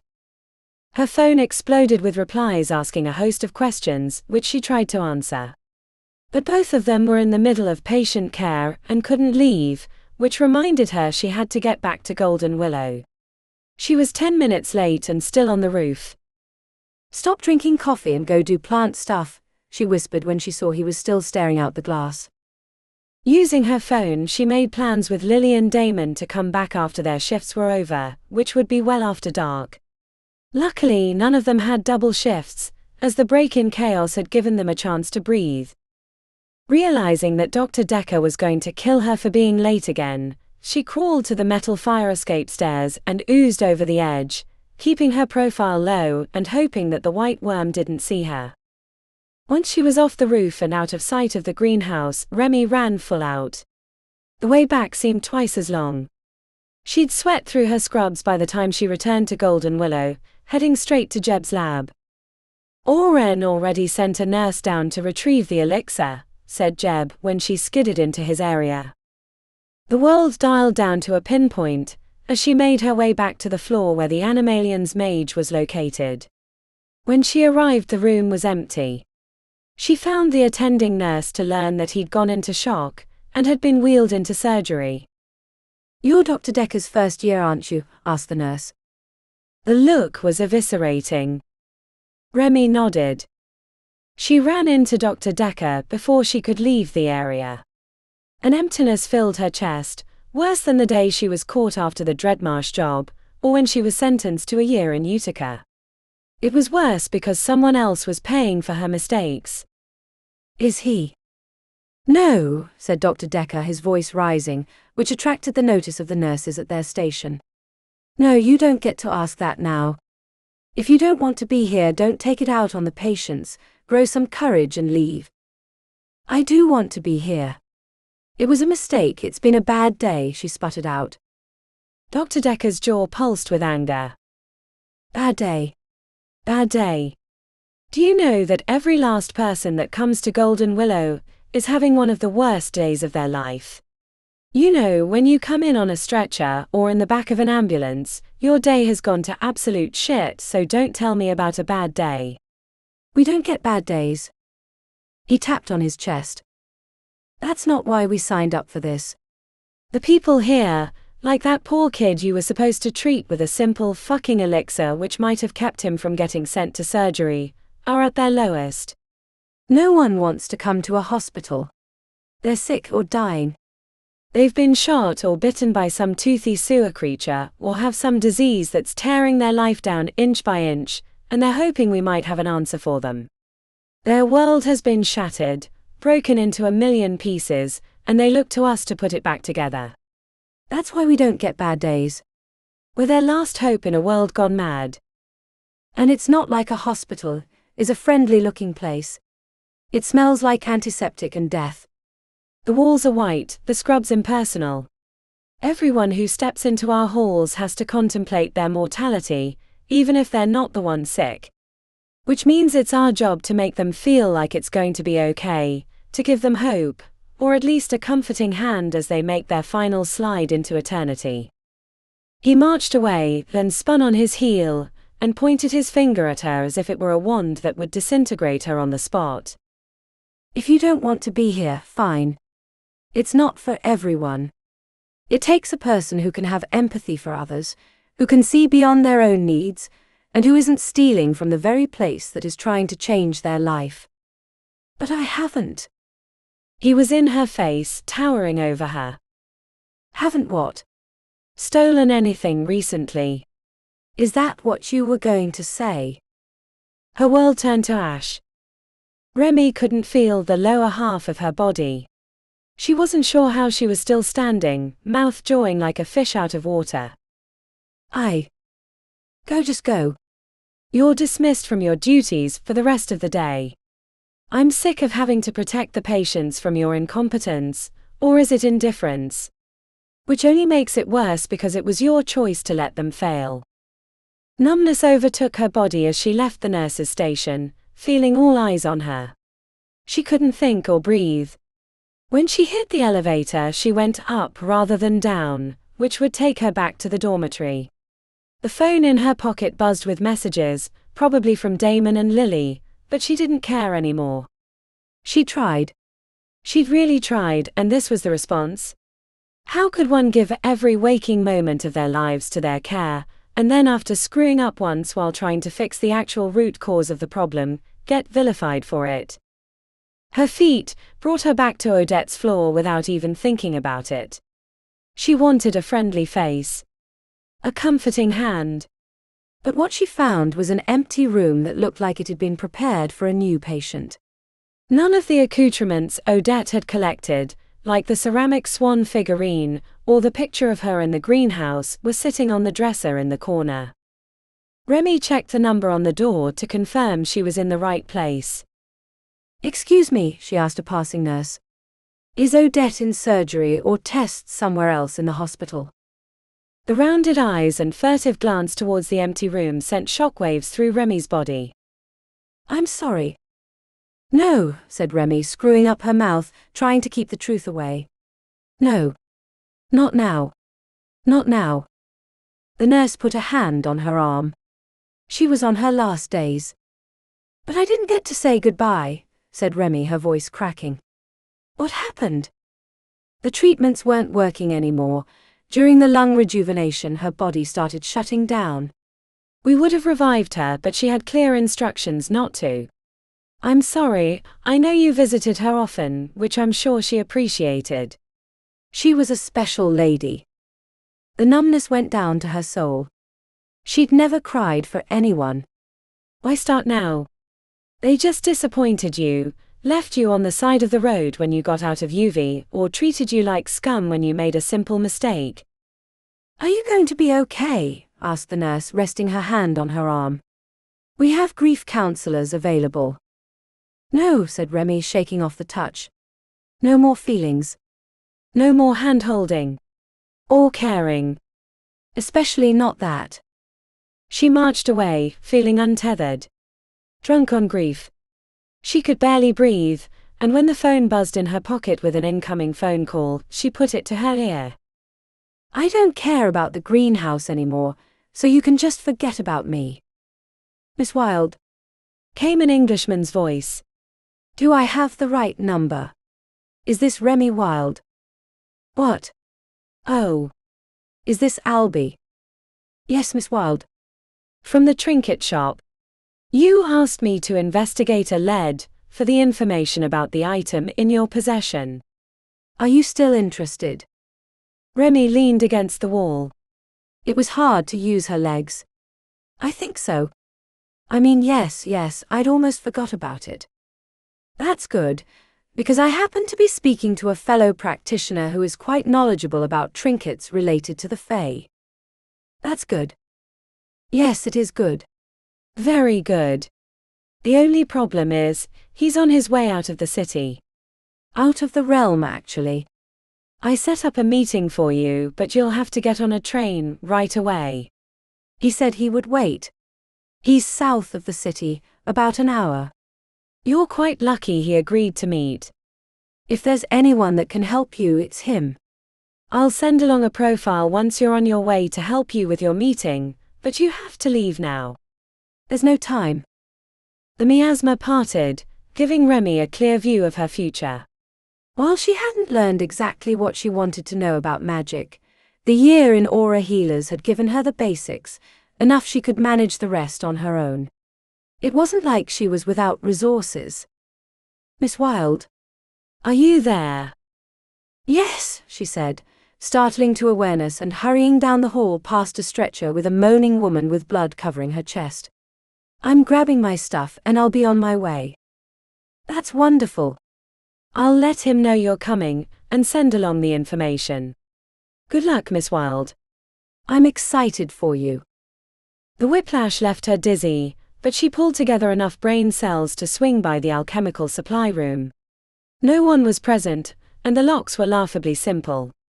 She loaded a bag full of materials that would give her a head start on the cash she'd need to go after the pendant. Remi was relieved when Lily wasn't in their room. Of course, she was on rotation. Remi thought about leaving a note, but decided she didn't have time nor the mental space to formulate a proper goodbye.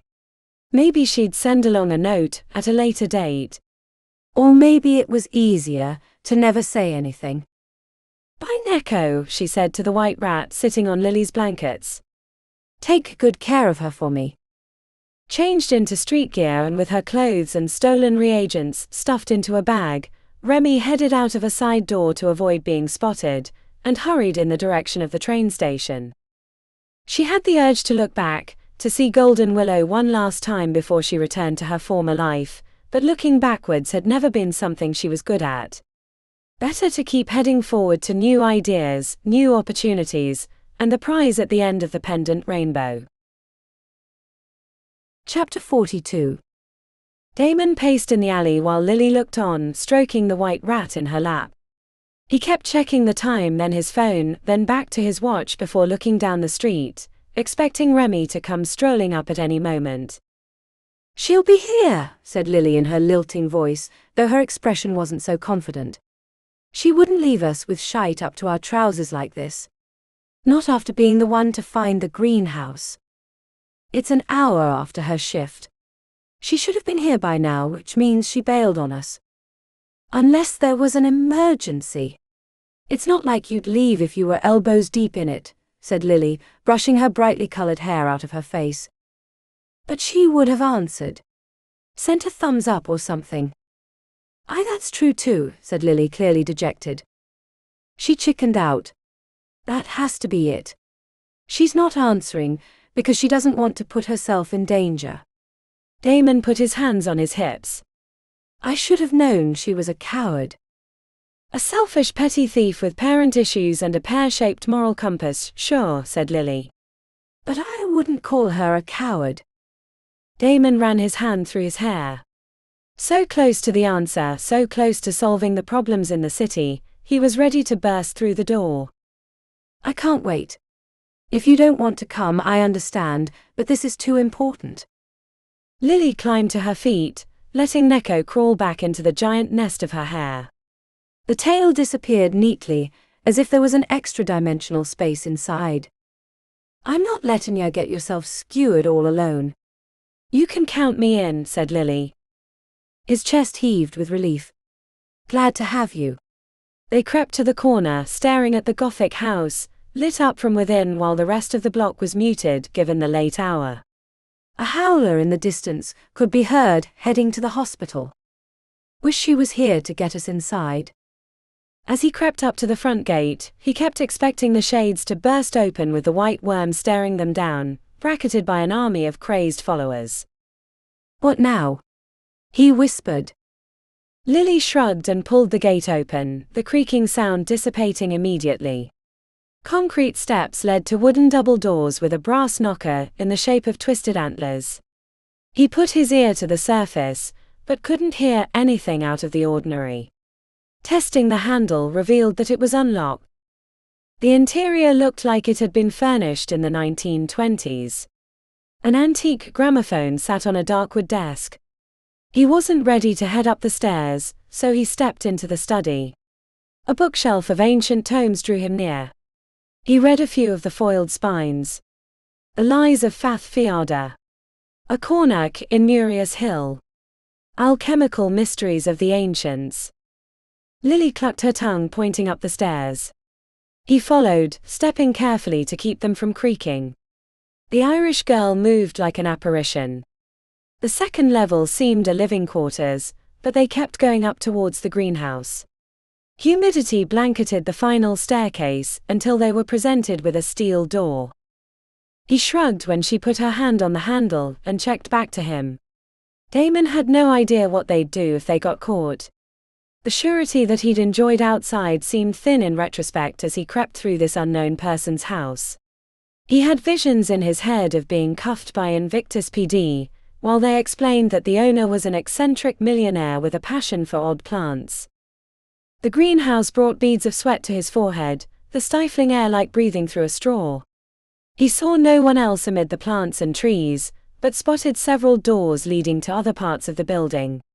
They stopped at the strangler vine that had wrapped itself around a tree like the upper part of a noose. The bruise-colored flowers smelled like rotting meat and fresh fruits, making Damon screw up his nose in disgust. The greenhouse was filled with plants unknown to Damon, like a wedge-shaped tree with dozens of thick vines resting on the dirt like braids. A cluck of the tongue had him turning to find Lily, holding up a metal jaw. He didn't realize what it was until she made it clamp down. A cursory inspection revealed the same bite pattern that Dr. Morrison had recorded in her notes, but he couldn't understand the purpose of the device. Lily had the same thought, offering a shrug as her answer. Then he spotted the containers along the far wall. 6 cylindrical opaque vats, 2 containing a greenish liquid, while the other 4 were pale yellow liquid, with metal stairs giving access to the opening on the top. He examined each one, finding them bursting with tiny worm-like creatures swimming in circles. The green vats contained worms twice the size of the yellow. There had to be thousands in each vat. Probably more. He used a scooper to capture a worm, which was only the length of the end of his pinky, and as wide as a couple of hairs wrapped together. Parasites. Lily joined him on the metal stair, scowling at the wriggling worm in the liquid. Insanius vermis.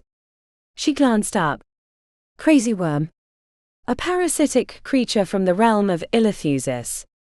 This is why people have been going mad as a hatter. There's enough in these vats to take out an entire ward.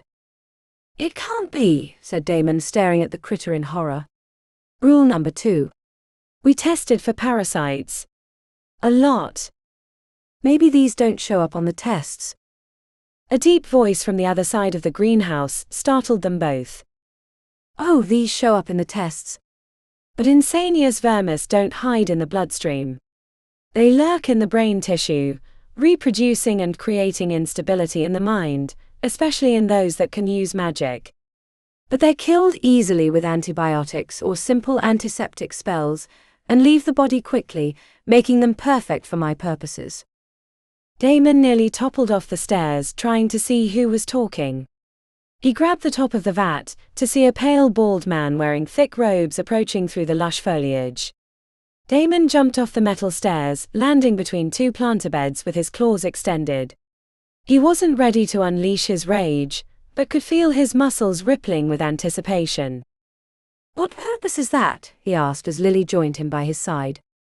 The white worm was exactly as Remi had described him. His skin was bloated like an old corpse, and his flesh had a clammy look, a pallor usually found on rotting melons. Ilmuth no Gamali, said the white worm, gesturing artfully towards them. Before Damon could guess the purpose of the words, thick vines wrapped around his limbs, dragging him back to the wedge-shaped tree. His back slammed against the trunk, knocking the wind out of him, and the vines encircled him further. Lily joined him against her will, fighting the vines but losing the battle. Neko Irons air. The white rat leapt from her mess of multicolored hair, landing on the soil as it transformed before his eyes.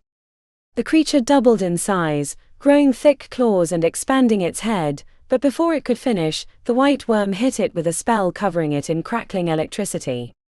Neko fell over in the dirt, and the white worm grabbed the malformed beast and tossed him in a cage, putting on a padlock, then adding a spell that reduced the poor rat to its original size. That was a foul trick, said the white worm, pointing a thick yellowed fingernail at Lily. And explains why I could never get back into the hospital once you arrived. Your Agathru was protecting it. Lily spat on the ground and cursed at the pale man. Damon wished he understood what she was saying, but the venom of her speech gave him a good idea. How do you know the old tongue? Asked Lily, still struggling against the vines. The white worm smirked. That doesn't matter. His speech was more erudite than his dress suggested. Damon reached into himself for his rage. His eyes snapped open as his muscles expanded and his head leaned back with a war cry. The vines tightened around his body, cinching simultaneously as his clothes split. The white worm approached, examining him as if he were a flowering plant. Damon couldn't wait to rip his head off with a swipe of his claws. He could feel the transformation approaching critical mass. Then his captor reached into a pocket, pulled out a packet of violet dust and blew it in his face. The powder burned Damon's eyes, and the rage burning in his chest evaporated. Damon spat and struggled, trying to regain the momentum of escape. He needed his muscles, his anger. What did you do to me? Wolfsbane, said the white worm. I was aware you were searching for me. I would have taken care of you and your other friend a long time ago, but this witch and her pet have kept me from penetrating the hospital more deeply. Damon stared at Lily. He knew she was unusual and powerful in ways he didn't understand, but she was clearly more than he understood. Lily stared back through her colored hair. Where is your little friend? Is she sneaking around the house alone? The white worm stepped onto the soil and put a thick yellowed nail beneath Damon's chin. Tell me or I'll cut your throat. I saw her spying on my home earlier today. I would have taught her a lesson then, but she got away before I could grab her. She didn't come. I don't know where she is. Ah, said the white worm, splitting flesh with his nail. Check my phone. You can see my messages. The white worm narrowed his gaze before reaching into Damon's pocket. The pale man read the messages before throwing the phone into the dirt. Not much of a friend to send you here and run away. She's not my friend, said Damon. There'd been a time, especially after the society visit, that he thought they could be friends. But those days were over. Not that it would matter much longer. What are you going to do with us? Asked Lily. The white worm wandered to a vat of greenish liquid. He lifted the lid and using a sample jar scooped out 2 wriggling worms. I'm going to let you experience what some of your patients have been going through. It's taken some time to get the breeding right. These worms are variations on the Insanius vermis, modified with magic, and combined with other species to achieve the right amount of control. Why? What are you going to do? Asked Damon, the words tumbling over his tongue. The white worm stared into his vial of greenish liquid. The worms were the length of his pinky, and twice as thick as the others. I know, quite beautiful, aren't they? With this in your head, you'll be much more amenable to my suggestions. Once the city has been properly infected and chaos reigns, I'll send you back to your precious golden willow where you can finish the job. Using a pair of tweezers, the white worm pulled out a wriggling critter and tried to lay it upon Damon's cheek. He swung his head back and forth to keep the worm away, but more eldritch words were spoken and the vines grabbed his head and held it tight. This city of sorcery is an abomination. A travesty to the natural order of things. The events of the last decade should be proof enough that it shouldn't exist, as it threatens the entire webbing of realms through its arrogance. I've come to cut the rot out, destroy the roots so the tree will die. The roots? Tree. He means the hall, said Lily, frowning. Why? Asked Damon. Why destroy the halls? The white worm lifted the tweezers and set the wriggling creature on Damon's cheek. For the first time he noticed the white worm's hands had a patina of dusty green, as if a coating had washed off when he'd scooped out the worms. But Damon quickly forgot about the unusual skin tone, as the wet critter scooted up his cheek, headed towards his eye. He tried to shake it off, but his head was held fast by the thick vines. So that others may flourish. When a tree dies in a forest, it nourishes the seeds growing in the soil. A new biome cannot grow until the old one is destroyed.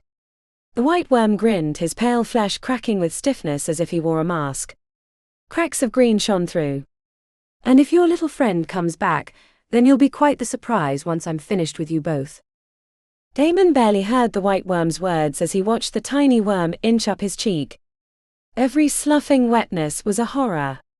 He was forced to watch as the worm lifted its tiny head, magnified by its closeness, and as the creature touched his eye, Damon screamed. Chapter 43. The elevated train rumbled along the tracks, circling the city encased by night. Remi leaned against the window, feeling the rattle against her skull, trying to soothe away the miasma of emotion caught in her chest. It was harder than she thought to leave Aura Healers.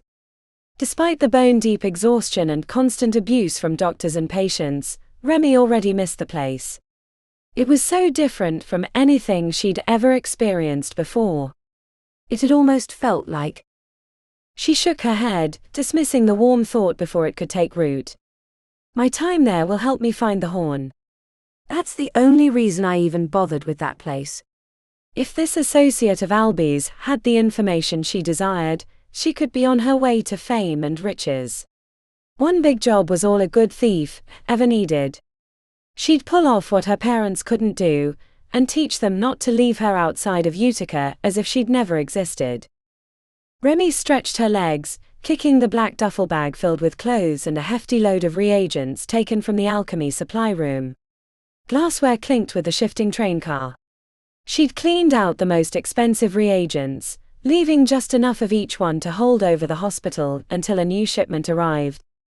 She fiddled with the lockpicks she kept in her coat as she thought about Odette, wishing she'd been given a chance to say goodbye. The old woman wouldn't approve of her choice, but she'd had a great life of privilege and wealth, working for a rich businessman who lavishly funded her studies. Odette would never understand the kind of life that Remi had been forced to lead. Lily would be mad for certain. The Irish girl had been a bit of an enigma, but Remi thought they'd been friends despite not knowing a lot about her. But Remi understood that. It's not like she divulged much about her past either. Damon was a different situation entirely. They'd been at cross purposes almost the entire time, except for the society visit and a few other fleeting moments. He was nice to look at, but she wasn't sure she'd ever allow herself to be mixed up with him, given their opposite views on the world. Don't get too close, she reminded herself. It was a tenet her parents had instilled in her. When you're pulling off a job, don't make friends with the marks. Don't feel sympathy or concern about their situation. But that's what she'd done. She'd gotten too close to her fellow first years and some of the patients. Well, maybe even a few of the doctors and nurses. For a while she'd forgotten why she'd come to the halls in the first place. Her parents would have laughed had they seen her in scrubs, surrounded by bedpans and beeping machines taking blood samples as if she belonged. They would have called her a fool. As the train rumbled into the 8th ward, Remi spied an oblong glass dome filled with trees and rope lights with thousands of people in black ties and dresses wandering the paths. It appeared an event was in progress. Charity probably.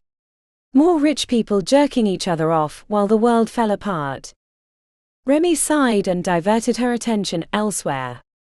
Further out, near the center of the 2nd ward, she witnessed the illusionary battles near the glitter dome. An enormous version of a hall mage was battling a shadowy dragon. The bright displays of magic were nothing like the real thing in her estimation, but that was the point. They were meant to entertain, not instruct. As Remi watched, she realized that it wasn't just any hall mage. She recognized the short black hair artfully spiked and the tattoos on the forearms. Head patron Pythia Silverthorn. It could be no other.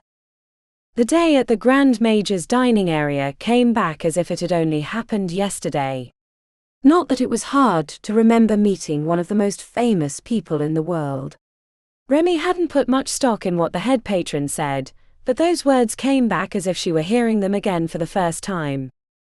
These are the problems that weigh on me day and night. Which is why I need to make sure we're finding the best possible mages for the halls. And that means casting our nets wide. There was a lot of discussion about you for the final spot.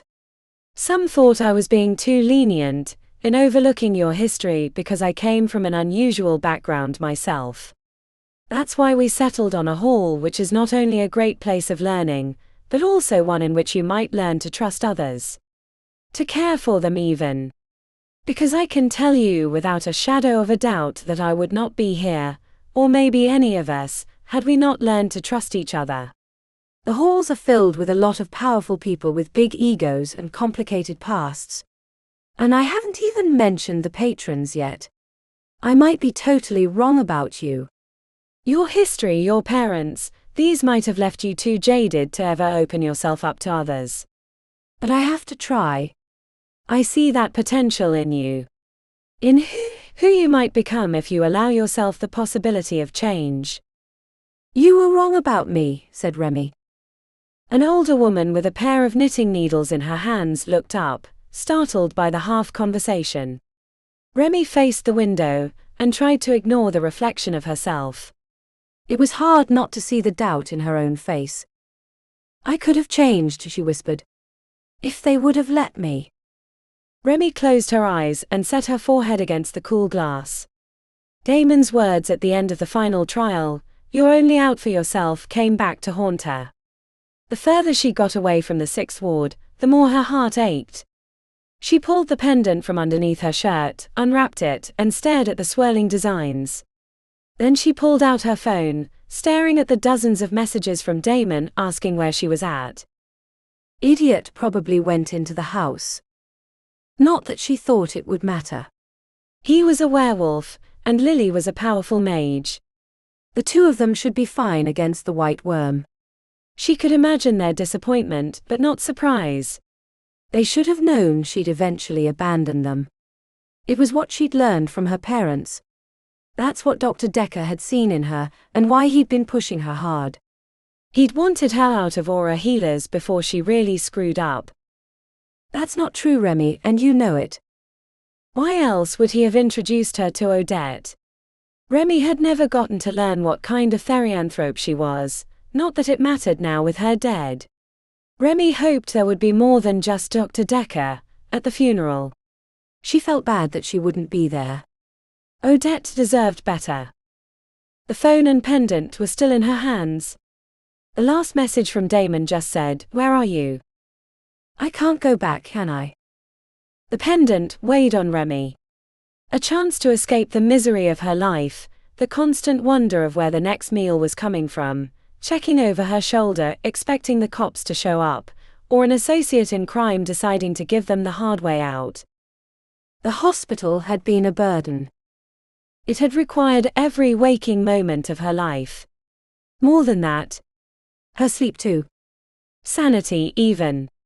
But she'd seen the way the patients had looked up to Dr. Decker, even when he told them bad news.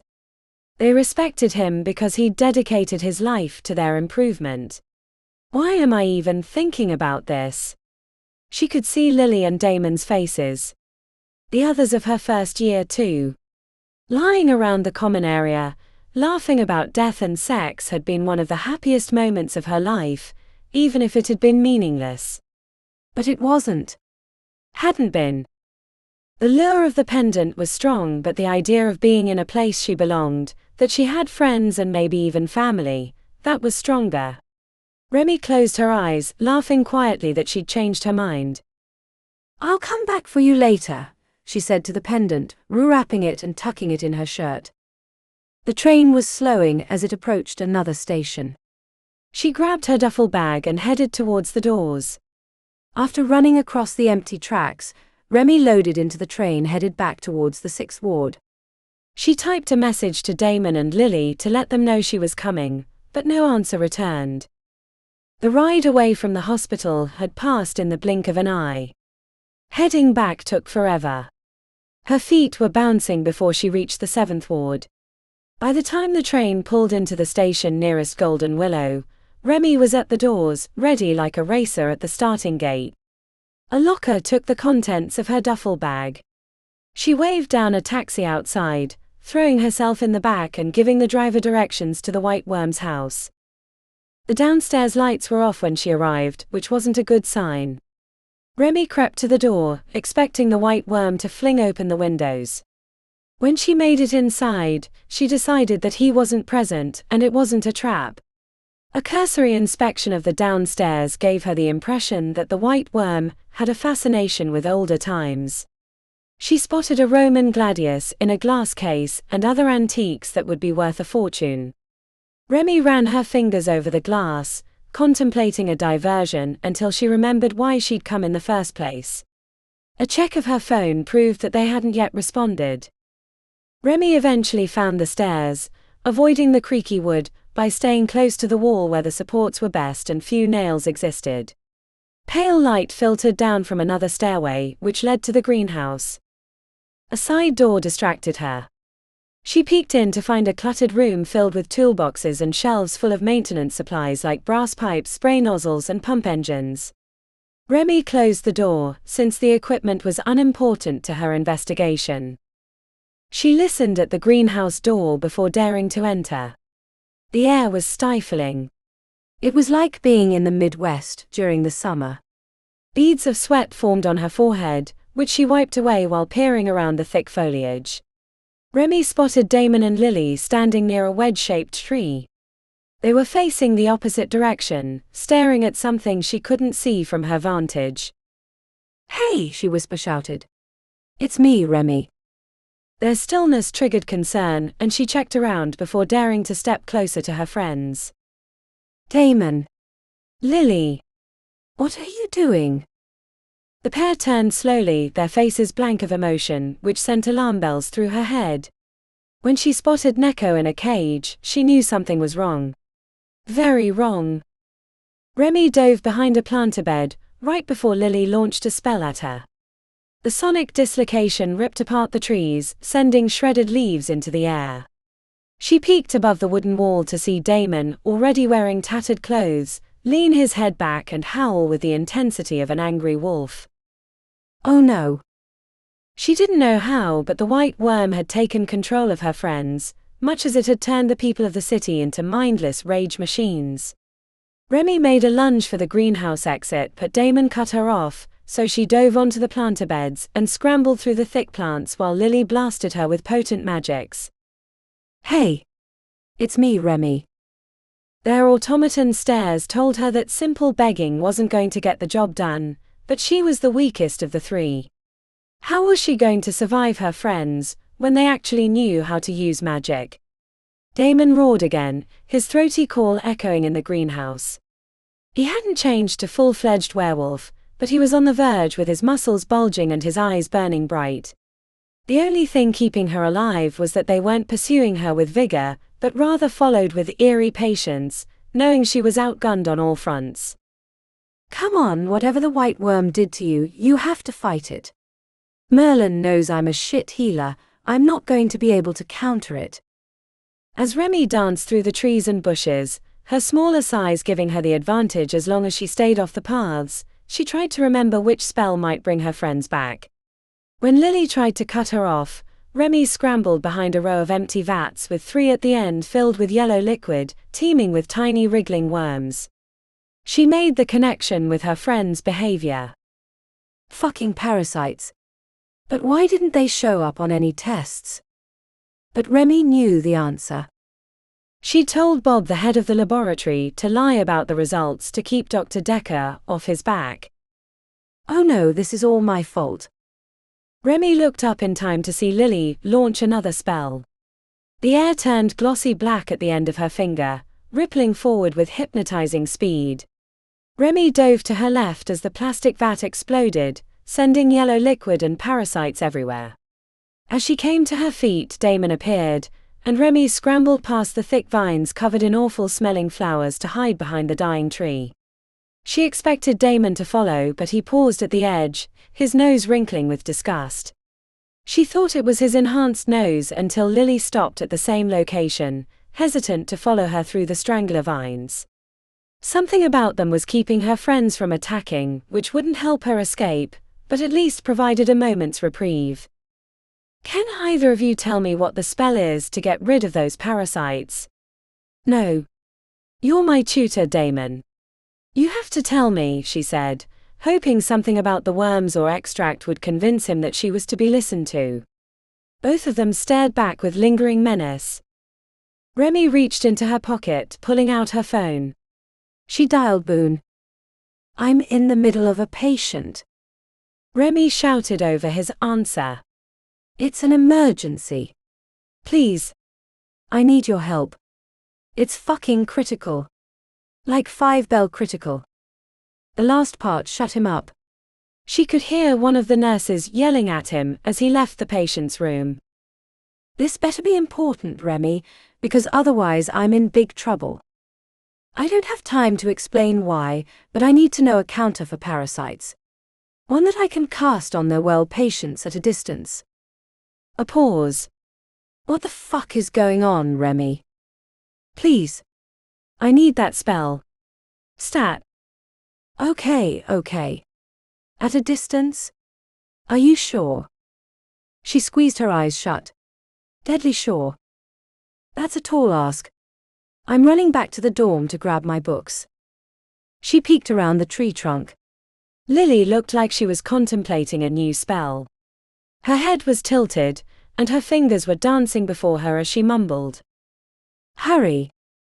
After the sound of heavy footfalls, she heard Boone enter the first-year common area and ask about the spell.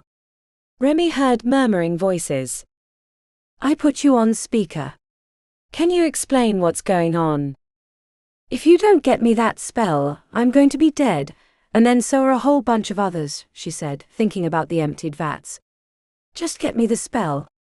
I'll explain once I'm in a better position. She heard Ethan, Sasha, and Brian's voices discussing the counter she requested, followed by the turning of pages. After a few false starts, Boone said, I think we have one. It's not easy and I'm sorry, it doesn't work at distance. You have to be at least 5 feet away when the spell completes or it won't work. The closer the better. 5 feet.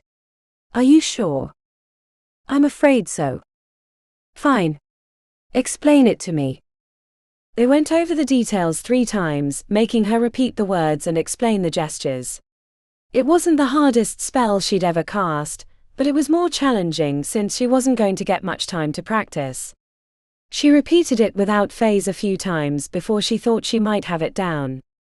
If you hear me screaming or nothing at all, call the cops and send them to the old Gothic house west of the hospital behind the apartment buildings, and then prepare for a 5-bell night. Are you sure? Just do it. She set the phone down in the dirt and grabbed the bruised crimson flowers, stuffing them in her shirt and pockets in hopes that it would keep them off her until the spell was completed. Lily was still mumbling in earnest, which didn't make sense until Remi saw that the flowers and vines were turning brown and dying, including the ones she was using as a ward. The way Damon was staring told her she had little remaining time before he leapt onto the soil and tore her limb from limb. There were a lot of things Remi wasn't good at. Memorizing spells. Caring for patients. Not stealing things from everyone around her. But she was good under pressure. It was why her parents kept throwing her into difficult situations, because they knew she could handle it. If it hadn't been for their impatience, she would have never been caught and sent to Utica. As Lily's spell continued to kill the flowers on the vines, Remi stepped forward and began her counter for the parasites. She stayed within the safety of the vines, but would have to move closer when the spell completed. Remi focused on Damon since he was the bigger danger. The words danced across her tongue as she manipulated phase in her mind, shaping the spell until it was nearly ready. But it was a race against Lily, who had a head start in destroying her defenses. Remi hurried through the last few parts, knowing that delay was as bad as fumbling it. At the latest possible moment, she rushed forward and completed the spell, throwing the cleansing energy at Damon, who appeared ready to pounce. A crackling white light appeared around him, freezing him in place as he cried out. While he was in silent internal battle, Lily ended her plant-killing spell and switched to something more immediate and potent. With nowhere to run, Remi prepared to dive out of the way. At the spell's completion she flinched, but Damon reached over and put his arms around Lily, interrupting the spell. The Irish girl squirmed and cursed while Damon held her fast. Cleanse her quick. She's stronger than she looks. Remi repeated the spell without issue, which allowed Damon to release Lily. I was like an observer in my own body, said Damon, shaking his head. I'm sorry. Remi scrambled back to the phone in the dirt. We're good. They're good. I'm safe. No cops. Not yet, anyway. What's going on? Came a chorus of voices from the phone speaker. Is there still going to be a 5-beller? Remi glanced to her friends. Both of them nodded. She's right, said Damon. Something terrible is going to happen tonight. Damon. When did you get there? Asked Boone. Don't worry about it. Just go get Dr. Decker and tell him to prepare the hospital. What about you two? 3, said Lily. We're going to try to stop it. Remi gave the final word and hung up the phone. They gave her a brief rundown of what happened and what the white worm had said. As soon as they finished repeating his soliloquy, Remi put a hand to the back of her head and squeezed her hair. I know where he's going. You do? Asked her friends simultaneously. The Invictus Botanical Gardens in the 8th Ward. It's part of the new hall, Arcane Phytology. It looks like they're holding a big fundraiser tonight. I saw it from the train. Everyone was in black ties and dresses.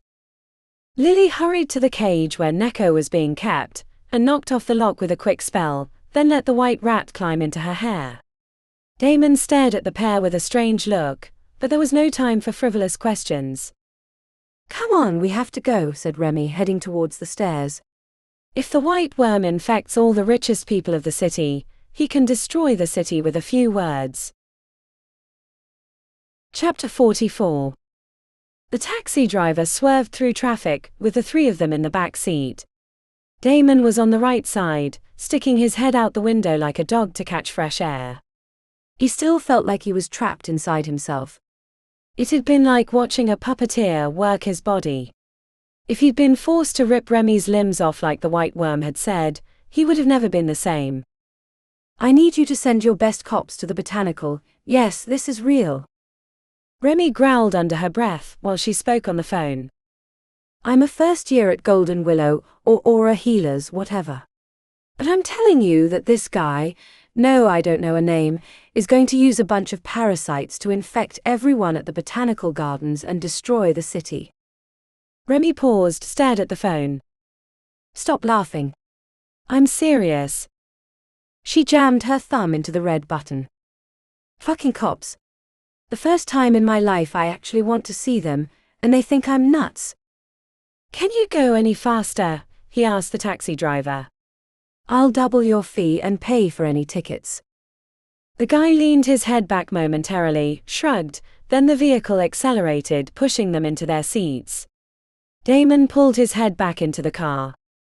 How are we getting in? Asked Lily. It's a black tie event, and we're in scrubs and Damons are practically falling off him. Remi, you can get us in, right? Fuck if I know, she said.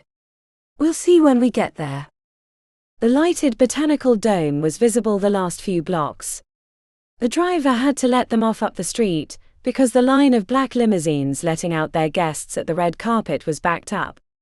They couldn't get any closer than 100 feet due to the crowd and paparazzi snapping pictures of the celebrities, hall patrons, and politicians of the city entering. I think I saw Celeste de Gastine just go in with the mayor at her side, said Lily. If the white worm gets her, this whole place is going under faster than a dropped pox bottle. How the hell is he going to get in? Asked Remi, pacing the sidewalk. He looks like a bloated grub worm. Damon shared a glance with Lily. I think he's been wearing a mask. When he got in my face with the worms, I swear it looked like he had something over his face. His arms were greenish and when he touched me it was, I don't know, wooden. Lily spat on the concrete, but Remi grabbed her arm and dragged her back the other way. Come on, we need to find the workers' entrance. You said he had multiple vats of worms. He can't just walk through the front door with that. The botanical dome stretched over 2 city blocks, glowing like an enormous jewel at the edge of the 8th ward. Asphalt paths meandered around the outside through manicured bushes, until they came to a side entrance, with huge garage doors leading into an administration building. Catering vans from License to Feed were lined up near the sidewalk. Further back was an ambulance with the lights off, suggesting no one was inside. The rest of the parking lot was filled with the run-down vehicles of the event workers. The entrance has a security detail, said Damon, nodding towards the double doors near the vehicle drop-off. Can we convince them we're here for an emergency? Someone had a heart attack. There's an ambulance over there. Remi raised an eyebrow as she looked him over. You look like you're a stripper who survived a middle-aged women's bachelor party, and I doubt they have extra scrubs. She hurried across the concrete. Come on, our way in is over here. They jogged to the catering vans. Remi popped the lock from the back and they climbed inside. What is it with you and vans? He asked. Remi shrugged as she dug into the shelves built into the side panel, producing white catering outfits. She tossed one to each. Time to get naked. The speed at which she stripped off her clothes, without a hint of modesty, made Damon feel jealous. He climbed out of his tattered scrubs, feeling Remi's eyes upon him in the close quarters. He opened his mouth for a quip, when a searing headache had him bent over and seeing bright flashes against the back of his eyes. "What's wrong?" asked Remi. "I feel like my head's going to implode," he said, gripping his skull. "Merlin's balls." "That's the parasites," said Remi. "The spell killed them, but now you have the little critters in your head." "There's an elixir for removing them, but we'd have to be in the hospital." "I hoped it wouldn't happen until we got back." The tension in his head passed, allowing him to open his eyes again. He exhaled heavily while screwing up his face. "What if you didn't get them all?" The pained look in her expression was answer enough. "Better now," he said, even though he had a lingering ache, but he concentrated on putting the catering clothes on. The pants weren't long enough, leaving his ankles exposed. "How do I look?" asked Lily, expanding her arms and grinning beneath her enormous mess of colored hair. Remi put her hands on her hips. "Like you own a food truck that may or may not be selling hallucinogenics on the side." When they approached the guards, Remi said, "Let me do the talking." The security detail had automatic weapons, and their black armor glowed faintly with arcane runes, but they looked completely bored and barely fit into their gear. "Ids." Remi opened her hands. "I'm sorry. We were at another job when they said to come here stat because they were getting behind with serving. We forgot to swing by the office and get our credentials back." The security guard frowned. "No ID, no entrance." "Please do." "I like this job, and I don't want to get fired again. You understand, right?" The guy looked unsympathetic to her case, which meant they weren't getting in. "Hey man," said Damon, leaning forward. "If you want, I can bring some fillets out later." "They've been enchanted and spiced with unicorn horn powder. Supposed to be divine. Packaged in a bin of ice, so you can cook them later at your leisure." "They won't miss him." The two guards stared at each other until one of them said, "Sure man. Just have your supervisor swing by and let us know who you are, so we can enter it into the logs. And don't forget those fillets." Damon fist bumped with them both before they were let inside. Remi scowled at him. "How did you do that? Maybe you should pay attention to the patients more." "Everyone has a comfort food, and those guys look like they've barbecued their fair share of meat." The administration building had multiple hallways. Remi led them through, avoiding the pockets of people until they reached a door leading to the interior. The dome was breathtaking. A wonderland of rare plants and botanical marvels, which was slightly unsettling after the horrors of the greenhouse. Softly glowing mage lights hung in the air above the paths meandering around the flowers and plants, each one meticulously cared for, while men and women in their formal outfits strolled peacefully with flutes of pale liquid. "There's a pavilion at the center," said Lily, extending her arm towards the sloped roof filled with tables and chairs, where a jazz band was playing on a stage. "That's probably the most likely place for the worm to infect them," said Remi. "Can't be in the food, cooking it would destroy the parasites," said Damon. The three of them stared at the botanical gardens. "You've been studying him," said Remi. "How is he going to infect this many people?" Damon bit his lower lip. "I don't know. Except for the steel jaw, which he was using to hide the injection of the worms, I never figured it out." "What about the Newtown fish market?" "That was a mass event." "Probably practice for this," said Remi.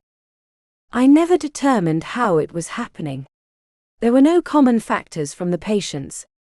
Different people ate at different stalls. There were no commonalities."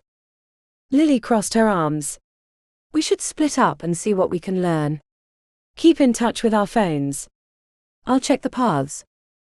The way the Irish girl was staring into the distance with pinched lips, as if she'd seen someone she recognized, but didn't want to admit it, confused Damon. He followed her gaze but saw no one interesting in that direction. "I'll swing by the pavilion since that's where it's probably going to happen," said Damon. "I'll check the red carpet entrance and then join you at catering," said Remi. "But we better figure it out fast." The worm isn't going to wait long to make his move. Chapter 45. The lingering scent of Fae tickled Lily's nostrils as she strode across the meandering concrete pathways, cutting around guests in their formal attire. The taint faded past the koi pond, leaving her shoes scuffing to a stop. She checked around, only to see she was far away from the central area where the event was happening. Lily didn't understand the presence of the Fae, nor why she could detect it. Normally they hid their existence with charms and glamours, but the white worm didn't seem to care. His aura in the greenhouse hadn't been so strong, but now that he was close to completing his plan, he'd not bothered with the protections. She spun around searching, hoping to pick up the scent, but it was gone. The reason she'd chosen the paths was because she thought he was out here. The only others she'd seen were the guests, enjoying the sights and oblivious to the danger. The idea that the white worm was a green man had been in the back of her mind, even before the greenhouse, but those events had nearly confirmed it. What she didn't understand was why. They were caretakers of the Fey Wilds. The city was the last place in all the realms one should find a green man. Unless he was so infected by the Calcati that he'd lost his good sense. It was the same corruption that was affecting her former patron, Medby. Answers weren't forthcoming as she'd hoped they'd be when she gave up her former life and came to the City of Sorcery. The Maid of the Mist had been unable to point her in a fruitful direction, but now she had a chance to question a green man, one infected by the Calcati, the great corruption. The only problem was if the others found him first, they'd either kill him or he'd escape, and then she wouldn't get the answers she needed to save her family. A pointy nose stuck out from her hair, sniffing and wriggling its whiskers. Not yet, Neko. But stay ready. Her companion was restless. A cool paw was placed against her cheek. I know you're still mad about getting shocked and thrown in a cage. But we have to be careful. We came all this way for answers, we don't want to lose our chance. But where would the green man be planning on unleashing his parasites? And what about all the strangler root extract? Unlike the vats of worms, there'd been no sign of the elixirs that could have been used to drive people crazy, unless she was missing something. Lily didn't think that he could sneak the potion into their drinks, as the potent liquid was far too bitter not to notice, and alchemy required precise mixtures. Combining the extract with other materials to hide it would only ruin the effect. The only thing Lily was sure about was that the last year of chaos had been testing for the green man, and now he was ready to unleash it on the city at large by infecting the most powerful people in all the realms. How will he do it, Lily? You've come all this way, given up so much, don't be a right gobshite at the final bell. As she scanned the dome, she worried that the pavilion was a distraction. It was far too open and obvious to be the main way the green man was going to infect everyone, especially since the attendees were sure to have arcane protections against poisons or harmful elixirs. There were 3 other main buildings at the edges of the dome. The entrance where the red carpet had welcomed its treasured guests, the classrooms where arcane phytology taught its craft, and on the opposite side closest to the pavilion was a third structure hidden by a wall of greenery. The other 2 buildings were filled with lights and people, attending or running the event, while the third was dark and with no visible people outside. Lily pulled out her phone and thought about messaging her friends where she was headed, but decided that if the green man was there, it would give her a chance to question him. And this time she wouldn't let him surprise her with his fey tricks. It would be her turn for an ambush. Chapter 46. Damon was worried about being found out as an imposter, especially since he lacked an ID, but no one gave him a second glance. Unlike his time spent in Golden Willow in Scrubs, which gave him an air of authority, the catering uniform acted as a look-away enchantment. As he passed men in their tuxedos or women wearing glittering gowns, it was as if he didn't exist. The pavilion was more grandiose up close. Most guests were standing in clusters with flutes of pale golden liquid in their hands. Beneath the sloping white roof, an illusionary galaxy swirled as if the event was being held in the deepest parts of space. The illusion was so good that he could barely see the structural beams or fire suppression lines that hung in the ceiling, which was probably the point. As he glanced to his right, his heart started racing when he realized he was staring at Celeste de Gastine, the patron of Alchemists' Hall. Damon knew that older mages could smooth away the years with potent sorcery, making them appear youthful, but the effect scrambled his thoughts. "What came an agitated voice from his left. "You're not supposed to stare." "Weren't you listening in the orientation?" "Huh." Damon turned to find a woman in an all-black outfit, with a datapad in her arms, and a hall pin shaped like a glowing flower attached to her shirt. "You should be over there with the rest of catering." "Seeds and stones, are you deaf? If you have to use the bathroom, head the other direction to the little outbuilding behind the Lapis Arboreus exhibit." He nodded, and headed in the direction she indicated. The catering area was off to the side of the pavilion.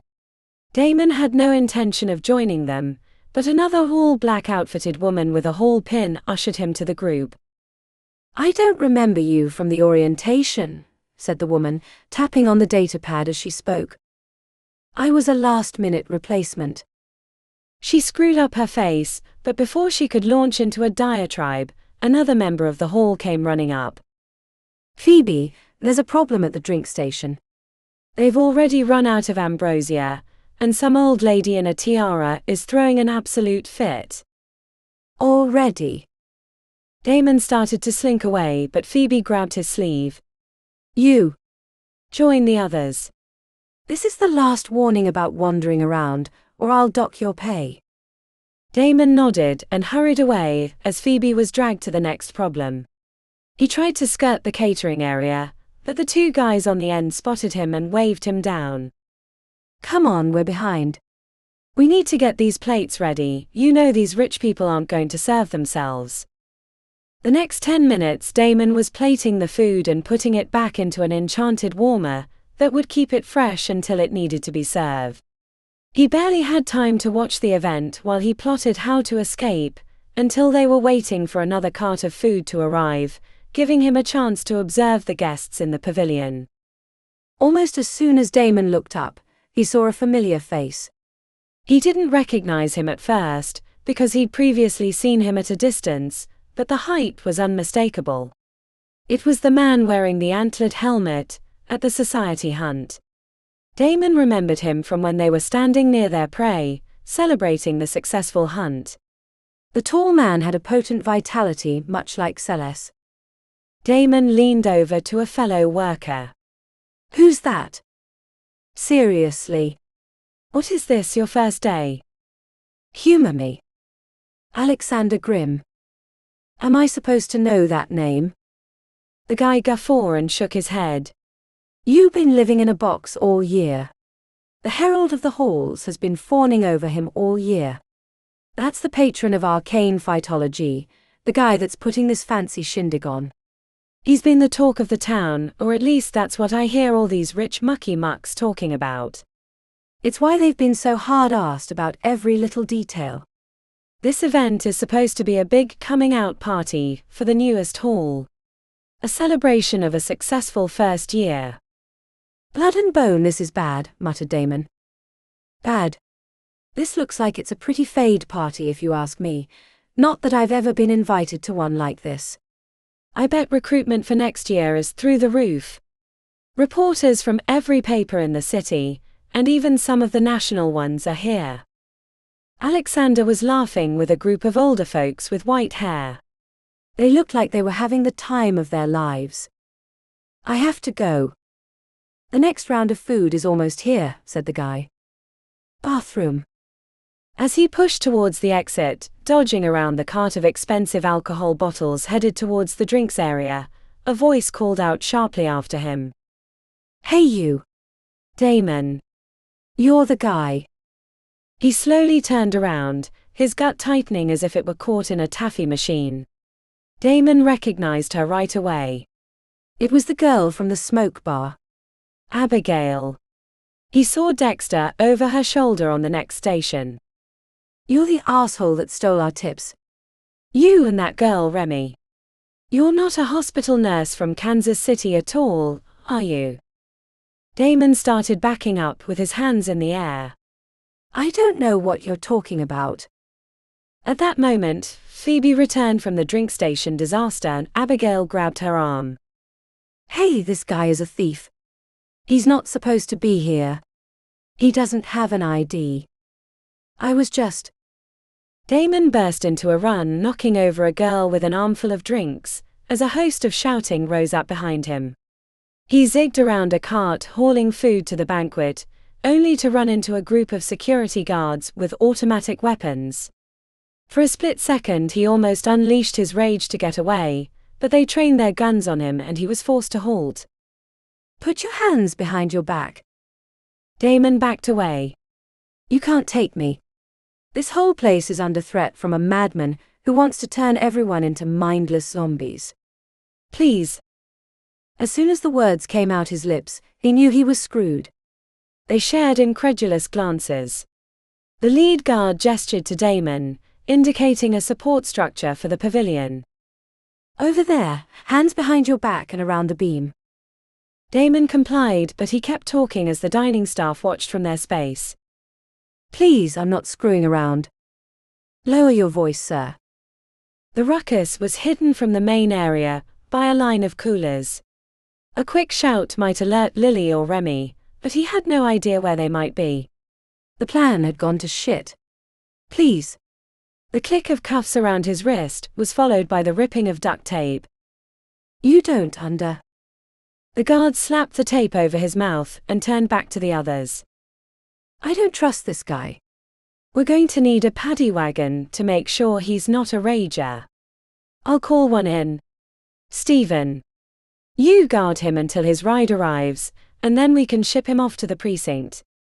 Shock him if he causes an issue, otherwise he's out of sight so it shouldn't cause any stress to the event. Cuffed to the steel pole beneath the pavilion, Damon looked through the gap between the machines at the luxurious party about to turn tragic. He banged his head against the pole and cursed his bad luck. Chapter 47. The idea that she was making an awful mistake was not lost on Remi.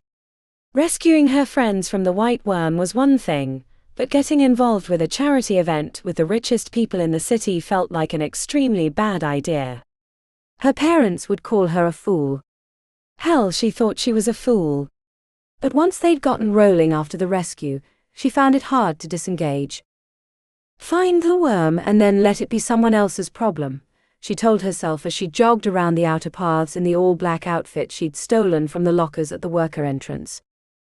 The front had more security than the place she'd come in, but that wasn't unusual, and most of it was focused on people sneaking into the building from the outside, rather than from her direction. Remi made it into the building through a side door that hadn't been locked. The building had been converted to a red carpet entrance, but it was a set of classrooms like the other location, except it looked unused. She imagined it had been built for the upper classes that didn't yet exist in the new hall. This could have been your hall, she said aloud. Had things gone a little differently with head patron Pythia, she would have been studying plants instead of taking blood samples and tracking down murderous white worms. Remi went up the stairs telling herself she wanted a bird's eye view of the dome, but really she wanted to see what she was missing. The sleeping quarters were twice the size of her small room, with a single luxurious queen-sized bed, and a private bathroom with a shower. Remi imagined herself sprawled on the duvet, studying a normal amount of spell work, rather than the mammoth stack of tomes they were expected to know in aura healers. No one feels guilty if they kill a plant. Despite not wanting to believe him in the moment, Dr. Decker had been right. She'd never fully committed to aura healers. Even now, standing in the hall she could have been assigned, she had regrets. Remi pressed her face against the glass, observing the rich people wandering the paths, enjoying their drinks in peace. There was no peace in the hospital. It was a constant churn of chaotic struggle to keep people alive against all odds. It was a task doomed from the start. Magic was powerful and could perform miracles under the right conditions, but it wasn't omnipotent. I'm sorry, Odette. The words came out of nowhere.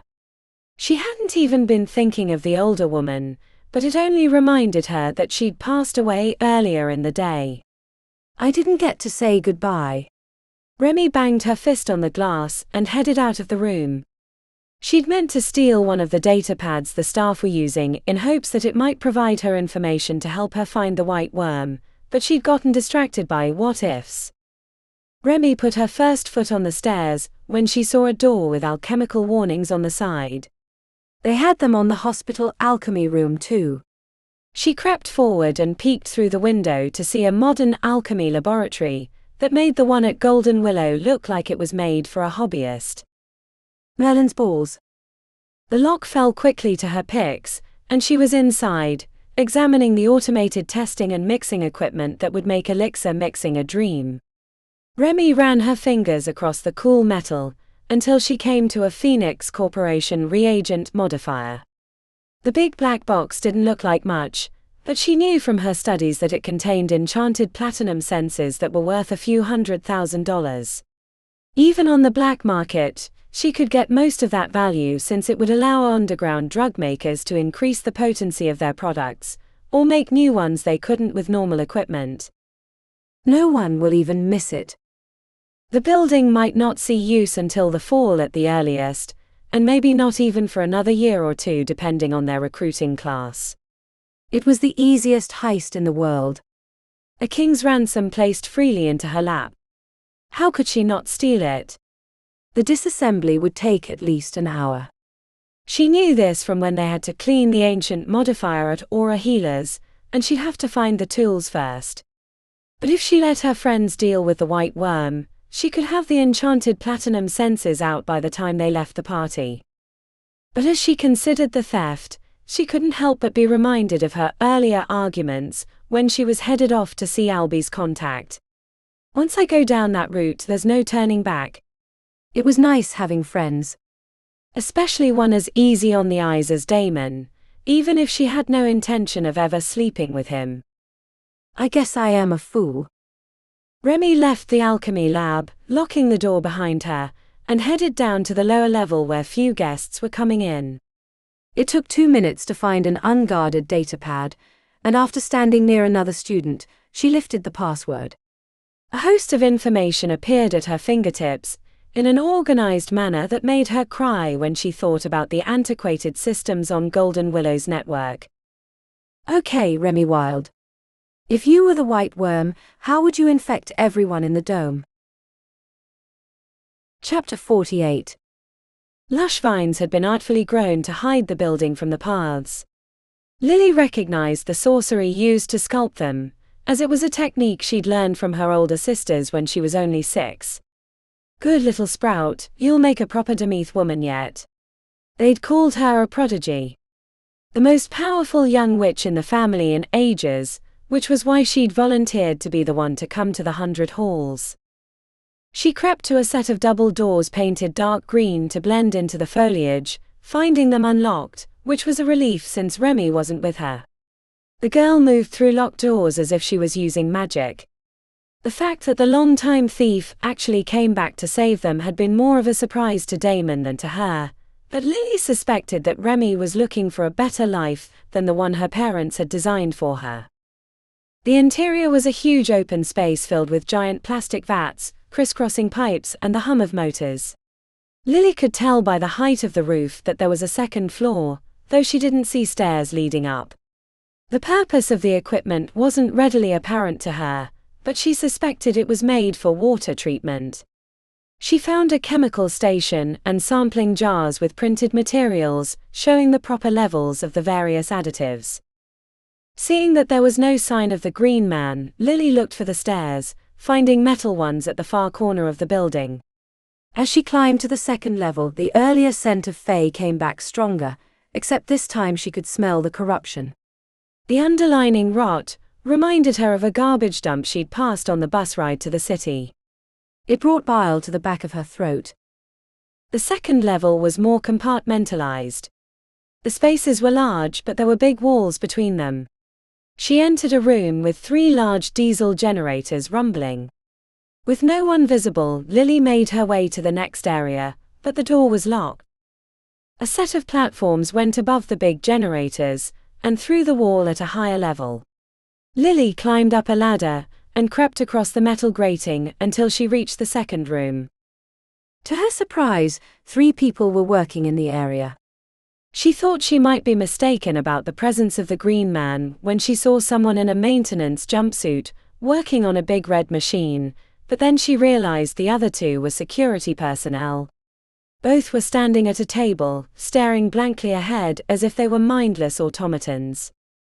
It appeared the maintenance worker was hooking up a series of barrels to the red machine. Lily had to move to see the machine better, but once she was over it, she realized it was the fire suppression lines. She caught a whiff of strangler extract. The bitter liquid was unmistakable, especially after she had been prevented from killing Remi by its flowers. He's going to spray the crowd in the pavilion with his crazy juice. The plan made perfect sense. All the rich folks would be sitting together when the charity portion of the event started. Once the spray nozzles were triggered, they'd be dosed in the potent liquid, turning everyone temporarily insane. That's what he must have been testing at the fish market.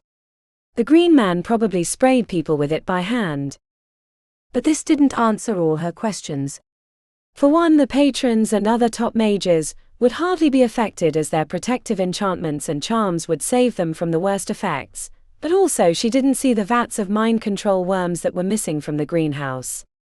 He wouldn't have taken them out of the greenhouse unless he was planning to use them. Lily examined the parallel rows of pipes heading from the building towards the outside, hoping to find a shut-off valve. At worst case, she could destroy the pipes and completely invalidate the Green Man's plan. She thought she saw a viable candidate when she heard a rifle chamber clicking into place. 3 sets of faces peered up at her through the metal grating. How you escaped the worm shouldn't be a surprise given your family, but I wonder what one of your lineage is doing away from your lands, said the Green Man. It was hard to see through the metal and the light was dim, but Lily could see the edges of the mask he used. Normal folk wouldn't be able to tell, but she'd never been normal. I could say the same about you. Why aren't you tending the wilds of the Fae? She asked as she held her hands behind her back, working a potent spell that would stun the Green Man. While the bullets in the 2 charmed guards' weapons could kill her outright, it was his sorcery that worried her most.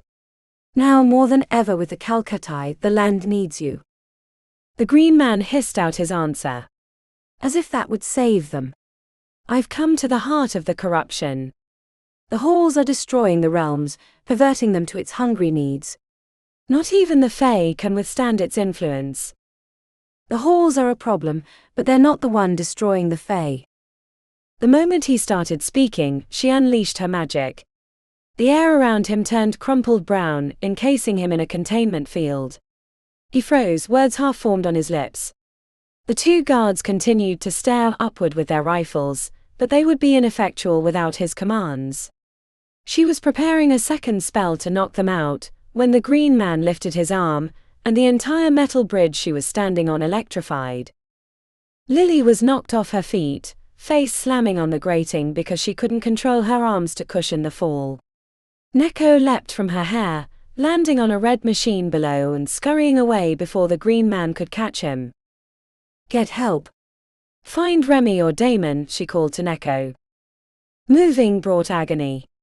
She struggled to climb to her knees, but trembling muscles wouldn't cooperate. The sound of footfalls on metal rang in her ears, and then rough hands carried her back to the lower level.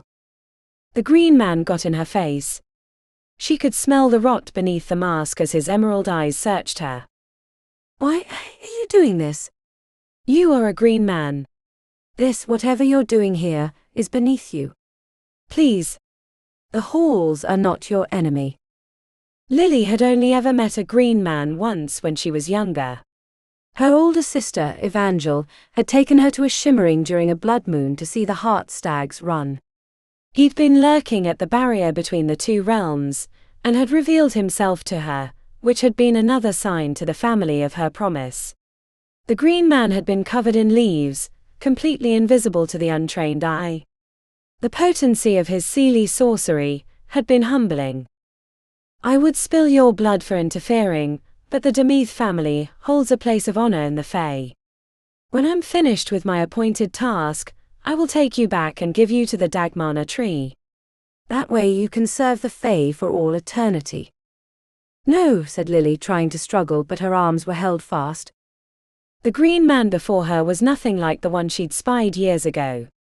His essence had been twisted like a gnarled old bush that looked like a collection of knots. Not that.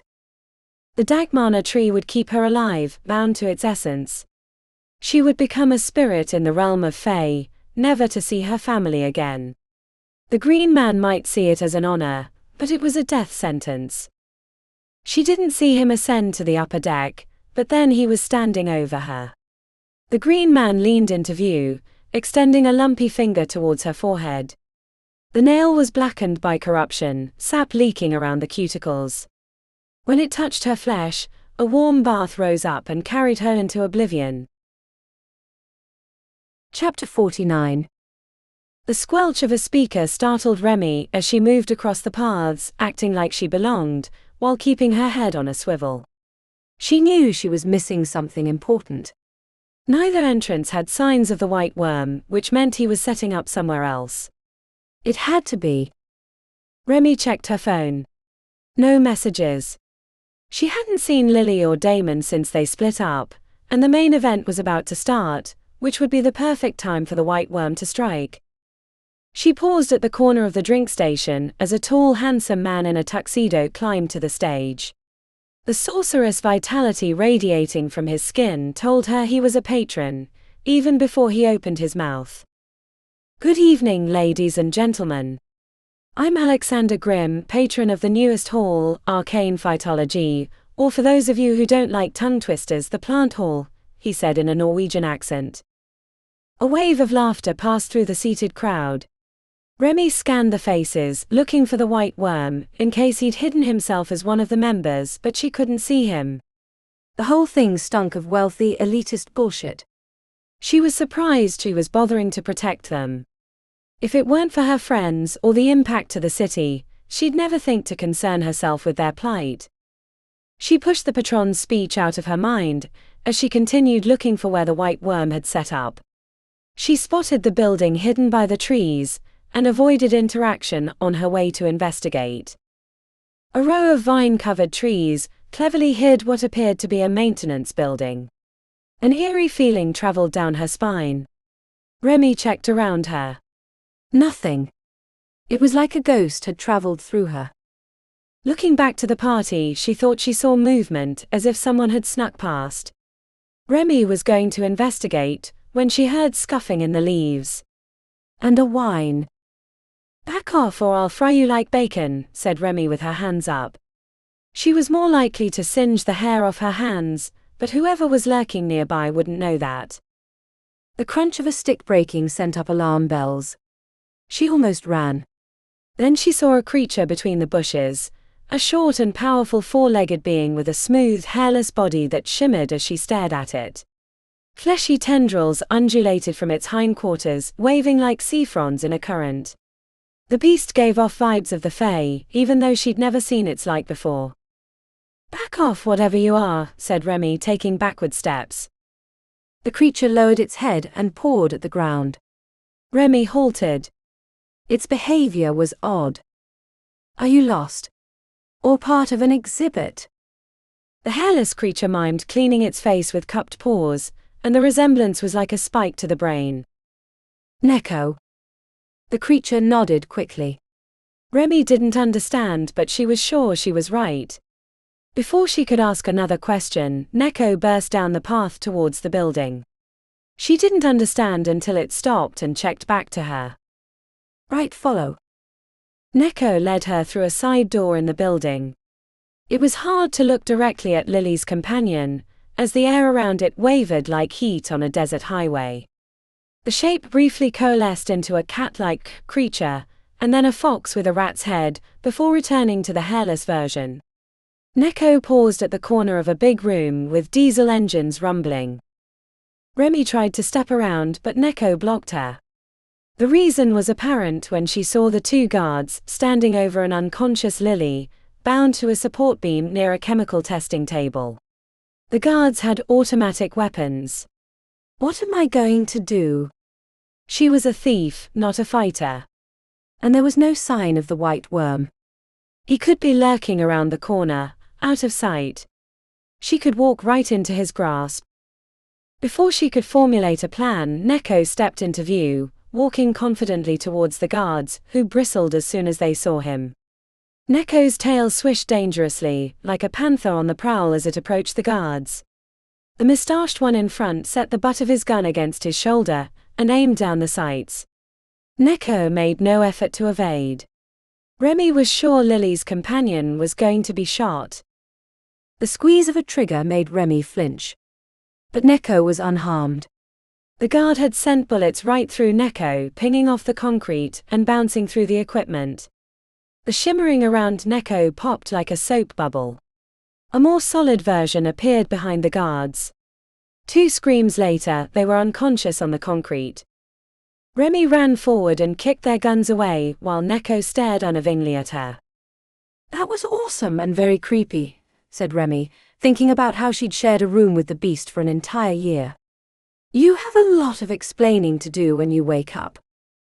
She checked on Lily, shaking her, but the Irish girl wouldn't wake.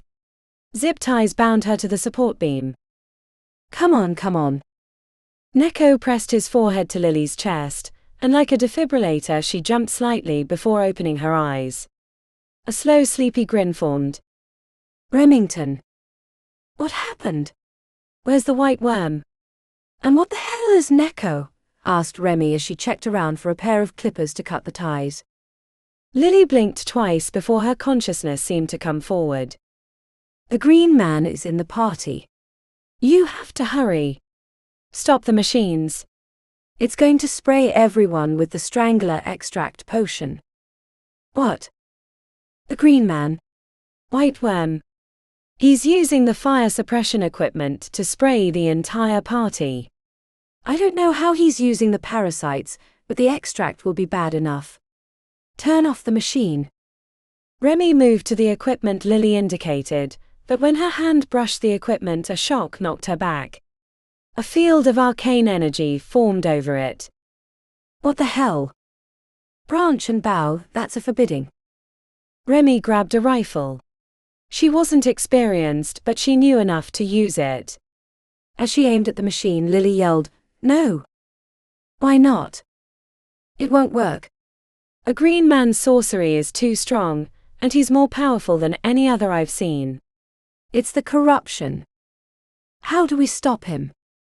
"Get everyone out of the pavilion before they're sprayed." "Sprayed?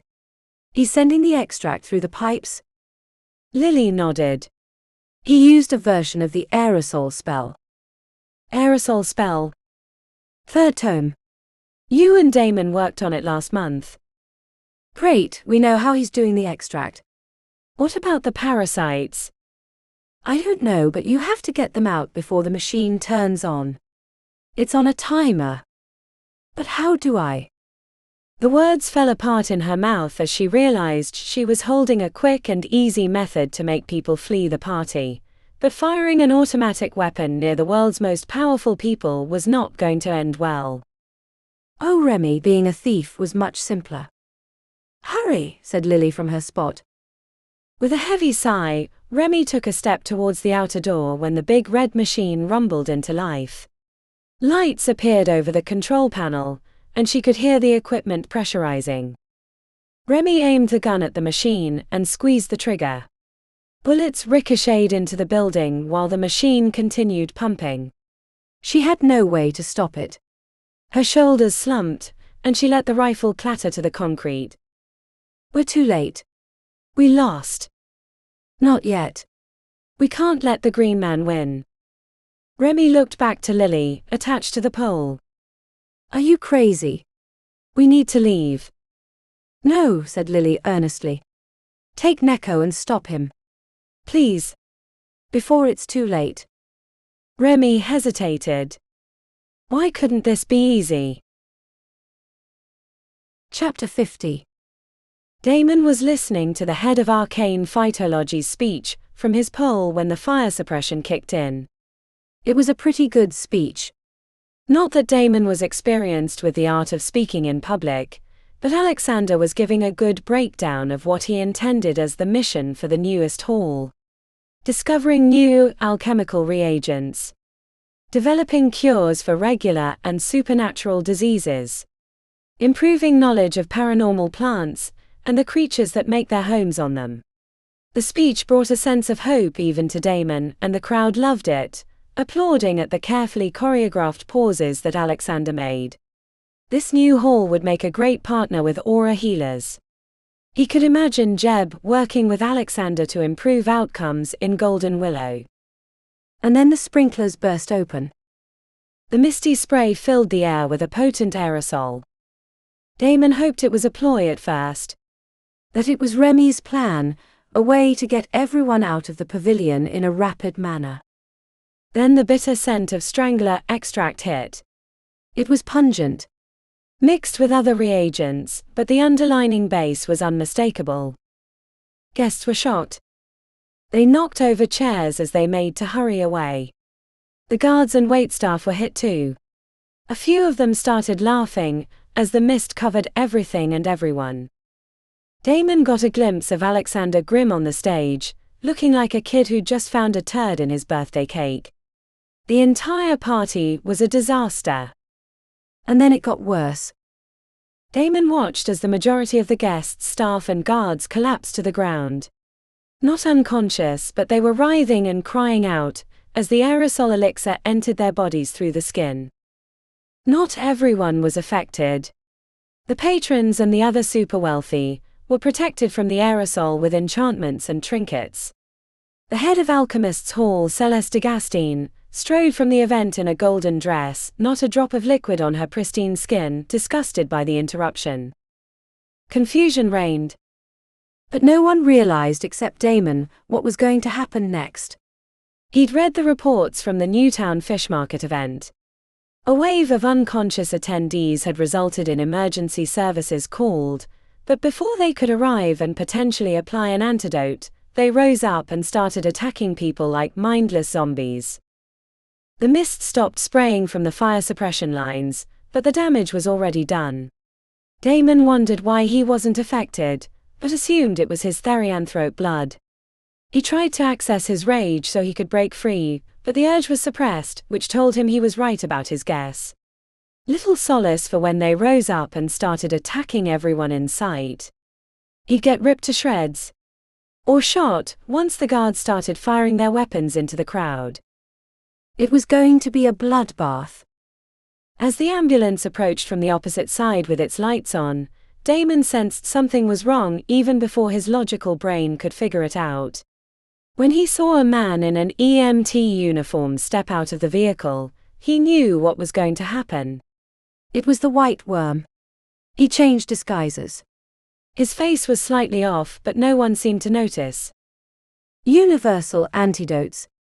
"Hurry, we can prevent any adverse effects if you take it quickly," said the White Worm, hauling a white sports drink cooler from the back. The people that hadn't been affected by the extract were heading in his direction as he pulled out drink cups and started filling them to hand out. Damon yanked at his cuffs, but he had no way to free himself or tell anyone that it was a trap. The drinks would be filled with parasites, probably hidden with glamour. The line of rich and powerful would not just be mindless zombies, but ones bound to the White Worm once the parasites took hold. "Please someone free me." "Don't take them." But it was too late. The first few guests were sucking down their antidotes, as the first of the others writhing on the ground were slowly making it to their feet. The slapping of soles on the concrete had him turning, expecting to be attacked, but instead he found Remi and a strange hairless dog-like creature at her side. She ripped the duct tape off his mouth. After shaking off the initial sting, he said, "The White Worm is going to feed them parasites at the EMT truck. Hurry." Remi took one look at everyone lining up at the ambulance, and her jaw dropped. Before she could move in that direction, a woman in a white catering jacket rose to her feet, eyes blank of emotion.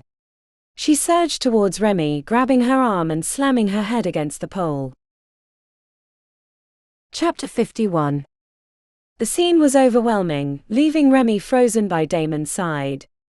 Hundreds of people in formal attire were laid out on the ground, or knocking over chairs as they climbed to their feet. The line leading up to the ambulance where the white worm was handing out parasite-laden antidotes was full. Even the patron of arcane phytology was at the back of the line, glancing over his shoulder in shock. Remi didn't see the caterer until she had her arm and slammed her into the pole. Stars burst into her vision as her head impacted the metal. The woman dug her fingernails into Remi's arm, so she kicked her between the legs. The kick infuriated the mindless woman, and she reared her arm back. Remi, too stunned to avoid the coming blow, was saved when Neko barreled the woman over and nudged her in the head, knocking her back out. "Hurry, stop them from drinking the parasites," said Damon, still bound to the pole with handcuffs behind the portable refrigerators.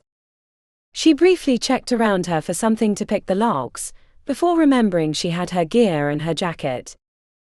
"It's too late. We have to leave before it gets really bad." "No, Remi. We don't." She looked at the tall first year. "Are you crazy? You could say that. We did all willingly sign up to be kicked, punched and spit at, and that's just the doctors." Remi looked between Damon and the ambulance. "There's nothing left to do. There's always something more to do. Even if we only save one person. Please, Remi. You can do this. I know Dr. Decker is always giving you shit, but it's for a reason. That's why we signed up for Aura Healers. To help people.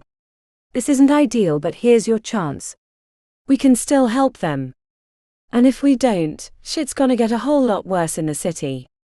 Do you really want to leave everyone at Golden Willow to the mess about to happen?" A burning frustration rose up in her chest. Every ounce of her body was saying to flee. Her parents would call her a fool. Or a Jew. A mark. She glanced briefly at the building where the enchanted platinum sensors were located. She should have stayed on the train and learned about the pendant. Being a hero was a mistake. She realized that now. Odette's death had her all confused. There hadn't been a chance to say goodbye. "I hate you, Damon." Remi sprinted to the ambulance, waving her hands and screaming, "Don't drink that. It's a trap. He's a green man from the Fae, and it's going to poison your mind." The entire line of rich folks stared at her as if she were crazy. She thought she was crazy. The green man caught her eye. His lips snarled briefly before returning to a mask of professionalism. Then Neko surged forward. The hairless beast rippled like a heat wave. The green man dropped the cup he was about to hand over when he saw Neko bounding forward. Remi thought Neko was going to attack. Instead, the strange creature leapt onto the table, knocking over an older woman in a black dress. A man in a tuxedo lifted his hand as if he were going to punch Neko, but then the beast sent out a wave of dislocating air.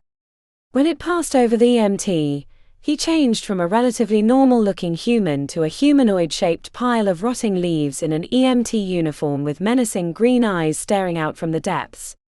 Brown goo dripped from the arm of the corrupted green man. The gentleman at the front of the line recoiled, then vomited onto the concrete path. The green man raised its arm as if it were going to send a bout of sorcery into the crowd, but a hearty voice called out in Fey language.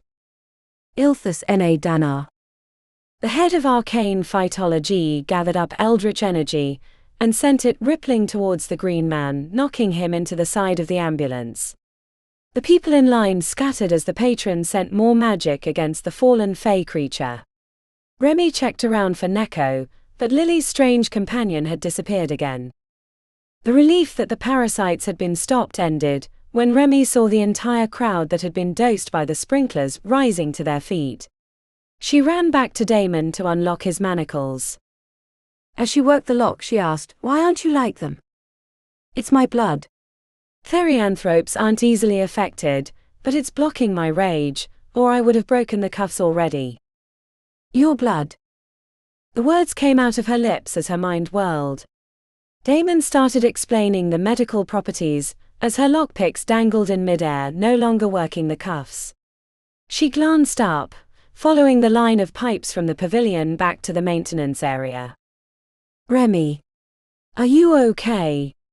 did you get sprayed? No, she said, shaking her head. But I have an idea. "A really stupid one." I have to go.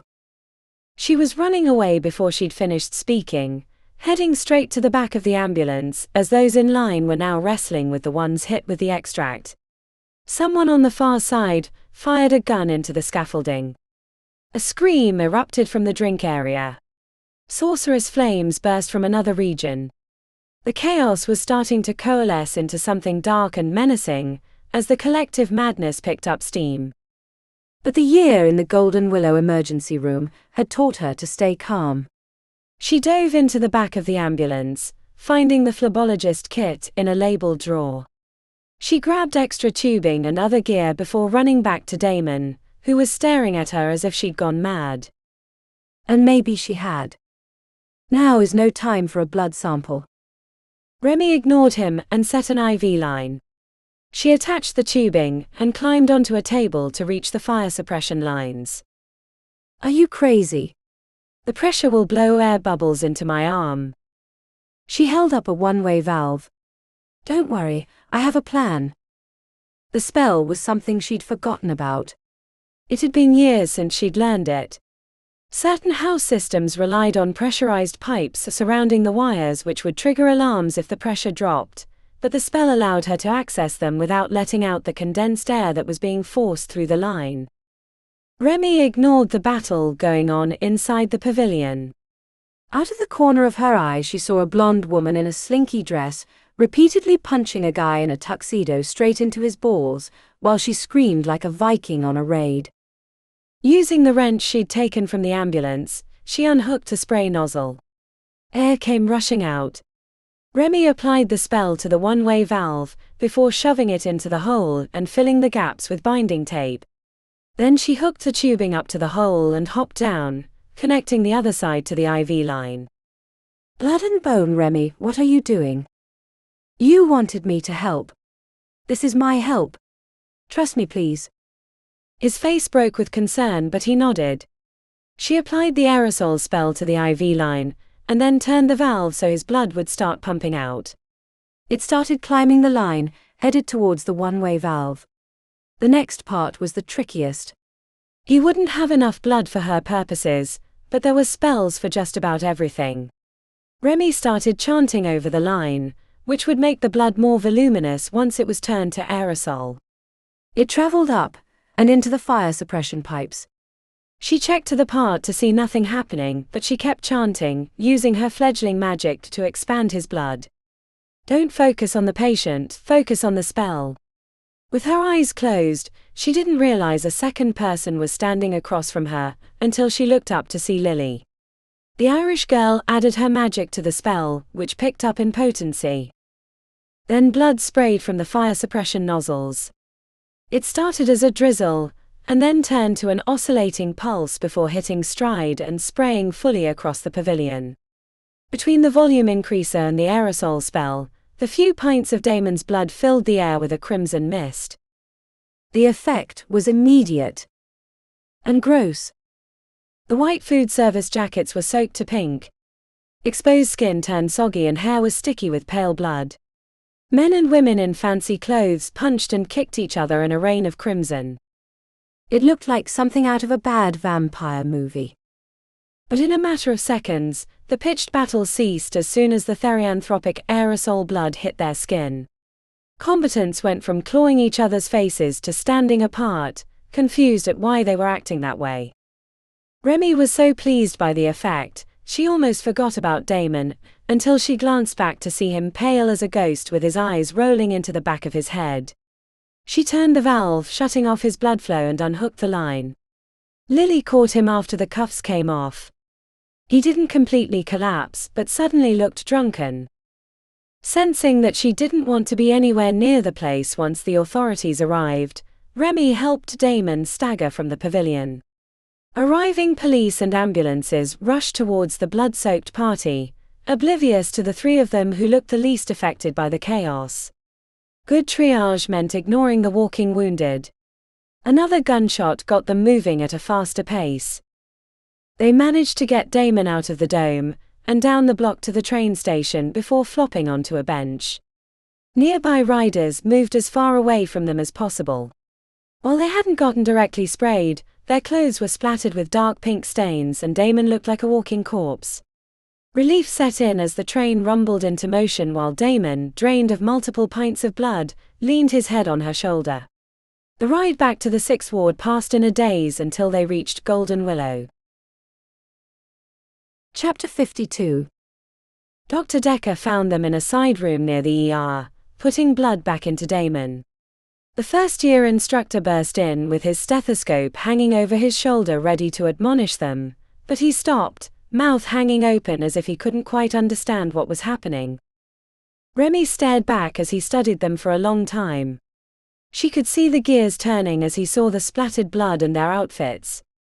When the intercom crackled to life, announcing the incoming wave from the charity event, Dr. Decker sighed heavily. When you're finished with the Tin Man over there, I'll see you three in the ER. And since it isn't Halloween, make sure you change out of your costumes. After he left, Remi turned to Damon, who had regained a slight pink to his cheeks. You okay? Getting better. Keep the oil coming, he said while Lily rubbed his back. What are we going to tell him? Nothing, said Remi. We weren't there, and he has no right to know. Are you sure? He asked. Completely. Remi tilted her head at Lily. What's with the rat?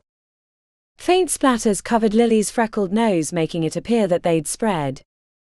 Tomorrow when all this is over, I'll explain, but only if you tell us where you went for half the night. Remi nodded with her eyes closed. That's fair. I'm good to go, said Damon, pulling out the IV and hopping from the table.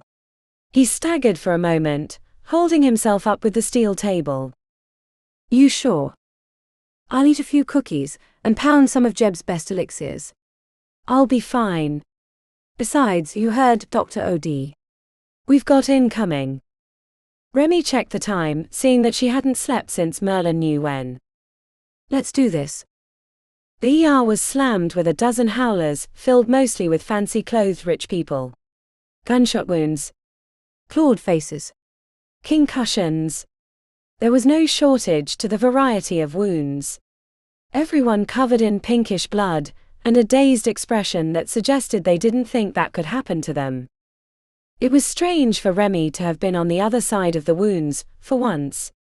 A few times the doctors started speculating about what could have caused the chaos, and Remi had to work to keep her lips clamped shut, especially when they suggested the wrong course of treatment. Unless they said something that would harm the patient, she stayed silent, knowing that most of the wounds were superficial. Despite the chaos, the late night had none of the anxiety that usually came with a flood of ER patients. She guessed it was like cleaning up after a hurricane, when the waves were still choppy and the beach was covered in debris, but you knew it was the end so you could remain calmer about the exhausting work. At times she caught Dr. Decker staring at her or her friends. She guessed he was piecing together what had happened. Remi hoped that no one recognized their role in the events, but during a break in the action, when someone turned up the TV in the waiting area, she saw patron Alexander Grimm being interviewed. The tragic events from tonight were caused by a rogue creature from another realm intent on killing and injuring people at my charity event, said Patron Grimm. What happened to this rogue creature and do you know where it came from? Asked the reporter. Patron Grimm stared straight into the camera as if he was speaking directly to the city. That remains to be understood, but I can assure everyone that this creature was destroyed completely by my sorcery once he was identified. While I am horrified at the scale of tragedy that unfolded at this celebration of my hall, I think that only my quick action prevented more people from being hurt or killed. We have much to be thankful that the casualty numbers were rather small considering. The reporter put the microphone into his face. What about the rumors of parasitic infection or mind control enchantments? Vicious rumor. I assure you that whatever happened was more chaos than reality. But know that anyone injured is currently being treated at Golden Willow Hospital. I'm certain the great nurses and doctors of that facility can handle any injuries or illnesses that resulted from tonight's events." The staff watching the TV cheered in response. Remi missed the final part of the interview because she couldn't hear, but she guessed nothing important was said because they switched back to the anchor desk, and she returned to caring for patients. As the sun was coming up, Remi hauled the duffel bag full of reagents to Dr. Decker's office. She wasn't surprised to find him sitting at his desk, folding a piece of paper into tighter shapes. He normally had a quip, but his silence spoke volumes. "I won't take any more from the hospital supplies." "Take." The words caught in her throat. "Steal." "I'm sorry." Remi set the bag by his desk. He leaned over and unzipped it, whistling softly at the contents. "I didn't take everything. I left enough so there were no interruptions in care, and replacements could be ordered." Dr. Decker leaned back in his chair and crossed his arms. "I should give you an award. You should kick me out." An eyebrow raised. "Is that what you want?" "No. But I know that's what you should do." "What happened at the plant hall?" Remi placed her hands behind her back and shrugged speculatively. "Hard to tell from the injuries, but it looks like it was quite a mess." Dr. Decker furrowed his forehead. "Snitches get stitches. No one ever says that unless you're a TV mobster. Criminals are the first person to sell you out, if they think they can profit from it." He held up a piece of paper. "I had an analysis done on some of the blood." "Very interesting results. Do you have any theories on how the entire party was exposed to therianthropic blood?" "Will it turn them into werewolves?" she asked with feigned concern. "That's not how it works." The corner of her lip curled slightly, which brought a shaking of his head. "No, I'm not kicking you out, Miss Wilde." "I'd hate to lose a student who shows such promise. The creativity required for that kind of solution is remarkable." Her chest uncoiled. "That's good to know. Is there anything else? I'd like to catch a few hours of sleep before my next shift." "That's fine. Unless you have any theories about tonight, which might be helpful." She stopped halfway out the door. "Theoretically, It might be good to test for parasites despite what Patron Grimm said on TV. Also, you'll want to talk to Bob about those tests. he might have been fudging them to keep you off his back." "Theoretically. Is there anything else?" His expression crashed. "One more thing. Services for Odette will be later this afternoon in the chapel." In the chaos of the evening, she'd forgotten about her death. It seemed like weeks ago." "Thank you." "Remi." "Yeah. I'm glad you came back." "Me too." Chapter 53. Remi had never been to a memorial service before. Her parents had moved them around constantly, and personal attachments were discouraged. If you might have to get up and leave the county at a moment's notice, you didn't want anything interfering. Which meant the only friends she'd ever had were her parents, which really weren't friends at all. The chapel felt claustrophobic when she stepped inside. 2 pots of flowers sat on the simple altar, while the benches had a collection of nurses Remi recognized from caring for the old woman. Remi didn't know what to expect, so she stayed against the back wall by a potted tree. Dr. Decker appeared shortly after in his white jacket over green scrubs. He spotted her against the wall and gave a brief nod, before taking a spot near the front. The nurses eventually left, leaving a small item on the altar before heading out of the chapel. They smiled at her as they left, which helped her feel like she belonged. Even when she didn't. Of all the times to get to know someone, I had to pick someone that was going to die. After the chaotic night, Remi wished she still had the chance to sit in Odette's room and tell her about everything that had happened. The old botanist had loved her stories. It had made Remi feel like she had some worth. She enjoyed listening to Odette's stories too. Dr. Decker checked his phone and then rose from his bench near the front. He set something small on the altar before heading down the aisle. She left this for you, said Dr. Decker, handing over a sealed card from the gift shop. Me? His eyes creased with a smile. She enjoyed your visits very much. You made an old woman's last days bearable. The card trembled in her hands. What could Odette have said? Dr. Decker left her at the back of the chapel. She shoved it in her back pocket. Remi was planning to leave when the doors opened, revealing Damon and Lily in their first-year scrubs. Without saying a word, they stood to either side of her. Hands grasped hands. Tears welled up in her eyes as a sob escaped her lips. She'd never been good at crying. What was the use when there was no one to care if you did, but having them at her side made them flow in a river of grief. When she couldn't take it anymore, Remi broke contact and strode to the altar. An origami swan sat at the center. It was what Dr. Decker had been folding when she'd entered his office last night. She touched the graceful neck as an answer popped into her head. Oh. Her friends were waiting for her outside of the chapel. They swung by the cafeteria for coffee before climbing to the hospital roof. A helicopter was landing on the pad on the far side, but they found the peaceful spot with a picnic table and Adirondack chairs that overlooked the city. Puffy clouds kept the sun from blinding them as they sipped their coffees. A set of sirens, police not ambulance, came roaring up the side street, headed in the direction of the White Worm's house. She raised an eyebrow. Someone may or may not have sent a tip to the Invictus PD. Damon sat up. That's okay, right? More than okay. I'd hate for someone to take up his insane plan. She paused. Is now the time for spilling secrets? A good a time as any, said Damon. When Lily didn't speak, they both looked to her. She wrinkled her nose. I'll feed the fairies if that's what you're looking at me about. Who first? Asked Remi. Lily sighed. Since we're talking about the Green Man, I guess that should be me. I don't know about you two, but I didn't come here to become a healer. I did, but not the kind you're thinking of.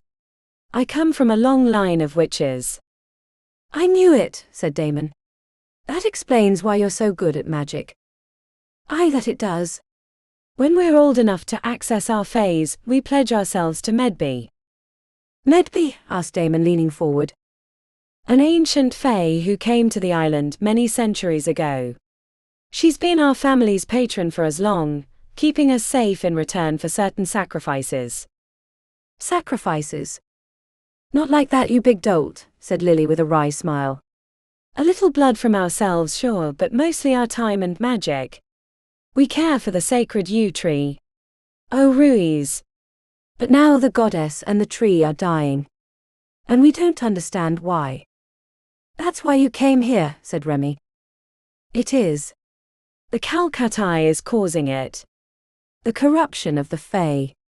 It's turned the summer realm into a place unrecognizable by my family. That's what I saw in my vision, said Remi, nodding with understanding. It is. And the White Worm or Green Man is a part of it too. Or was. Lily hung her head. I came to the halls in hopes of learning how to fix the corruption, or fight it if that's what it requires. Remi put a hand on Lily's knee. Neko. He's a changeling. A powerful one. We were bonded when I was a young witch, barely old enough for the rites. It's why I volunteered. Remi sucked in a breath. You had to give up your connection to Medby. Aye, said Lily, her lips wrinkling with uncharacteristic sadness. But it'll all be worth it if I can heal Medby and my family. Remi reached into her scrubs and pulled out the pendant. Is this connected in any way? I don't know, said Lily.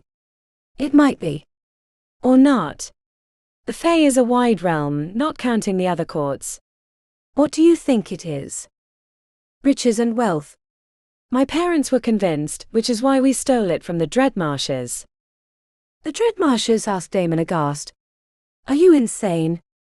They're one of the most powerful families in the world. It was in a minor cottage that they rarely used, and except for my parents' impatience, I would have gotten away cleanly. Instead, I had to spend a year in Utica. What does it lead to? Asked Lily. Remi pursed her lips, unsure if she wanted to reveal all her secrets. I really don't know, she lied. But I know my parents, they were dead certain that it was a path to riches. The one big job that if we could pull off, we'd never have to steal again. Is that where you went? Asked Damon. I did. I was supposed to meet with an expert in the field, someone who would tell me the next steps. Why did you come back? Remi clutched the pendant which felt warm against her palm. Because I'm an idiot. My parents always warned me about getting involved with other people's lives, and that's what I did. I got involved. I can't say exactly why I came back, but I knew that if I kept going, I wouldn't like the person I'd come to be. We're bloody glad you did, said Lily with a wink. Me too. She screwed up her face. Does anyone else think it's strange that two people connected to the Fae became friends? Lily shook her head. Not at all. The silly and unsilly worlds work in mysterious ways. Your pendant and my past probably drew us together. Remi tilted her head at Damon. What about you? Do you have any Fae connection you're hiding under all that werewolf muscle? Me? His forehead furrowed. Not at all. I think our connection came from you trying to steal from me. Remi wasn't sure she quite believed him, but she didn't want to upset the mood. Their phones buzzed collectively, summoning them to a meeting with Dr. Decker in the first-year lounge. I'll be along in a moment, said Remi as her friends headed back. After they left, Remi approached one of the big metal HVAC units. She reached under the curve of a vent, until she found the magnetic lockbox she'd fixed underneath.